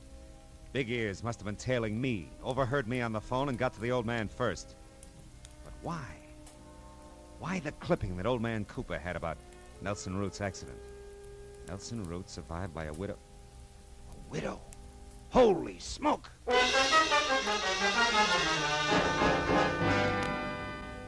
Callahan of the Daily Star gave me half a dozen pictures of Evelyn Lansing Root, from her early cheesecake days right on up to the role of widow in mourning. There was no doubt left. She was the lady in black, one of my client's dinner guests. By the time I'd driven through the fog out to Los Feliz again and up to Hanley's sprawled-out house, I'd lined the whole business up to where it made a twisted kind of sense. There was nothing left to do but nub it in his lap. I'd found him in his study. Well, what's wrong, Marlowe? Maybe you better tell me. Tell you what. Did you find Cooper or didn't you? Sure. I found him. I found him dead. What? The old man is dead. You know perfectly well he's dead. Come on, Marlowe, sit down. Have a drink. You'll be. No, thanks. I've covered a lot of ground tonight, most of it pretty slimy. Led me in a big circle that started here and ends here, and now it's late. We're both fairly intelligent. Let's give each other a break, shall we? Go on. Let's suppose that a man was in love with a woman, a married woman, who was tired of her husband. So, she and the man arranged for the husband to die in a freak accident. Yeah, that's right. And let's suppose a strange old geezer overheard them plan it and then disappeared. Oh, that's rough. I imagine they'd have to find him and shut him up, wouldn't they? Or he'd blackmail him to death. Possibly. And how do you suppose they go about that, Hanley? Hire a private detective, maybe? Give him a song and a dance about a theft, a trumped-up story about some missing silver goblets, maybe? Maybe. Only, he'd be much too reputable to do their killing. Yeah, so they'd hire a professional killer, one with big ears, to follow the detective. And when the old man was located, the killer would step in and go to work with a knife. And then vanish completely, because he'd be a good professional man. Well, Hanley? Well, Marlowe. Oh, yes, that's a great yarn. Yeah, but a little fantastic, isn't it? Yeah, utterly. Oh, good boy. That's the way I figured. Too weird to take seriously. Only I'm going to make it stick. Yeah? Marlowe, you try to embarrass me with a crackpot theory like that, and I'll make you the laughing stock of this state, do you hear? I'll have you hooted right out of the business. Because you don't have one shred of proof, Marlowe, and you'll never be able to get one. And what's more, you know it, don't you? Don't Get your hands off me, Hanley. Oh, come on, Phil. Come on. Let's have that drink now, and then you go on home and forget all about this, huh? Sure? Oh, after all, the old jerk was just a skid row drifter. He didn't belong any place. Who'll ever miss him? He was nobody, Phil. Get it? Mr. Nobody. He's no loss, so let's just forget it. Marlowe, wait a minute. Marlowe, come back here.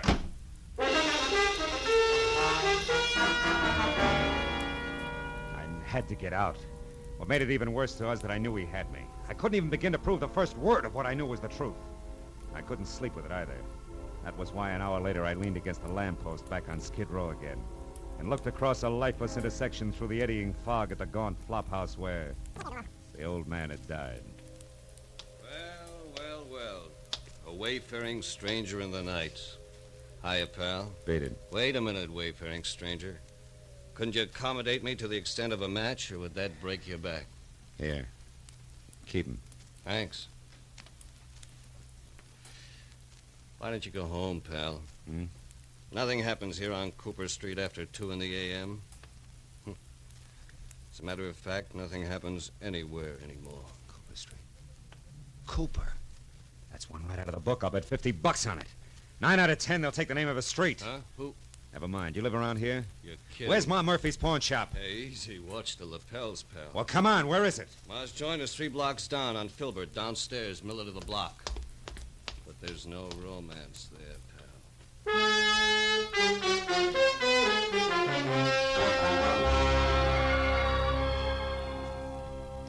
I still got the good notion to call the cops. The idea. Getting me out of a warm bed in the middle of the night to give you a look at a cheap little locket. And all on a dizzy hunch, you said. Yeah, a wild one. You know the locket I mean, Ma. Come on, trot it out. That'll do you no good anyway, Sonny. Can't sell it to you for 30 days yet. The law, you know. Yeah, sure. But you've been winking at the law so long, you're blind in one eye, Ma. Is that so? Well, here you are. Say, is it hot, Sonny? I'll know in a minute. It's the inside I want to see if it's... Oh. What is it, Sonny? Is something the matter? Yeah, my hunch paid off, Ma. It's hot, all right. Hot enough to burn a guy to death. Here's my card. I'm taking this along. What? No, well, hold on a minute, you. Hey, stop. I'll call the cops. Don't bother, honey. I'll call him myself.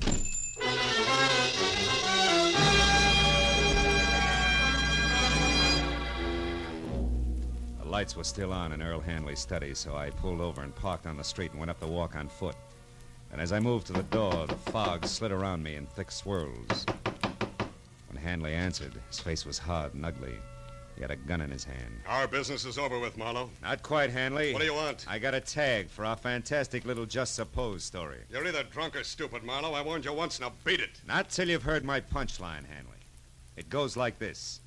Suppose a wife died after 40 years of marriage and left her husband alone. A lonely, lost old man who's mellowed with the years. Suppose he doesn't have much time left himself and he knows it, but he's got an obsession. An old unhappiness he wants to set straight. He wants to see a fella, not cause any trouble. Just be around where he can look at him now and then. Go on, get to the point. Sure, this is the point, Hanley. Huh? Here, take it. Where did you get this locket, Marlowe? Where? Just suppose it has your picture on one side and your mother's on the other. What then? I gave this locket to my mother when I was a kid. Where did you get it? Come on, tell me. It came from around the neck of a harmless, sentimental old man who was stabbed to death tonight by a hired killer. He'd never have turned you in or blackmailed you, Hanley. Because that old man was your father. I had my own father killed. I ordered my own father's death. I didn't know it. Yeah. Mr. Nobody, remember? Come on, Hanley, give me the gun. We can go now.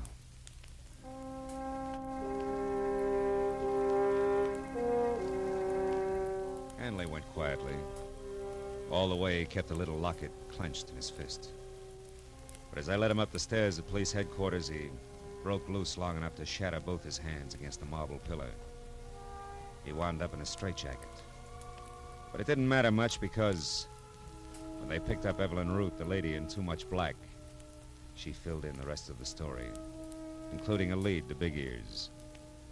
When it was over and I was sitting outside in my car alone in the fog that pressed close against the windows, I could see nothing of the city.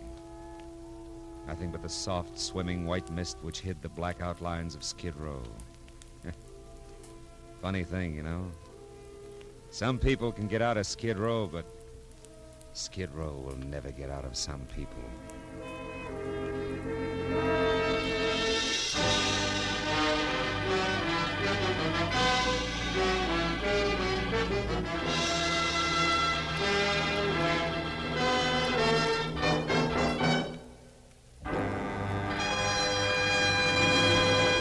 The Adventures of Philip Marlowe, bringing you Raymond Chandler's most famous characters, star Gerald Moore, are produced and directed by Richard Sanville and written for radio by Robert Mitchell and Gene Levitt. Featured in the cast were Bill Boucher, Vivi Janis, Verna Felton, Edgar Barrier, Peter Leeds, Nestor Paiva, and Paul Dubov. The special music is composed and conducted by Richard Arant. Be sure and be with us again next week when Philip Marlowe says... This time there were 5 masks. One for greed, one for cowardice, one for cruelty, and one for deceit. And they all covered a murder. But it was the 5th mask that really counted, because it uncovered the killer.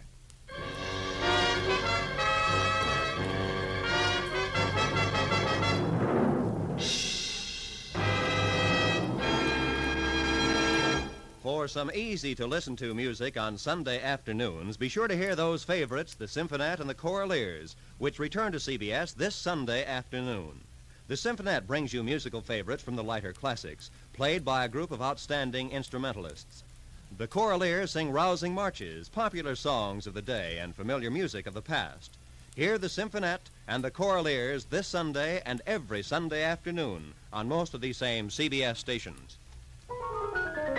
To hear each and every star, leave your dials where they are, 'cause this is CBS, the Star's address. Yes, CBS, the Star's address. Roy Rowan speaking. This is CBS, where next week you will hear Philip Marlowe an hour and a half later Eastern Daylight Saving Time on the Columbia Broadcasting System.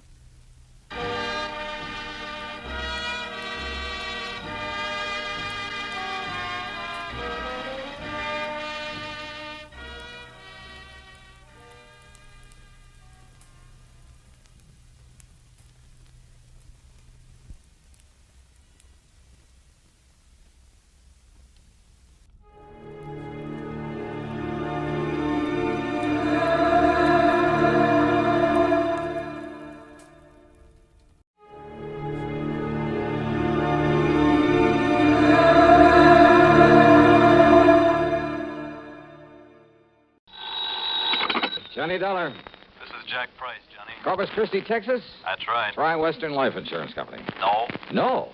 No, Johnny. I've just taken over the office of Providential Property Insurance down here. Oh, that's a good company, Jack. Only I'm beginning to wish I hadn't. Oh, what's the matter? Less than a week heading up this operation, and I get presented with a claim for $465,000. Wowee. But maybe, I hope, you could keep us from having to pay it. Well, I don't know about So, that. Johnny, if you'd like to earn yourself a nice big commission in addition to your expense account, of course. Now, let me see. My commission on $465,000. Tell me all, Jackson. You fly on down here, and I'll be glad to. Right, I'll grab the first plane I can.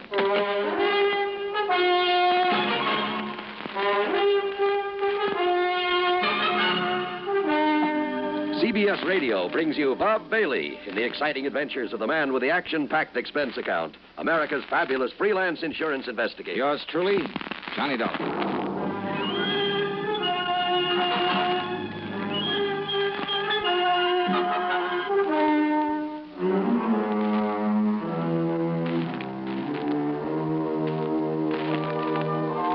Expense account submitted by Special Investigator Johnny Dollar to the Providential Property Insurance Company, Corpus Christi, Texas office.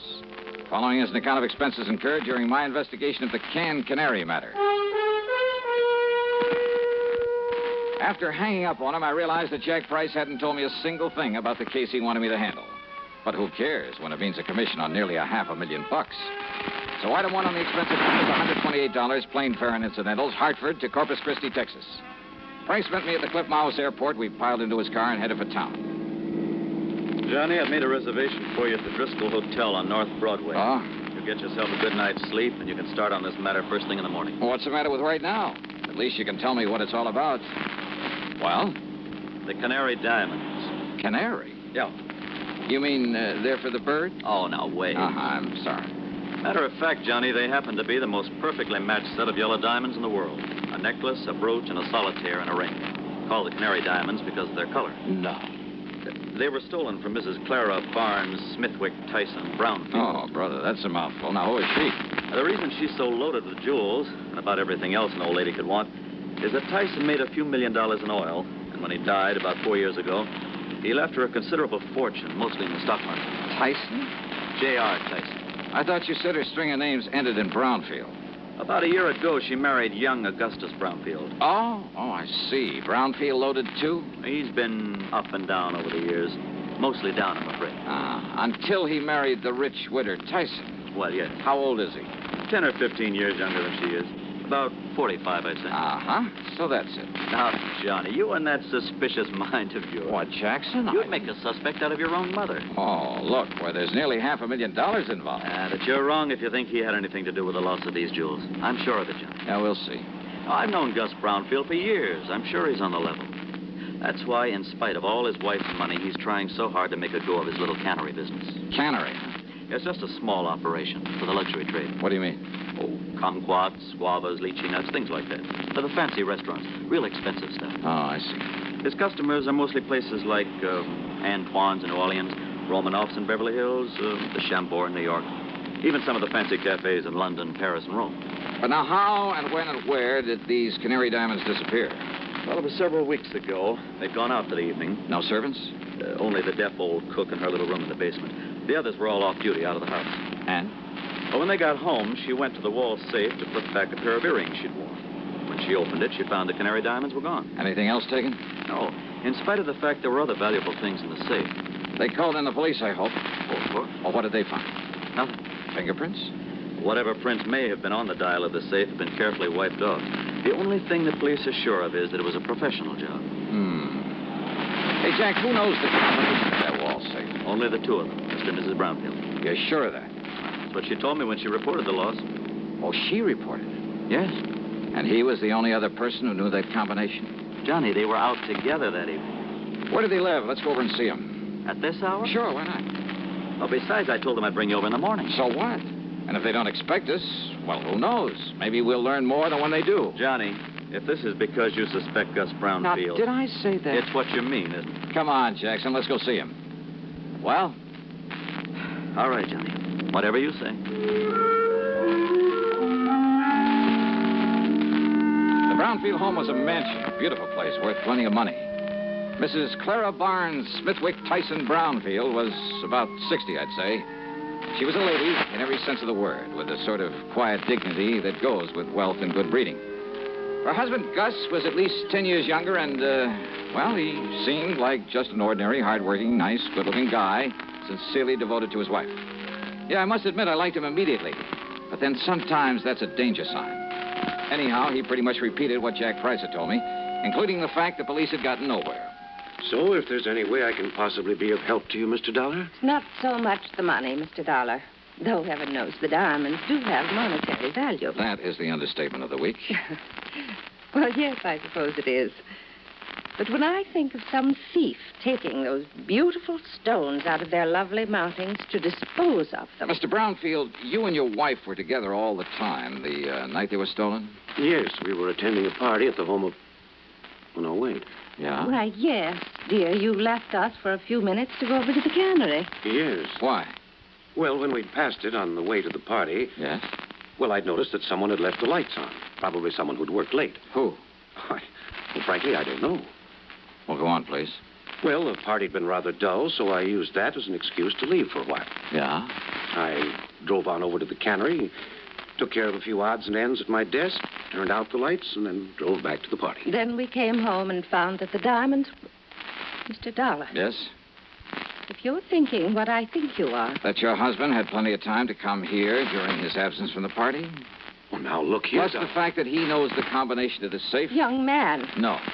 What? No, Mrs. Brownfield. I was thinking of something you said a minute ago. About the thief disposing of those jewels.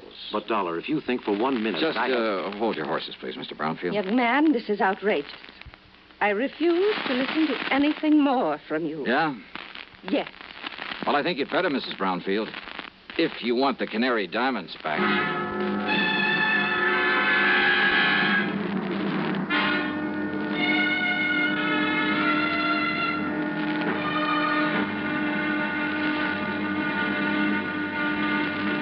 Next time you refresh, enjoy a frosty, ice-cold Pepsi-Cola. Sociability, Charlie. All right, Kay, how's this? Pepsi is light, refreshes without filling. You like to refresh? Have a Pepsi right now. Well, offer it to everybody, Charlie. I will. Enjoy Pepsi at the fountain. It's delicious at home, too. Have one at lunch or with a snack. Charlie. At the beach or at dinner. Wherever you go, wherever you're thirsty, Pepsi is there. It's here, too, in our Be Sociable song. Be sociable, look smart, keep up to date with Pepsi. Drink light, refreshing Pepsi. Stay young and fair and debonair. Be sociable, have a Pepsi. For the weekend, have plenty of Pepsi around. Pick up an extra carton today. CK, I'm sociable. With Pepsi, everyone is. And now, Act 2 of yours truly, Johnny Dollar.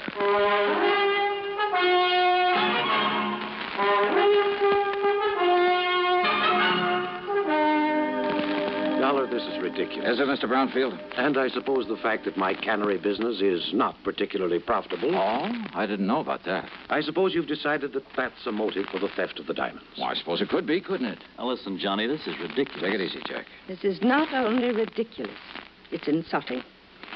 I must ask that you gentlemen leave this house immediately. Mr. Price? Of course, Mrs. Brown. Now, just a minute. No. I've had enough of this. Did I say I suspected your husband, Mrs. Brownfield? Did you need to? No, because I didn't mean to. What? That's right. But I did say that your talk about how a thief might dispose of the stones gave me an idea. You mean about how someone else might have taken them and will try to get rid of them? Something like that, Jackson. But who, Johnny? Yes, Doc. Young man, I still resent your implication, deliberate or otherwise. On the other hand, Mrs. Brownfield, since your husband might seem to be the one logical suspect... Young man. Perhaps I'd better play a little hunch I have before talking any further with you folks. Young man. Come on, Jack. Take me over to my hotel. My snide suggestion that Gus Brownfield at least could have taken the stones had got a reaction, all right. But it only convinced me that he was in the clear. The police had decided the whole thing was a professional job, and it would have taken a pro to crack that wall safe. And a pro would have sense enough not to try disposing of such distinctive stones in this country, in or out of the original settings. A pro would have some way of getting them out of the United States. But to where? And heavens knows he'd had plenty of time to get them almost anywhere. So there in my hotel room, still acting on a hunch, I was about to make a transatlantic phone call, but I didn't. Not then. Yeah? Johnny? Who's that? Doc. Doug Johnstone? That's right. Well, Hey, Johnny. Come in, Doug. Come on in. Well, so you couldn't stay away from our fair city, huh? Yeah, how'd you know I was here? Hey, sit down. Oh, thanks. Why, I just happened to run into Jack. Jack Price. He told me he just dropped you off and told me why you'd come. Oh? I knew that if I didn't step in and give you a hand, why, that other Jack would never forgive me. The, other Jack? Yeah, Jack Johnstone, that wayward brother of mine out in L.A. Oh. Dramatizes all these wild cases of yours, puts them on the air. Hey, you know something, Doug? I've often wished I could drag that brother of yours into some of these cases to see what it's really like. You know, all he does is write them up and put them on tape. If he'd help me figure some of them out for a change. Won't I do? Huh? Matter of fact, I have figured this one out. Oh, so now I have competition. Hey, you're serious? That's right, Johnny. The man who stole the Canary diamonds is now resting comfortably in a local Who Scout. You're kidding. Then I'll keep this clean. Oh, sure. Look, Johnny, Gus Brownfield's an old friend of mine. So when the stones were stolen and looked as though Brownie might be suspect, well, I decided to play detective. Yeah, well, keep talking, Doug. And I hope you haven't put me out of business. I've tried. Who knows? Maybe I have. Anyhow, I'm pretty familiar with Gus's cannery and the people who work in it. Yeah? And there was one man in his shipping department. Well, when I heard about the robbery, I started digging through old newspaper files down at the library. It took me weeks, Johnny, but I knew I'd seen that guy's face before. And sure enough, I found his picture alongside the story of a jewel heist that took place 15 years ago. Who is he? Les Murdoch. That means something to you, huh? Fingers Murdoch. Sure. Safe man for that International Gems gang back in 45. That's the guy. Yeah, but I thought he got 20 years. Well, good behavior got him off nearly 2 years ago. And he was working in Brownfield's cannery? In the shipping department. Oh. Well, I told the police about it. We descended on him a couple of hours ago, gave him a cock and bull story about having found some of his fingerprints around, and he confessed. Well, good. Good work. Well, now that I've solved the case for you, you can buy me a drink and be on your merry way back to Hartford. Sure. And the jewels? The jewels. Well? Well, Johnny, the police have tried every trick in the book on him. He won't say what he's done with them. In other words, my end of this case is only beginning. What do you mean? Bring the dirty criminal to justice? That's for the police, not me. What I'm hired to do is get those diamonds back. Johnny, if Murdoch won't say what he's done with them, and believe me, there's nothing in the world that's going to make him. You got any bright ideas? What'll you do? Well, you want to know something, Doug? You got a good question.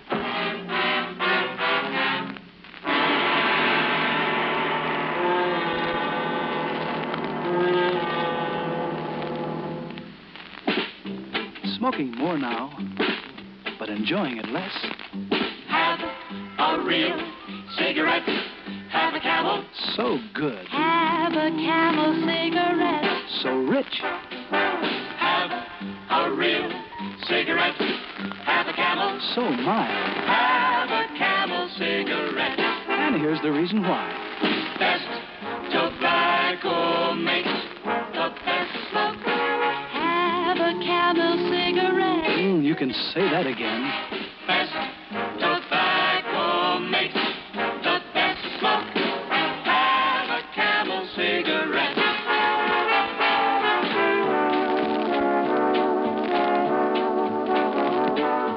If you're smoking more these days, but enjoying it less, then change to Camels, the best tasting cigarette of all. Start to really enjoy smoking again.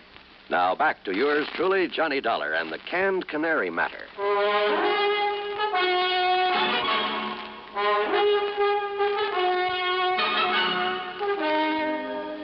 I went down to the Corpus Christi Central Jail and wasted an hour trying to get something out of Fingers Murdoch.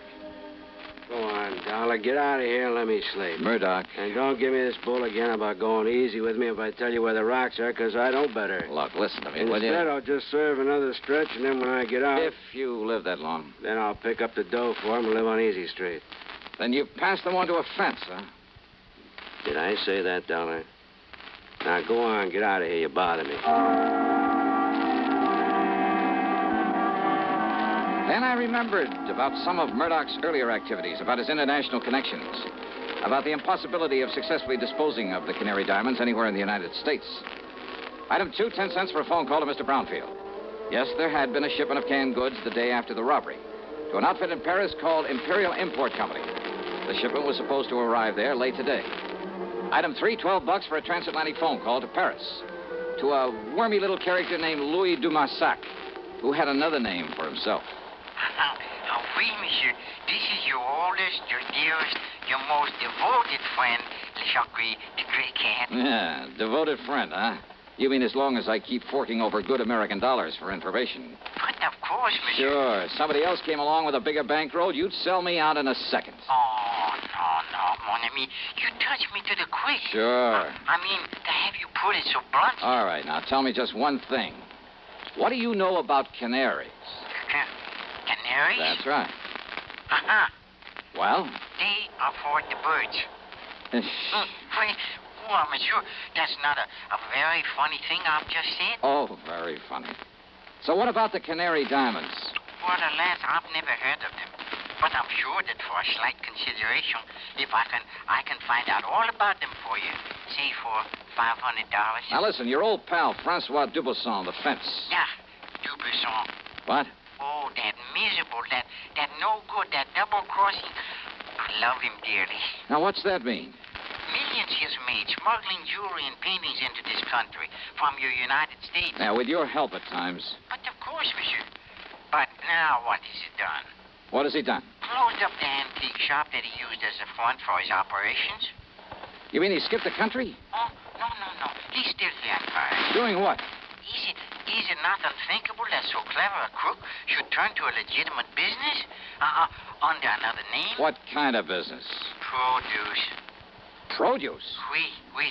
Caviar from Russia, cheese from Holland, fine sausages from Germany. And canned tropical fruit from here in the States.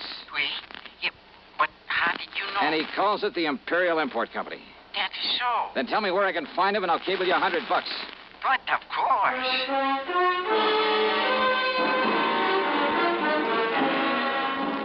Item 4, a real wild one. $488, transportation to the airport, to Chicago, to Paris, France. Then a cab to the little warehouse called the Imperial Import Company. And somewhere along the way, I picked up a 39-cent kitchen item that just might help solve this case for me. Francois Dubuisson was more than a little surprised to see me. Monsieur Dolar? Yeah, surprise, huh? And what are you doing here in Paris, huh? Well, I want you to help me find some stolen jewels, Dubuisson. I help you? Mm-hmm. After the trouble you have made for me in the past, it is to laugh, monsieur. Yeah, well, you go right ahead and laugh. But maybe I can persuade you.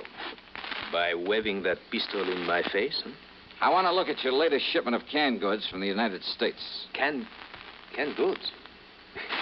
Monsieur, Come on now. Where do you store the stuff for this phony import business you're using as a front now? If you will put down that gun... Maybe through this door, huh? Well, we'll see. Monsieur! Well, Now, how about this? Will you kindly explain what you mean by this intrusion, huh? Yep. 10 cases of fancy tropical fruits from the brownfield cannery in Corpus Christi, Texas. And why not, eh? Only one of these cans doesn't contain fruit. I beg your pardon. As if you didn't know. All right, here you are. Take this and we'll get to work. And just what is this, eh? Well, now, Dubasson, that's a fine old American institution. It's called a can opener. Yeah, I'll pry open the cases and you open the can. Monsieur. Uh-huh. Until we find the Canary diamonds. All right, here now. We'll start with this case right here. Oh, I know nothing of the Canary diamonds. You are going to wield that can opener until you do. Monsieur Dolar. 24 cans to a case, 10 cases. That shouldn't take you too long, though you might raise a handful of blisters. There you are. Get started, brother. Have you forgotten? You have no authority here in Paris. Oh, you've forgotten this 38 might give me all I need? And, of course, I can always call in the police. Police? But I won't unless you make me, Dubasson. I would not like the police. Oh, I know. And if you want the truth, when it happens, I'll kind of hate to see them catch up with you. Huh? Sure, with you and the clink, I wouldn't know where to turn when I'm over here looking for something smuggled in from the States. Then, but all I'm interested in at the moment is watching... But all I'm interested in at the moment is watching you get to work with that can opener. Well? Go ahead, Dubasson. No. No? What do you mean by that? It will not be necessary. I shall show you the case, the very can that contains the Canary diamonds. That easy, huh? Oui, monsieur. Each of them bears a mark known only to me. And, of course, to the unfortunate fingers Murdoch who stole them. Too bad, Dubasson. Eh? Well, I'm really kind of sorry to hear that. You are sorry? Yeah. I'd kind of hoped to stand here and watch you sweat some of the rottenness out of your system.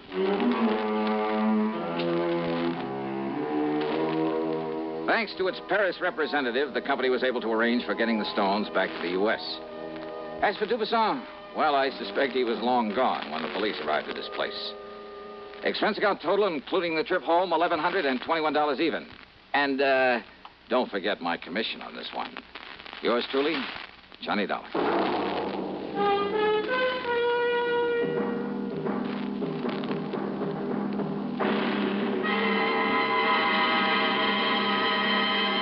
Hi. Maybe you'll recall this tuneful reminder of times past.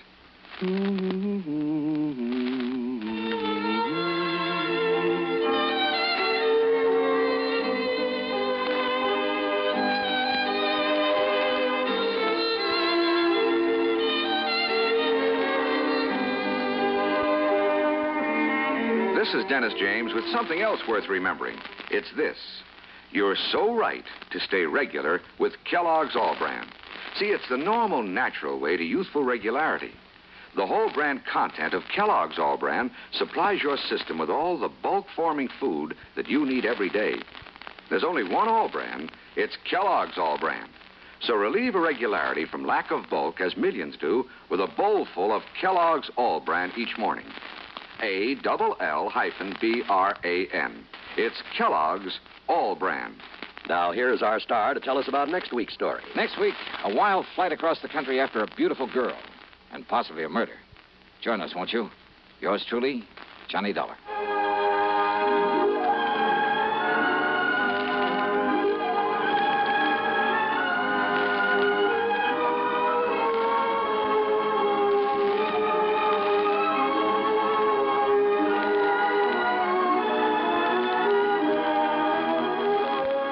Truly, Johnny Dollar, starring Bob Bailey, originates in Hollywood and is written, produced, and directed by Jack Johnstone. Heard in our cast were Virginia Gregg, Jack Edwards, Russell Thorson, Stacey Harris, Jack Crucian, Forrest Lewis, and Tony Barrett. Be sure to join us next week, same time and station, for another exciting story of yours truly, Johnny Dollar.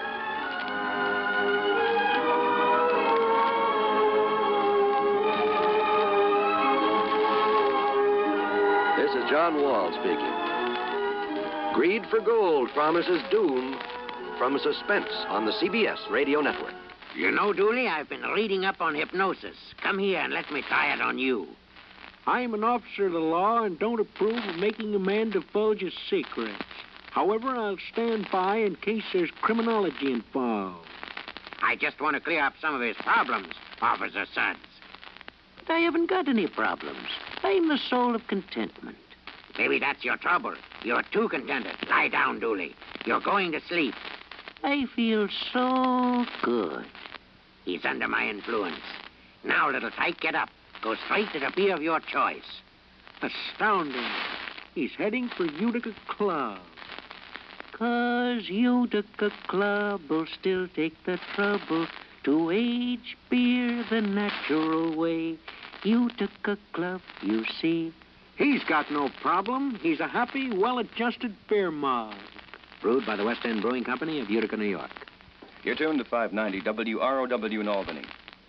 5:30.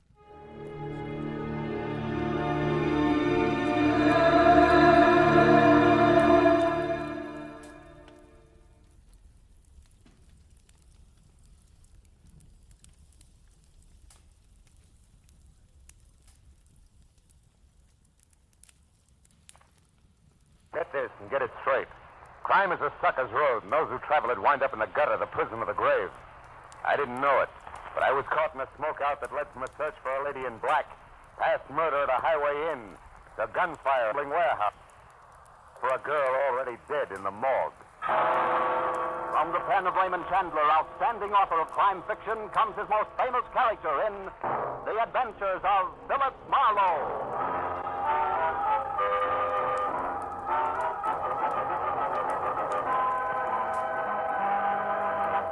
Now, with Gerald Moore, starred as Philip Marlowe, we bring you tonight's exciting story, The Smokeout.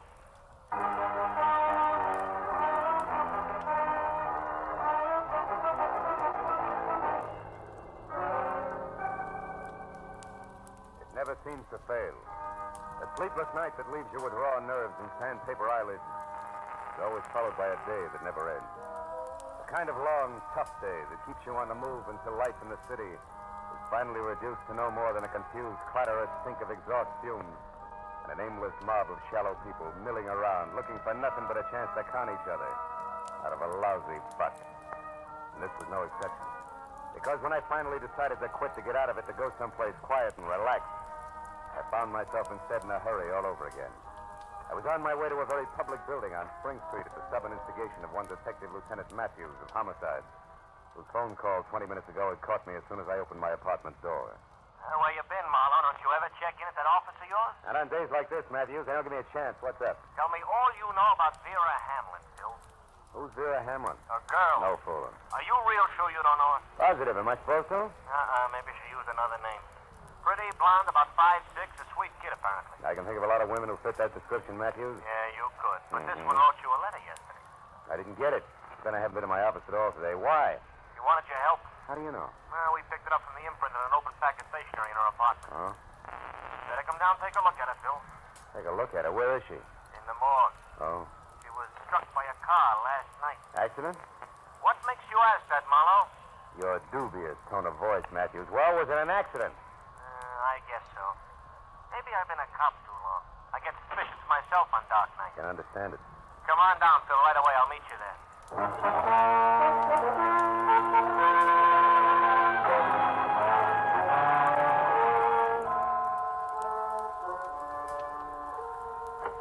You better hold it a while. Oh, here he is now. Hello, Phil. Hi. Made good time. This is Mr. Connor, the morgue attendant. I'm certainly glad to know you, Mr. Marlowe. Is this your first visit? No, I've been here before, Connor. Well, Matthews, for what good do you think this is going to do to the police department? Let's see her and get it over with. All right, let's go, Connor. Certainly. Step this way, please, gentlemen. Follow me. Happy fella, isn't he? Well, civil sense. Here to the right. Now, let's see. Egram, Barnigan. Now, here we are. Hamlin, Vera. There. Well, Marlowe? Hmm. You know her, Marlowe? No. Okay, that's all. All right, Lieutenant Matthews. Come on, Phil. Let's get out of here. Yeah. Now, look, Matthews, I told you on the phone I didn't know. What'd you get me down here for? Because there are some angles on this death I don't like to look at. That letter to you is one of them. Got the letter?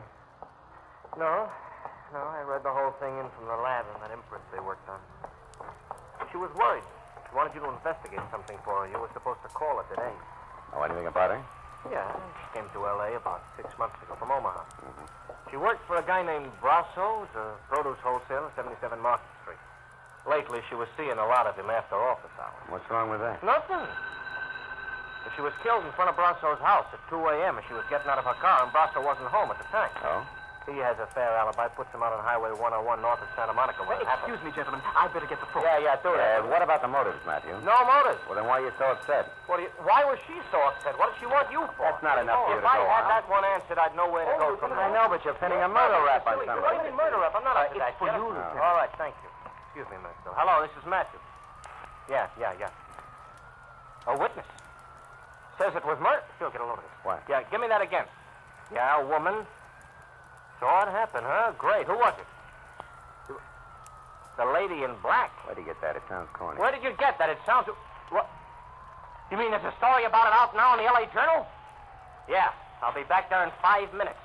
And listen, get a hold of the reporter who wrote that story and hang on to him. I want to talk to that wise punk. How do you like that? How do you like it? Yeah, Vera Hamlin murdered with an eyewitness to prove it. Only the police department is the last outfit in town to know. Come on, Phil. Where to this time? To buy a newspaper, find out what's going on.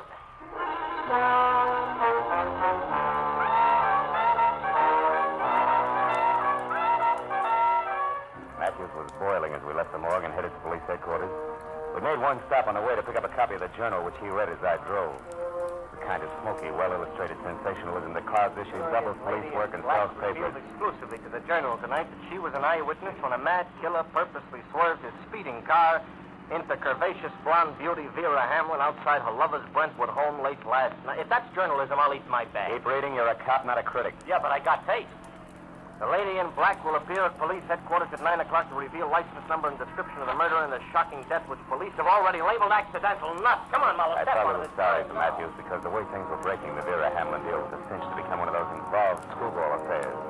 Where nothing goes according to the book, and I was glad I never got a letter. Now it was none of my business. All I wanted to do was drop Matthews off, get away from the whole thing, and try to forget about it.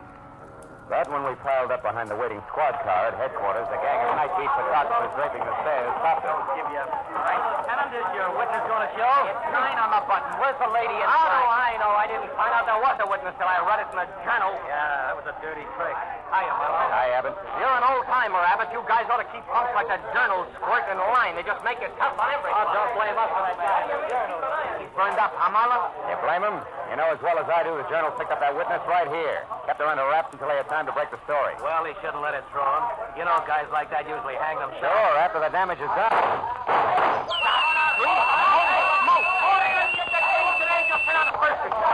Now, I've had enough today, Matthews. Besides, nobody in City Hall signs my check. Good night.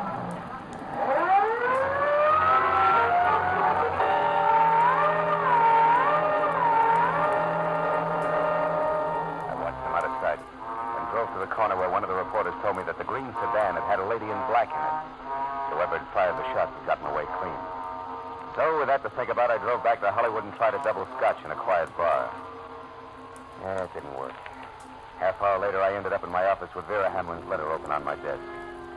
Enclosed were 5 $10 bills and a souvenir postcard from a place called Moon's Point on Highway 101. Penciled across the back with a word. I think this place means trouble to Dave Brasso. I don't know why, Vera. Maybe it was the memory of the girl's face in the morgue. Or maybe it was a stack of wrinkled tens on my desk that made me do it. But whatever it was, I went to my car, drove out past Santa Monica, and it took me an hour to get to Moon's Point on Highway 101. An isolated huddle of grimy filling station, rickety six-cabin auto court, and weather-beaten lunch counter and bar, squatting beside the highway. I pulled up at the parking lot and went into the bar where the source of the quaint name Moon's Point met me. Moon himself. He was round, pale, and soft as a lump of green cheese. What can I do for you, mister? Dave around? Dave who? Brasso. Want to see him on business. What kind Private of business. Oh. Okay. Sure, Brasso's here. Out in cabin number 4 there with Mr. Stipple. Oh? You can get that back there, there if you want her. But I don't think they'll have much time for you, fella. Why not? The late paper just come in, the L.A. Journal. Is that all? I got much later news than that for him.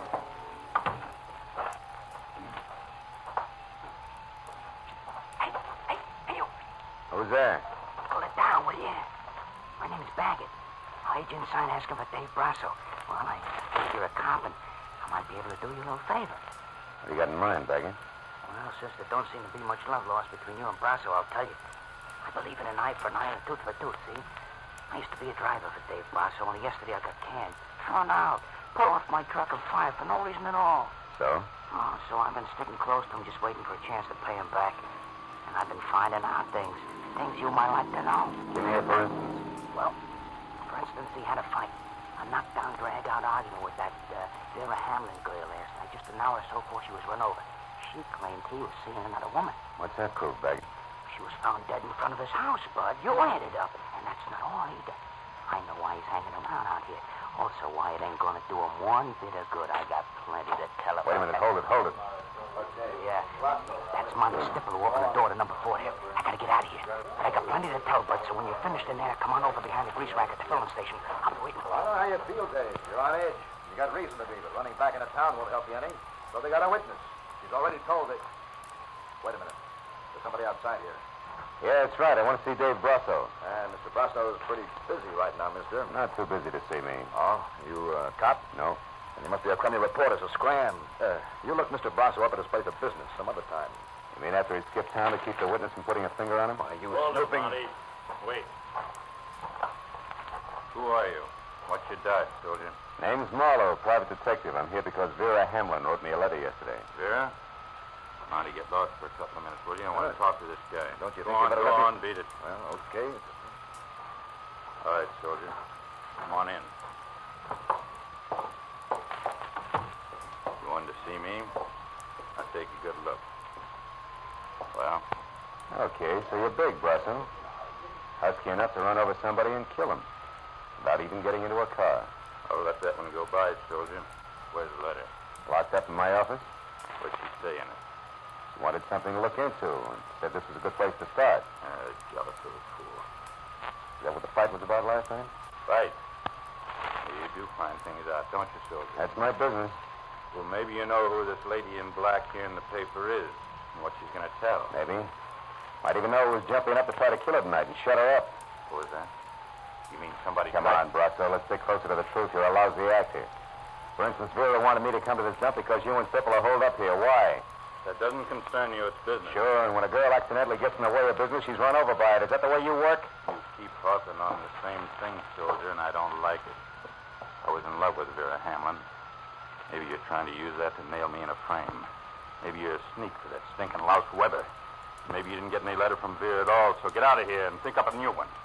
Your theories are getting way ahead of you, Buster. Who's Weber? Jerk. I said get out. Now take that back for an answer, soldier, and you can get more of the same anytime you want it at 77 Market Street.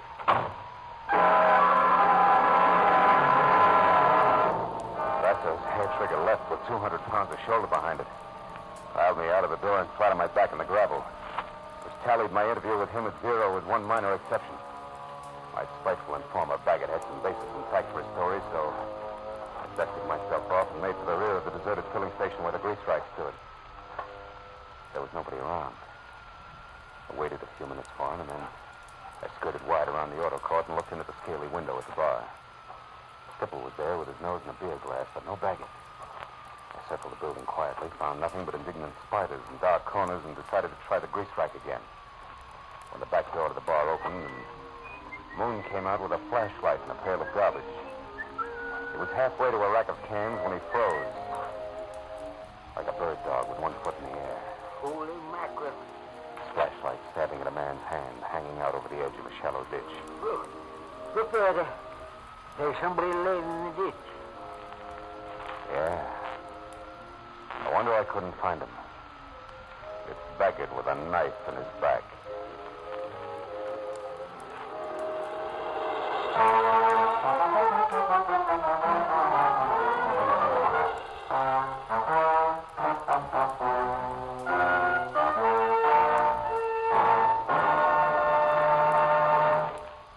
Now, with our star, Gerald Moore, we continue with the second act of Philip Marlowe and tonight's story, The Smokeout.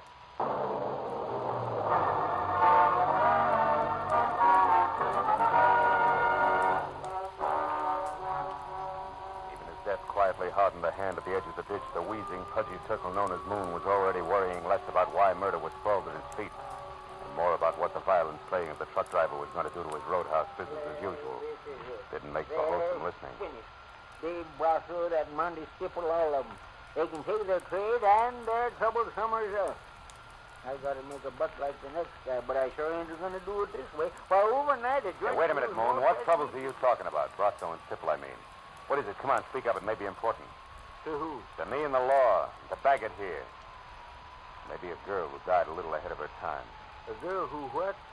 Hey, mister, you're talking in circles. Yeah, sure I am. And we don't have time for that, do we, Moon? Here, let go. Are you going to talk? What's that? Well? Okay, I'll tell you. There's no international secret. Now, get your hands off of me. All right, but make it fast. The setup, what is it, Moon? Too much competition. Another produce outfit run by a guy named Mike. He's been picking Brasso's trucks off along US 101 every other night. Sometimes it's a well-planned accident, and sometimes just sloppy hijacking, but all earth is trouble. Trouble Brasso can't prove, is that it? Yes. That's the reason for Monday Stipple and the meetings out here. Stipple's supposed to get the proof for Brasso. There's a guy going to the car next to mine. Oh, that's Brasso, Marlowe. And like I said, I've had enough. For my dough, it's time to call the cops. Good luck, sucker.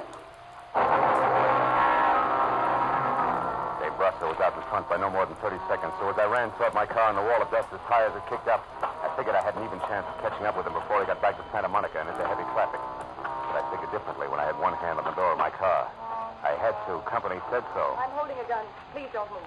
She was standing someplace behind me, and when I did as told, she moved around in a wide, careful arc until we faced each other across a chunk of dark night. It revealed only two things. One, she was holding a gun, and two, there was no mistaking her. This was a lady in black. Those car keys there in your hand. Throw them here, please. Now, wait a minute. I'm sure we can talk. Please, let me have them. Okay. Now what? Now, whoever you are, you can look for these when I'm Hey, gone. listen. I don't want to be interfered with. Now, wait a minute. Oh, I get it. You're afraid something will jar the sale price you've set for Brasso, huh? Yep. What are you talking about? That ever-sneaking routine known as blackmail. Or to be very specific, a mystery witness, you, the lady in black, who almost gets to the police to tag a killer. Almost so she could scare said killer into Jenna's frame of mind when next they meet. In other words, baby, it was all an act of pressure play on Dave Brasso. Now it's time to collect. Do I go on? No, you don't. You just do as I say. You just turn around and walk. And think a little. Think about the pistol shots that you neglected to mention, which somebody took at me while I almost went to the police. Or did I do that myself? Also for the sake of Mr. Brasso's frame of mind. It's possible. I don't think so. Now go on, start walking. You don't make much sense standing here. As I moved away from her, she backed off quickly toward a car that was nuzzling a high hedge near the far side of the roadhouse. So I knew that any move I intended to make had to be done right then and there. But she must have known just as much because that was when the gun she held got mad enough to start spitting my way. I dove for the gravel at my feet, then practically burrowed my way across a dozen uncomfortable yards of chopped rock to the shoulder of a line of trash cans, all of which left me scarred, safe, and in time to do nothing more effective than swear. I had a pair of teasing tail lights on a green sedan that were already winking out of sight. Didn't help much.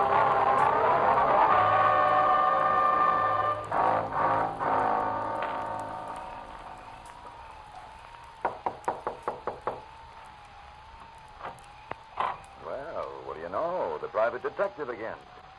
Well, what's it this time? Bill Brasso, Stipple, is he in? Oh, he isn't. That's funny. No, I don't think so. I only think you're funny. The panic, Marlowe. Moon and I have been watching you comb that gravel out there searching for the key. We couldn't catch the chatter, but she certainly made you look stupid. And just so you don't go on looking that way, don't bother playing so wide-eyed about Brasso being in here either. You see, I know you know he isn't. It won't work, sonny boy. Maybe a little pressure will. I doubt it. I don't bend easy, Marlowe. Also, I don't happen to know where Brasso went. But just so nobody gets too upset or quick with a gun, maybe we have to go back over to the bar to chat. Moon's expecting me. Besides, it's cozier there. It won't be. Once the cops start pouring in.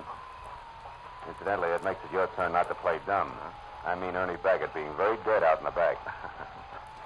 Even Stephen, huh, Marlowe? Yeah. Okay. I know about Baggett. From Brasso? I heard you. Nice night. Marlowe? You know, Stipple, you're making a big mistake. What? Protecting Brasso can't pay off anymore. You said I was protecting him. I worked for Dave Brasso, period. If he knocked off a couple of people, and I'm not saying he has, it's got nothing to do with me. What's done's done. Which doesn't include the girl, huh? Who? That witness? What's the difference? What happens to her? She's living on borrowed time right now, any way you look at it. Why? Because of what she knows? No. Because of the way she handles what she knows. All that gab in the papers. You know, she's lucky those 3 shots that were thrown at her only came out of a pistol. Could have been a howitzer, considering the advance notice she gave. Hey, Moon. What? The cops here yet? No, they ain't. Highway patrol took 5 minutes, 10 minutes ago. I sure wish they'd get here. Don't worry, they will. Tell Marlowe will it be. Hey, private detective. Come out of it. What's up? Around here, Stipple, nothing. Nothing at all. Where are you going? To 77 Market Street. The Brasso Produce Company. Brasso Produce Company. I think it's where both your boss and the lady in black are going to get together. And what gives you that idea? A hunch, Stipple. Just a hunch. Goodbye.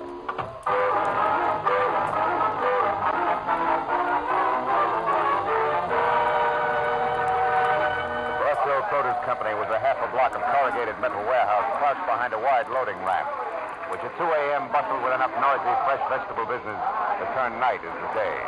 And when I was out of my car, clear of the whirring electric hand cart, and picking my way in between sided lettuce crates toward a cage marked dispatcher, I kept wondering how a guy who built an outfit like this single-handed could have possibly made the mistake I figured was his.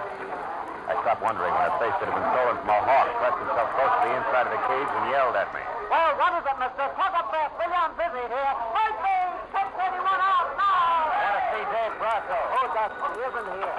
Dispatcher. Yes. 21 a bushel. Right. Brasso's not in his office, mister. I'm not sure where he is. I'm not sure. You a cop? No, private detective. With expense account. Will 5 help? He just paid 10. Oh, let it ring. Come on, Buster, this counts. Here's 10. The lady in black? Yeah. Keep it down, will you? She stood around for maybe 20 minutes before she got talking to me. Not a bad-looking doll. All right. Now, where'd you send her? Come on, you got your 10 talk. Hang on just a minute. Where? The old shed in the back. Used to be a warehouse. They've got a real private office there. You'll probably catch up there if you run. I'll probably try. Thanks. The ex-warehouse turned out to be an ugly huddle of parched cobblers teetering at the edge of a deserted cobblestone alley, and quietly dying of old age. And except for a flicker of light from an open door deep inside, it was as dark and as quiet as the lining of a frock coat. Until I stepped in front of a gun, it was no surprise. When I told you that I didn't want to be interfered with, I meant just that. Now, without shouting, who are you? For one thing, a private detective named Philip Marlowe. Another, a guy who's still working for Vera Hamlin. You were working for Vera? That's right, but not swinging in the dark. Which means what? That you never saw Vera Hamlin killed in the first place. And that all this lady in black razzle-dazzle strictly a smokeout. Vera was my sister, Marlowe. Her letters told me all about Dave Brasso, about what he meant to her, about the runaround she was getting from him. So you added that to a phony hit-and-run accident and decided to pose as a surprise witness.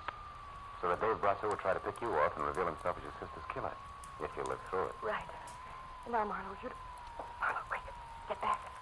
Brasso just turned that light off in there. He's coming out, and I'm going to meet him. No, don't. Look, Listen. If you want to help, stay where you are. Keep quiet. Oh, brother.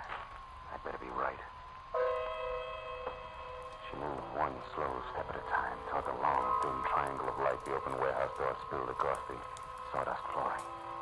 I slid my .38 from shoulder holster to the right hand, and the hair on the back of my neck started to crawl. And suddenly there was nothing to do but wait. You can stop right there, Mr. Brasso. Huh? Who's there? Who are you? A girl named Hamlin, Mr. Brasso. Frances Hamlin. A girl who knows all about how my sister really died. It was only a sudden flash of light, but the gun was taking it. It was a pistol raised and aimed at the back of Frances Hamlin's head. It was all the cue I needed. Drop it, Sybil! Don't shoot again! Don't shoot again! Marlowe, quickly, Brasso's get out. Yeah, but he's harmless, honey. He and Stipple aren't on the same team as far as your sister's concerned. Did you hear that, Brasso? Yeah, I heard you, Marlowe. Well, then Stipple killed my sister. Why, Marlowe? I don't know. He's the one to ask about that. All right. Why, Stipple? Dave, why did you do it? Dave, stay back. Why? I did it because she caught me at my place, caught me talking to Mike Weber. You worked for Weber for the guy who was wrecking our business? Yeah, Dave, please, I didn't know what I was doing. She was going back to you to tell you what she saw. You big double-crossing lousy! Hey, that's enough. No, No, it isn't. Please stay. I've got something to finish.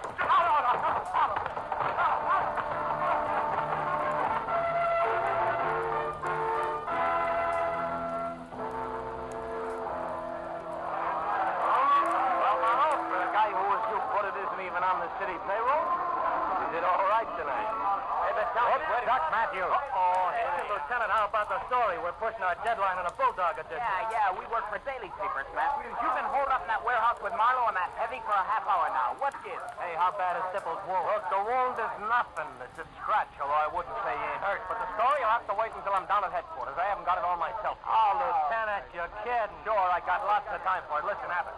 Monty Stipple killed both Vera Hamlin and Ernie Baggett. He killed the lady because she found out he was crooked, and he killed Baggett because he was afraid Baggett knew too much. And now, so long. Oh, but Lieutenant, tonight I got something less than love for the gentleman of the press. Hey, Phil, come on. Miss Hamlin's over there. All right. Now, look, Marlowe, before it's impossible for me to stay away from those dear boys any longer, tell me, where did you run across the switch? I mean, what tagged Monty Stipple for? Mistake he made, Lieutenant, calling the shots when he was blindfolded. Or in other words, what? Matthews, I'm tired. Tomorrow, huh? No. We can talk then. Come on, Marlowe, friend. please. Okay. Well, it's something like this. Back at Moon's Point, Stipple told me how lucky the lady in black was. Only 3 shots were thrown at him. And he had no way of knowing how many shots had been thrown, huh? Attaboy. Unless, of course, he threw them himself. Sure. Francis had a smokeout plan, which was an inspiration to me because knowing Stipple was a liar and proving it were 2 different things. So you led him to the warehouse, and while Miss Hamlin here gunned for Brosco, Stipple gunned for her. You're so right, and good night, Lieutenant Matthews. Listen, Marlowe, Good night, Lieutenant. Okay. Good night, Phil. Good night, Lieutenant. Good night, Lieutenant. Thanks, Marlowe. And what? More questions? Uh-huh. But not under vital statistics. No. Marlowe, one way or another, my crazy plan has worked, right? I guess so. Well, then tell me. Now that Stipple's caught and, well, it's all over, am I supposed to feel good? I don't know, baby. Maybe that's what's so screwy about revenge. It's got all the permanence of a smoke ring, even when you're positive it's justified. Cigarette?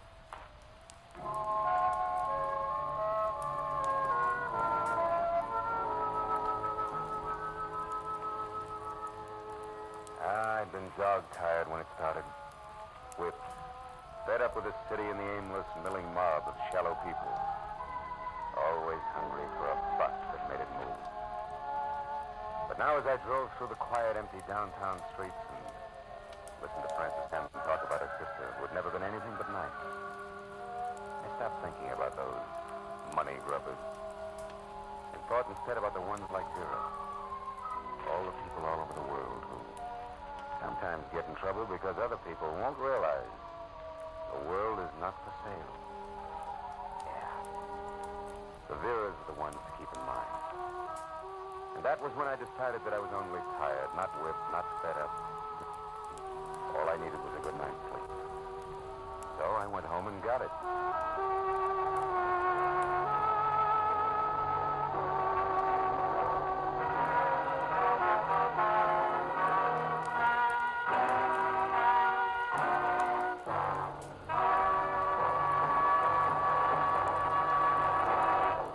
The Adventures of Philip Marlowe, bringing you Raymond Chandler's most famous character, star Gerald Moore, and are produced and directed by Norman McDonald. Script is by Robert Mitchell and Gene Levitt. Featured in the cast were Lynn Allen, Barney Phillips, John Daner, Jack Crucian, Parley Bear, Edgar Barrier, Byron Kane, Hugh Thomas, and Bill Raleigh. Detective Lieutenant Matthews is played by Larry Dobkin. The special music is composed and conducted by Richard Oron. Be sure and be with us next week when Philip Marlowe says...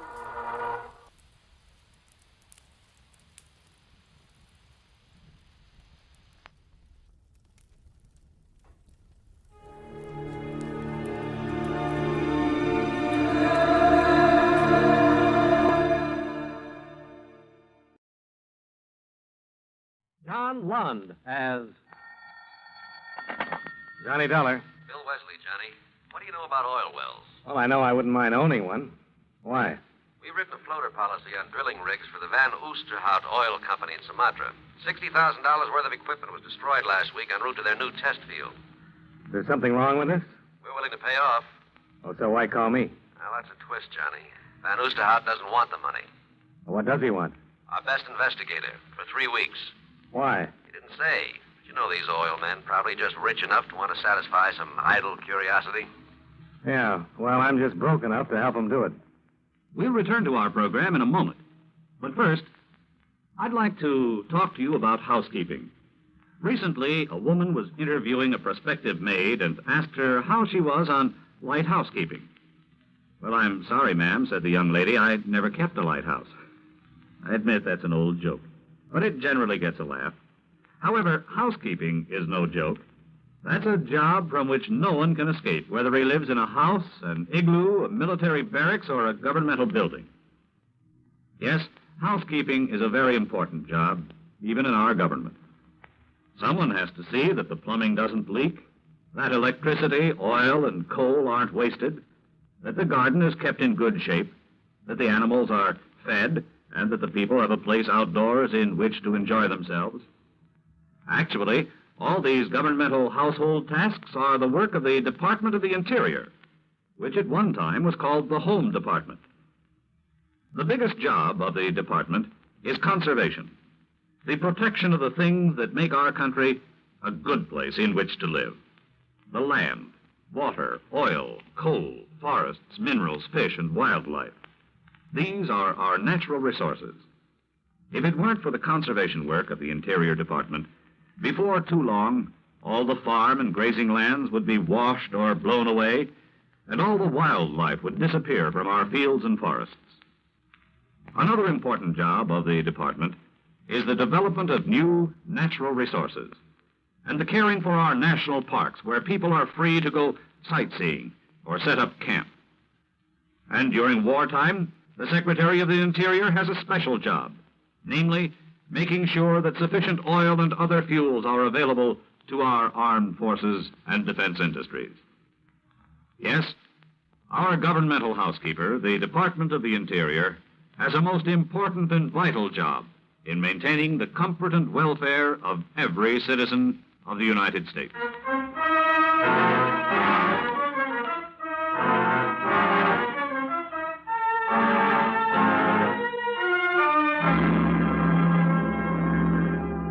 Expense account submitted by Special Investigator Johnny Dolar to Home Office, Eastern Indemnity and Insurance Company, Hartford, Connecticut.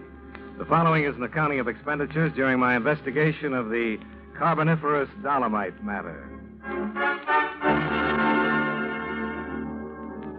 Expense account item 1, $1,013.40. Airfare and incidentals between Hartford and Medan, Sumatra. Expense account item 2, $1.50, cab fare to the offices of the Van Oosterhout Oil Company.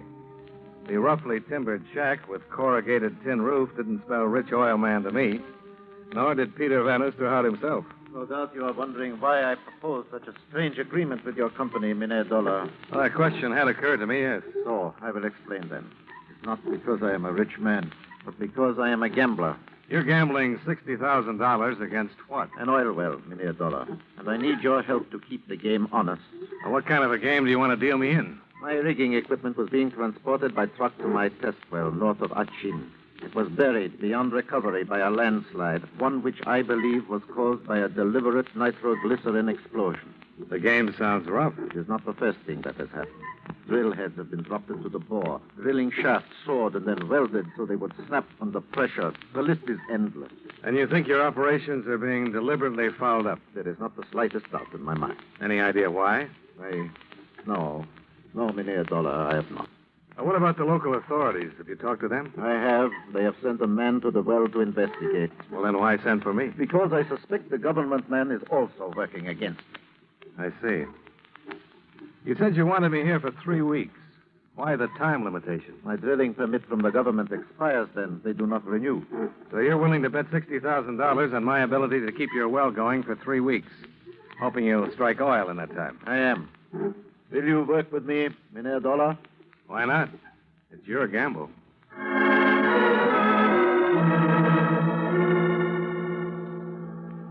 We made arrangements to fly out to the oil well early the next morning, and Van Oosterhout dropped me off at the Buitenzorg Hotel, where I checked in. I put a call through to the government offices, but the man in charge of the Van Oosterhout matter, an Inspector Pajak, wasn't in. I left word that I'd called, then hied myself to the hotel restaurant. I was having a little trouble with a native menu when I received some unexpected assistance. You would forgive me, Mr. Dollar. Might I suggest you try the sample going? I'd be happy to. What is it? The known ingredients are rice, fish, and peppers. The unknown are the chef's secret, and the sum total of them all is sheer gastronomical ecstasy. Well, the only thing that could top that recommendation is for you to join me. I would be delighted. But not to dine, Mr. Dollar, merely to talk. By the way, I am Frederica von Osterhut, Peter's wife? his daughter.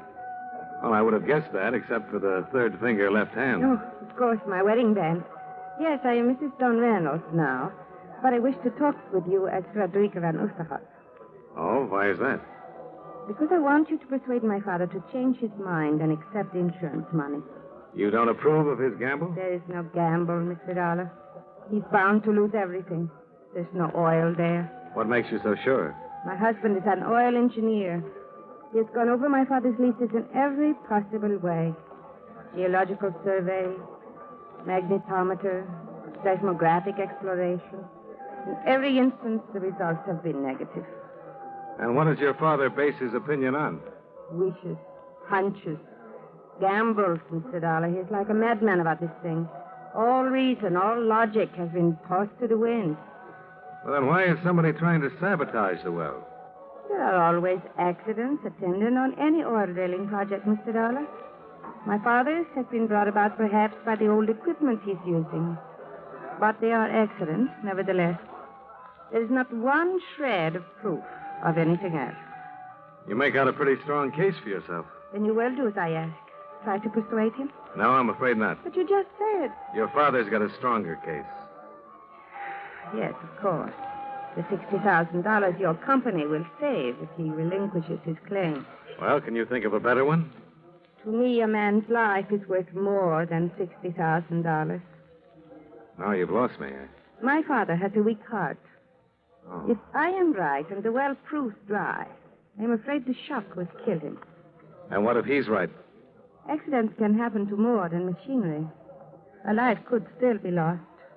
Like mine, maybe? That was your thought, Mr. Dollar. Not a very happy one, was it?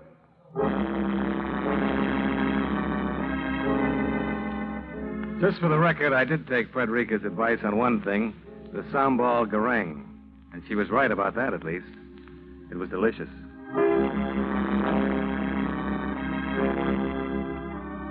With the arrangements to leave for the oil field at dawn well in mind, I hit the sack early, hoping to get a good night's sleep. But somebody had different ideas. Mr. Dollar, are you in there, Mr. Dollar? What? Who's that? Inspector Pajak, Mr. Dollar. Open up, please.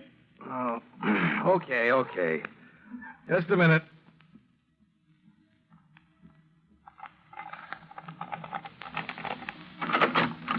Now, what's all this about, Inspector? I'm sorry to disturb your rest this way, Mr. Dollar. It was necessary, however, that I ask you a few questions. At 2 a.m?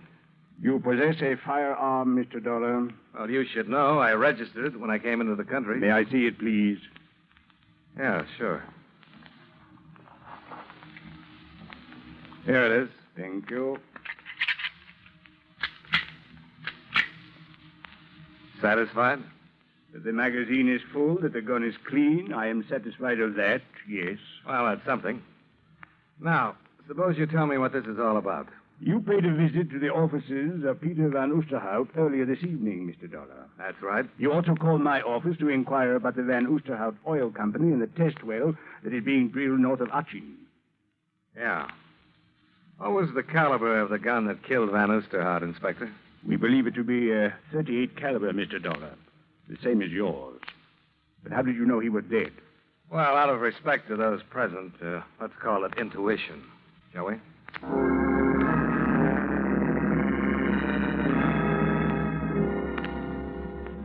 Inspector Pajak maintained a discreet, if not very informative, silence during our ride out to the Van Oosterhout Oil Company shack. We elbowed our way through a babbling crowd of curious onlookers held back by Indonesian police and moved inside. You see, Mr. Dollar? Yeah. Any idea of when it happened? I thought perhaps you could give us that information. How did I become number one on your suspect list? It was Mrs. Reynolds' idea. Frederica? Yes. When informed of her father's death, she said that you were responsible, that you were the one who had killed him. Well, it's just possible, Inspector, that she didn't mean that literally.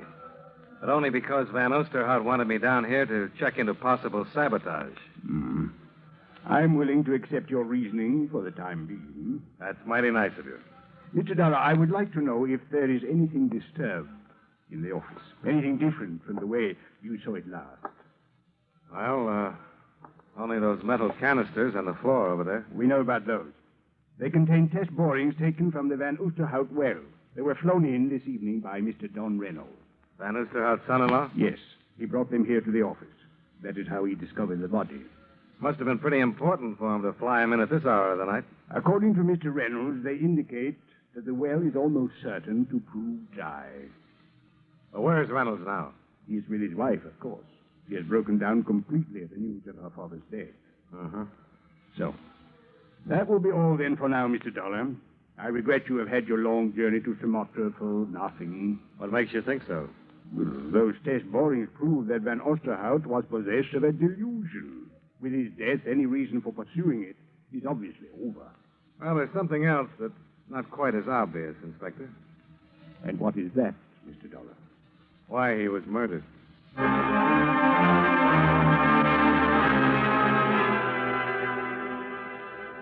One of Inspector Pajok's men drove me back to the Buitenzorg Hotel, where the night clerk put an end to any hopes I had for more sleep that night. He had a message for me to call Don Reynolds the minute I got in. I put in the call. Hello? This is Johnny Dollar. Oh, yes, Dollar. Glad you called. You going to be at your hotel for a little while? Well, that depends. On what? On what you want to come over here to talk to me about. Suppose it's to tell you who killed Van Oosterhout. Why?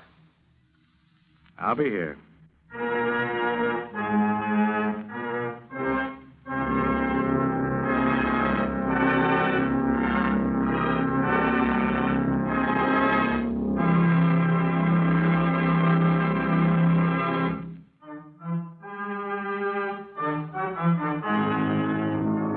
And now, with our star, John Lund, we bring you the second act of Yours Truly, Johnny Dollar.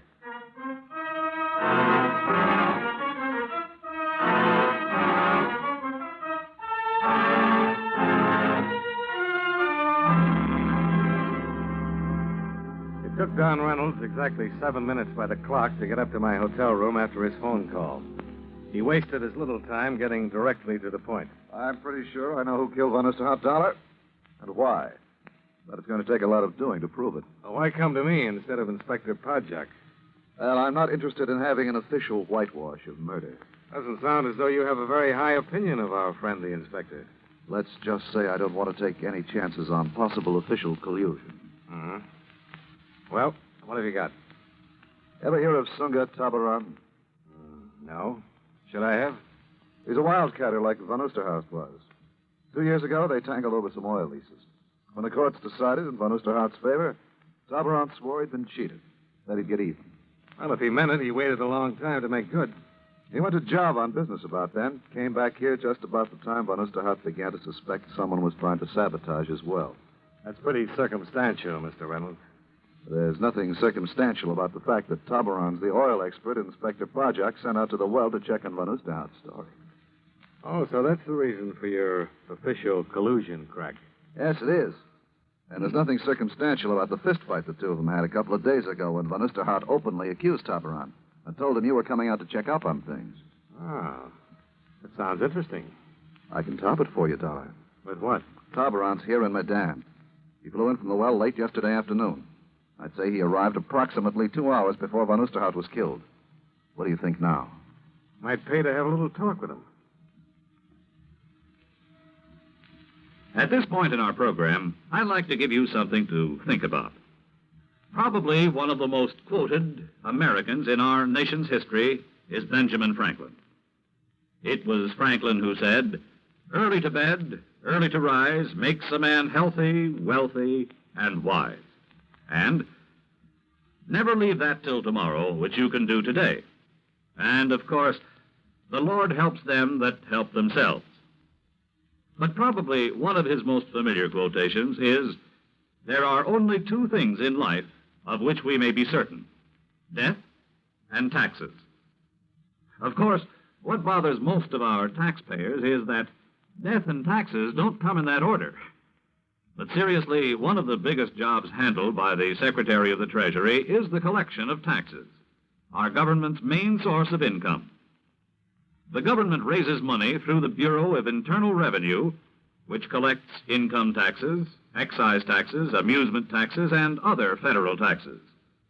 The Bureau also checks to see that you haven't paid too little and, believe it or not, that you haven't paid too much. Another way the government raises money is through the Bureau of Customs, which levies taxes on imports which are sent here from foreign countries. But although the Treasury Department collects the money, it is Congress, the men we send to Washington, who actually says who will pay taxes and how much. And that's one thing from which none of us can escape.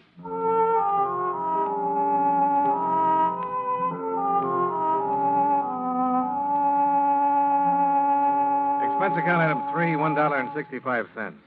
Cab fare to the residence of Sunga Tabaran. It was a small, modern bungalow nestled in some gently rolling hills at the edge of town.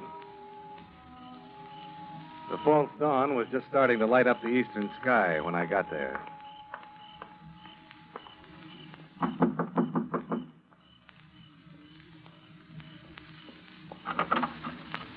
Yes? Are you Sunga Tabaran? That is correct. My name is Dolar. I'm an insurance investigator. I'd like to talk with you. This is hardly the hour at which one makes either social or business calls, Mr. Dollar. Well, murder isn't very particular about the hours it keeps. If you will, please come in. Thanks. I notice you're up and dressed, Mr. Tabaran, in spite of the early hour. You said you had come here to speak about murder, Mr. Dollar. I understand that you and Van Oosterhout had some pretty violent disagreements in the past.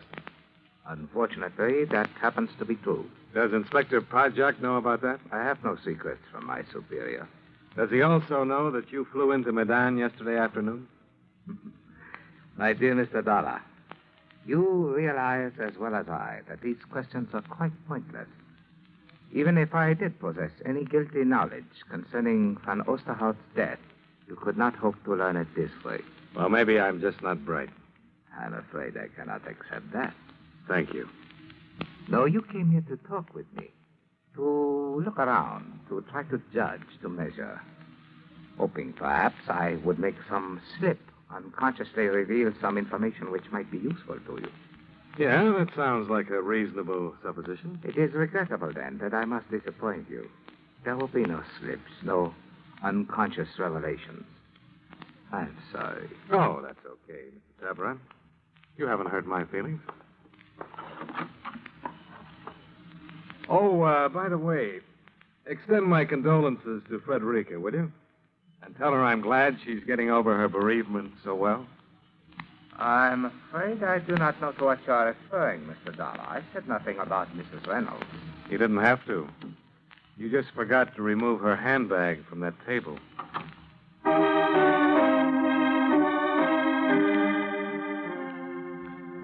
The question of what Frederica was doing in Sunga Tabaran's bungalow at that hour of the morning was an interesting one. But there were a few others bothering me even more. Expense account item 4, 75 cents. Precarious transportation aboard a bicycle rickshaw to the deserted offices of Van Oosterhout Oil Company. Expense account item 5, $1, similar transportation back to my hotel, where a visitor was waiting for me in the otherwise empty lobby. Oh, hi, Inspector. Something on your mind? I wish you to stop interfering in affairs which are no concern of yours, but only of the police. Well, it didn't take Tabaran long to call you after I left, did it? Sunga Tabaran is one of my most trusted men. Looks like Frederica Reynolds feels the same way about him. Mr. Dollar, you are in a strange country, one whose habits, customs, ways of life are entirely foreign to you. It would be most easy to fall into error concerning the guilt or innocence of some of its inhabitants. Well, I'd agree with you, except for one thing, Inspector. So? They're still people.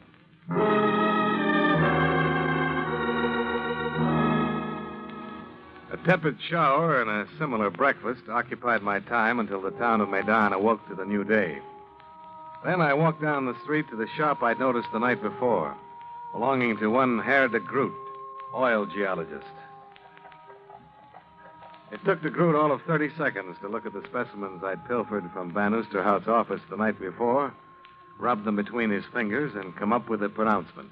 Yeah, there's no question. These test borings, they are from the Van Oosterhout number 1 well. And you've seen specimens like these before? But of course I have, young man, many times. They are composed in increasing density of a carbonate of calcium and magnesium, formed during the Carboniferous era of the Earth. In other words, what we have here are specimens of Carboniferous Dolomite. I'll take your word for that. Just tell me what it has to do with oil. But it has everything to do with it, young man. Under just such rock strata as these lie some of the greatest oil fields in the world. So the chances of the Van Oosterhout well hitting such a pool should be pretty good, huh? I would say it would be virtually impossible for it not to hit oil from 100 to 500 feet in depth below the strata. Any idea why Van Oosterhout wasn't informed of this? Not informed, but he must have been. Oh, why is that? Well, these test borings have been brought in regularly by Van Oosterhout's son-in-law, Mynheer Reynolds. Why should he not have told him?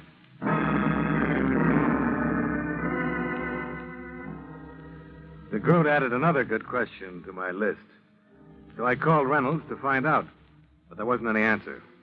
I got the same result with a call to Sunga Tabaran. But I had better luck with the dispatcher's office at the airport. That is quite right, Mr. Dollar. Mr. Taban filed a flight 10 for the Van Oosterhout well and took off approximately an hour ago. What about passengers? Oh, one passenger is listed. Mrs. Frederica Reynolds. No, Mr. Reynolds? Oh, he took off for the well property also, Mr. Dollar, in a company plane. He was given runway clearance not 5 minutes ago. One more thing. Do you happen to know what time Reynolds came in last night? Well, which of Mr. Reynolds' flights do you mean, Mr. Dollar? There was more than one? Oh, yes, 2. The first time he arrived here shortly after dark. I can look up the exact time for you if you wish. No, that won't be necessary.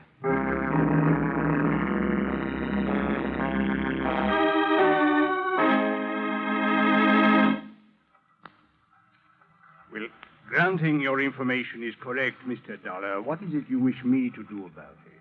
Now, look, Inspector. It's about time you stop being coy. You must have some or all of this information. And if I have? Then you know it adds up to 1 murder and maybe 2 more. I do not understand, Mr. Dollar. Reynolds knew from those secret test borings that Van Oosterhout was going to hit oil. That would seem most logical, yes. So if he could stop the well for 3 more weeks, the drilling permit would run out. Van Oosterhout would be through. And Reynolds could file for one of his own and bring in the well himself. Then you are accusing Mr. Reynolds of deliberately withholding information from his father-in-law, of sabotaging his drilling operation. And of killing Van Oosterhout. But why should he have done that? Well, somehow the old man must have learned the truth from those test borings we found in the office. If what you say is true, Mr. Dollar, we shall secure the proof we need in good time. Why did Tabaran and Frederica leave for the well? The death of her father brought some suspicions to Mrs. Reynolds' mind. She went to discuss them with Tabaran. Perhaps there is some proof out there at the well, and they intend to bring it back. Reynolds took off for the well 10 minutes ago, Inspector. What happens if there's another accident, and Frederica and Tabaran never get back? A plane will be ready at the airport by the time we get there, Mr. Dollar.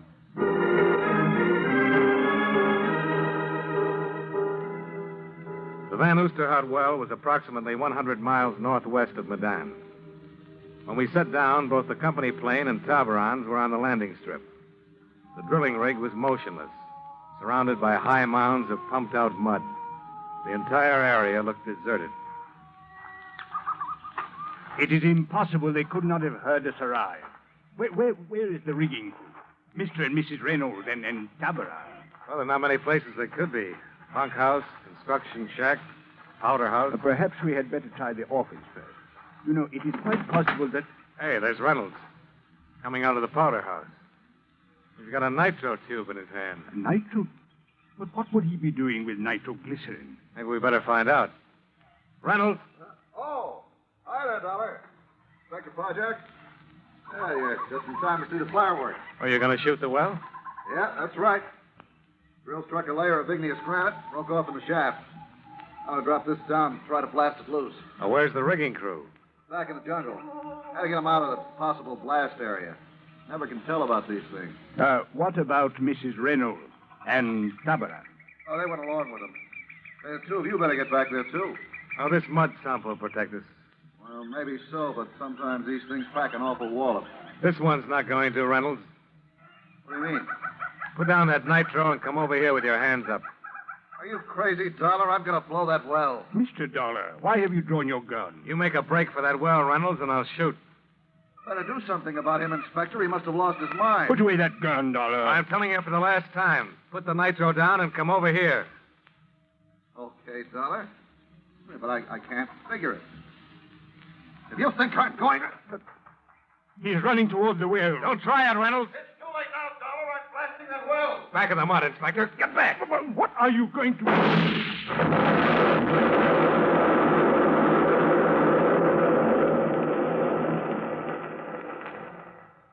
Dollar, your shot, it exploded the nitro. Yeah.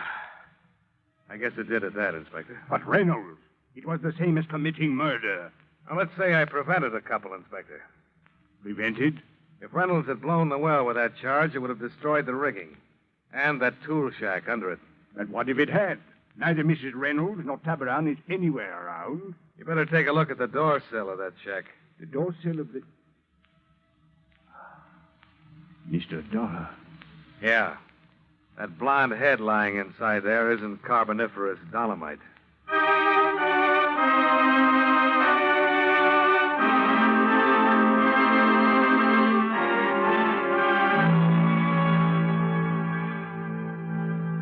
Expense account item 6, $23.15, hotel bill and miscellaneous.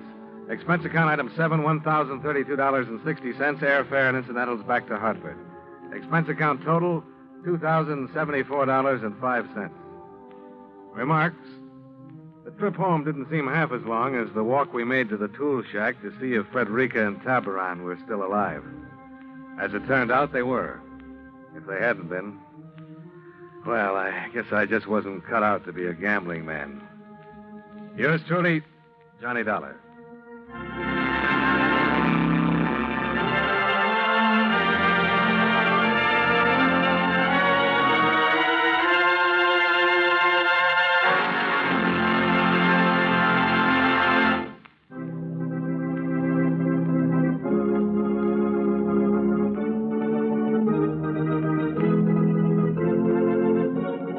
Johnny Dollar has come to you through the worldwide facilities of the United States Armed Forces Radio and Television Service.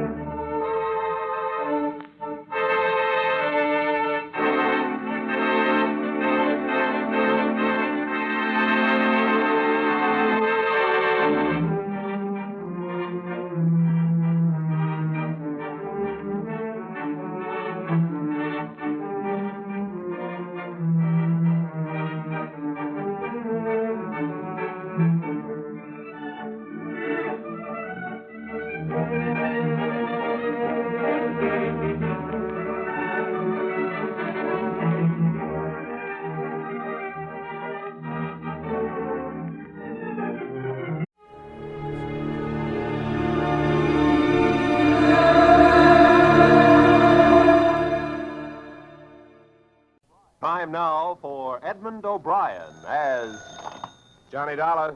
Dollar, thank goodness I found you. Why, what's up? You've got to leave for New York, Dollar, immediately. A policyholder, he's afraid for his life. Here we go again. Who's he afraid of? Well, he wouldn't say over the telephone. All I know is, to us, he's worth $100,000 alive. Well, that makes it simple. He must be afraid of somebody to whom he's worth $100,000 dead.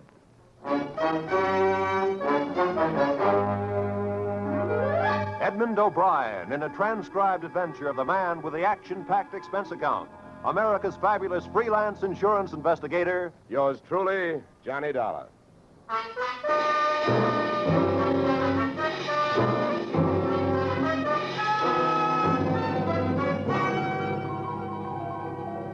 Expense account submitted by Special Investigator Johnny Dollar to Home Office, American Continental Life Insurance Company, Hartford, Connecticut. The following is an accounting of my expenditures fulfilling your assignment as a bodyguard. The body being that of your late policyholder, Robert W. Perry.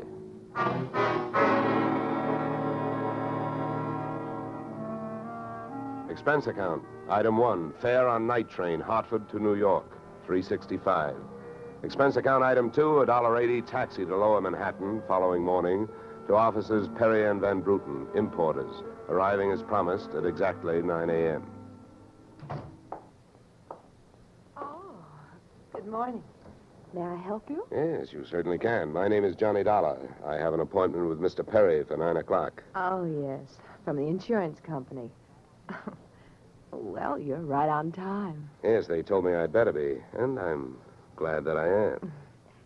Mr. Perry just came in. He's alone and waiting for you. I'll buzz him that you're here. Thanks.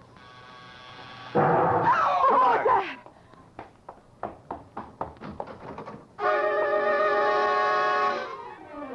What was left of your policyholder, Mr. Perry, was just sliding out of a swivel chair as I hit the room. The top of his desk had erupted, and splinters of mahogany pointed their sharp fingers upward through lazy circles of smoke, swirling toward the ceiling. The buzzer from his secretary's desk had been rigged to a booby trap. Oh, no. Mr. Perry. Stay away from him. Come on, there's nothing you can do. He's dead. Oh. What happened? What happened? Whatever happened? Let's go. Let's get back out of here. Here you are. Sit down. I'll get you a drink of water.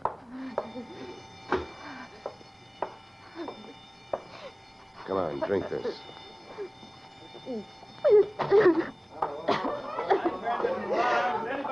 There's a doctor on the third floor. Shall I call him? Never mind the doctor. Go call the police. Nobody gets in here till they arrive. Now, the rest of you, go on, run along, beat it, will you? And have the building superintendent turn off that alarm. Okay, miss. Now, take it easy. It was all so sudden.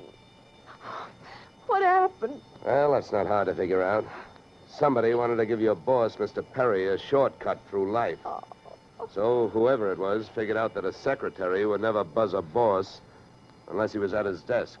They rigged up a bomb somewhere in his desk that would go off when you buzzed him. Oh, then I killed him. Now, wait a minute, will you? Wait a minute. Don't go hysterical on me. There's excitement enough, and there'll be more when the police get here, so you keep cool. But I did it. You saw me do it. Look, honey, the way you put it, I killed him by coming in here and giving you my name so you would buzz him. And I was here to protect him. So drop it, will you? I'm sorry. Now, tell me, what about yesterday? Was Perry here? Yes, all day. What time was it when you last used the buzzer? Why, right up to the last minute, about 5:30. Who left the office first? Oh, Mr. Perry, he always leaves first. I lock up. From the looks of things, you should have used more locks last night. Somebody got in here to do some wiring. Oh, I forgot that fire alarm. Look, before the police arrived, do you know why I was sent here? Oh, yes. Mr. Perry felt that his life was in danger. He thought that, well, with a $100,000 policy, the insurance company would do everything they could to help keep him alive. Oh, we didn't have much of a chance, did we? What was he afraid of? I don't know. Okay. Tell me, what were his other appointments for today? Well, he only had two. His partner, Mr. Van Bruten, at 11, and later he No, had one at a time, please. Van Bruten. Anything special about their meeting? Oh, yes, Mr. Van Bruten arrived just yesterday from Holland. Oh, you mean there was a branch of this firm in Holland? Oh, huh? yes. Mr. Perry was buying out Van Bruten's interest. They had a final meeting at Van Bruten's hotel last night. I see. Van Bruten was coming by this morning to pick up his money. Cash? No, a cashier's check. The bank is to deliver it here at 10:30. Well, Perry's other appointment, who is that? Christine, his wife. Now she tells me. Christine, the beneficiary. Yes, she wouldn't have been the beneficiary in about another 2 weeks. They were getting a divorce. Thanks for the motive. You don't like her. Well, I didn't mean it that way. Well, how about Perry? Did you like him? Okay, here's an easy one. What's your name? Susan Gates. Now, isn't that about enough? Okay, Susan, you better save your voice. During the next few hours, you're going to have to do a lot of talking. I've been everywhere else. Is the fire in here? Well, you'll have to stick around. When the cops get here, somebody will get burned.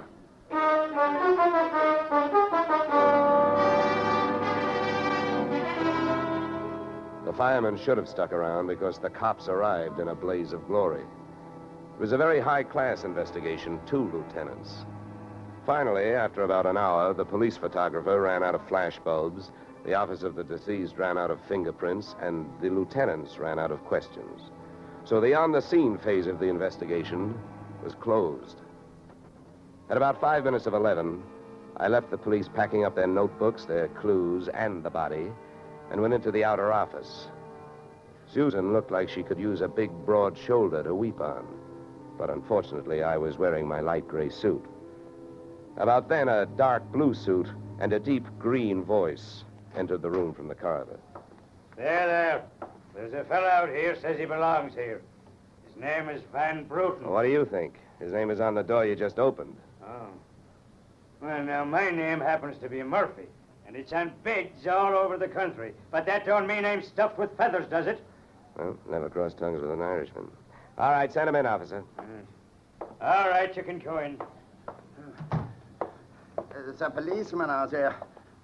There's trouble here? I am Bramer van Bruten. Where is Mr. Perry? What? He is waiting for me, no? No. But my appointment... He's not keeping any. He's dead. Dead? This is not possible. Last night I saw him. He was well. What happened? He was hit by a buzz bomb. A buzz bomb? Oh, please. You mean there was foul play? Yes, it was very foul. Oh, please. I may sit down. My first visit in all these years since before the war. It was to be so happy. But now tragedy like this. He was a good man, a good partner. I understand that as of last night, you were no longer partners. Yeah.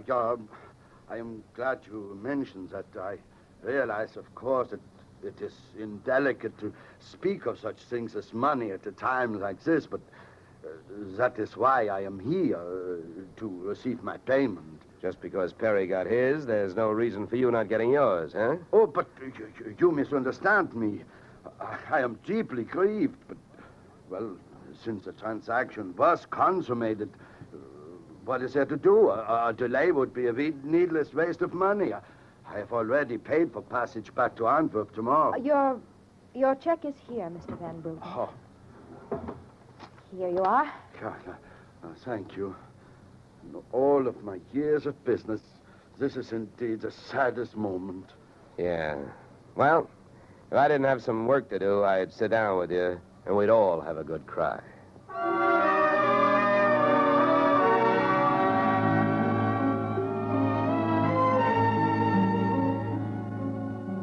Expense account item 3, 90 cents, phone call to the home office. Mr. Gordon's office. Look, honey, this is Johnny Dollar. I want to speak to Mr. Gordon. While I'm telling him what I've got to tell him, maybe you'd better sit there in his lap with some smelling salts. I'm not that type of a secretary. Besides, he doesn't have a lap. Hello, Dollar. How are you making out? Out? About $100,000. What's that? Yeah. You know, you should have sent me earlier. Somebody turned Mr. Perry into a firecracker just after I got here. He's dead. Oh, that's bad news. Big policy. Yeah, what I want to know is, shall I stay on the case? Well, certainly, Dollar, by all means. Is there a chance of proving suicide? There's a non-payment clause. Yeah, to make this one a suicide, there'd have to be a Santa Claus. Nobody could hate himself enough to do it this way. What are the fraud possibilities? Fair, there's an estranged wife. She's the beneficiary, but she wouldn't have been in a couple of weeks. Divorce coming up. I'll start with her. All right, Dollar. Good luck. But watch those expenses. Why, Gordon, I'm surprised. I think an insurance man would be the first to want to see a fellow live a little.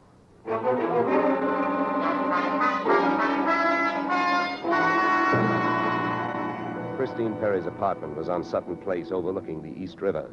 I took the elevator up to the 24th floor, and there I discovered that our garden-fresh widow was living high in more ways than one. Everything about the place was French. The maid who led me into the living room through a long foyer, the decor, and the perfume which reminded you that breathing can be fun. I looked up from enjoying my nose to see Mrs. Perry looking down hers. Mr. Dollar, Mrs. Perry. I believe we can dispense with the social amenities. You're an insurance investigator, interested in the death of my husband. So naturally, you're here because you've jumped to the conclusion that I killed him. You're the one that's jumping to conclusions, lady. And careful you don't break your leg. What do you want? The policy's in order. Premiums are fully paid. You know, I'm not quite sure what I want. I know that you've got a great motive. So far, the only motive I've found. You haven't had much time to look, have you? Check. This is my first stop. Maybe you can help me. Do you know anyone who would be happier with your husband out of the way? I know very little about my husband's friends. For that matter, his activities for the past 6 months. That's when I left him. Well, that's not much help for either of us. You know, without someone else to suspect, I may just have to concentrate on you. Mr. Dollar, I picked the men I want to concentrate on me. I hope you're as long on alibis as you are short on temper. Where were you last night? With a friend, Al Donovan. For the while, the same place my husband was. And I have witnesses to prove who was with him. Anybody at the Clover Club can tell you. Save me a trip. I can't afford the prices they get over there. Certainly. A pleasure. My husband was with his beautiful little secretary, Susan Gates. Well, I wouldn't be more surprised if your late husband walked through that door and said... All right, mister, that's enough. Al! Yeah. How much did you hear? I'm a big guy, baby, 6'4". I've got big ears to match. Al, please. Would this be Mr. Donovan, your companion of last evening? I'm getting you out of here, Christine. Al, you don't know what you're saying. You lie to me. How can I help you if you lie to me? You call me stupid. The way you're playing this, you'll alibi yourself right into a cell. Now, I'm getting you out of What are here. you doing to me, Al? You're crazy. Come on. She's right. You are stupid, Donovan. She was doing just fine till you dropped in. Mister, you've been asking a lot of questions. Now I'm going to give you one answer. All right, Christine. So much for the wise guy. Now, about you and your alibi. You wasn't with me at the Clover Club last night. And if it's so easy to prove that your husband was there with his secretary, who were you there with? Remember, baby, you told me you were going to be with your husband. When Al measured me for that swing, I measured my chances with him. To me, he looked like one of those corporate assets of Murder Incorporated.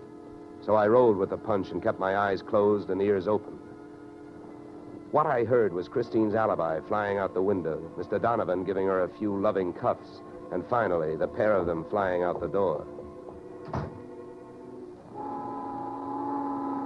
Just then, the noon whistle blew somewhere in New York, and I decided to allow myself the luxury of 1 full minute for lunch.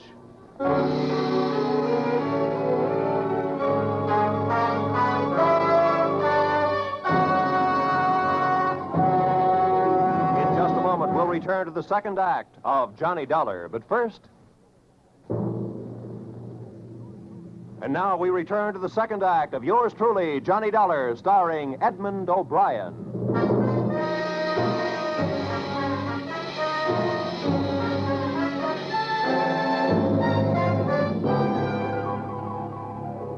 spent the minute I took out for lunch eating a handful of Mrs. Perry's bonbons on the run. I hit the street just in time to see Donovan pushing Christine Perry into a cream-colored convertible. When they got rolling, I piled into an even yellower vehicle with a meter on it and started off crosstown playing tag through traffic. At 57th and Broadway, things got complicated. My cab was 3 cars behind them when a red light flashed them to a stop. Then the door of their car flew open, Christine dashed out across the street, and melted into the river of humanity flowing down into the subway. Since Al Donovan didn't follow her, I followed him. When he finally pulled to a stop, he took 2 chances. He parked in a no-parking zone and walked straight into the building beside it, a police station.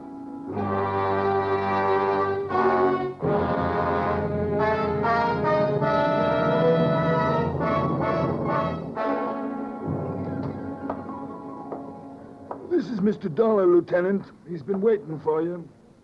Well? My name is Johnny Dollar, Lieutenant. Here are my credentials. Insurance, huh? Yeah, the Perry murder in particular. You've come to the right place, Dollar. A man named Donovan just walked in here and made a full confession. He what? That's right. My clerk's just typing it up. In the meantime, the gentleman is down in the tank having a bite of lunch on the city. He confessed. Well, does his story add up? As far as I know, I haven't heard too much about the case myself. It's not in my precinct. Yeah, but what did he use for a motive? Jealousy. Says he's in love, wanted to marry Perry's wife. Did he say how he managed it? Yeah, he stole a key to the office from the wife's apartment, entered the building last night, and wired the bomb to the buzzer system. Well, I guess guys do a lot of strange things in the name of love. It looks like Donovan did. Yeah, he either killed the man or he's trying to cover up for someone who did. Say, Lieutenant, don't execute him for a couple of days, will you? I spent the rest of the afternoon downtown in the offices of Perry and Van Bruten, importers. The partners' correspondents told me 2 things. They had been extremely friendly, and Van Bruten was extremely bald. Perry had been sending him toupees from a famous Hollywood makeup firm. At 4:30, I got to the employment files, which rocked me with 2 minor explosions of their own.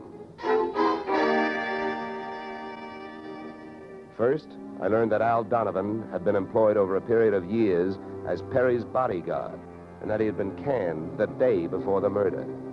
That confession of his, which had been a little hard to swallow, was suddenly more digestible. On top of this came blast number 2. The employment application of Perry's secretary, Miss Susan Gates, informed me that during the war, she had worked in a munitions plant, her specialty, wiring bomb fuses. When Miss Susan Gates reached home at 8:30, she found a visitor, me.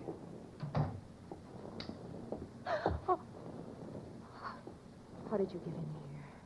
Professional secret. Oh, you scared me. What do you want? Why did you come here this way? I wanted to bring you the good news. I heard on the radio that Al Donovan confessed to Perry's murder. Al? I can't believe it. Why not? Who do you like for the spot? Why, Christine. Al is covering up for her. Well, I'd like to agree with you. If it turns out that Christine wound up her husband's life with a bang, the company that hired me saves $100,000. But I don't know. She claims she has all kinds of alibis. One of them is you. Me? Yeah. Did you see her at the Clover Club last night? Well, yes, Yeah. I know who you were with. Your boss. There's nothing wrong with that. No. I'm not preaching a sermon. I want to know who she was with. I don't know. A man I'd never seen before. Mr. Perry knew him, but he wouldn't tell me who he was. Why not? I don't know. He said I might get the wrong idea. About what? I don't know. We didn't sit there and talk about it all night, so why should we sit here and talk about it all night? All right. Good heavens, when a census taker shows up and asks a lot of questions, people answer them. When an investigator tries to do his job, they make the proverbial clam look like a blabbermouth. Look, Mr. Dollar, believe me. This has been a greater shock to me than to anyone else. Yes, excepting, of course, your late employer, Mr. Perry. How long did you work for him? 4 years. Where'd you work before then? Well, I worked... Let me help you. Bombs, huh? Wiring fuses. Remember? All right. I remember. Good. Maybe you'll remember a little more. Let's go back to last night. The guy with Christine Perry, who was he? I tell you, I don't know. Was it Van Bruten? I don't know. You don't know? No. I'll get that. No, I'll go. Just make sure you don't keep going. Susan! When Susan snapped the spring lock to open the door, the gun outside opened up. The first slug caught her in the left shoulder, spinning her out of the way of the rest of them. It was getting monotonous. Every time a buzzer went off, things started booming. Susan was sprawled out on the floor in front of the door, and to open it, I had to move her. By the time I did, the hallway outside was empty. Okay, now take it easy. Come on. Don't start hurting for a couple of minutes. We'll have a doctor here by then. He'll give you something. Please, try to keep calm. Here, what? I'll throw my coat over here. Now, try not to move. You're going to ruin this rug. Never mind the rug. What we want to worry about is who tried to ruin you. What'll they do to me? What'll who do to you? They'll arrest me. They don't arrest people for getting shot. You have any idea who it was? That man in the office this morning. The one who picked up the check. Van Bruten? No, he wasn't Van Bruten. He was a phony? Yeah. And you still gave him that check? Yes. Well, I won't ask you why. You gave him that check and then tried to blackmail him. Is that right? They'll arrest me. I wouldn't be surprised. Who is this guy? Where can I find him? Come on, don't pass out on me now. His name, quick, come on. Ben Sands. Where's he live? Marsden Hotel. Under his own name? No, I don't... I don't blame you. I could use a few moments of unconsciousness myself. The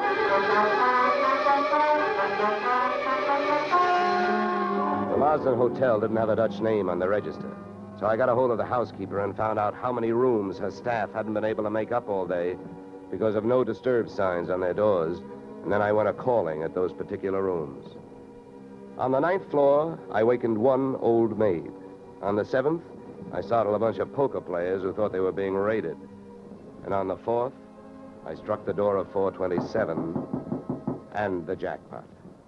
Who's there? Don't you see the sign? I do not wish to be disturbed. Sorry, I must have the wrong room. I started up the hall after the fire axe. When I got to it, I changed my mind. Out of the few things I learned about this guy, Van Sant, was that he loved to shoot people through doors. So I decided against trying to chop his down. Then I remembered the way those people came pouring out of those offices earlier in the day when they heard that fire alarm. So I picked up the little red hammer next to the big red fire axe, broke the little glass window, pulled the little brass hook, and set off a big brassy noise. And then I rushed back to 427. Fire! Fire! Hey, fire! Fire! There's the fire. Right here in my eyes, sweetheart. Why you come here? You wish you don't? Never mind the dresser. You're through shooting guns. What do you think, Van Sant? You want to try some more? You cannot make me stay here. It's a fire. We will all die. You'll look good barbecued, but I'll make a deal with you. You talk, and if I like what I hear, I'll show you how to get out of here alive. How I know this? You don't think I'm going to stay here and fry, do you? And if you don't start flapping that tongue in a hurry, I'll probably just tie you to a chair and run. So first, where is the real Van Bruten? You will find him in the bedroom. Yeah? He'd better be alive. He's out cold.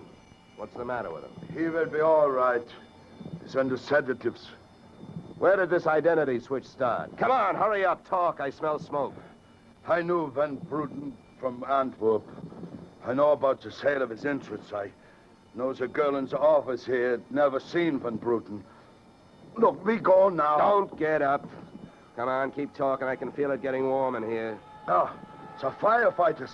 We will be saved. Don't be too sure. They always start at the top floor and work their way down. Come on, I can hear those flames crackling. You know the rest. Last night, when the transaction was all finished with Perry, I gave to Van Bruten some sedative in his cocoa. So you set up that bomb so Perry'd get it before you showed up to pick up the check, huh? Yeah, I told you that. How the girl knows I am an imposter, I don't know. Well, let me tell you. She's been sending old Van Bruten toupees for the last 4 years. Gray ones, my red-headed friend. Oh, sure. I can stand up now. We go out from here, no?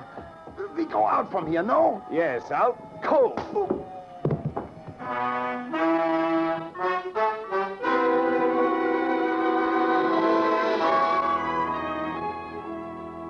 Expense account, item 4, $1.40. Night letter informing you that American Continental would have to meet payment of claim to Mrs. Christine Perry, innocent widow of the insured.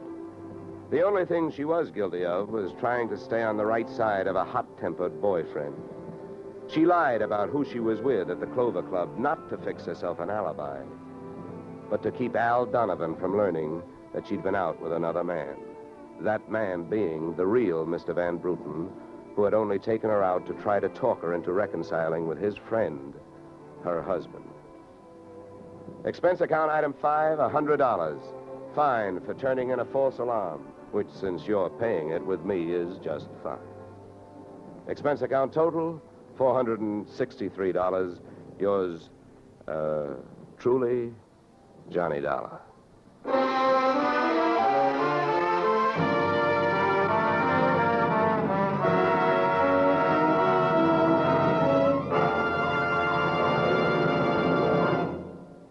Yours truly, Johnny Dollar, stars Edmund O'Brien in the title role and is written by Paul Dudley and Gil Dowd, with music composed and conducted by Leith Stevens.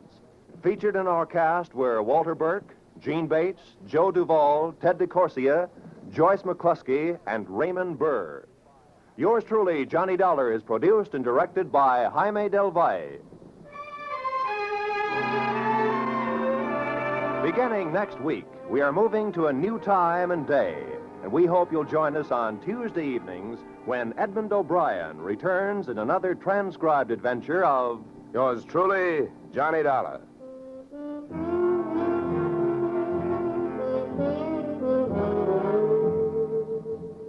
You, Mrs. Bloom, Molly Goldberg's famous invitation to fun in the Bronx now echoes across the country each Saturday night on CBS. It's the same fine brand of comedy mixed with a tear now and then that's made Molly and her whole family, Jake, Sammy, Rosalie, and the others, favorites for many years.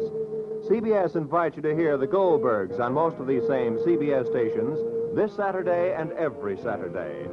This is Roy Rowan speaking.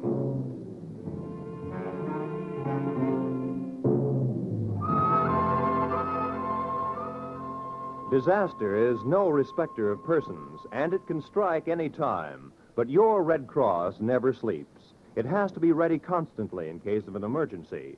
This is your protection. Keep it strong. Now is the time to support Red Cross for your sake. Remember, for every dollar you gave before, this year add a quarter more. If you gave Red Cross $10 last year, this year give it $12.50. Give gladly. Join Red Cross.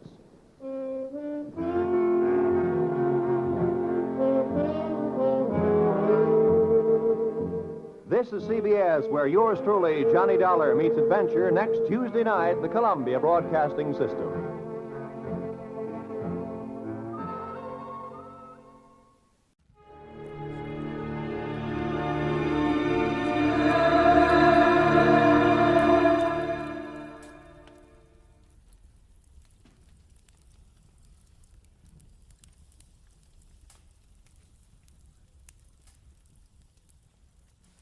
Get this and get it straight. Crime is a sucker's road, and those who travel it wind up in the gutter, the prison, or the grave. This started with a wreck and went from there to double murder over $75,000 worth of glitter that nobody got in the end. Because I found out just in time what was fishy about the tale of the mermaid. From the pen of Raymond Chandler, outstanding author of crime fiction, comes his most famous character in The Adventures of Philip Marlowe.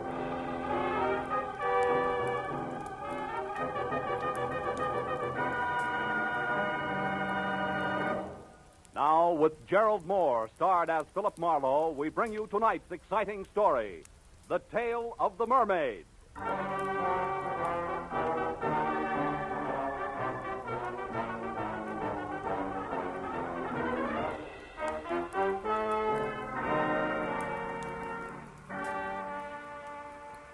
9:30, I was still in my office, tucking in the loose ends on a report, while I listened with half an ear to the fabric of city sounds rising from the street below. Fabric ripped suddenly by tires clawing concrete. The shattering crash that followed brought me to my feet. It was a traffic accident, and a bad one. I ran to the window, but it had happened around the corner out of sight from my office. So I watched others run for it and remembered grimly that every 30 seconds, somewhere in the country, a thing like that happened. And 1 out of every 16 minutes was fatal. I wondered who had been chewed up in a chromium meat grinder this time as I listened to first the police, then the emergency ambulance, and finally the scavenger truck cleaned the wreck off the street. After that, I went back to my report again and tried to forget about it. But an hour later, that same accident came back into my office. Mr. Marlowe. Yeah? This is Corey Riggs. Yes, Miss Riggs? I'm a nurse at the Warwick Emergency Hospital. Uh-huh. About an hour ago, a man named Stanley Ott was brought in, and he's been calling for you. For me? He was badly injured in an automobile accident on Cahuenga on his way to your office. Wait a minute. Who did you say this was? I'm the nurse assigned to Mr. Ott at the hospital. I just got off duty, and I had to wait until I was relieved before I could call you. I see. Well, look, Miss Riggs, I'd like to help in any way I can, but it's 9:30. Mr. Marlowe, Mr. Ott gave me $250 and told me to call you. Yeah, I know, but And he said that I should give you $200 and keep the $50 for myself. Oh, fine. Now I get clients by proxy. I beg your pardon? Nothing. I'll be right over, Miss Riggs.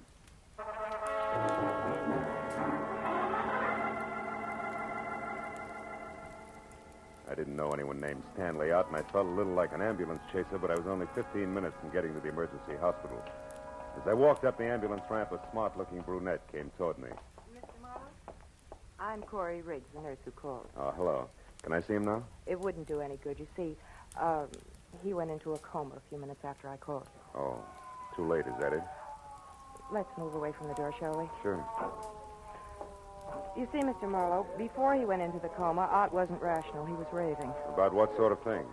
About you and a girl. Oh? As near as I could make out, she's supposed to meet someone tonight at 2 o'clock and collect $75,000. It's quite an assignment. Who's the girl? I don't know. All Ott said was something about a plaid coat as identification. Plaid coat, huh? Any idea what he wanted me to do? Chaperone, maybe? No, he kept pleading, stop her, she can't do it. So I'm sure that he wanted you to prevent this girl from keeping that appointment. For some reason that seems absolutely imperative to him. Where was this 2 o'clock meeting supposed to take place? I have no idea. Oh, fine. So it boils down to this. A girl we don't know in a plaid coat is meeting someone we don't know at a place we don't know at 2 a.m. The man who wants me to prevent it is in a coma and can't talk. Didn't he say anything else, Miss Riggs? He just kept saying, you've got to help me, Marlowe. It's life and death. You know, we can stir up an awful hornet's nest poking our noses into $75,000 worth of business we know nothing about. I doubt that we can do any good anyway, because we don't have enough to go on. If he said anything else to even point in the right... Marlowe. What? Oh, wait a minute.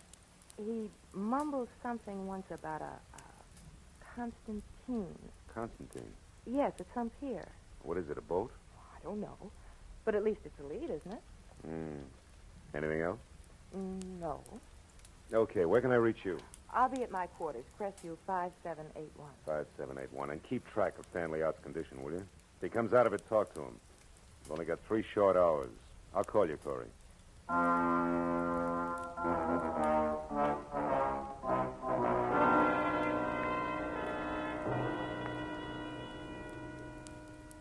I felt a little weird as I left the hospital because I was traveling on strictly second-hand information as to what had gone on in a delirious mind. But in spite of that, there was still enough coherence in what Corey Riggs told me to make a case. My first stop was a phone booth and a call to the police, where I found out from the accident report that Stanley Ott was 30, unmarried, small-time lawyer, and an L.A. resident with a clean police record. My next call was the harbor master's office at San Pedro. Constantine?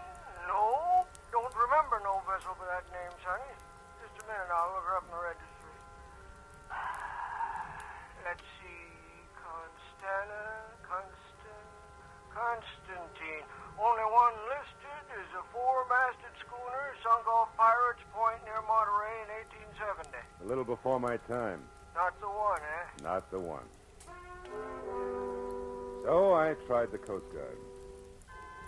No fishing boat called Constantine on this coast, mister. That was followed by a check of yacht harbor at Long Beach, negative. And a call to the pleasure boat anchorage at Santa Monica. No Constantine registered here, sir. After that, a long, futile reconnaissance of the waterfront from one end to the other. It left me 1 solid hour later out at the end of a tottering, almost abandoned concessions pier in Venice, swearing in blind frustration at the black seething ocean below. I was licked. You ain't thinking of jumping in, are you, pal? Hey, you look like you lost your best friend. I did, Buster. Me. I was sunk with a Constantine in 1870. Constantine? You know him, too, huh? Him? Yeah. You mean Constantine's a guy? Sure, pal. There's a shack there. Wait till the beacon light comes around again. You see? See that? Well, I'll be. Prince Constantine Chevnov. Occultist, palmist, and medium. Personal consultant by appointment only. Yeah, but that's a fake. No fool. All them guys. He owes everybody around, even at the Ziggy, me. For $1, and that's something. But he's a genuine Russian princess. Hey, where are you going? Have a look. Prince Constantine Chevnov could be my boy. He wouldn't want you nosing around here, pal. That's too bad. Does he live here? Yeah, in the back. He runs his pitch in the front where all them green curtains are. Uh-huh. Yeah. I suppose he always leaves his door unlocked, huh? What? No. Hey, that's kind of funny. Yeah, I'll bet. There'll be a light switch here someplace. Oh, yeah. Now, let's see what... Oh. Holy cat. Goodbye, mister. Goodbye.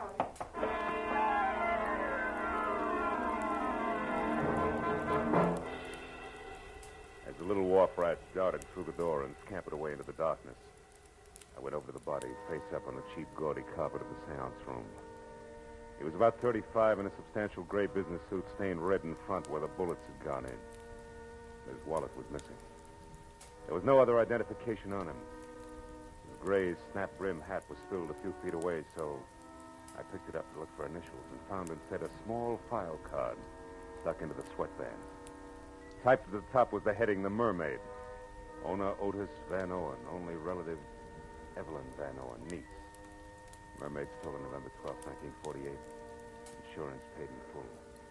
In ink, Van Owen died August 1949, and under that in pencil, Constantine Chevnov, Venice Pier, and Louis Paradise, 913 Seacrest Road, Pacific Palisades.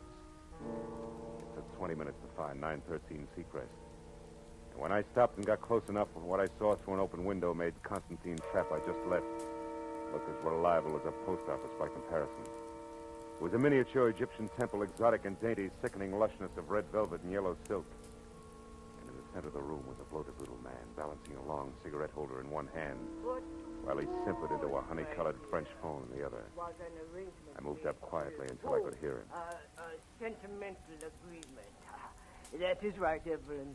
Your Uncle Otis and I were the best of friends for years.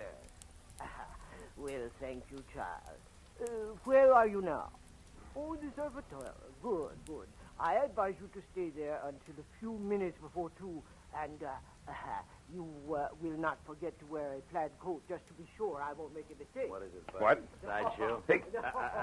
Careful now. Sudden noises like this gun going off upset Mr. Paradise. What do you find so interesting inside? Conversation. About the mermaid, probably. Uh-oh. Glad you dropped that one, Bud, because I'd bump you for a nickel. Say nothing to 75G. I don't talk things over with punks. I reserve it for the head man. Go do something about it. Okay, Bud, I will. Go on, move. Round to the door and inside. Mr. Paradise gets some kind of kick out of stepping on big guys like you. The gopher face shoved his automatic into the small of my back and marched me inside, where the air was thick with cheap incense. The bloated little king with a long cigarette holder had stepped out, but he came back fast when the gopher called him. Mr. Paradise. He stared at me from across the room, and his nostrils flared for an instant. And he simpered again and sidled toward me. The gopher dug at my spine with his gun. Well, now, what is this food, eh? Snooper, Mr. Paradise. Caught him outside peeking in the window. Oh? It is a bad night for snoopers. Who are you? Name's Marlowe. And the business? Snooping. He knows about the mermaid, Mr. Paradise. He does he? How much do you know? speak up. She's got a fishtail instead of legs. You dare to joke. Just stand here and take it, big man. You asked for it. Make a move and I'll drop you. I know what you are, Marlowe, but not how much you have found out. Now tell me, because the next time I slap you, it will carry more weight than my bare hand, I promise. You have company, Paradise. Should I get it? No, you keep this baboon under control, Rudy. I will answer the door. Oh, Prince, come in. Paradise, what do you mean? How far do you think you can go with my reputation? Do you want to get me hanged? Wife, what is the matter, Constantine? You are upset. Upset? I'm out of my mind. Oh, what a shock. And such a stupid thing for you to do. What are you raving about? He found that body on his front room floor, right, Constantine? Exactly. Precisely. And what is more, I did not put it there. Of all the places in the world, why did you pick this one? Paradise, who's this? This stranger here? If you would close your mouth and open your eyes more often, Prince Constantine, you would not be the nervous wreck you are. This is Mr. Marlowe, another snooper. Oh, another one. Paradise. Paradise, listen to me. It's better if we quit. It's better if we don't try it tonight. It's out of hand. I don't like it now. We should get away and come back next year and do it. You jellyfish, there is nothing to worry about now. Insurance investigators often work in pairs. Is that not so, Marlowe? Your pitch, round man. You don't need any help from me. You are so right. Rudy and I caught the first at your place, Constantine. Now we have the second one here. That is all there are. The danger is over. It's clear sailing from now but what about that cadaver you had the audacity to leave lying in my seance? Oh, what about forgive that? me, Constantine. That was a necessity. I am sorry. Now listen. Hey, Rudy. Does this go on all the time? Yeah. Ain't it awful? And think of all the champagne, caviar, and buffalo stroganoff you can buy with the Mermaid. I don't care. Just a bracelet, but at the same time it is $75,000 worth of diamonds and platinum. Oh, oh. Okay, Paradise. I trust you. Now, we go, huh? My, Gnazdo. Yes, Prince. The Gnazdo it is, and success. Hey, Mr. Paradise. What should I do with the big boy here? Yeah, you're kind of leaving a loose end around, aren't you, Fatty? If I had the time, Marlowe, I would beat the arrogance out of you a little chunk at a time. Rudy. Yeah? You've got no initiative, but you do have imagination. So use it. Goodbye, Marlowe.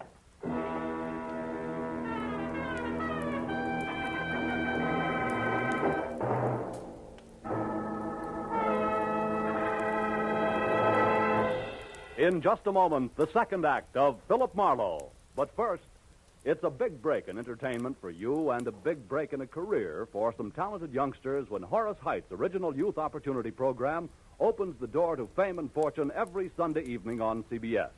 Popular Horace Height is host to young folks who want to break into show business. And every Sunday evening, one lucky winner does break in, to his delight and your listening pleasure. Yes, for music, comedy, thrills, and all-around fun, listen to Horace Height Sunday evenings, another great CBS show heard over most of these same stations. Tune in this fall for the shows that you love best of all. Listen carefully. Here's the address. It's CBS. Now, with our star, Gerald Moore, we return to the second act of Philip Marlowe and tonight's story, The Tale of the Mermaid.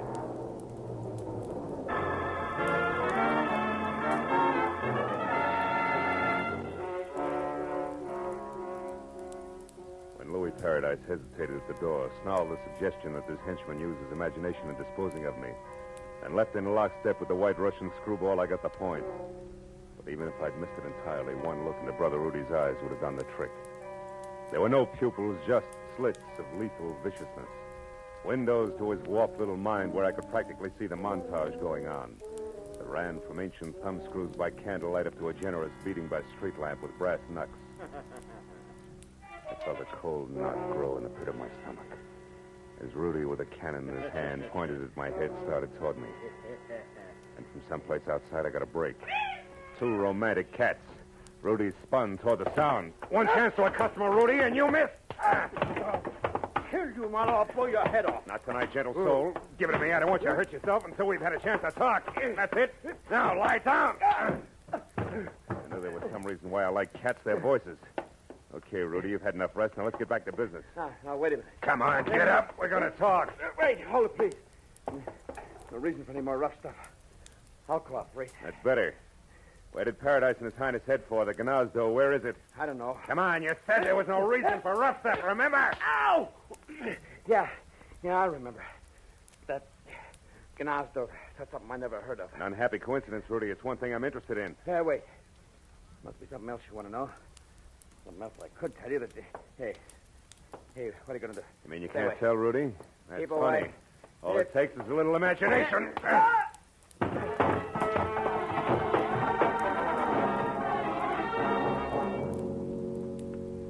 With Rudy out of the way, I started through the place looking for all-important answer to what was the Gnazdo.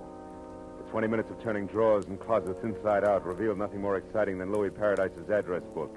First names only. And a picture of a girl named Toodles who belonged to the Roaring Twenties. And by this time should have caught a death of cold. His sister, no doubt.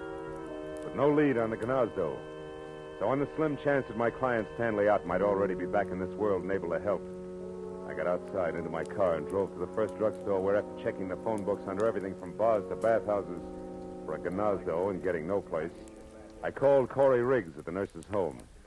No, Marlowe. Stanley Ott's still unconscious. I just talked to the night nurse on his floor. They expect him to come out of it soon. Why? What happened? Well, it's too much to explain now, Corey, but that girl, the one in the plaid coat, I found out that her name's Evelyn Van Owen, and she's staying at the Surf Hotel. Now, see if that much checks with Ott when he comes to, will you? All right. Oh, also, there's a diamond-studded item called the Mermaid, which accounts for that $75,000 he mentioned. Now, Constantine and the pier now equal a phony Russian prince who runs a spook palace out on the old Venice pier. Now, you got all that? Uh-huh. Good. Now, look, honey, listen real hard. Before Ott passed out, did he by any chance say the word Gnazdo? Gnazdo? Yeah.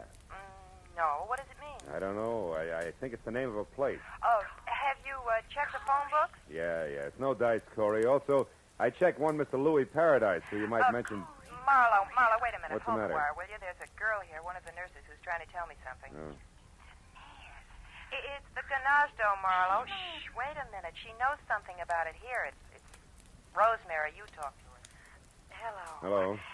You want to know what Gnazdo means? Yeah. Well, it's Russian, like Pashlamaya Gnazdo. Oh, well, what does it mean in English, Rosemary? Fast, please, is important. Well, that means let's go to my place. Gnazdo's the word for nest, sort of like cozy apartment or cottage. My place, nest. You sure of that? Well, I'm positive.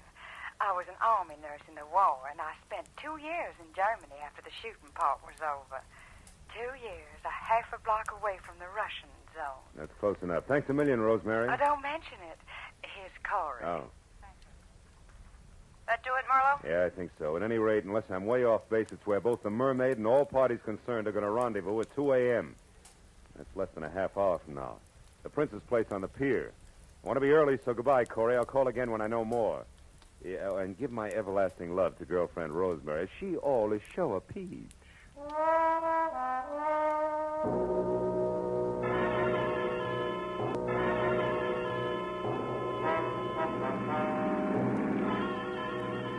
There was still a few parts missing, the way there always are. As I drove fast for the old Venice pier and added as I went along, it came out something like the theme of Paradise and Prince Whatchamacallit ready, willing, and able to pay $75,000 for a piece of jewelry that one Evelyn Van Owen now owned. A mermaid, which, according to the data I'd found on the insurance man's body, had once been stolen from Evelyn's late uncle.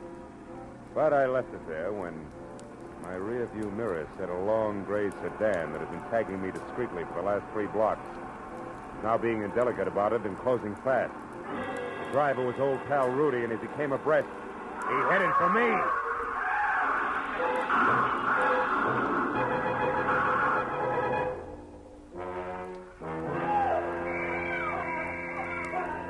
All right. You're okay, Mac. Don't you worry about a thing. We'll have you out of there in a minute.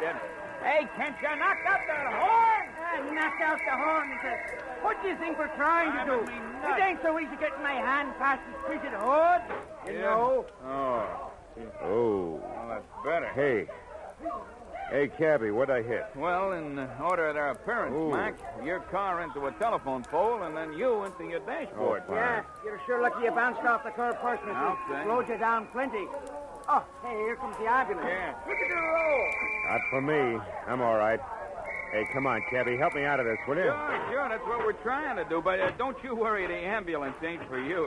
It's for the guy that sideswiped you and then tried to get away. I seen what happened, and I went after him in my cab. He turned into a dead end, no less, trying to shake me. Ooh, is he a mess? But I guess he'll live all right. Hey, what you got against you anyhow, Mac? Just my life. Listen, your cab's still all right? Sure, there's someplace you gotta go. There is. The old Venice Concessions Pier, my friend, and the sooner the better. Come on.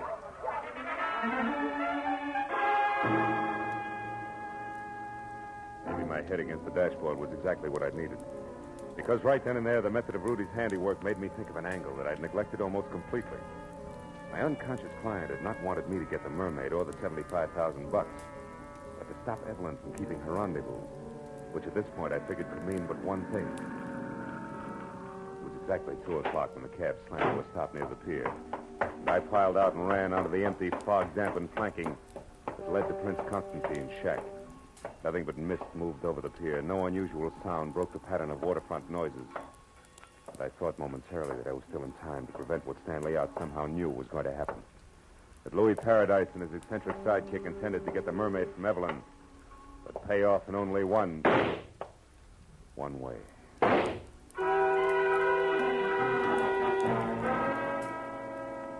ran to the rear of the shack on stilts and got close to the half-open door where I could see and hear and found out just what I'd expected.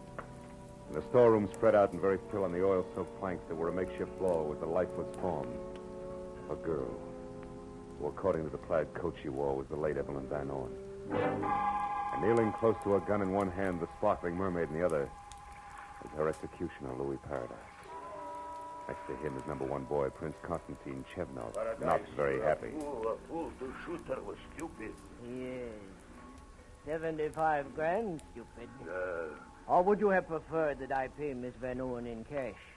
I had to kill her. Yes, Paradise, but the gun, so much noise. We can't afford to attract attention. With 2 corpses on hand, I should say not, Princey. Don't try it, Louis. Oh, the Mermaid. The space between the boards. The Mermaid. Oh.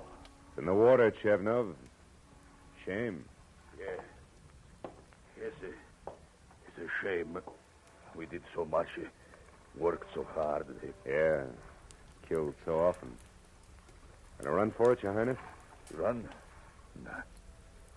No, Paradise is dead there.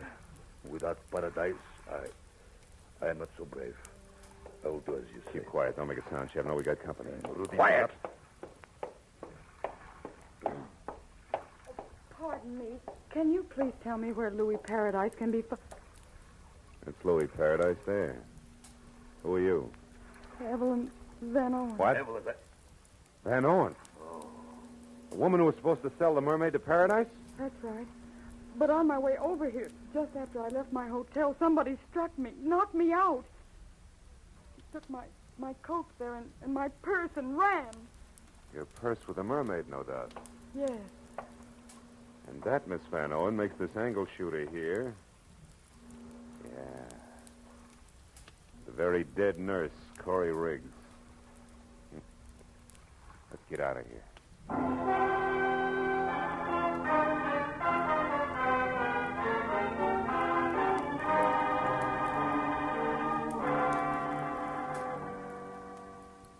Nothing to worry about, Miss Van Owen. Stanley's going to be all right. Oh, I'm so happy. Why is it women always cry when they're so happy? I don't know, but it's effective. Well, I'll run along now. Goodbye. Bye, Dagger. You know, Mr. Marlowe, when I was in Stanley's room with the doctor, Stan said he didn't lose control of his car at all when he had that accident in front of your place. He was run off the road By a gray sedan, I know.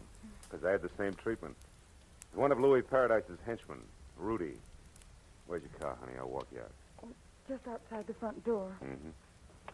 Tell me, did I tell you why Rudy roughed him up? Yes, in a way. You see, I told Stanley about the deal with the Mermaid, and he thought it all sounded a little phony. Can't understand why. He's a lawyer, you know. No, legal type mind. Yeah. He said meeting anyone at 2 in the morning was ridiculous, so he investigated as much as he could because he was worried about me. We're engaged, you No, know. I never would have guessed. And he found out that Mr. Paradise was a fence. And Stan said that probably he never intended to give me the $75,000 for the Mermaid at all. That they intended to kill me. Here we are. Tell me, why did you get in touch with Paradise in the first place? I was just following Uncle Otis's instructions. He gave me the Mermaid when he was dying. And he told me if I wanted money to sell it only to a Mr. Paradise, but not to mention it to anyone. Your uncle faked a robbery, collected the insurance money, and then let you sell the Mermaid to a fence, huh? It's lucky for you that Nurse Corey Riggs was clever. She put together just enough of Otis's gibberish to know that there was something good to be had, and then got me to unravel it for her. She got killed taking my place. When she tried to collect your $75,000. Yeah. Oh, here's my car. Well, Evelyn, for a little while, you were a rich woman. Now it's all gone. How do you feel? Well, I'm alive. And in love. Yes, well, that answers my question. Good night, baby. And good luck.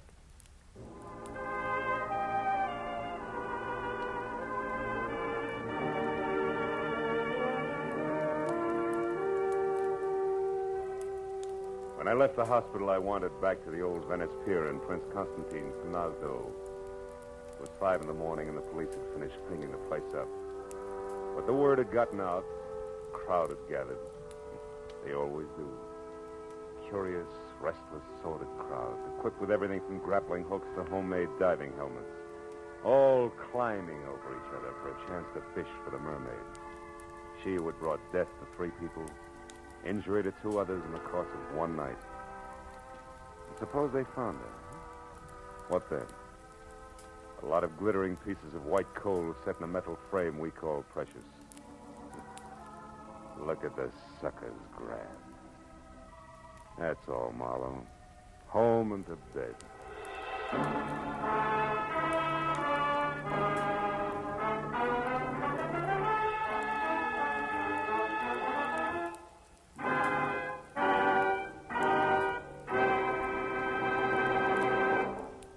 The Adventures of Philip Marlowe, bringing you Raymond Chandler's most famous character, star Gerald Moore, and are produced and directed by Norman MacDonald. Script is by Mel Donnelly, Robert Mitchell, and Gene Levitt. Featured in the cast were Rita Lynn, John Daner, Michael Ann Barrett, Wilms Herbert, Junius Matthews, Herb Vigran, and Mark Lawrence.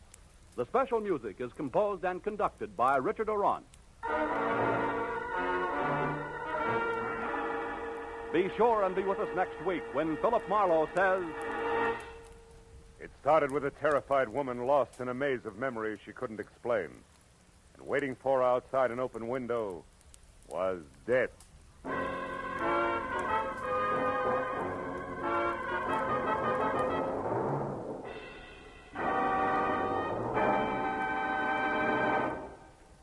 Another show has joined the CBS Sunday Night Parade. It's The Contented Hour, starring Buddy Clark and featuring the finest in popular and semi-classical music.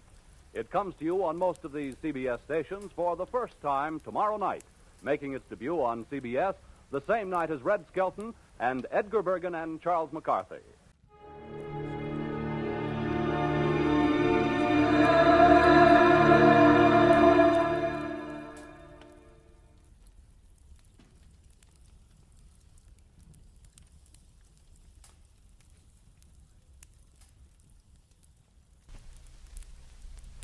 Get this and get it straight. Crime is a sucker's road. And those who travel it wind up in the gutter, the prison, or the grave. This time a car hop knocked me down a flight of stairs. An honest woman was strangled by a green silk sash. And a simpering dandy was shot to death. All because of a run-of-the-mill accident 500 miles away. It happened like this. From the pen of Raymond Chandler, outstanding author of crime fiction, comes his most famous character in The Adventures of Philip Marlowe.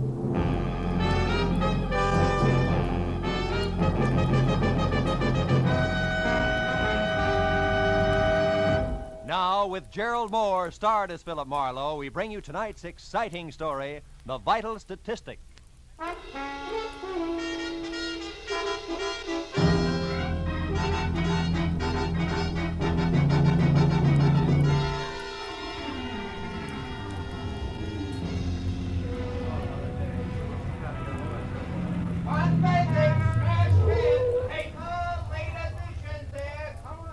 boy. Give me a paper, will you? Paper, mister? Yes, sir. What do you like? Races, comics, or classified? How about some news? Star? Here you are. Thank you. Paper! Get out of my way. Hey, take it easy. Drive away from here. Fast. Wait a minute. What is this? You've got to help me. I'm being followed. Oh, just a minute, sister. I think The you better lights green. Drive, will you? Hurry, please. Okay. She was streamlined, from close-cropped hair the color of a smoky sunset to low-heeled slippers brocaded in bronze. And in between, a dress that conformed as close and smooth as lacquer on a Chinese vase. I made 4 turns in 4 blocks, then pulled into the curb and stopped. She stabbed a look at me with a pair of sharp, jade green eyes that said life had always been nothing but a calculated risk. Then she stepped out of the car and smiled. You were a big help, brother. Thanks, and goodbye. Not just like that, baby. Come here. I don't like being left out on a limb. Now, look, you did me a favor, okay, but we drop it right here. It's trouble. You wouldn't like it. On the contrary, it's business, like keeping my own nose clean. I'm a private detective, but I didn't issue any invitation for you to jump into my car. A private detective? Yeah, who's chasing you, baby? The law? You can tell me out here on the street or inside over a drink. I'll take the drink. I need it. Oh. Maybe I need you, too. This might be a break. I'm Mrs. Terry LaBarre, and you're, Marlowe, Philip Marlowe. Who are you running from, Mrs. LaBarre? a woman in slacks. I don't know who she is or why she's following me, but every time I look back, she's there. This is the second day. Booth? Yeah, sure. Say, look, why haven't you talked it over with your local policeman? Are you working for me, private detective? It all depends. All right. I'm a merchant, Chinese silks. Not a little shop for 6% profit, but wholesale, quick, with cash at 40%. Uh-huh. So what's the point? No police. All it takes is a rumor of police, and I'll have doors closed on me from Seattle to Mexico. Good evening. May I get you something? A martini, please. Make it 2, waiter. Yes, sir. Right away. This gets us back to the woman in slacks, huh? Yeah. Here, Marlowe. 50 and 50. $100. I want you to locate that woman, find out who she is and why she's after me. Will you? Not without a few more facts. For instance, could she have some connection with your business? No. I have 2 men working with me. A strong one named Harlan Casey, who sees that my cash gets safely to where it's going. And a smart one named Joe Temple, who knows what to buy with it. She doesn't belong to either of them. Oh, you sure? Positive. Casey hates all women. Even me, I think. And Joe Temple, well, Joe's a wonderful guy. You hint like a woman falling in love with a fella named Joe Temple. Care to talk about it further? Why not? Temple and Casey have been in San Francisco all week on a deal. A big deal that'll make or break us. Every cent I have is tied up in it. Oh. Well, what about you and Joe Temple? Yeah. Well, perhaps this will explain. I planned to go away this weekend, but I changed my mind because I didn't want to miss his letters. I know it sounds funny, but it's true. Those must be some letters. They are. Like the one I got this morning. It's half business, all right. Complete account of how hard he and Casey worked for me yesterday in San Francisco. But the rest of it is to me, personally. I don't want to sound old-fashioned, Mrs. LaBarre, but what about... My husband? Yeah. That was a mistake I couldn't live with. One thing I can't stand, Marlowe, is being lied to. It leaves me vindictive. I'm suing for divorce right now.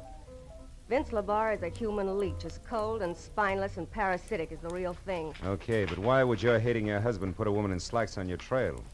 I don't know. All right, Terry, I'll worry about that, too. Any idea where I can start? Just one. I pulled a switch on her yesterday, Marlowe, for about an hour. I trailed her to the corner of Wilshire and La Cienega, then lost her in traffic. There are several dancing schools around there. Is that worth anything? Maybe. What kind of car was she driving? We were both walking. She's tall and brunette. And I've seen toads with nicer eyes. Not enough. Can't guarantee anything. I'll keep my fingers crossed, Marlowe. Here, take the 100. Oh. Do what you can to report to me at my place, 204 Beechwood Circle. Okay? Pardon, sir. Your drinks. 2 martinis? Oh, thanks. Here. Oh, thank you, sir. To your success, private detective. To your health, silk merchant. Drink hearty.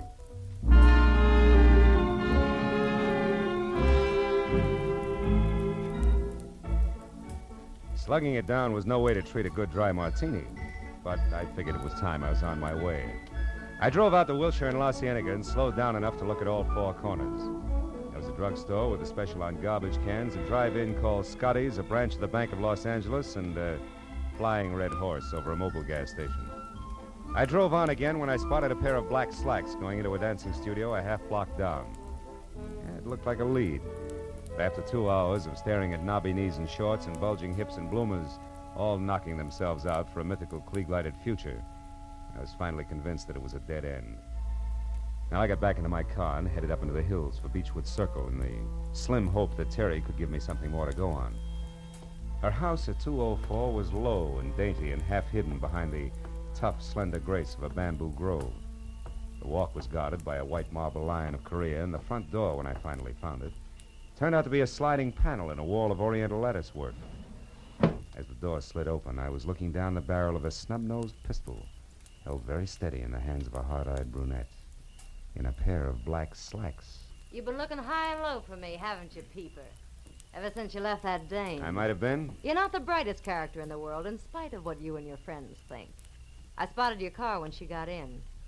It wasn't too tough to tag. Where's Terry? Sleeping off a hangover from better days. Skip the chatter. Where is she? Come on in and look. And that's no suggestion, sailor. It's an order. Move. Over there to the top of the stairs. Sure. That's a good smart boy. You're late, you know. I got what I came for, and now I'm in a hurry. Turn around. Look, sister. Shut up! And happy landing!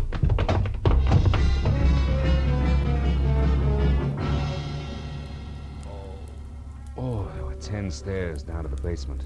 And with a shove reinforced by the 45, I hit all but the first 3. By the time I worked all the kinks out and was back upstairs again, she was gone. I started through the house, then slowly from one room to another, turning on lights as I went, looking for what I knew was going to be a very sick client. When I got as far as the study where somebody had gone through the desk drawers with what must have been a snowplow, and I still hadn't found Terry, I got that numb feeling in my stomach. I started out a side door that opened into the patio. But then I heard a whistle from the front walk. I cut back through the house instead and waited near the door. Terry!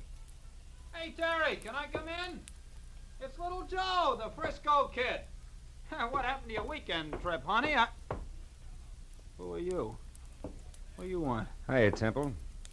How do you know me? Mrs. LeBar hired me today just after she canceled the weekend. She gave me a rundown. She hired you? What do you mean? I'm a private detective named Marlowe. Why would she hire you? Because she was being followed by a brunette in slacks. She didn't like it, and that's all the information you're going to get, so relax. You say Terry isn't here? Isn't home? Not so far, no. Come on back here to the study, Temple. I want you to look at something. Somebody's gone through the desk in an awful hurry. Yeah, I see what you mean. Maybe you know something about what's missing, huh? You and Mrs. LeBar were fairly close, from what I'm told. The letters. The letters are gone. Terry kept my letters in this bottom drawer. Ah. By the way, Temple, where's your sidekick, Harlan Casey? Oh, I don't know.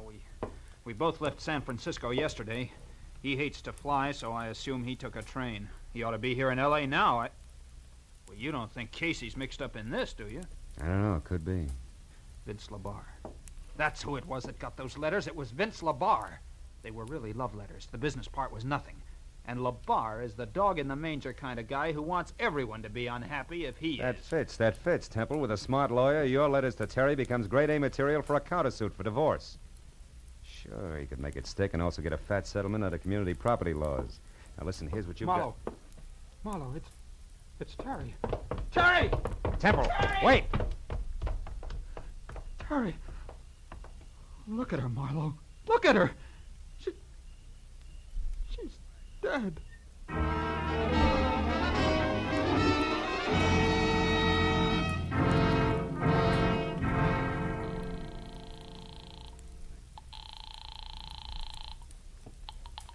Lieutenant Matthews, homicide detail. Marlowe Matthews, there's a dead one out here. A woman got a pencil? Always. Go ahead, Marlowe. I'm at 204 Beechwood Circle. The woman was a client. Circle. Yeah, go on. She was strangled with a green silk sash from her lounging pajamas, Matthews, sometime within the last, I'd say, hour. Yeah. Her name was Terry LeBar. Hey, wait, And I... Terry LeBar. Wait a minute, Marlowe. Listen, we got a teletype here from a sheriff in Empire, Oregon. Come in 5 minutes ago. So? Oh, wait a minute. Yeah. Says some guy named Jess Freeman from L.A. was killed there this morning in a traffic accident. Was loaded with big dough, but doesn't look the type. The only other identification on him was a business card from one Terry LeBar. Yeah. You got a helpful answer for that? Wait a minute. Temple, do you know anything about a man named Jess Freeman? He was killed in Oregon today in a traffic accident and had one of Terry's cards on him. Freeman? Yeah. No. No, I don't remember him. No dice, Matthews. Who are you talking to, Phil? Joe Temple, one of Terry LaBar's associates. He's here. Never heard of Jess Freeman? Yeah. No, okay, Marlowe. Uh-huh. No, they sent his prints to Washington. A tattoo says he was in the Navy once. They'll pin him down. Now, about out there, any idea who killed him? Yeah, maybe a brunette in slacks. I think I know where to find her. Well, that's dandy. Sit down until we get there, Marlowe. Be right out. Wait a minute, Lieutenant. What? Look, right now it's only a hunch, but if I move fast and quiet, I might be able to develop it into something worthwhile, okay? Okay, but keep in touch, Phil. Yeah. I still can't believe it about Terry Marlowe. Now, look. Why don't you just go home and take it easy? I'll tell Lieutenant Matthews where he can find you, huh? Thanks. 1310 Marlborough Drive. Right. Now, tell me, you know where Vince LaBar lives? Yeah, the Laverne Apartments on Rossmore. Uh-huh. He's got a suite on the top floor, 7A. 7A. And if it's any help, he drives a new green Nash sedan.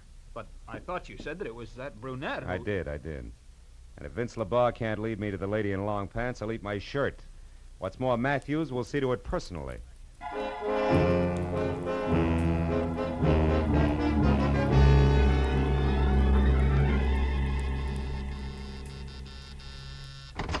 Yes, what do you want? Some quiet conversation with Vince LaBar. I'm Philip Marlowe, private detective. Oh, how exciting. Had I known you were coming, I'd have baked a cake.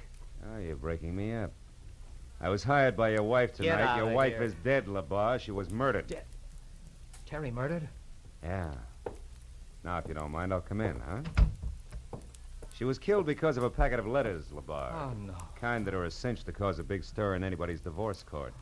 Stir big enough to swing a countersuit in your favor. I don't know what you're talking about. Letters. Joe Temple's letters to Terry, the ones you arranged to have stolen tonight. Oh, you must be crazy. Her death wasn't part of the plan, LaBar. That was one of those bum deals. A robbery that got out of hand, wound up as a murder. Oh, no, wait. Now, where is she, LaBar? Who's the brunette in slacks, and where do I find her? You get out of here, or I'll have the police Oh, have you. shut up. You not only steal letters, but ashtrays, too, huh? Like this coy little number here, a doghouse. Scotty's Drive-In, Wilshire and La Cienega. Okay, LaBar, that's all. Still. Oh, now a gun, huh? They say you're yellow, LaBar, but you're not. You're just stupid. There's a terrace outside those doors, Marlowe. Those with the iron grill. Go on out there. Go on. I don't think Terry's dead, and I don't think she hired you. I think you're working for that lousy louse Joe Temple, and if so, he'll need a battalion of private detectives before I'm through. You're through right now, LaBar. You're too dumb to see it. Go on. Clear over to the rail. Keep your back to me. It's 7 floors down, Marlowe, to a concrete driveway. Just in case you get jumpy.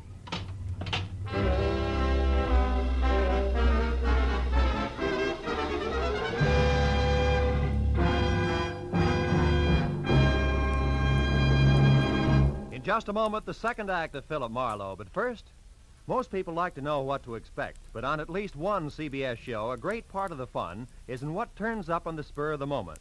That show is Groucho Marx's Great Quiz, You Bet Your Life, heard every Wednesday night on most of these same CBS stations. Now, with our star, Gerald Moore, we return to the second act of Philip Marlowe and tonight's story, The Vital Statistic. The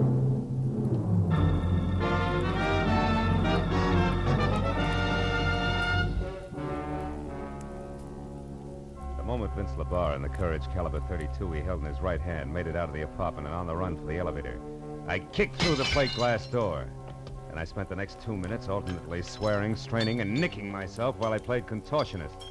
In and out of the fancy snake grill work on my wrought iron cage until finally I reached the inside handle. And I was free out and over to the telephone in a big hurry. Because for my money, the icing on LaBar's voice left Joe Temple someplace on the short side. What the life insurance people call good risk. Hello? Marlowe, Temple, listen hard. Your life's in danger. What? LaBar, you had him tagged from the first. And he's after those letters, all right. But what about the girl in slacks? Well, I think she might have a connection with a drive-in on Wilshire and La Cienega, a place called Scotty's Inn. I'm going to check it. Now, tell me, any word from Terry's muscle man yet? Harlan Casey? Yeah. No, nothing, Marlowe. But look, can't I meet you and talk to you? No. Vince LaBar had a gun and a short temper when he left here. I'll make us work any easier. Just stay away from open windows, Temple. I'll call you.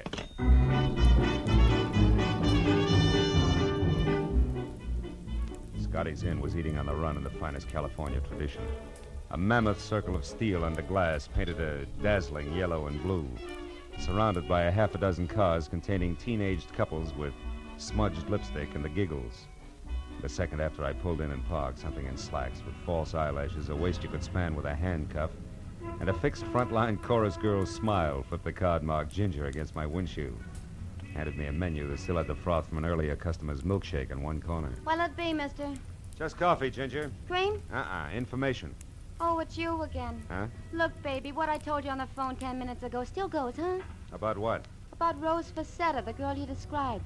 Long black hair, a nice shape. You're infatuated, but you don't know the name and address. So I was nice. I gave the name, told you to look the address up in the phone book, period. Don't be so lazy, baby. Wait a minute, Ginger. I didn't call you before, but that dime cup of coffee will bring you a $10 tip if you tell me who did. Hey, you want the guy who called. I don't know any names, but you're not him. He didn't talk up like you do. But what's all the fuss, baby? Rose Facetta's got a guy. She's spoken for. Besides, a handsome fellow like you should... Sweetheart, this is business, strictly, believe me. Oh. What's the address? Come on. 2428 Havenhurst Drive, bottom floor. Thanks. Here's a 10 I promised you. No, never mind. Hmm? The name was free to him, so why should I charge you? Besides, Decide what? I like the way you said sweetheart. Come on back sometime, will you, baby, when you want more than coffee? Okay. When I want more than coffee and less than murder, I will.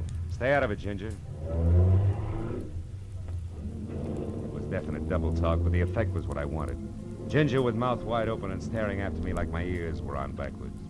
That way, she might be scared out of making a simple curiosity-spike telephone call to the popular Rose Facetta, which would trumpet my arrival loud, clear, and prematurely.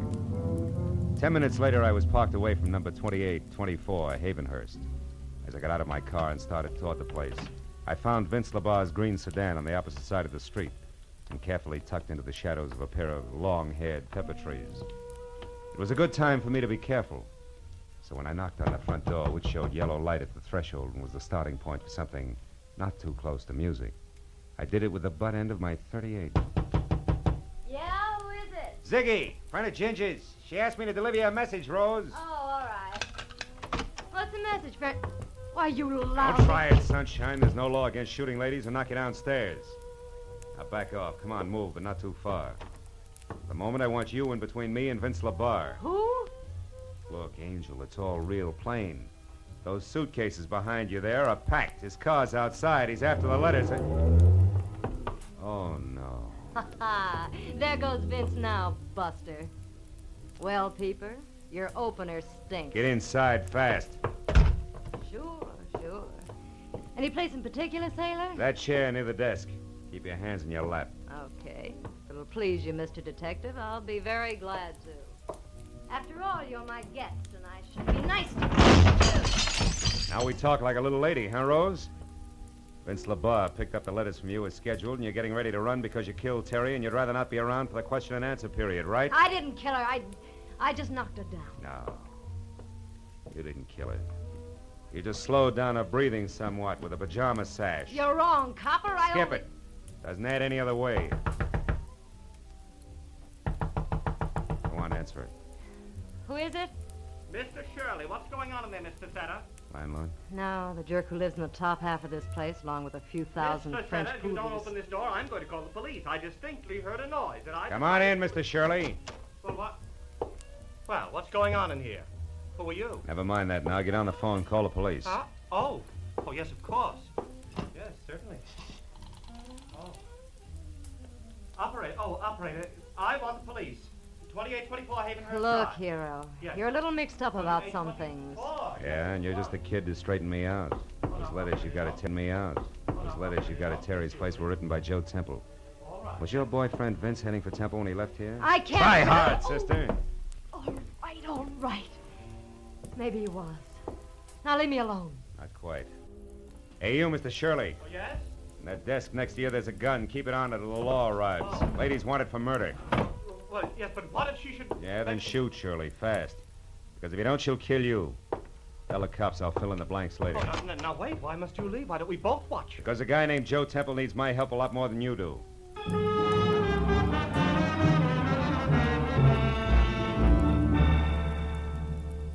The home address Temple had given me turned out to be lights in a quiet house on a quiet street named Marlboro. I was there out of my car and running for the front door when they came. I jerked my gun out of the holster, got close into the building, and moved up until I was on a line with a pair of half-open patio doors. and I saw something I hadn't expected. On the floor that was littered with a broken lamp, pieces of vase, and overturned furniture was Vince LaBarre, doubled up, dead. And standing over him, his face the color of soft cement, a .32 dangling in his limp right hand, was Joe Temple. When he saw me, he tried to talk, but the words jammed in his throat. When I stepped into the room, he began to tremble. Marlowe, I shot him. I couldn't help it. He was gonna... Sit down, Temple. Get hold of yourself. You got any brandy around? Over on that table near the phone. Oh. He was out of his mind, Marlowe. An absolute maniac. He said he was gonna kill me. So you lunged for him, there was a fight, and you came up with the gun, huh? Yeah. And when he started for me again, I pulled the trigger. And then I did it again. And a third time. Yeah, here. Drink this. He brought the letters back, Marlowe. They're inside on the floor where he threw them. He said they didn't mean anything anymore. That he and that girl in the slacks had taken care of Terry. Take it easy, Temple, easy. He seemed to go crazy. He said I was a wife stealer, the cause of his trouble, and that I deserved death. Well, that's when I jumped at him. It was terrible, Marlowe. Yeah. Well, between the two of us, we've just about got all the answers, which is usually a good time to call the police, huh? Oh, what do you mean, just about got all the answers, Marlowe? What else is there? Jess Freeman, the guy Lieutenant Matthews told us about when we were over at Terry's place, remember? Oh, yes, that traffic crash in Empire, Oregon. But why should that figure in this, Marlowe?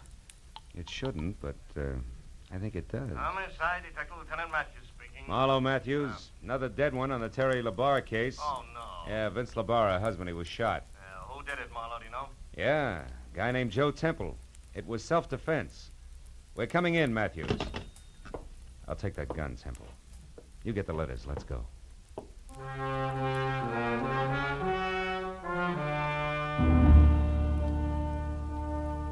When we got into my car and started downtown, Temple was more relaxed.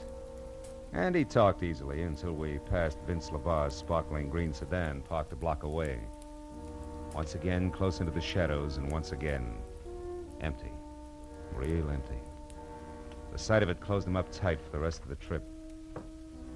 When we walked into police headquarters and through the quarter of a mile of glossy corridor leading to the door marked homicide, he didn't open up any. But it didn't matter, really, because it's police rule never to talk to two men about the same thing at the same time. And I was first. Matthews said hello without shaking hands, waved me into an uncomfortable seat, and then lit his pipe while I brought him up to date. Then it was his turn.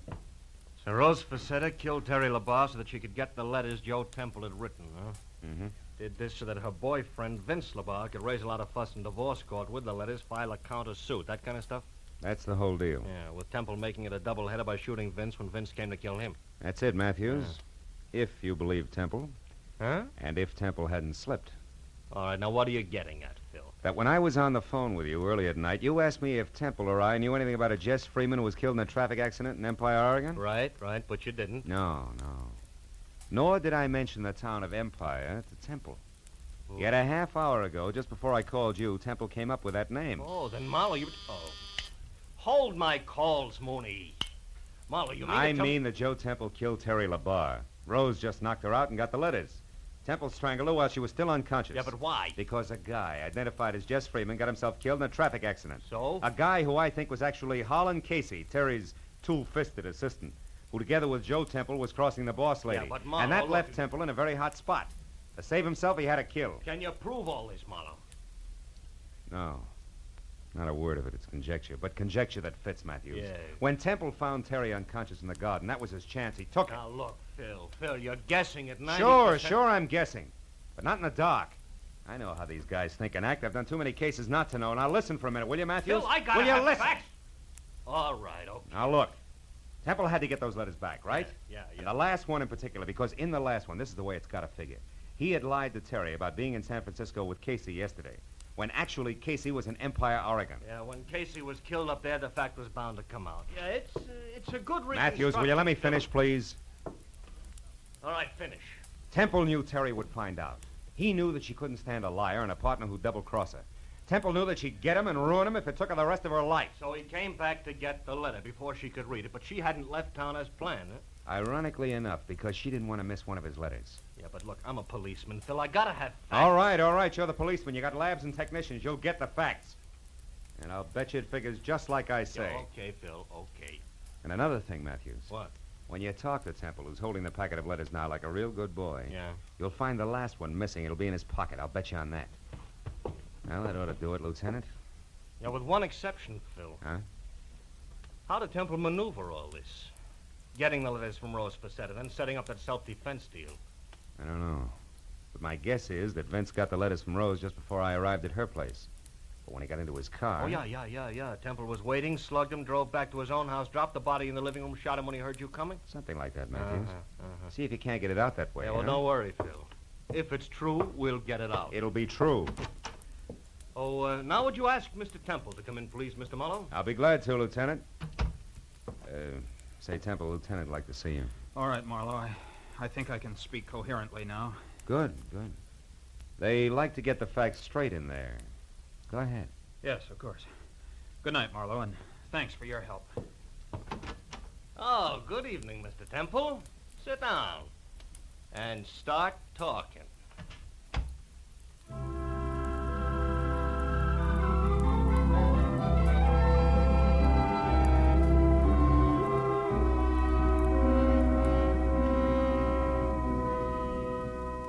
When I got into my car, the new day was starting to push the black out of the sky.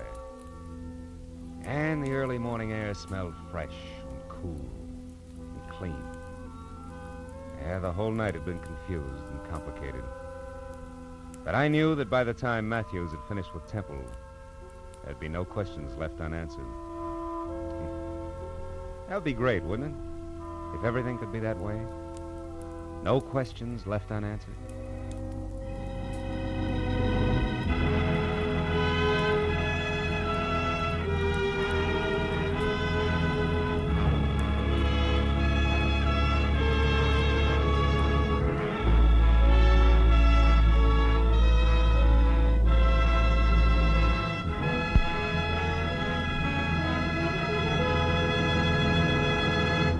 The Adventures of Philip Marlowe, bringing you Raymond Chandler's most famous character, star Gerald Moore, are produced and directed by Norman MacDonald and are written for radio by Robert Mitchell and Gene Levitt. Gerald Moore may currently be seen starring in Republic's The Blonde Bandit. Featured in the cast were Charlotte Lawrence, Elliot Reed, Dora Singleton, Georgia Ellis, Bill Lally, and Hugh Thomas. Detective Lieutenant Matthews is played by Larry Dobkin. The special music is composed and conducted by Richard Arant. Be sure and be with us again next week when Philip Marlowe says... This time a bride-to-be, a corpse in a plush bungalow, and a southern drawl behind a gun all had one thing in common. They moved through the same deep shadow.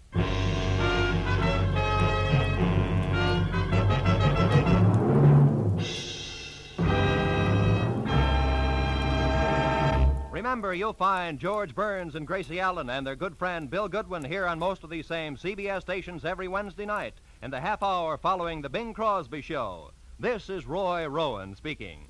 Now, stay tuned for Pursuit, which follows immediately. This is CBS, where Burns and Allen are heard every Wednesday night, the Columbia Broadcasting System.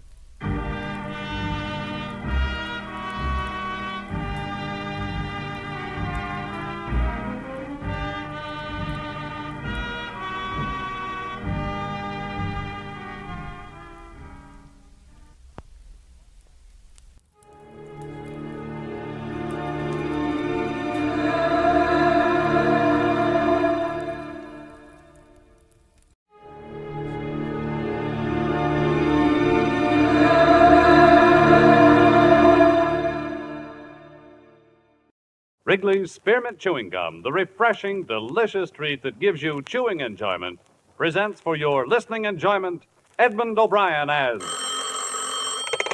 Johnny Dollar. Are you the insurance detective? That's right. Who's this? Johnny Doe for now. Do you want to crack the Calgary job? What? Calgary Products down in Camden. 300,000 payroll robbery on the first of the month. This isn't my kind of a gag. Try it on somebody else, Wait a minute. This is no gag. Check the Alliance Bonding Company in New York. They've kept it out of the papers. If you're interested, be at this same phone tomorrow night at 10. I'll call you.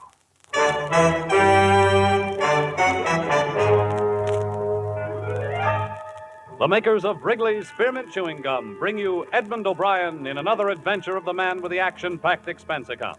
America's fabulous freelance insurance investigator. Yours truly, Johnny Dollar.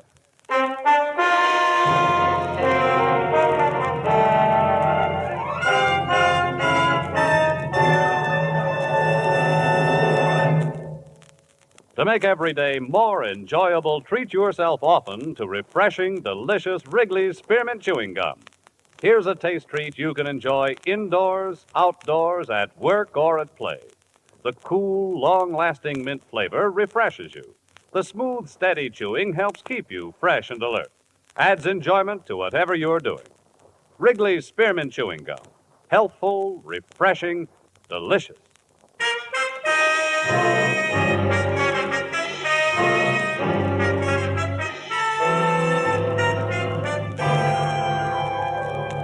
Expense account submitted by Special Investigator Johnny Dollar to Alliance Bonding Company, New York City, New York. The following is an accounting of my expenditures during investigation of the Calgary matter. Expense account item 1, $10.50 transportation from my Hartford apartment to Alliance's Manhattan office.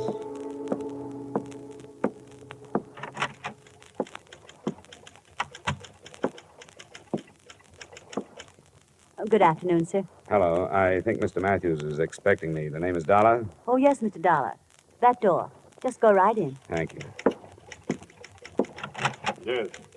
All right, Al. That'll be fine. The first bout starts at 8, but we don't care if we miss that. All right, I'll see you then. Sorry, but you can't hurry a son, you know. That's all right. I'm Johnny Dollar, Mr. Matthews. Yes, so I thought. Sit down, won't you? Uh-huh. Yes, sir? I don't want to be interrupted for the next hour, Miss Mills. Yes, sir. Mr. Dollar, do you put any stock in that telephone call? Oh, I haven't any idea.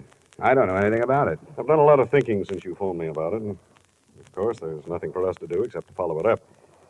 But I can't help wondering if this man isn't a crank of some kind. Well, that's what I thought, too, until you bore him out by telling me there'd been a robbery that had been held from the press.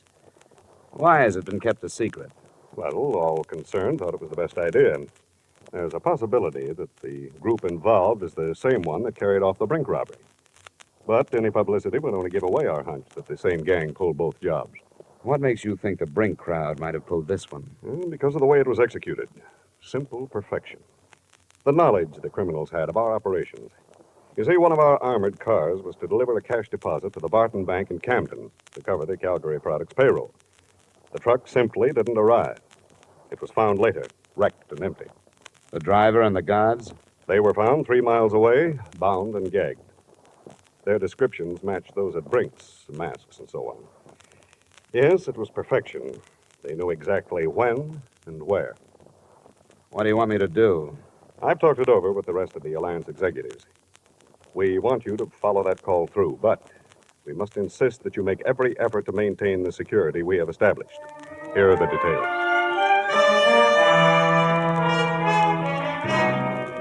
Expense account item 2, same as item 1, transportation back to Hartford. At 9:45 that night, I was in my apartment waiting for the promised call from John Doe. At 10:05, my phone rang. Johnny Dollar. Stanley, 3469. Yes? 1 moment, please. Philadelphia's calling. Philadelphia. Your call to Hartford is ready. Go ahead, please. Mr. Dollar, Yeah? what did you decide about the Calgary job? Well, what happened to the man I talked with last night? He didn't dare phone you tonight. He was afraid you'd be set up with the police to trace the call. I haven't talked to the police. Don't. If you do, it's all off. He doesn't want to be arrested. He wants to surrender to the New Jersey District Attorney's men. The guy I talked with last night? No, he wasn't involved with Calgary. It was a friend of his. You want to talk it over with him? Where? There's a room reserved in the name of Charles Randall at the Branford Hotel in Bridgeport. Check into it between 7 and 8 tomorrow night. Sign the register, Charles Randall, 7458 Walnut Drive, Boston. Look, why doesn't he just take my address and come over here? He can't. Why not? Branford Hotel, Bridgeport. If you're interested, be there.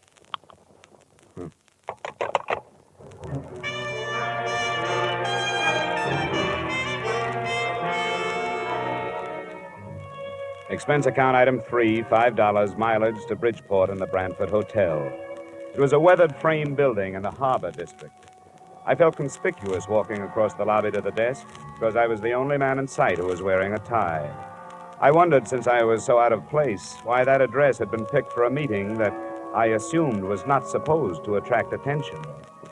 My room was in the rear on the ground floor. I'd no more than opened a single window to air the room of the traces left by its previous tenant when I was signaled to the door.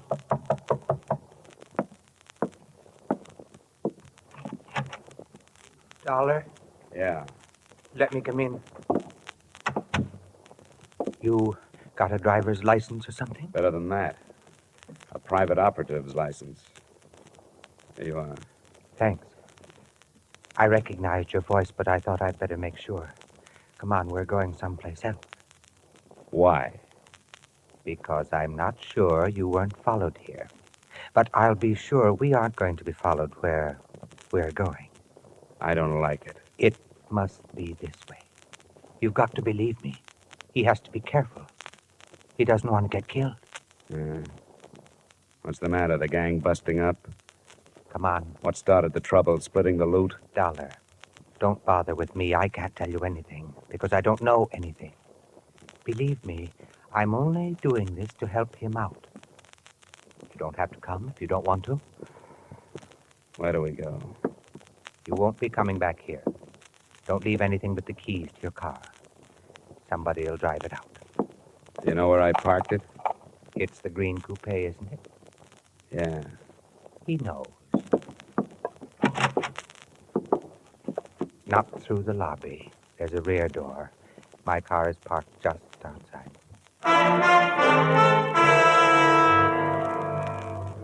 We drove without speaking, crisscrossing town and backtracking until he was satisfied there were no followers, and then out of town in roughly an easterly direction, following the shore of Long Island Sound. I clocked 3 4/10 miles on the speedometer, starting at the city limits. Then he switched off the lights and turned right into a pair of ruts. Finally, we bounced to a stop in front of a cabin near the water. Watch your step. There are a couple of roots in the path.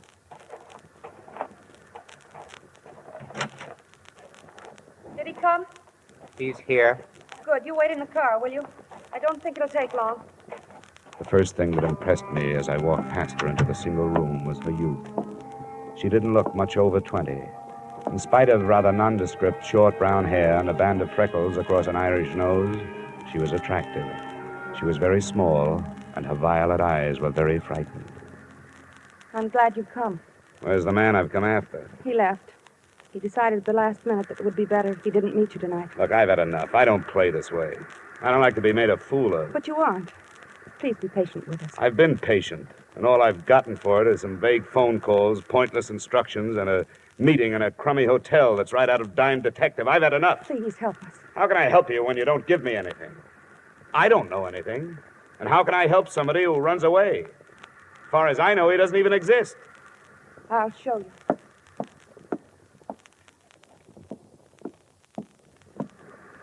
Open it. His share of the Calgary money's in it. Could you can take the wrappers off? I can take this with me? Yes. I don't get it. Does it matter?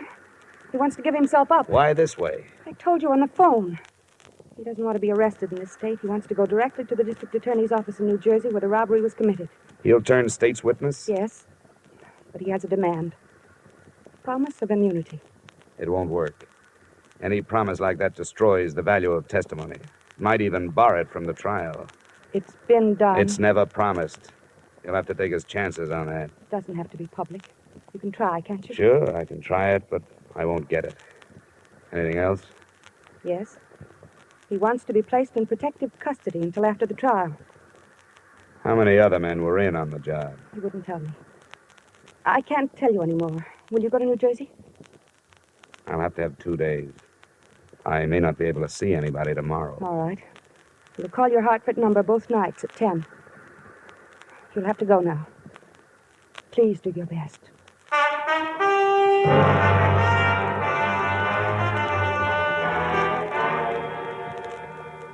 Don't be ridiculous, Dollar. That's one of the most impertinent requests I've heard since I took office. Nothing personal, Mr. Kreider. I was asked to make it, and I did. Well, would you see that he's placed under protective custody until after the trial? Why should I grant this criminal any favors? Well, if it means breaking the Calgary matter, it seems to me a favor or two would be worthwhile. We'll break it in due time. You know where he is? No, but I've been close. I may be able to bring him in if I can get you a word on a few of these things. Yeah, we'll see. Do you mind telling us where you've been operating? Now, you know I can't tell you that. These people are my clients now, more or less. I have to keep their confidences. Now, what's your answer? Answer? Definitely no immunity. Protective custody? All right. Yes, we'll assign a couple of men to guard him. Okay, Mr. Kreider. I'll see what I can do with that. You'll hear from me in a day or so.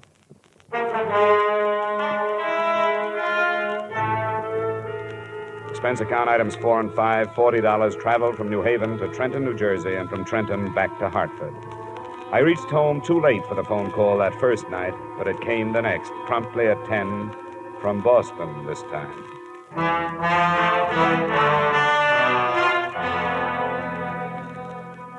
What happened, Dollar? How did you make out? No worse than I expected to. Protection, but no immunity. Oh, that's not so good. They weren't too happy with the situation. I think because they want to make an arrest themselves. Were you followed? Yeah, 2 men. They're watching my building now. I can lose them if you still want to negotiate. Can you come to Boston? Tonight?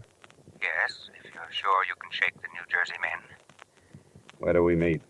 You're sure your line isn't tapped? They haven't had time, but they will if you don't quit stalling. Drive up through Springfield and Worcester.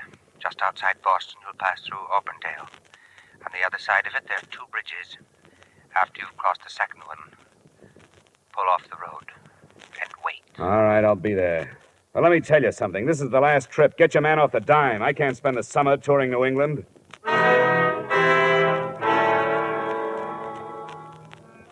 I slipped out of Hartford, found the second bridge beyond Auburndale, pulled off the road, and sat there, listening to the night.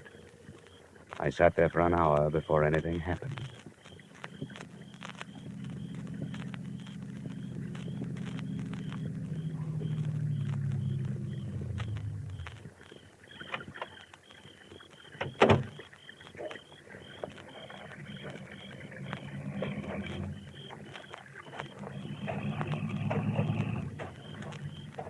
My name is Gannett, Mr. Dollar. Oh? Are you the one? Yes, I'm the one. Get in. Thank you. Well, you caused quite a stir, Gannett. Yes, so I understand. I've heard that crime pays only those who write about it and those who investigate. Are you armed? No, but satisfy yourself. The DA in Trenton? Then, by all means, the DA and friends will be at the cottage by the sound. Ride after you have delivered me. It wasn't a silent trip, but the subject of our scattered conversation was always far removed from the Calgary matter. Gannett's only typically criminal attitude was one of fear. He was never satisfied that we weren't being followed. We weren't. I learned that at 9:30 the next morning when we pulled up in front of the State Building in Trenton. We hadn't been followed. They were waiting for him.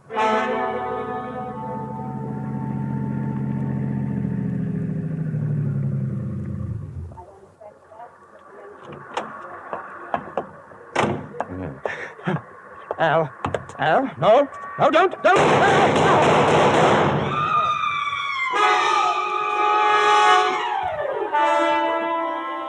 Someone in the crowd, it was impossible to know who, shot Gannett to death and disappeared in the confusion. It was sudden and unexpected. More unexpected, I think, than learning after police identification that Gannett, admitted criminal, was also Arnold Gannett, LLD, professor of law at Russell University, New Haven, Connecticut.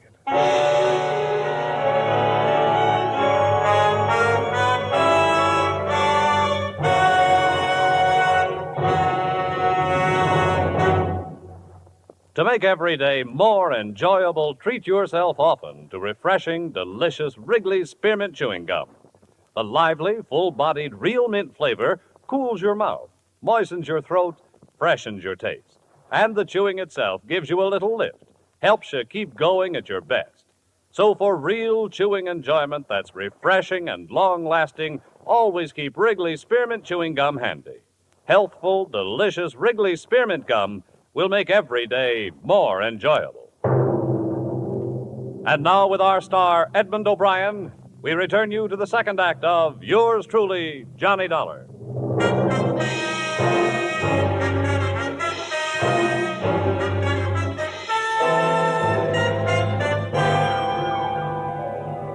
A lot of answers died with Professor Arnold Gannett on the sidewalk in front of New Jersey State Building, but one had been born at the same time. They answered why the police of 6 states had made no progress in the Calgary case. They'd been following usual procedures, carrying out their investigations in criminal circles. There was nothing for me in Trenton except the possibility of a session of questioning by the district attorney's men, so I faded out of sight and started back towards the cottage on Long Island Sound.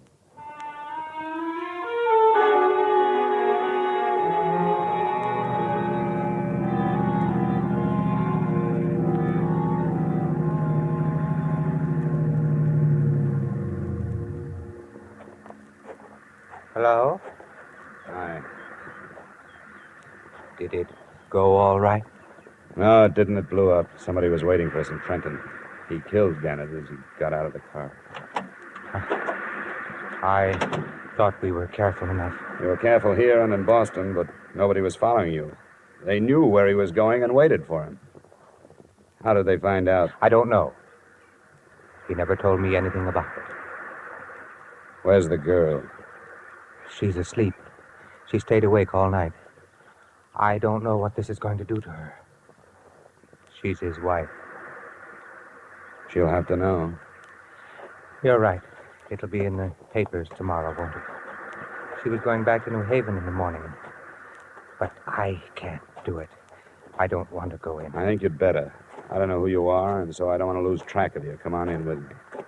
Very well.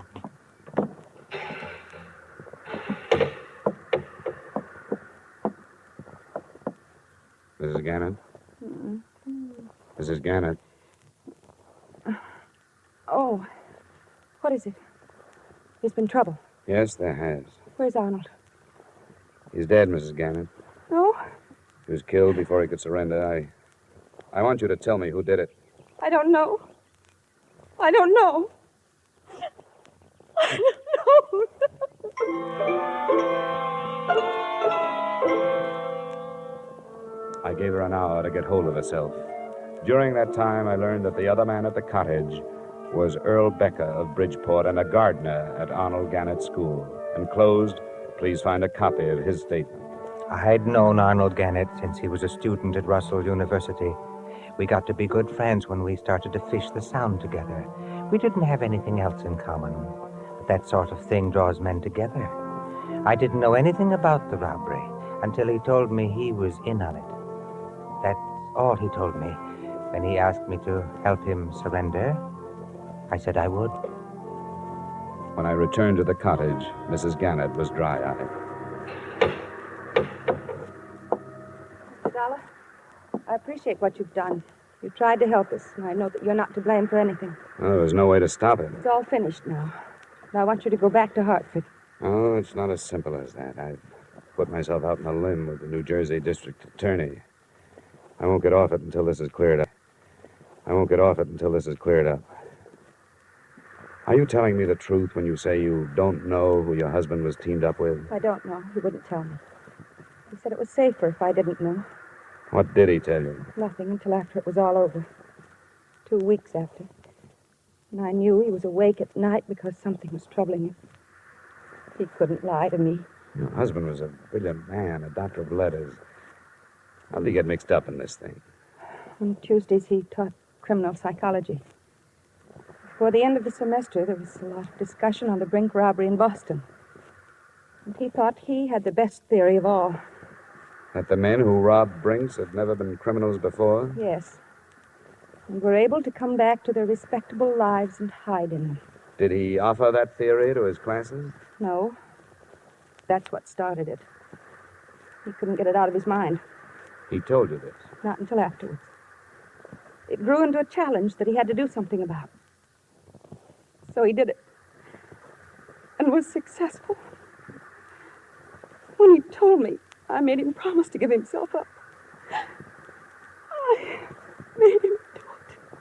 I'm sorry I have to keep after you, but there are things I have to know. These classes of his, how many students? It was a large enrollment this year. There were hundreds. Did your husband ever mention a man named Al? Oh, there were so many. I can't remember. Well, he must have kept records. Where can I find a list of his students? At our house in New Haven. Well, then we'll have to go there. I'll be outside. Please let me know as soon as you feel able to leave.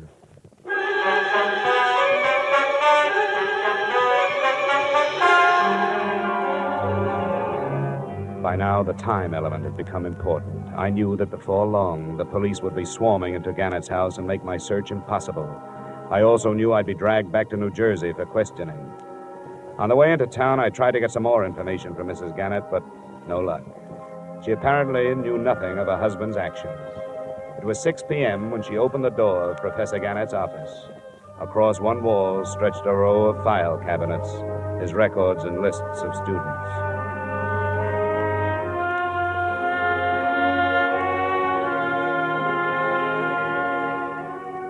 I never knew how many men's names start with the letters A and L. In an hour, Becker and I gathered from the 1949 and 50 enrollments some 100 names from Allen to Alvin. There aren't any more here.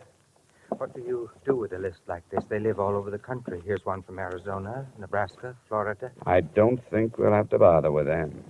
You're dropping it? No. I think I found it. Which one? Hey, that car. Check the window, will you? See if it's police. Yes, it is. I can't talk to them now. Show me the back way out of here, will you? This leads to the hall. What shall we tell them? Well, don't lie yourself into a trap. Tell them I just left. You don't know where I was going.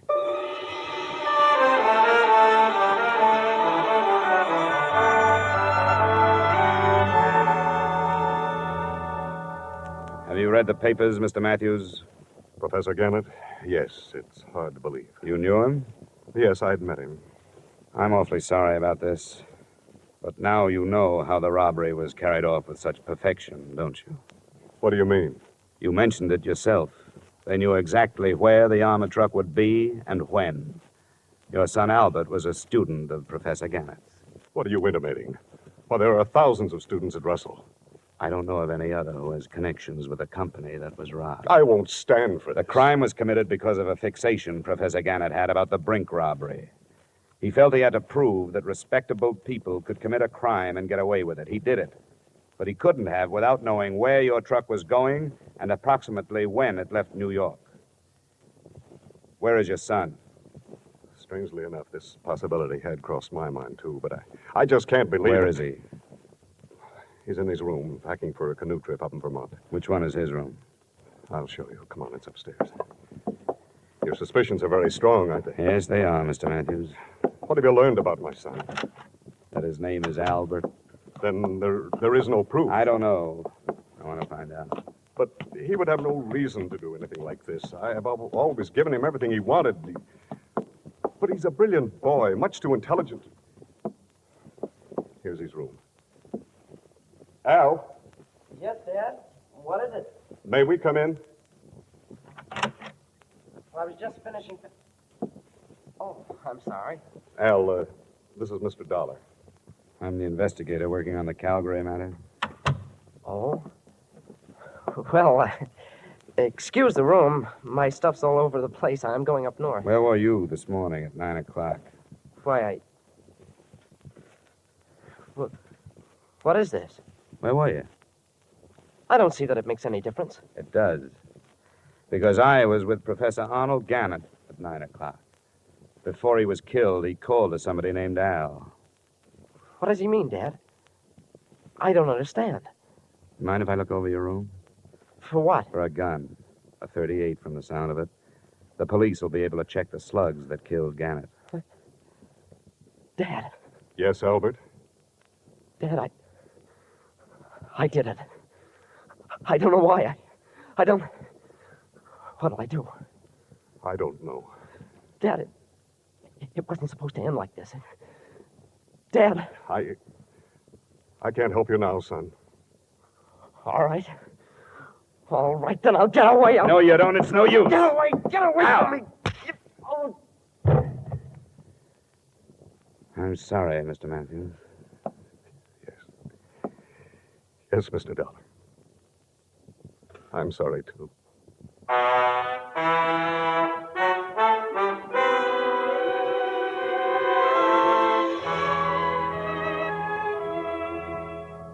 Albert Matthews' statement, by the time he had finished, involved two other law students. They, too, were from families that should have not included criminals. And I wonder if Professor Gannett's unsuccessful experiment doesn't mean that the Brink robbery, $2 million, wasn't committed by persons now hiding behind respectable lies. Expense account total, $1,180. Yours truly, Johnny Dollar.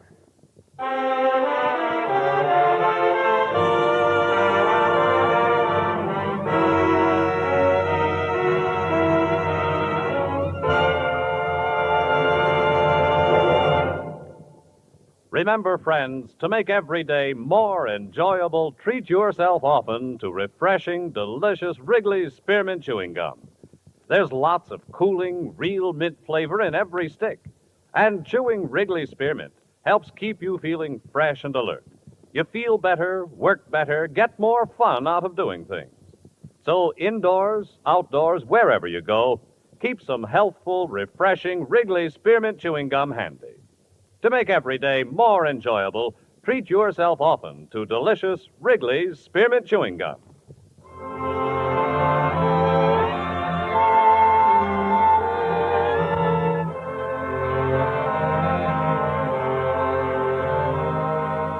Yours truly, Johnny Dollar, brought to you by Wrigley's Spearmint Gum, stars Edmund O'Brien in the title role, and is written by Gil Dowd and David Ellis, with music composed and conducted by Leith Stevens. Edmund O'Brien can soon be seen starring in the Columbia Pictures production 711 Ocean Drive. Featured in tonight's cast were Ted Osborne, Florence Lake, Bill Boucher, Virginia Gregg, John Daner, and Terry Kilburn. Yours truly, Johnny Dollar, is produced and directed by Jaime Del Valle.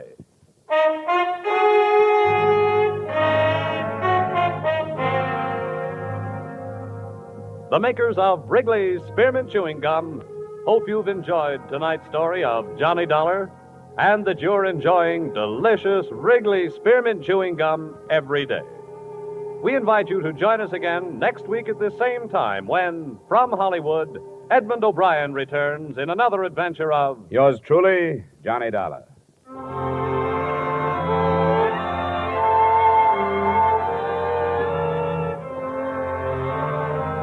Bob Stevenson speaking. This is CBS, the Columbia Broadcasting System.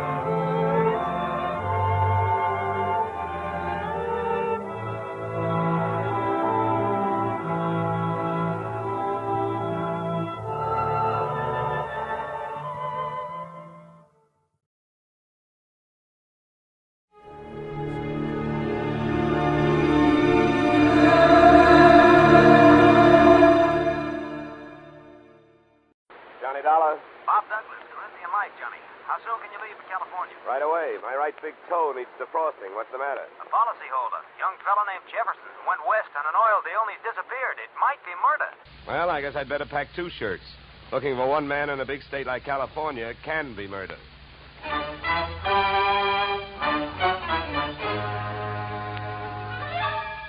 Edmund O'Brien in the transcribed adventure of the man with the action-packed expense account. America's fabulous freelance insurance investigator. Yours truly, Johnny Dollar.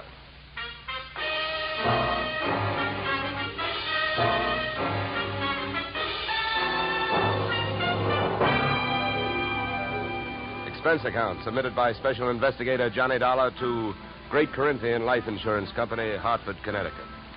The following is an accounting of my expenditures during process of search for your missing policyholder, Youthful Millionaire Alec Jefferson, or how they were drilling for oil, for what they struck was me. Expense account item 1, $186.13. Airfare, Hartford to Los Angeles. Item 2, $15. Hire car, airport to office of Rebel Wildcatters Incorporated on potential oil land in the New Hall, Saugus district. I arrived at 9:30 a.m. A handful of dirt dentists were hard at it, drilling at a rig not 30 feet from the shack-type office. Pull it over, will you? Better stand by, driver. My man may not be here.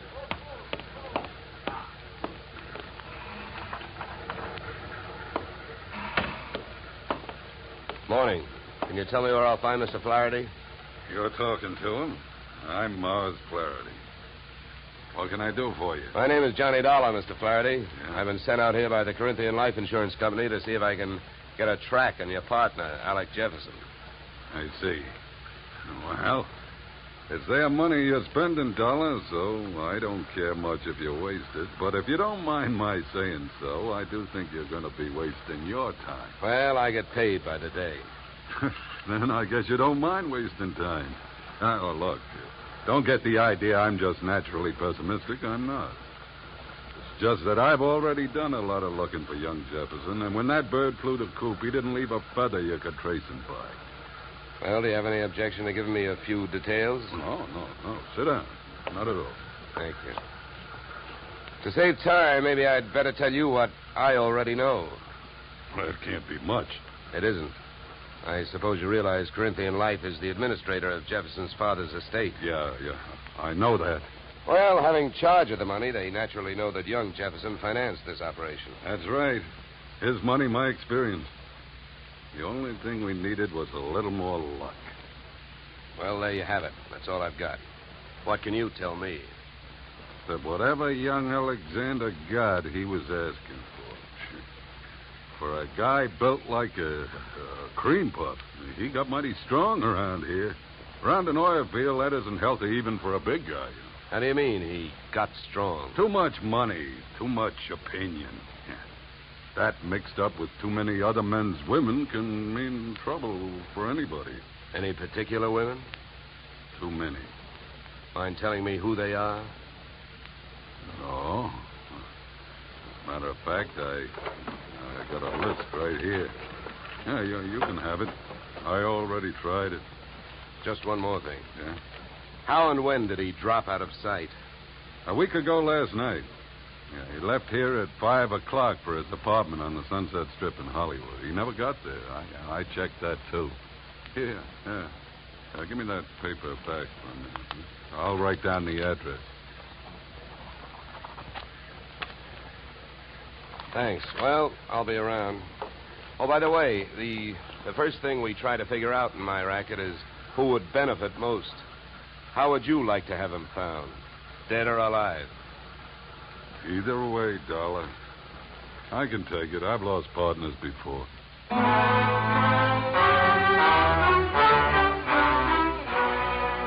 spent the next 20 minutes on a long shot, thinking I could pick up some information from the drillers. But it was a long shot that missed. Those guys wouldn't have told me it was a nice day. The outdoor life having got me nowhere, I decided to give the indoor type a try. First stop, Jefferson's apartment on the Sunset Strip. The lock was foolproof, but I wasn't fooling.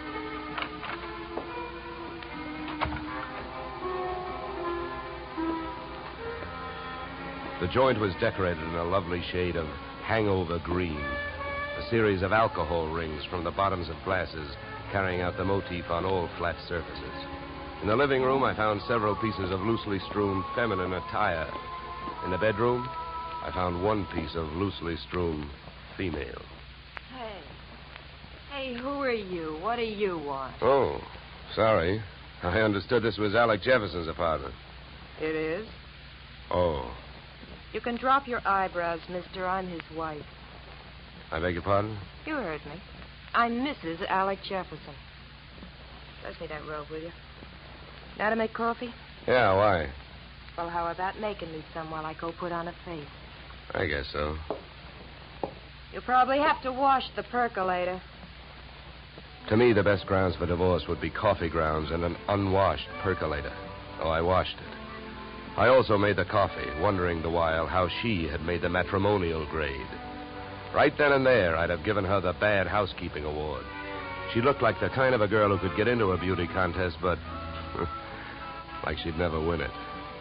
Any way you looked at her, she was a new complication. Your coffee's ready. Yeah, thanks. Good. Find any clean cups? No, but I washed, too. Here. Thanks. Now, would you mind telling me who you are? I'm an insurance investigator. I'm looking for your husband. Well, we should find him. I could use some money. How long have you two been married? Few weeks. Why? Routine question. Tell me, when was the last time you saw him? I was waiting here for him the night he disappeared. Any witnesses? If I need him. Okay. Tell me this. Do you have any idea why he disappeared or where he is? At the slightest. Do you know a man named Morris Flaherty? Yeah. Yeah, I sure do. How well? I was his girl. So? By the way, have the police come to you yet? No, I went to them. You see, I'm the one who reported Alec missing. Do you know whether they've come up with anything? Nothing much. Up until now, he's just a missing person. They put Alec's picture on a television every night. I don't know that they're doing much else. They keep calling him a Caucasian. Look, please don't get so hysterical about this. It makes you so hard to question. Huh? Oh, nothing. Oh, I get it. Excuse me if I seem dense this morning. Morning. It's 3 in the p.m. All right, so everything about me's wrong. That's right. Look, you can think that I married him for his money if you want to. Suppose you're used to suspecting everybody of everything. But have you heard? There are two sides to every marriage. Do I look strong enough to have carried him to the altar? I never weighed him. But answer me this. If he swept you off your feet, why did he pull a fade out in the middle of the honeymoon? What should I know? Maybe he'd never seen a dame without makeup on before and had to go someplace to think it out. I wonder if there's anything to eat. I'm hungry. Look, I think I'd better be going. I'm not much of a cook.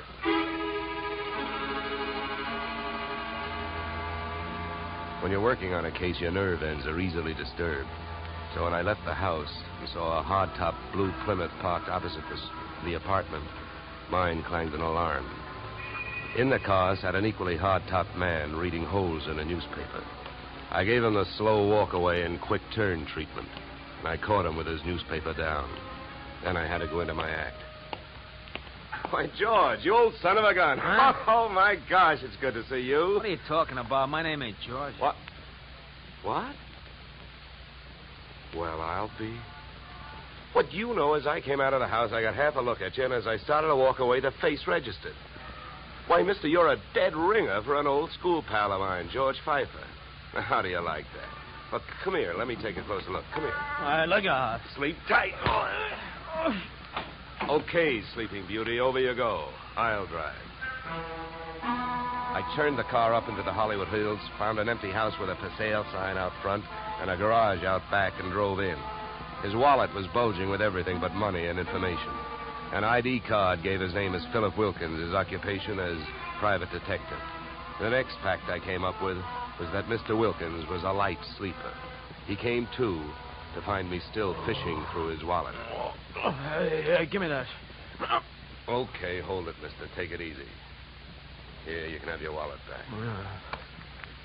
Now, keep calm, and everything's going to be all right. If you don't, I'll have to give your whiskers another dusting. All right, look, what's a big idea? What'd you slug me for? You know why, Mr. Wilkins, because you had a plant on me, and I figured if you were that curious about me, I wanted to know more about you. You're nuts. I wasn't watching you. I was watching that house you come out of.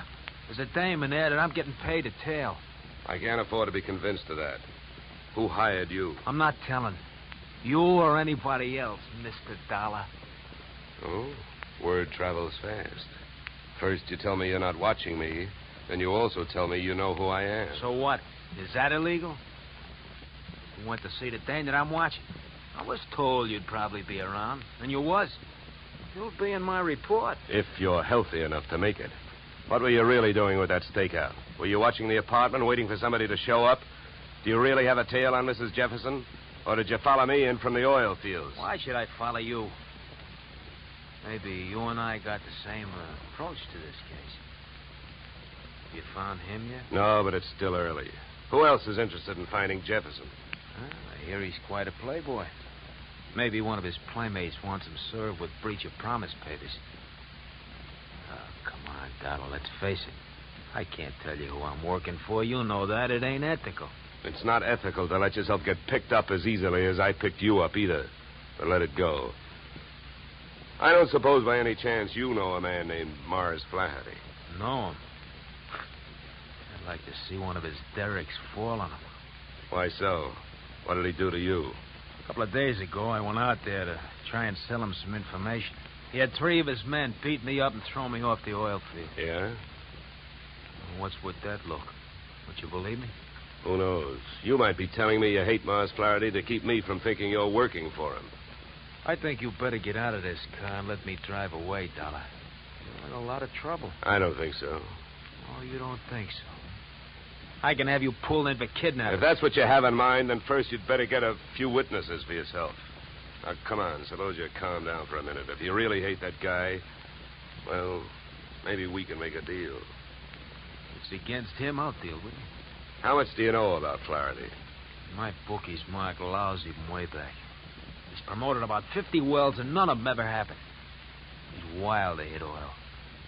It's my guess that he's got a hunch that this is the big one. That's why I think his partner disappeared. Yeah, what difference would that make? Even if his partner turned up dead, Flaherty would still have to split any profits with young Jefferson's estate. Maybe not. I know they had a queer deal. Well, who'd know about that deal besides Flaherty and Jefferson? I don't know. But I do know one way of finding out what it is. How's that? Flaherty keeps all his papers in the safe in his office. I've even got the combination. I'll give it to you. You keep it. Wilkins, I still don't know who you're trying to get even with, Flaherty or me. So what I'm going to do is give you half a break. Then I'll only be taking half a chance. Yeah, then why don't you want the combination to the safe? I don't need it. You're going to open that safe. Because you're going out there with me. Tonight.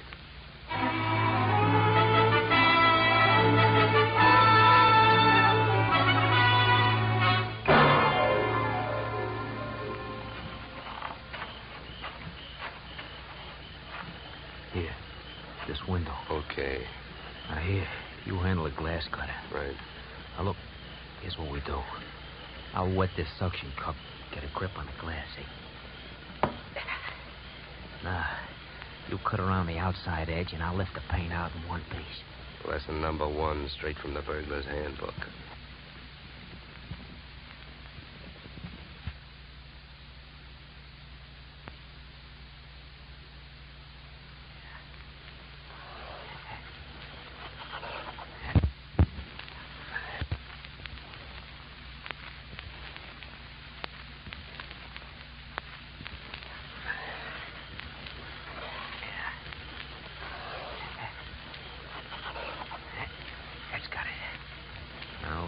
There's a little tap with the knuckle. That's it. Okay.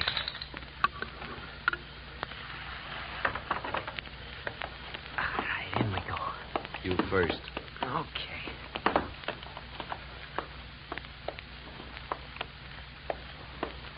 Now, the safe is over here. Get your fingers over that flashlight. For all I know, you might still turn out to be the local Paul Revere. Yeah, that's right. I might. Here. You hold the light. Thanks, I will. Go on, get to work. All right. I'm as anxious to get this over with as you are. All right. Give me a little more light, will you? Okay.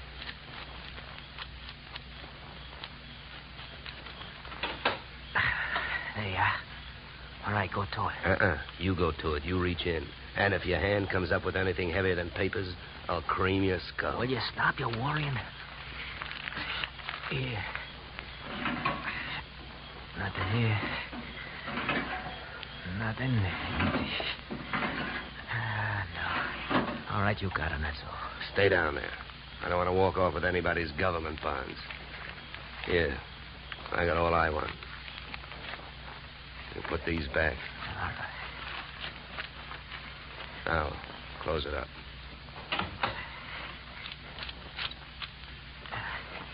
All right, now, come on. Let's get out of here. Just a minute, Wilkins. I gotta have a good look at these papers. You can look at them later. Come on, let's go. Look, this I'll give you for free. And it's the difference between being a $4 a day private detective and a $10 one. What you've got printed in your memory, nobody can take away from you. So hold your horses while I take a look at this partnership agreement. All right. But hurry up, will you? I got a couple of watchmen around here. Yeah, here it is. Okay, let's go. You first.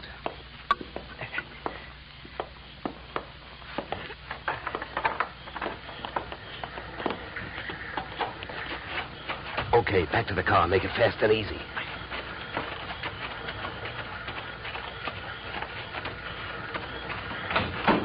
Get in. Over here. You drive. You know, Wilkins, I had a clammy feeling for a while back there that we weren't going to make it. Don't go starting any celebrations. You didn't make it.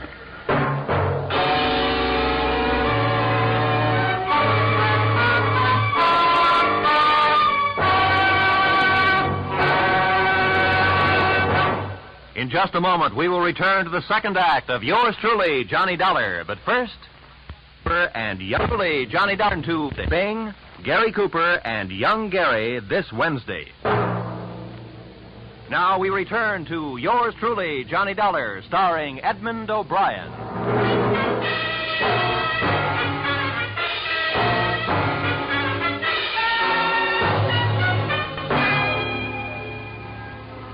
There I was, wearing a gun muzzle for a back collar button. My left leg picked up the nervous vibrations of my front seatmate, Philip Wilkins. Mars Flaherty in the back seat was so close I could almost identify the brand of the bourbon he'd been drinking.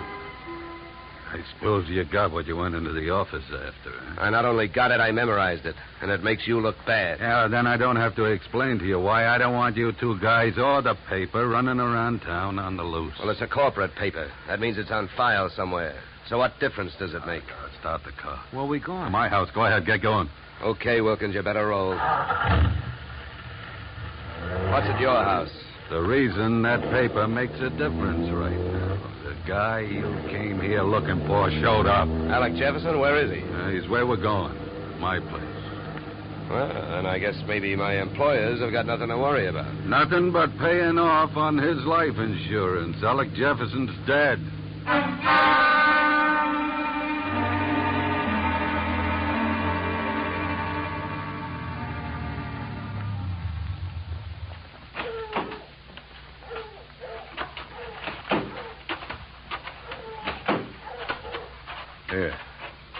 Here, Dollar, here's the key. To open the door. Stand next to him, Wilkins. Close.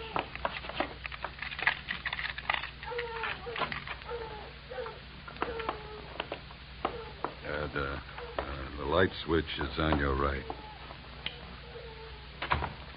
There's your boy, Dollar. Died young, didn't he? Yeah, the thing is, it looks like he died in my house. Now, what do I do now?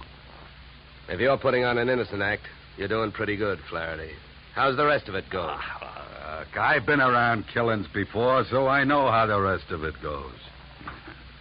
The cops take one look at this, they grab me, and before that happens, I got some work to do. So have I been around killings before. Work to do. So have I been around killings before. And I know how the rest of your story goes. You came into your house and you found him. Somebody hit Jefferson over the head with that piece of firewood to get rid of him and make you look guilty. You're being framed. Huh? The next chapter reads you've got 8 witnesses to prove you were at a church social at the probable time of death. That's the way I wish it read, but I haven't got any witnesses. I've been on the loose out in the hills ever since I saw you this morning. Oh, yeah? What are you, a nature lover? An oil man. In my racket, you never stop sniffing. When I came back and found him here, I headed it for the office. I wanted that paper you got out of the way for the time being. Would that gun of yours object if I looked the body over? Help yourself. Thank you. Any idea how long he's been dead, Dollar? Oh, hard to tell. Feels like quite a while. Could have happened before I met you. What do you mean by that? Nothing. Hey, Flaherty. Huh? You ever see this before? Well, what is it? An earring? No, let me see that. Here, hands off. Don't touch it. That's another $4 detective move. You don't touch evidence. You draw a mental picture of it. What are you trying to do? Involve yourself or uninvolve a client? How about it, Flaherty? Do you have any idea who that earring belongs to? Maybe one of the dames on that list you gave me, huh? I wish I could get away with lying to you, Dollar, but I don't think I'm in a position to try. Huh? It belongs to Ada. Oh? Jefferson's wife? Not legally. What do you mean? I married her in Mexico in 45. She must have liked the scenery. She took Jefferson down there and went through a ceremony with him 2 weeks ago. Without divorcing you? That's right. You guys really turned out to be partners. Now, how about that earring? How do you know it belongs to Ada? Well, it's one of a set I bought for her about 6 months ago. Well, I might as well tell you. They'd find out anyway. Uh-huh. Well, I don't suppose you're in the mood to let me do what I want to do. What's that? Call the police. No, not yet. Well, I'll tell you one thing. With this piece of evidence that just turned up, you're wasting your time holding on to us. What you should be doing is getting to Ada before she flies the coop. That would really fix you up. Sure would. I don't want to see her get loose any more than you do. Then I guess we better go pay Ada a visit.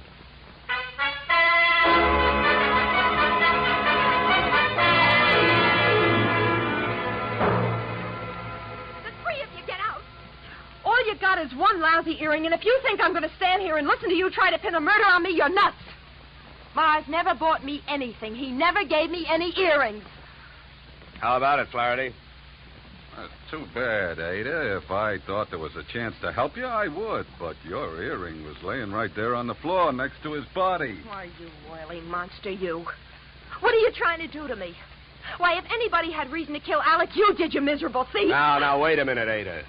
Don't make yourself look worse by throwing a lot of accusations around. I know about the contract between Alec and Mars. In case of death, the survivor gains full control of the oil field. But a good piece of evidence will beat out a good piece of motive in any court in the country, and you've got both working against you. Get out of here. You don't know what you're talking about. I think I do. Knowing about that agreement, you married both these guys. Those Mexican marriages are just weak enough to help you beat a bigamy rap if it came to that, and just strong enough to help you collect if either of your husbands died. Your next move would be to divorce the one that was still living and take advantage of the California community property laws. Oh, you've got it all figured out, haven't you? Well, not quite. I haven't figured out why young Jefferson went to all the trouble of dropping out of sight and then showed up to get himself murdered. I think I can tell you. It was about time you told us something. I was working for Alec Jefferson. That's why I couldn't tell you, Dollar. I was getting paid to help him stay out of sight and keep my eye on these two. The contract had him worried. But when I uncovered the bigamy and told him about it, he decided to go to Flaherty and try and straighten it out, man-to-man basis. You know that, Ada? No. I don't know anything about anything. That's a lie. I was with him this morning when he called you. He told you he was going out there. You had plenty of time to get out there and wait for him. You can't get away with it. You can't prove anything. Now get out of here! Not before Never mind the gun, Flaherty. I got her. No, let me go. Hey, none of that. Around you go.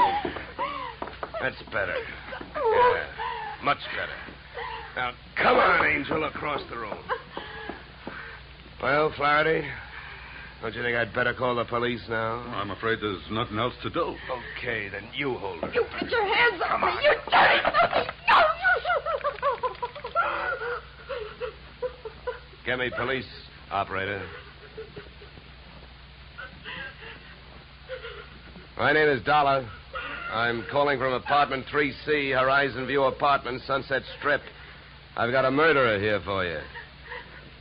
It's out in Newhall, but that can wait. Well, dead bodies usually do, but you never can tell about a killer. Well, that's it. You got a good tight hold on her, Flaherty? Yeah, I can handle it. Good. Then handle this. Are you nuts? What'd you do that for? I wanted to keep him on ice till the police get here. Mars Flaherty is our boy. What? Come here, Ada. What is it? Wilkins, take a look at her ears.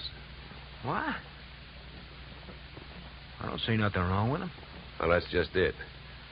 That earring we found near the body, it was made for a pierced ear. Ada's aren't. She never could have worn it.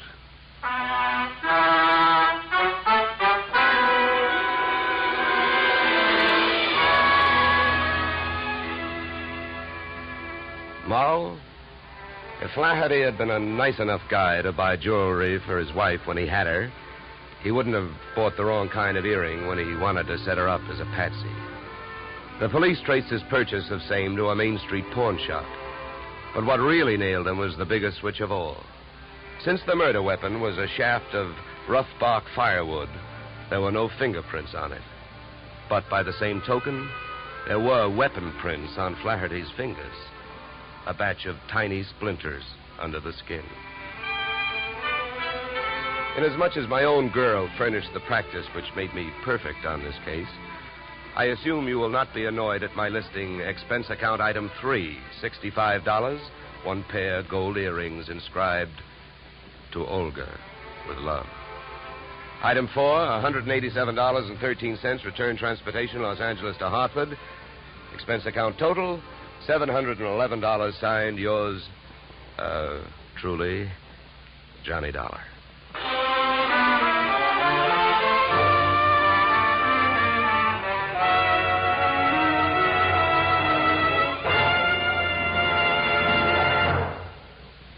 Yours truly, Johnny Dollar, stars Edmund O'Brien in the title role and is written by Paul Dudley and Gil Dowd, with music composed and conducted by Leith Stevens.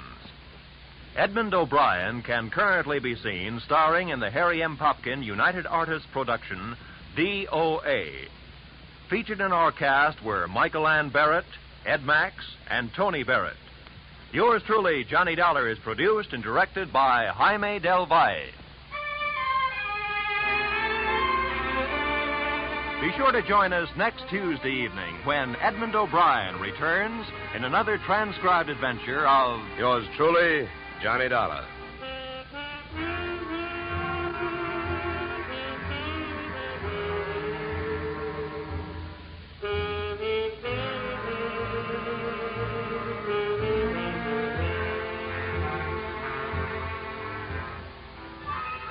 Blizzards in the western states, floods in Texas, hurricanes in Florida, tornadoes in Louisiana.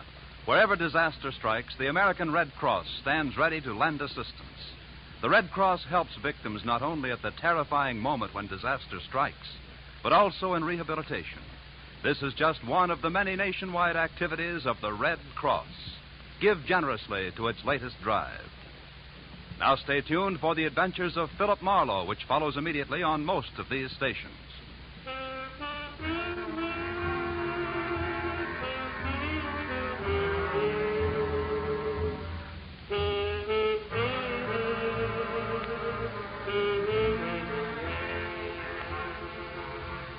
This is CBS, where yours truly, Johnny Dollar, meets adventure next Tuesday night, the Columbia Broadcasting System.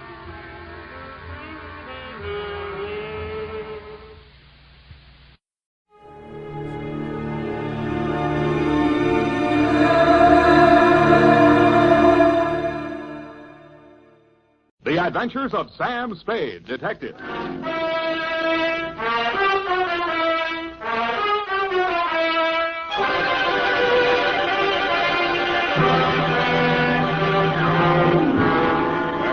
Date, fill it in. To Detective Lieutenant Dundee, Homicide Detail, San Francisco Police, from Samuel Spade, license number 17596. Subject, the Betrayal in Bumpus Hell.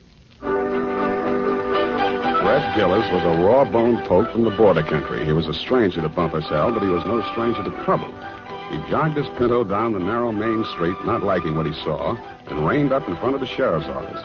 He dismounted and slapped the trail dust off his Levi's. Then he hitched up his gun belt and ambled inside. He looked at the heavy-shouldered, blue-jowled man behind the desk, and he didn't like what he saw. Neither did the sheriff, Rance Blaggett. State your business. I can do it better than that. State your business and get out, he snarled. Red smiled thinly and drawled, I'm looking for my brother. And what be your name outside of Red? Here, I can do that better than that. And what be your name outside of Red? Red Gillis's hand slid toward one of his six-shooters as silently as the sun coming up over the butte. Gillis, he sneered. Red Gillis from the Tonto Rim. That's pretty good. The sheriff's muscles tightened like steel springs and pulled him erect. Ain't no Tonto Rimmer welcome hereabouts in Bumpus Hell, he cursed. That was real good. And then the slap of 4 hands on leather was followed by the simultaneous roar of 4 6-guns. Hey, wait a minute. The sheriff... I know order in there. Well, who is it? The sheriff is just... Mr. Spade. Miss Kelson next door. Right in the most exciting part. Mr. Spade, now see here. I won't take no for an answer. It wouldn't be neighborly. What is it, Mrs. Kelsey? Never you mind, come along. What are you up to here, anyway? Who, me? Oh, nothing. I'm just relaxing with an apple and a good book, I that's don't all. see no apple, and the only reading matter I see is some Western trash. Trash? Now, come on. There's trouble on the third floor. Well, there's trouble in Bumpus hell. Don't you swear at me. I'm not- I know my duty, and I know your duty. Now, come on. Get moving. Ouch! Okay, let go my ear. And that, Dundee, so help me, is how it started. Effie had just read a book called How to Relax, and it said there that Western stories were relaxing, and that's how I happened to be at home at 10 p.m., writing herd on a copy of Sheriff and Outlaw, rip-roaring adventures of the Old West. But Bumpus hell hath no fury like my neighbor, Mrs. Kelsey. I left Red Gillis and the sheriff face to face and vice versa, eyes flashing and guns ablaze, and followed her meekly up to the third floor.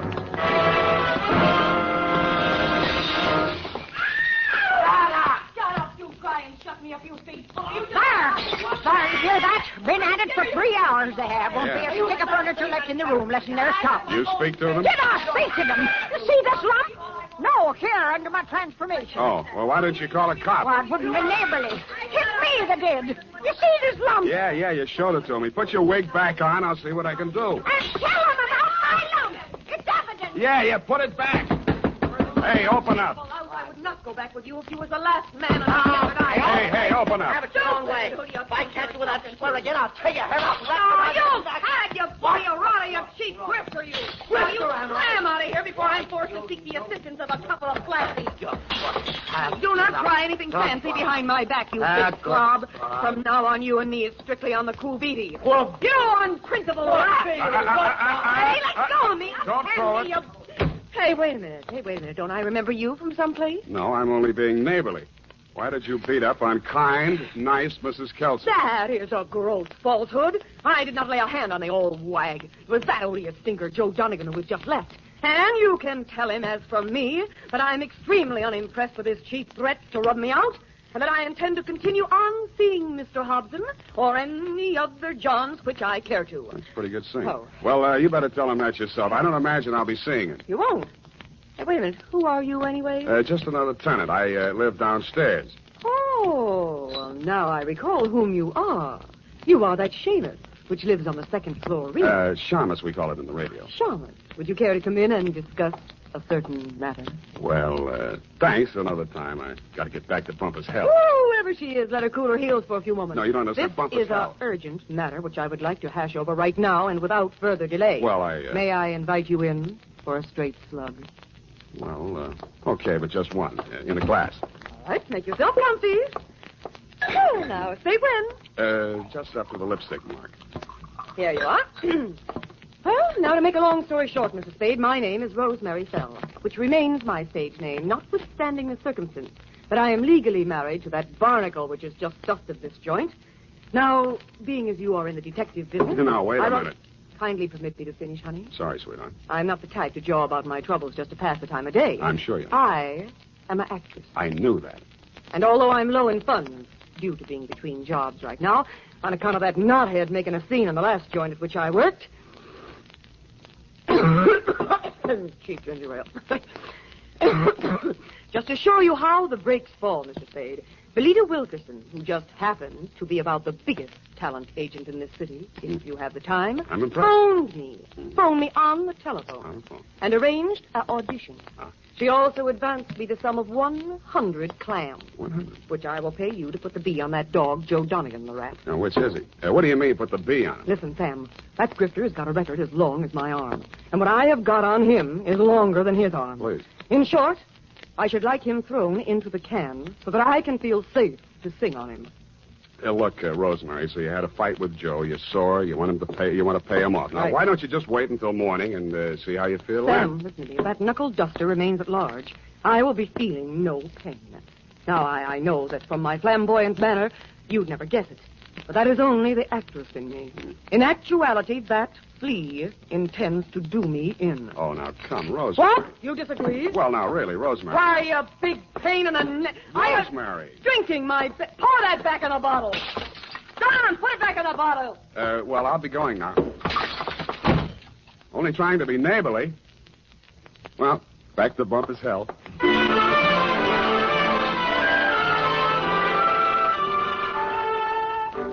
Rance Blaggett, the smoking Colt still gripped in his hairy fists, suddenly pitched forward like a fallen Joshua tree at Red Gillis's feet. Red leaned over with a thin smile playing at the corners of his mouth, not liking what he saw, and lifted the badge off of Blaggett's cowhide vest and pinned it on his own. Bumpus hell had a new sheriff. Hey. Then I heard it. It sounded like a man sneaking up a fire escape. I went over to the window, raised it, and looked up. I didn't like what I saw. An overcoated figure reached the third-floor landing and stood silhouetted against the lighted window of Rosemary's apartment. He was about the height and weight of that rat, Joe Donegan. By the time I'd rolled out the window onto the fire escape, his right hand had come out of his coat pocket. Donegan! Donegan, watch it!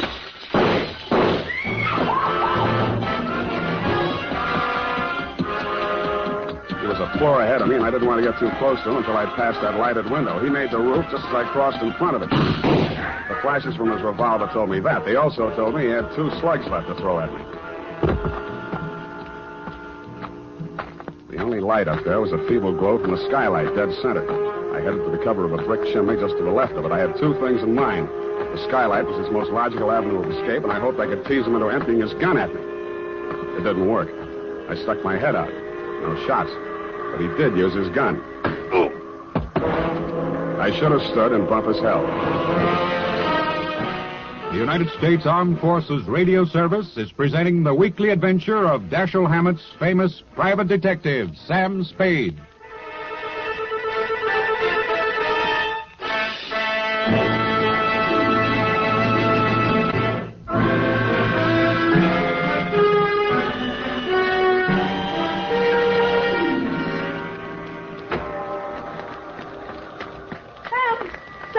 What did that rat do to you, the dog? Sam, speak to me. Here, come on. Send an Indian to Sutter's Mill. Tell the governor the sheriff of Bumpus hell is turning in his bag. Listen, honey, you got to pull yourself together. Now, come on. These delirious Trumans will get us no place now. Come on, Sam. Yeah, I guess you're right. Come on, now. Now, do not rush things, honey. That was quite a clip he gave you. Yeah, where were you? I was combing my hair out of the window. Yeah, and he was on the fire escape, not 4 feet away. Not a very good shot, is he? No, he isn't. Oh, Sam, look at your poor little head. Here, now, let me kiss it and make it well. Wild root. Yes, it gets me ahead socially and on the job. Oh, well, now, what next, Sam? Rosemary, I am going to the top now. My dander is up. Let's have a moment of silence while I put through a call to Lieutenant Thomas Dundee of Homicide. It took your boys less than an hour to locate Joe Donegan and haul him in, Lieutenant. Rosemary's charges were not enough to hold him on attempted murder, and all I could identify was the back of his neck. But you were good enough to bag him anyway, so Rosemary and I could relax. I went downstairs to bed and started Chapter 4. Aha. Red Gillis didn't trust Curly Mallard, the foreman of the Crooked S. Aha.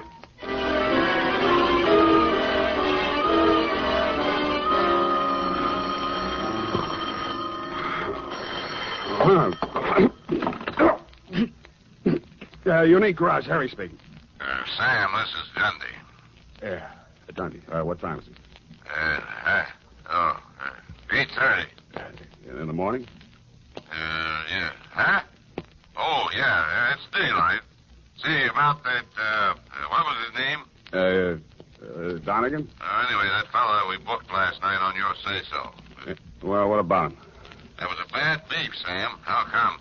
You better tell me. Man was alibied, Sam. When did that happen?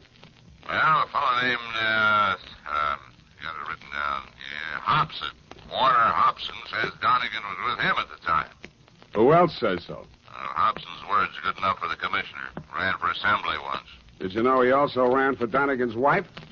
You don't say. Well, that's a real puzzler, Sam. The human mind is unpredictable, Dundee. Huh? Oh, yeah. Well, I hope you figure it out, Sam.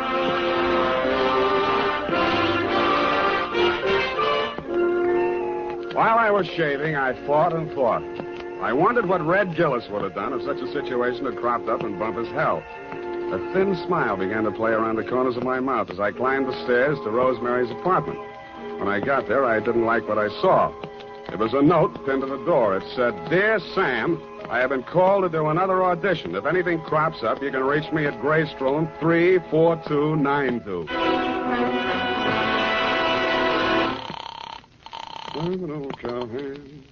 The Belita Wilkerson Talent Agency? I want to speak to Rosemary Fell. Hello?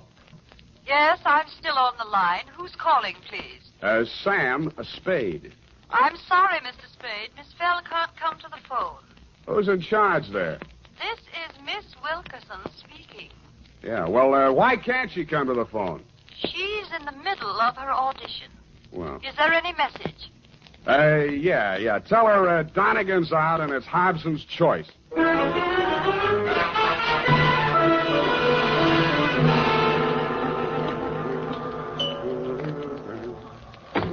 Yes? Mr. Hobson?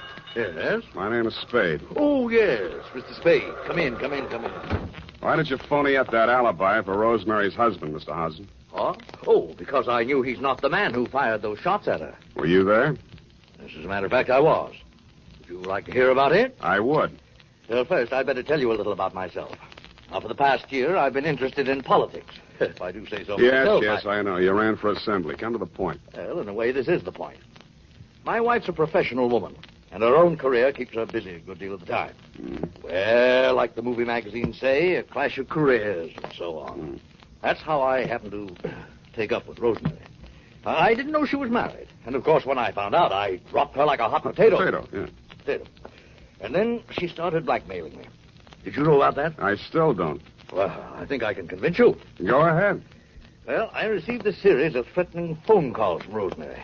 And I finally decided to go to Donegan and tell him the whole story. Oh, he was as mad as a wet hen. Wet hen? Well, he said he'd stop her. And I believed he was the right man to do it. Well, last night he phoned me. He said he'd had a little caucus meeting with her and assured me I'd had no more trouble. But no sooner had I hung up that phone when she called again, making another outrageous demand. I decided then and there to take things into my own hands. So happens I'm a crack shot. And I knew that I could come close enough to frighten her without actually hurting her. You were laboring under a false impression. Huh? Oh, yes. Well, you believe me now? Up to a point. Well, I'm afraid that's all I have for you, Mr. Spade. Well, I have something for you. What's that? Look up here. You see this bruise on my head? Oh. Well, all in the game, you know. Touché. Now, hold it. I only... Lie still. I'll get it. Yeah? This is Rosemary again. Listen, I want to talk... To me, you cheap ward healer. Yeah. If you don't have that dough for me tonight, I will have no other recourse but to smear your fat puss all over the front page. Yeah, look, Rosemary... And I am just the individual to do that. You may think you are a wolf in sheep's clothing, but in my opinion, you are nothing but a worm. Yeah, well, look... Goodbye, you rat. And rat. Hey, Rosemary. Hello. Nuts. Oh, wait a minute, Spade. Well, what did she say? You're going to read it in my report, along with a bill for my services. I